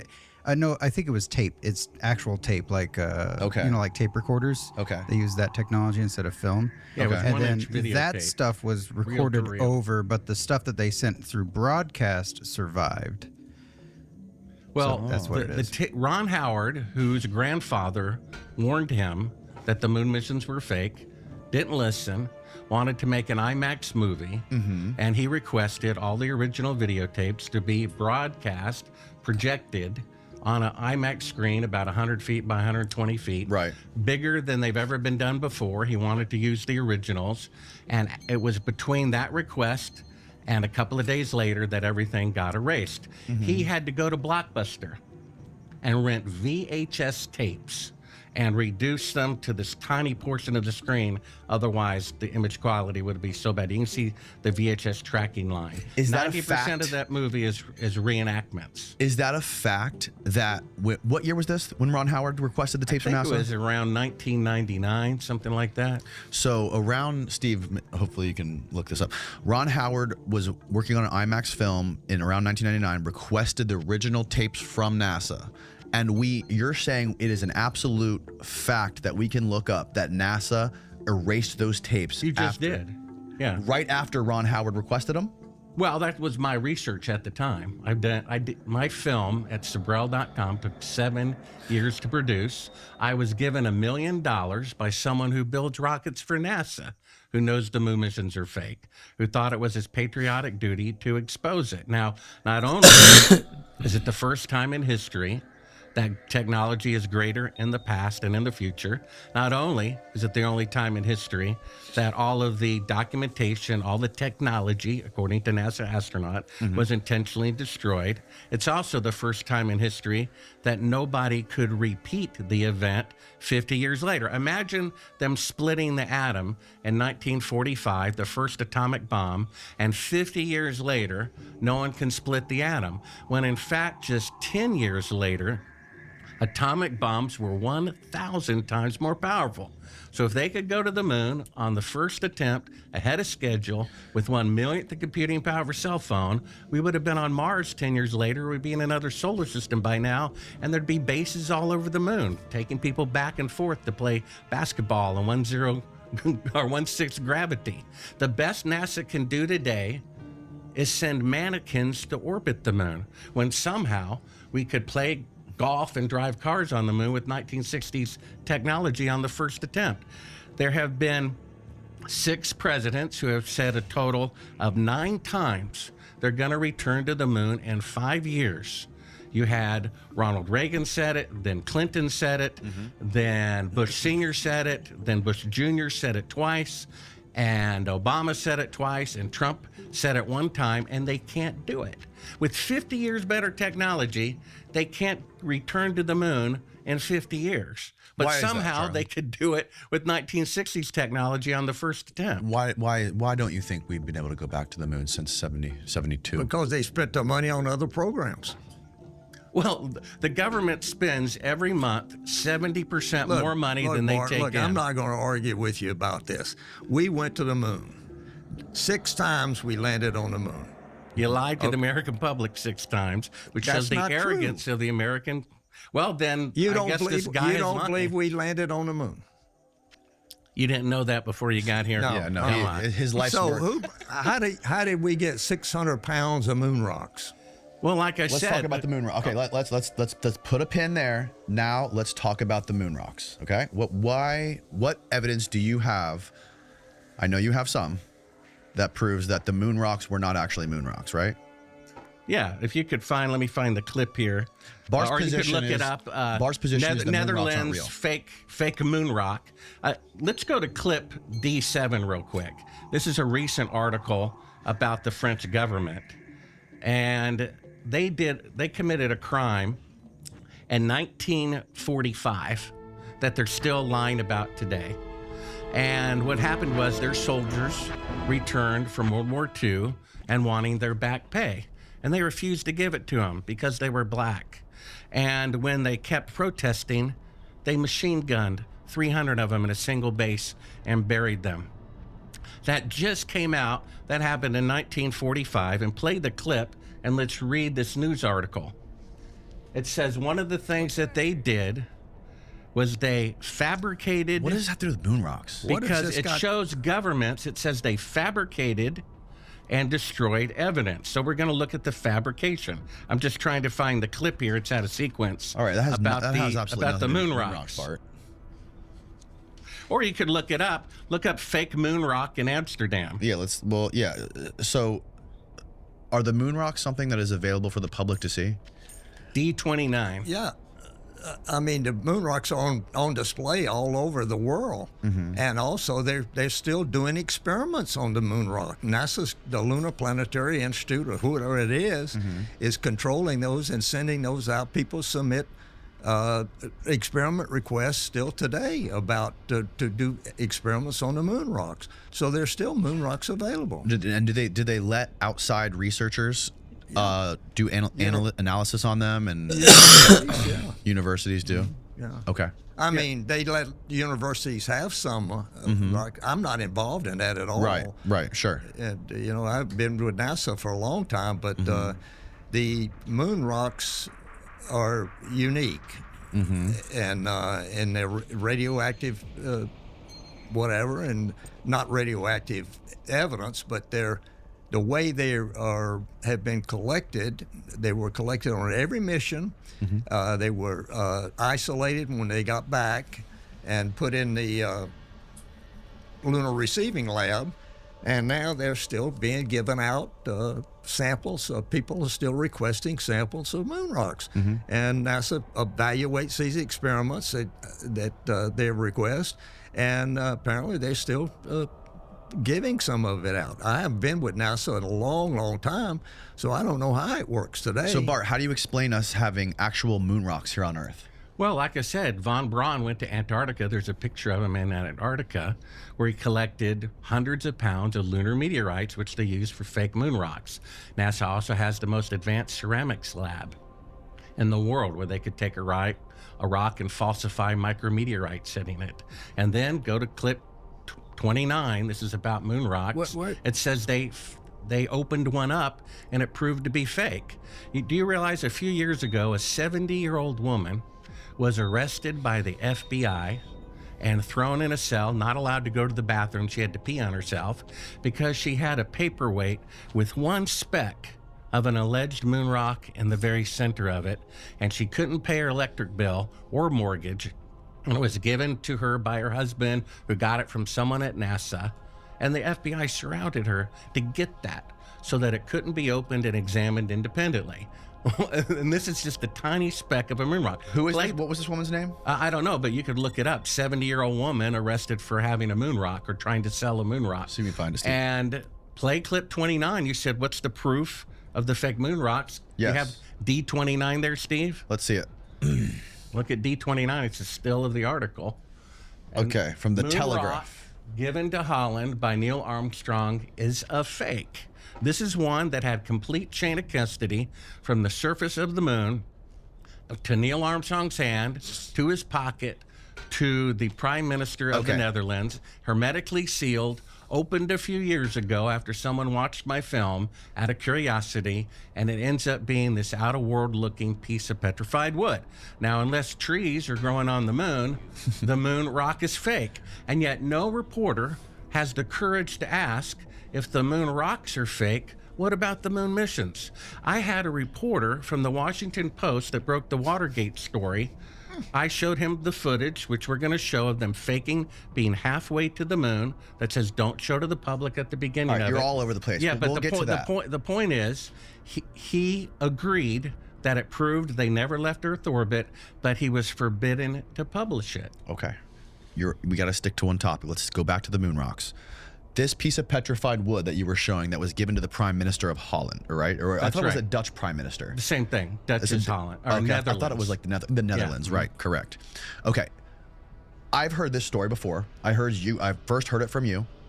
I also heard a pushback on this, that it was not Buzz Aldrin or Neil Armstrong who gave it to the Prime Minister of the Netherlands.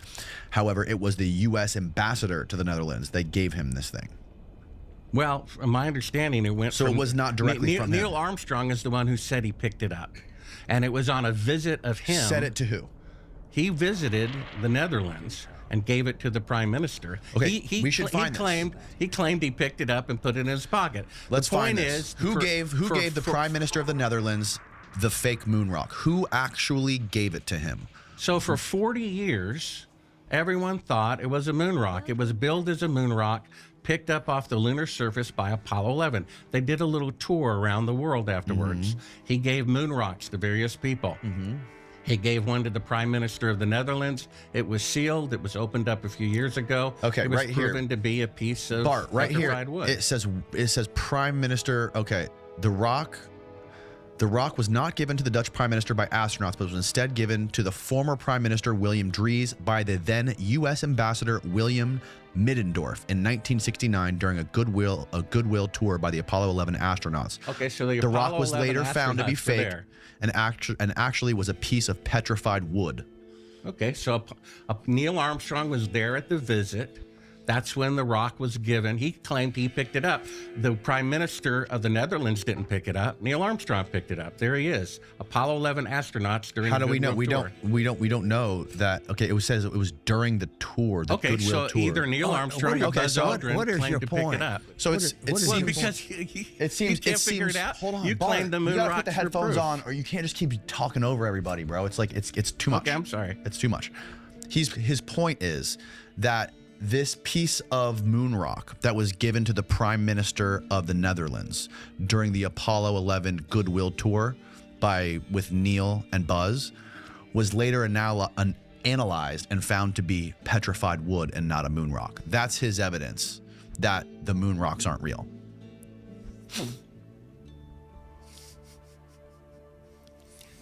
Well, I brought back a couple 100 pounds, maybe, moon rocks. I don't remember exactly. And they're very unique. They got a radiation history that is unique. They look anything like that? No. No. They look like charcoal, and they don't look like that. Okay. They look like more gray charcoal. What was the biggest moon rock that you brought back? I think 25 pounds. Whoa. Like roughly how big though? I had to roll it up my leg. It was so big. First EVA at Plum Crater. And is that a moon rock, right? Is that a real moon rock? We didn't collect anything like that. The one on the right. No. No. What? Zoom out, Steve. See if we can find something that Charlie would think that looks like one of the moon rocks that he grabbed. Does any of this look like one of the rocks that you had? No. No. What if we Googled Charlie Duke moon rock? Maybe Apollo 16 moon rock. Oh yeah, or Apollo 16 moon rock. Yeah. A Big Muley I picked up. Go left. Is that Big Muley? The one on the left. Zoom out, left. Steve. That one. The Big Muley. No, the other one to the left. That one. Yeah. That's a real moon rock. I picked it up. Yeah. That was a 25 pounder. I don't remember how. No, it didn't weigh that much. But no. But I don't remember. We picked a total collection for Apollo 16 was probably a couple 100 pounds. And when you got him into the module, when you got the rocks in there, did you have them in any kind of specific bag or anything? We had them in vacuum boxes. Mm-hmm. A lot of them, right? And then a lot of them were just in I don't remember exactly. In none of them, whether we had them brought back or just didn't have room for them in these rock boxes, we called them. Mm-hmm. But most of them were put in rock boxes outside, and so never saw atmosphere inside. Right. So once you took your suit off, you weren't able to interact with them at all. You couldn't touch them. You could smell them. I don't remember doing any of that. No. No. What about once you got back to Earth? Did you touch them at all or hold them at all when you got back to Earth? We went into the lunar receiving lab where they were, and we were able to put on gloves or whatever it was and sterilize that thing and just look at them. But I don't remember picking them up and tossing them around or anything like that. Were there any smells that you remembered? Like, usually smells are good at triggering memories. Like, was there any specific smell that was strange to you about the moon when you got back in the... Well, we were pretty stinky, I can say that. A lot of BO. A lot of BO. Yeah. A lot of BO, but nothing else. No other interesting smells. No. Well, I mean, some of the food smelled. You could, smell a tuna salad or something. What about like dust or something, like dust from the moon on your suit or on your boots or something, anything like that? No? I don't remember any smell from but sometimes it smelled like there was a gunpowder smell sometimes. And what was that from? I don't know. It's probably moon dust, but I'm not sure. But there's no organic material in it, like gunpowder. Right. So. Okay. So this moon rock debate is difficult because we don't have any moon rocks and we haven't done any analysis on any moon We rocks. picked up that one, Big Muley. Okay. On Yeah, the it right. looks absolutely nothing like the petrified wood on the left. No.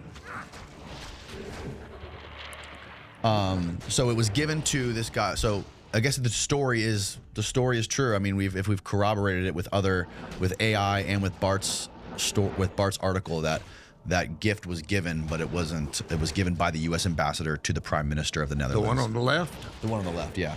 And it was he was told. It doesn't look like any of the moon rocks we collected. Right. But you said they were different in different landing sites earlier, that the rocks at your site in Apollo 11 were different. Were the rocks different at different landing sites? Did they look different? Not that I recall. Not that different. They're not that much different. Right. Okay.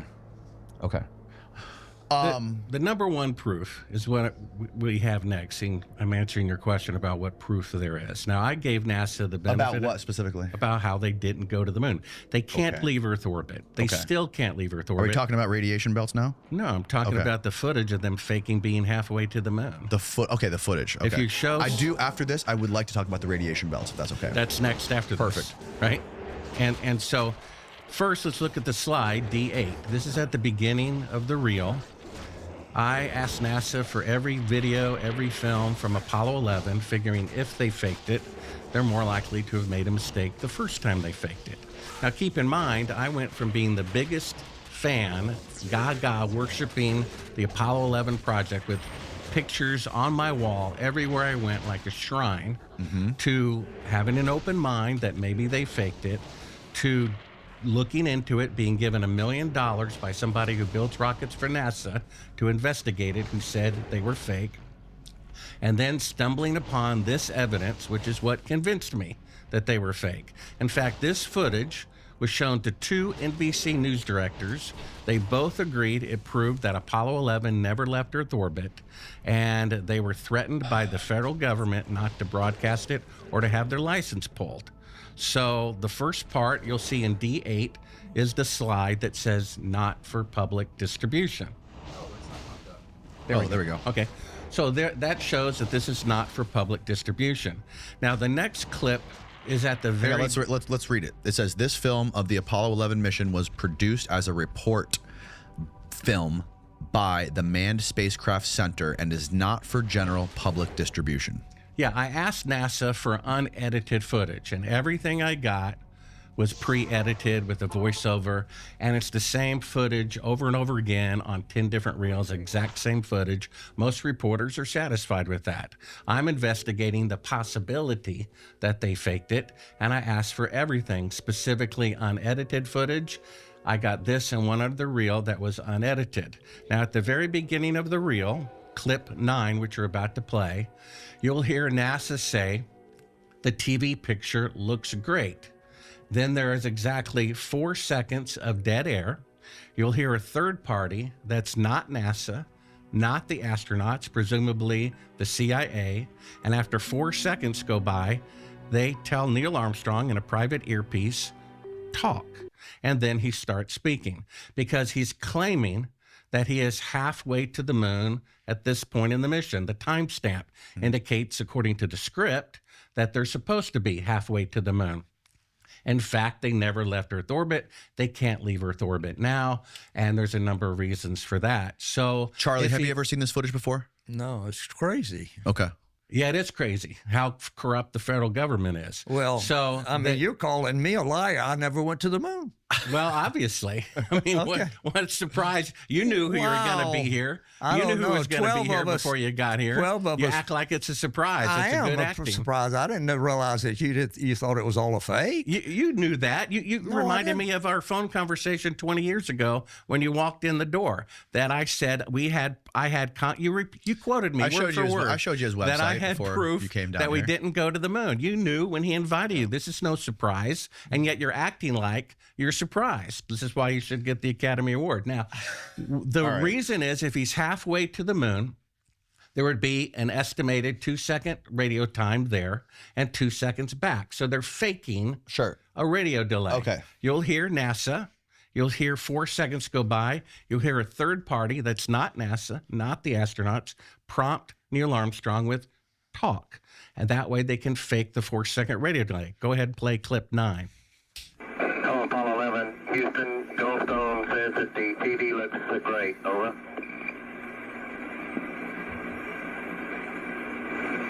Okay, Roger. Hello, Apollo 11. Houston, Goldstone says that the TV looks great. Over.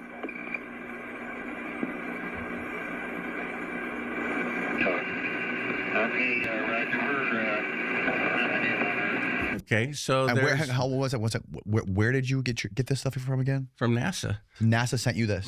Bill And- Casing, a one second. contract- They sent it to you by mistake? Either that or one of my sources at NASA who said the missions were fake, thinks a whistleblower sent it to me. Okay. And so... Hold on, Charlie, what do you make of that? I don't understand what he's talking about here, but the missions were not fake. They sent me to the moon. And we understand that. You've been saying that for 56 years. Hold on, Bart. The footage that we just watched was from Apollo 11. Could you hear it? Can you hear it in your headphones?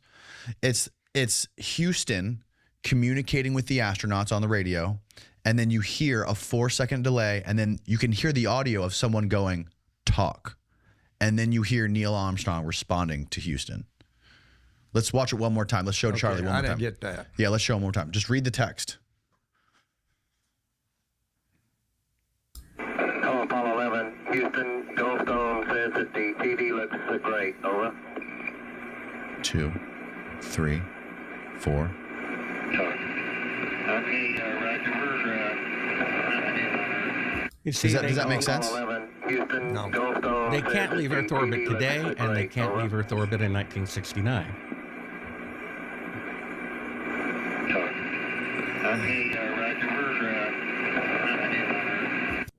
So the footage is footage of the moon, and you could hear Neil talking to Houston, right? In that video clip? Yeah. You could hear them talking.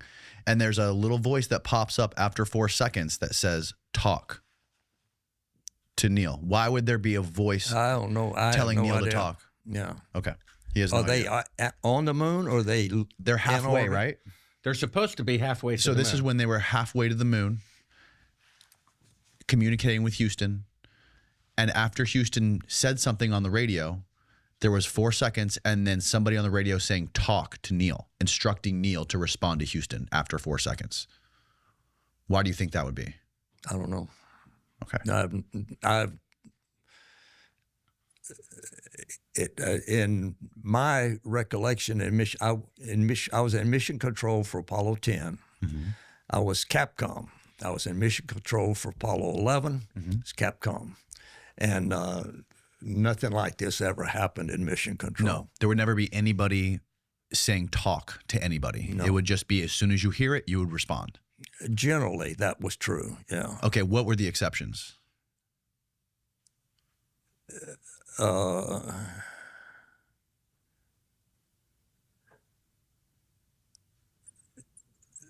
I can't think of any right now, but I mean, say again, Houston, or say you a lot of reasons that mission control had not mission control, but we had problems, scratchy communication. So if you couldn't understand, yeah, okay, I see what you're saying. Say again, whatever. Yeah, except the quality, the EQ of the audio of talk is completely different. It's not obviously NASA who just spoke, right? And it's not Neil Armstrong who responded. They're faking a 4-second radio delay to pretend that they're beyond Earth orbit. So this is him. So Bart's position is that video with them with the voice coming in and saying talk is them trying to fake a 4-second delay. That's part of his argument. So what? I mean, I don't understand. That's just one of his arguments. Is that there because you hear the voice come in and say talk, the talk comes in 4 seconds after Houston finishes their statement, right? So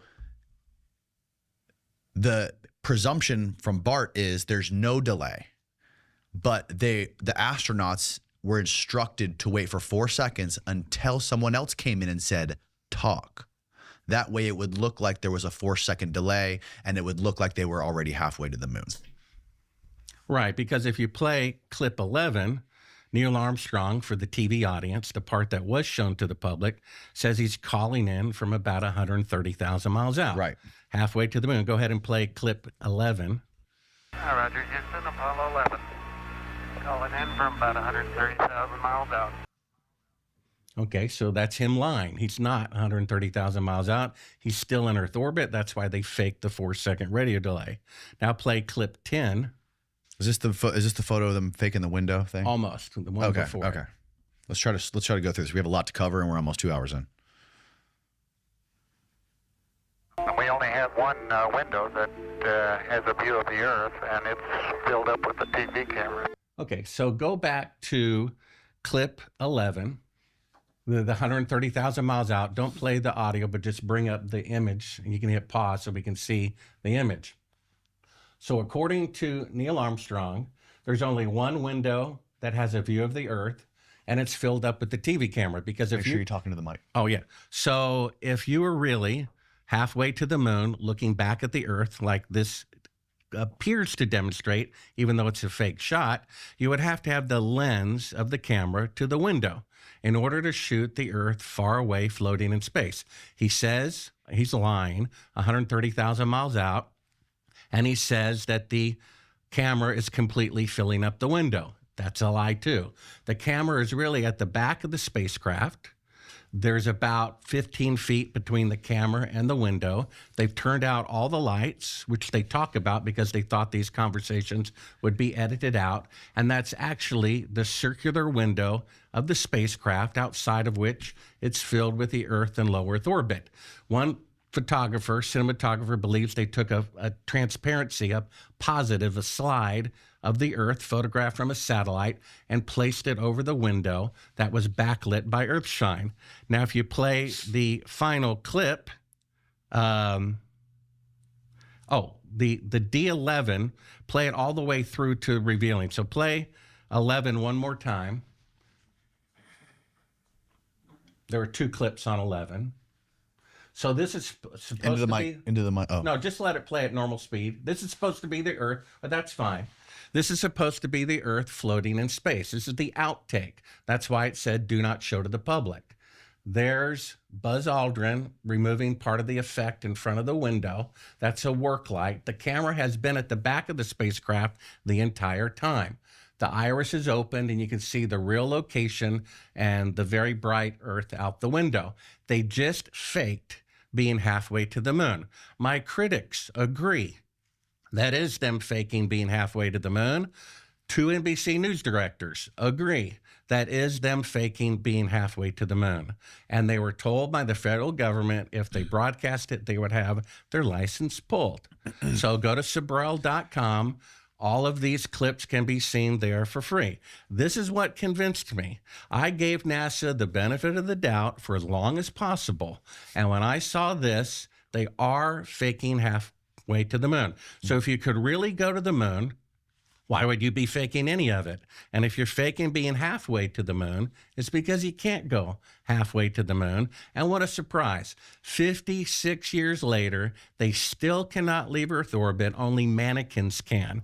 And we'll go on to why next, which is the Van Allen radiation belt. All right, hold on. Let's put a pause there.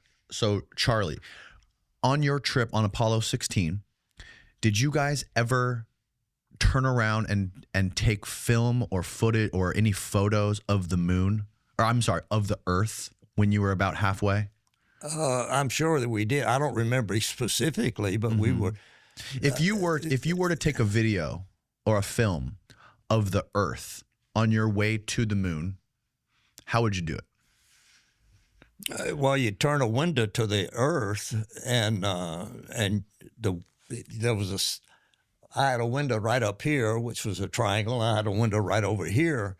And in zero gravity, you had to hold a camera up to the window, towards the window, and the object you had out there. So you could do it from any window. It depends on how you oriented the spacecraft. So, okay, so you would be able to orient the spacecraft while you're traveling to the moon to line up a window with the Earth. Yeah, sure. Okay, and so roughly how big is that spacecraft? How big is the interior? Less than if I'm in my couch, I can reach out and touch in my suit, and I could reach out and touch the side of the spacecraft. Okay. John Young on liftoff, it was Mattingly. He was touching my shoulder, and on the other side, he was touching John's shoulder, and John was reaching out and touching the side of the spacecraft. But the command module, the command module. Yeah, the command and service module were coupled together, so there was actually more depth than that. Okay, No, not in the spacecraft. It wasn't. They were. The service module was hooked to the command module was sat on top of the service module, and we received a lot of stuff from the service.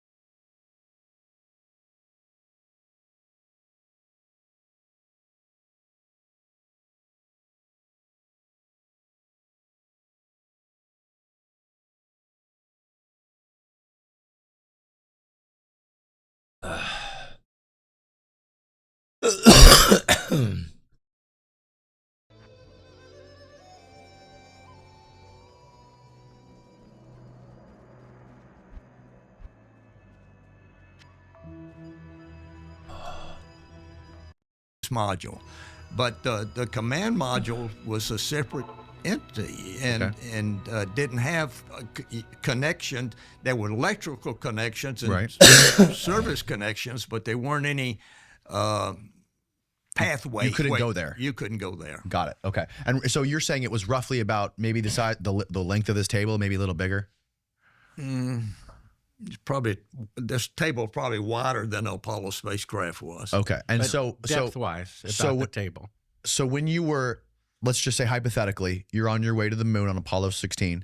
You look back, you want to take a shot of the Earth at halfway, right? You're halfway to the moon.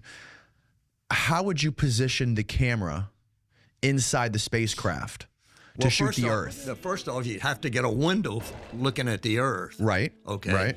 And you could get the window, you face the Earth. There was a triangular window here and a window here for me. What was the shape of the other window for you? I think it was a sort of a triangular shape. Triangular shape, okay.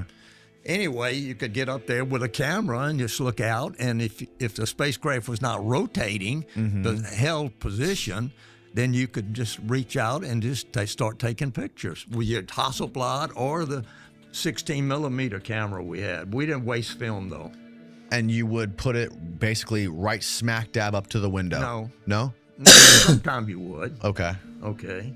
Depends on what you were trying to look at. If the Earth was out there and you wanted to get right close so you could see the whole of the Earth, you would. You could get back and you could still see the Earth out there, but it was like you were looking through a 4 foot of air in a spacecraft, so you'd want to get up right next to it to get a good picture. Window. Yeah. Right. And how fast was the craft moving at that point? Halfway? It varied. Roughly. Well, it took 72 hours to get to the moon. It's 200-something thousand miles, so on average, it 3,000 miles an hour. 3,000 miles an hour. Okay. Okay. So, this footage is, as Bart described, from Apollo 11, and they have the camera. Steve, do you have like a rendering of the spacecraft? Yeah. Give me a second. So we downloaded a 3D render of the interior of the spacecraft, and I want to see it first of all. This is it. So this was created by the Smithsonian, and it's supposed to be a perfect 3D render. Does that look right? That's the hatch right there. Yeah, that would be the hatch. Mm-hmm. And there was a window, and on the right side, I had a window. Mm-hmm. Well, on this side, wait a minute. I think we are in this. I would be on the other side. So he was on the left side. Which Apollo mission is this rendering of? Did they have different ones for every Apollo? No, that's all the same. They're all the same? Which is the number one window? This is specifically Apollo 11. This is specifically Apollo 11. Okay, so this would have been the same craft they were shooting from in that video that you provided. Okay, so which window, Bart, were they filming from based on this 3D render? They referred to it as the number one window. So, and it appeared to be circular on camera. And like I said, another cinematographer thinks they put a device over the window with a photograph of the Earth. I don't see any circle windows at all in this. Was there a circular window in there, General? That's kind of like a square. It's like a rounded square. This way. And there might be a circular window in the hatch. I don't remember. So the hatch is missing here. So maybe that's what they were filming out of, the hatch. Yeah. Well, no. The hatch would be open, and sometimes you could, if you got right up close, you could see the hatch being. Yeah, I think you're right. The circular window was so on find the hatch. find a photo of the hatch for the lunar module and see if there was not the lunar module, the command module. The command module. I'm sorry. Well, we already have them claiming that the camera's up against the window when in fact it's at the back of the spacecraft. Okay, so there's the hatch. It is a circle. It's a circle window. Breaking down. I mean, you look at it where he says he's 130,000 miles out, and the second half of it, where they start fiddling with their hands in front of the window, it's the same shot. They claim it's 130,000 miles out, and then the moment later, you see it's the window being made up to look like the Earth floating in space. Go back a couple of seconds. So you can, okay, stop. Pause it right there. Pause it right there. So Charlie, move the guy out of the way of the window so we can still see the interior of the spacecraft. So that window straight ahead, that's got like light glaring through it. It's circular. It looks circular. That's circular, right? So that would be the hatch, right? That's the hatch. That's the hatch. Okay, so the camera is basically as far back as it can possibly be inside the command module. That's in the lower equipment bay. It would be the lower equipment bay. Okay, cool. Now play it so we can get a better idea of the camera's staying there and they're adjusting the exposure. Yeah, right there. So there you can see. So a moment ago, they claimed that was 130,000 miles out, the Earth floating in space. But it's not the Earth floating in space. It's the window being made to look like the Earth floating in space. So they're faking being halfway to the moon. So why would they fake being halfway to the moon if they really went halfway to the moon? Well, you don't even have to go that far. Okay. Let's say why are they shooting it from so far back? Why wouldn't they put the camera up to the window? We did at times, but sometimes you just want to look at the inside and what the guy's doing. But if you go back, the other side of the spacecraft. Understood. But if you go back, they're showing it with the entire interior blacked out. Steve, if you rewind it. Yeah, that's so that he can get exposure of the well, if you got the outside, if you got the windows not open but uncovered, you're going to get light reflected from the Earth and light from the sun into the spacecraft. Right. So go to the beginning. Go forward a little bit more so it just shows you. So see, they're filming it. They claimed that was the Earth floating in space. It looks like they're trying. Do you understand why Bart thinks they're trying to pull some sort of camera trick? They're trying to. It looks like right now, if you paused it right here and you showed that to me or any other dum-dum like me, you would think that the black is just space, right? And that's just the Earth floating in space. That's what it looks like to me. So hit play. Now, and he's saying while they're filming it that they're 130,000 miles out. Which is not true. So there's the Earth. Allegedly. So it's like, wow, look how small the Earth is, way floating away in outer space. And it's pretty incredible. And then this is the same this is not cut. This is same footage. And the camera's sort of wobbling. There's something weird in the top left corner, maybe a light. It's a work light that they diffused so it wouldn't throw light on the spacecraft walls. Now it's like, now there's something moving in between the camera lens and the window. Yeah. So it's not space, it's just the interior of the spacecraft. It's the window of the spacecraft being made to look like the Earth floating in space. Right. So if they are trying to pull a camera trick here, Bart, now look, you see the window's totally blown out. That's what it would look like. Right. Okay. They had the iris closed during the other one. The hatch, that's the hatch window. Mm-hmm. And then there's another triangular window. Yep.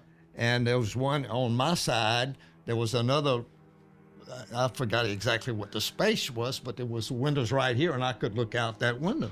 Mm-hmm. And there was on the other side, there was a docking window. You looked out when you had to dock, and it was I forgot exactly the shape, maybe an oblong rectangle or something like that. And then there was a round hatch window, and then there was a window on the left. I could look out I was on the right side, and I could look out a window. It was right there. And John Young had a window on the other side. And there was a hatch window above us, and there was two windows up in beyond the lower equipment bay. So Steve, go back to where it's exposed for the interior. So right there, that's the hatch window. Yeah, the round one. Is that how bright? Okay, move the hand. Okay, is that would it be that bright? Yeah, 130,000 miles away. If that window was facing the Earth at 130,000 miles out, is that how bright it would be? It's facing more to the sun than the Earth.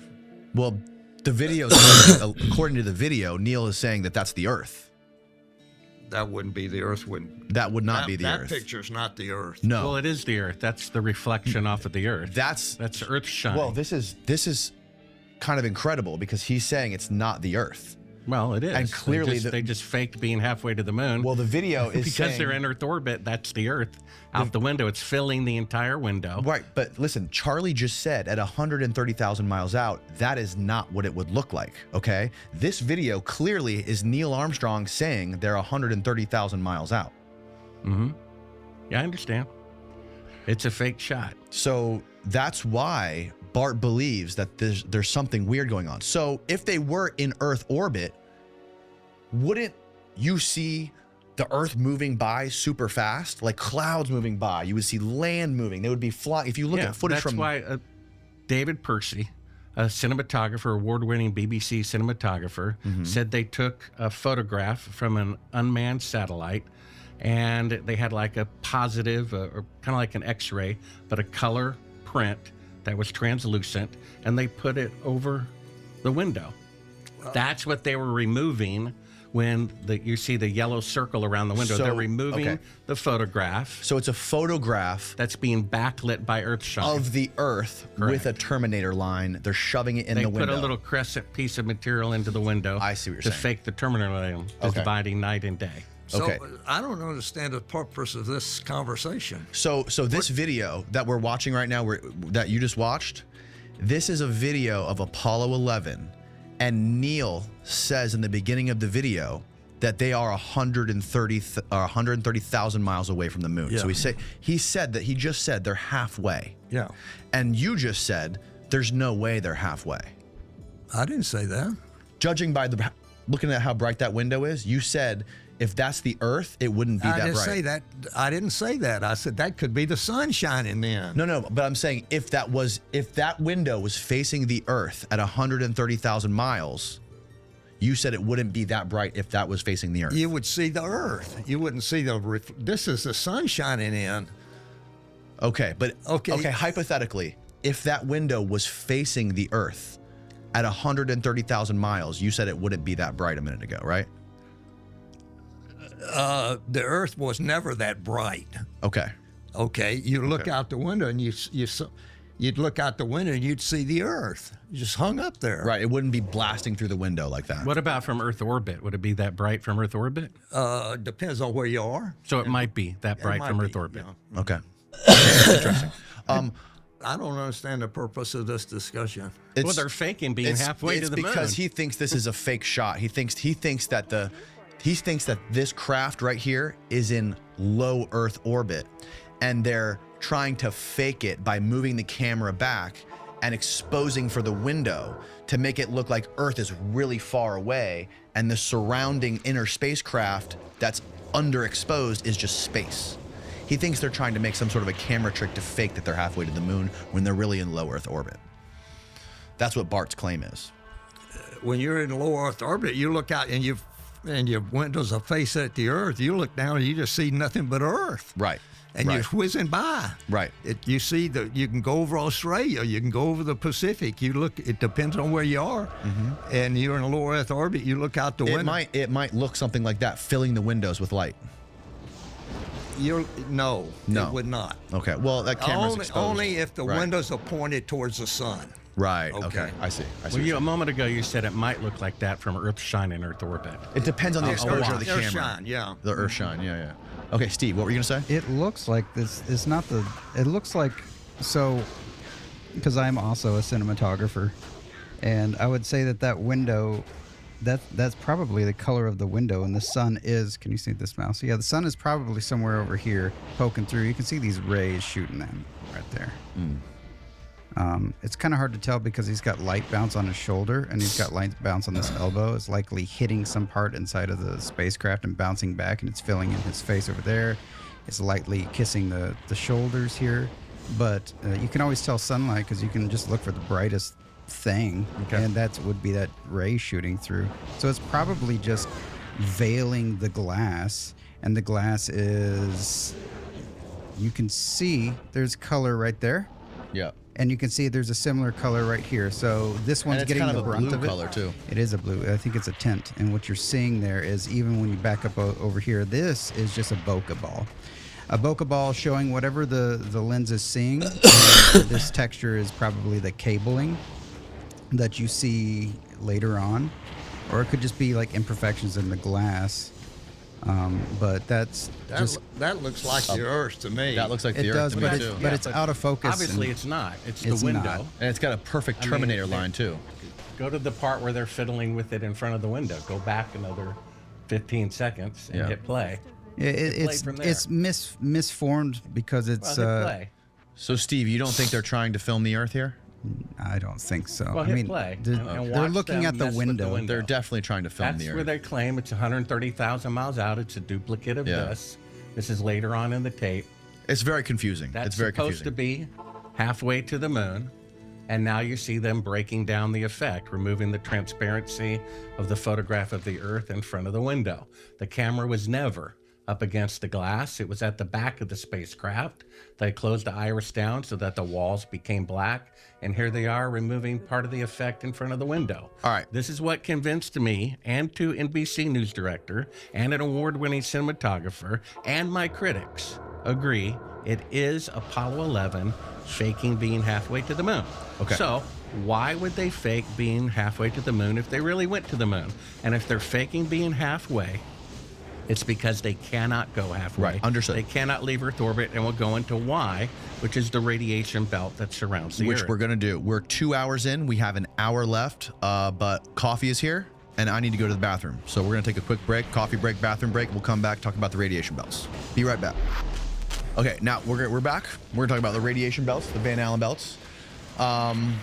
What is your position on the Van Allen radiation belts? Well, my position is what von Braun's original findings were, which is that it's 250 times a lethal dose. We have a quote from him in print that he says that if you do the math. And if you first show slide D12. Okay, before you get to D12, for people that don't know, that are listening to... Yeah, this is Bart an for the image first of the belt. So yeah, the Van Allen radiation belts are basically large toroidal donut-shaped pods of radiation that exist about, what is it, 1,000 miles out from the Earth? And extend about 30,000 miles. Extend about 30,000 miles. And every single space shuttle launch, basically every astronaut and every space shuttle launch, every moonwalk that's ever, or I'm sorry, not moonwalk, spacewalk that's ever been done has been done below that in low Earth orbit. The only astronauts, the only manned mission that has ever been outside of the Van Allen radiation belts is the Apollo mission. Is that Gone correct? through them. Yeah. If you look at D12, you can show the audience what they look like and how every manned space mission, Mercury, Gemini, Skylab, the space shuttle, is well below it. And this field of radiation starts at 1,000 miles and extends about 30,000 miles. If you go to D13, this is a press release from the Apollo mission that was given to the press. They launch from Florida to be near the equator, and they go right out through the middle. You see that right at the equator. They go through the Van Allen radiation belt. Now, if the spacecraft, like General said, is going 3,000 miles an hour and they're 30,000 miles thick, that would be 10 hours in the radiation to the moon and 10 hours back. I believe maybe the spacecraft was going a little bit faster, but in any case, it was at least 2 hours in the radiation to the moon, up to 10 hours, and another 2 to 10 hours back. Now, the Orion mission sent this up belt sucks. Geiger counters into the radiation belts in 2014, unmanned, and they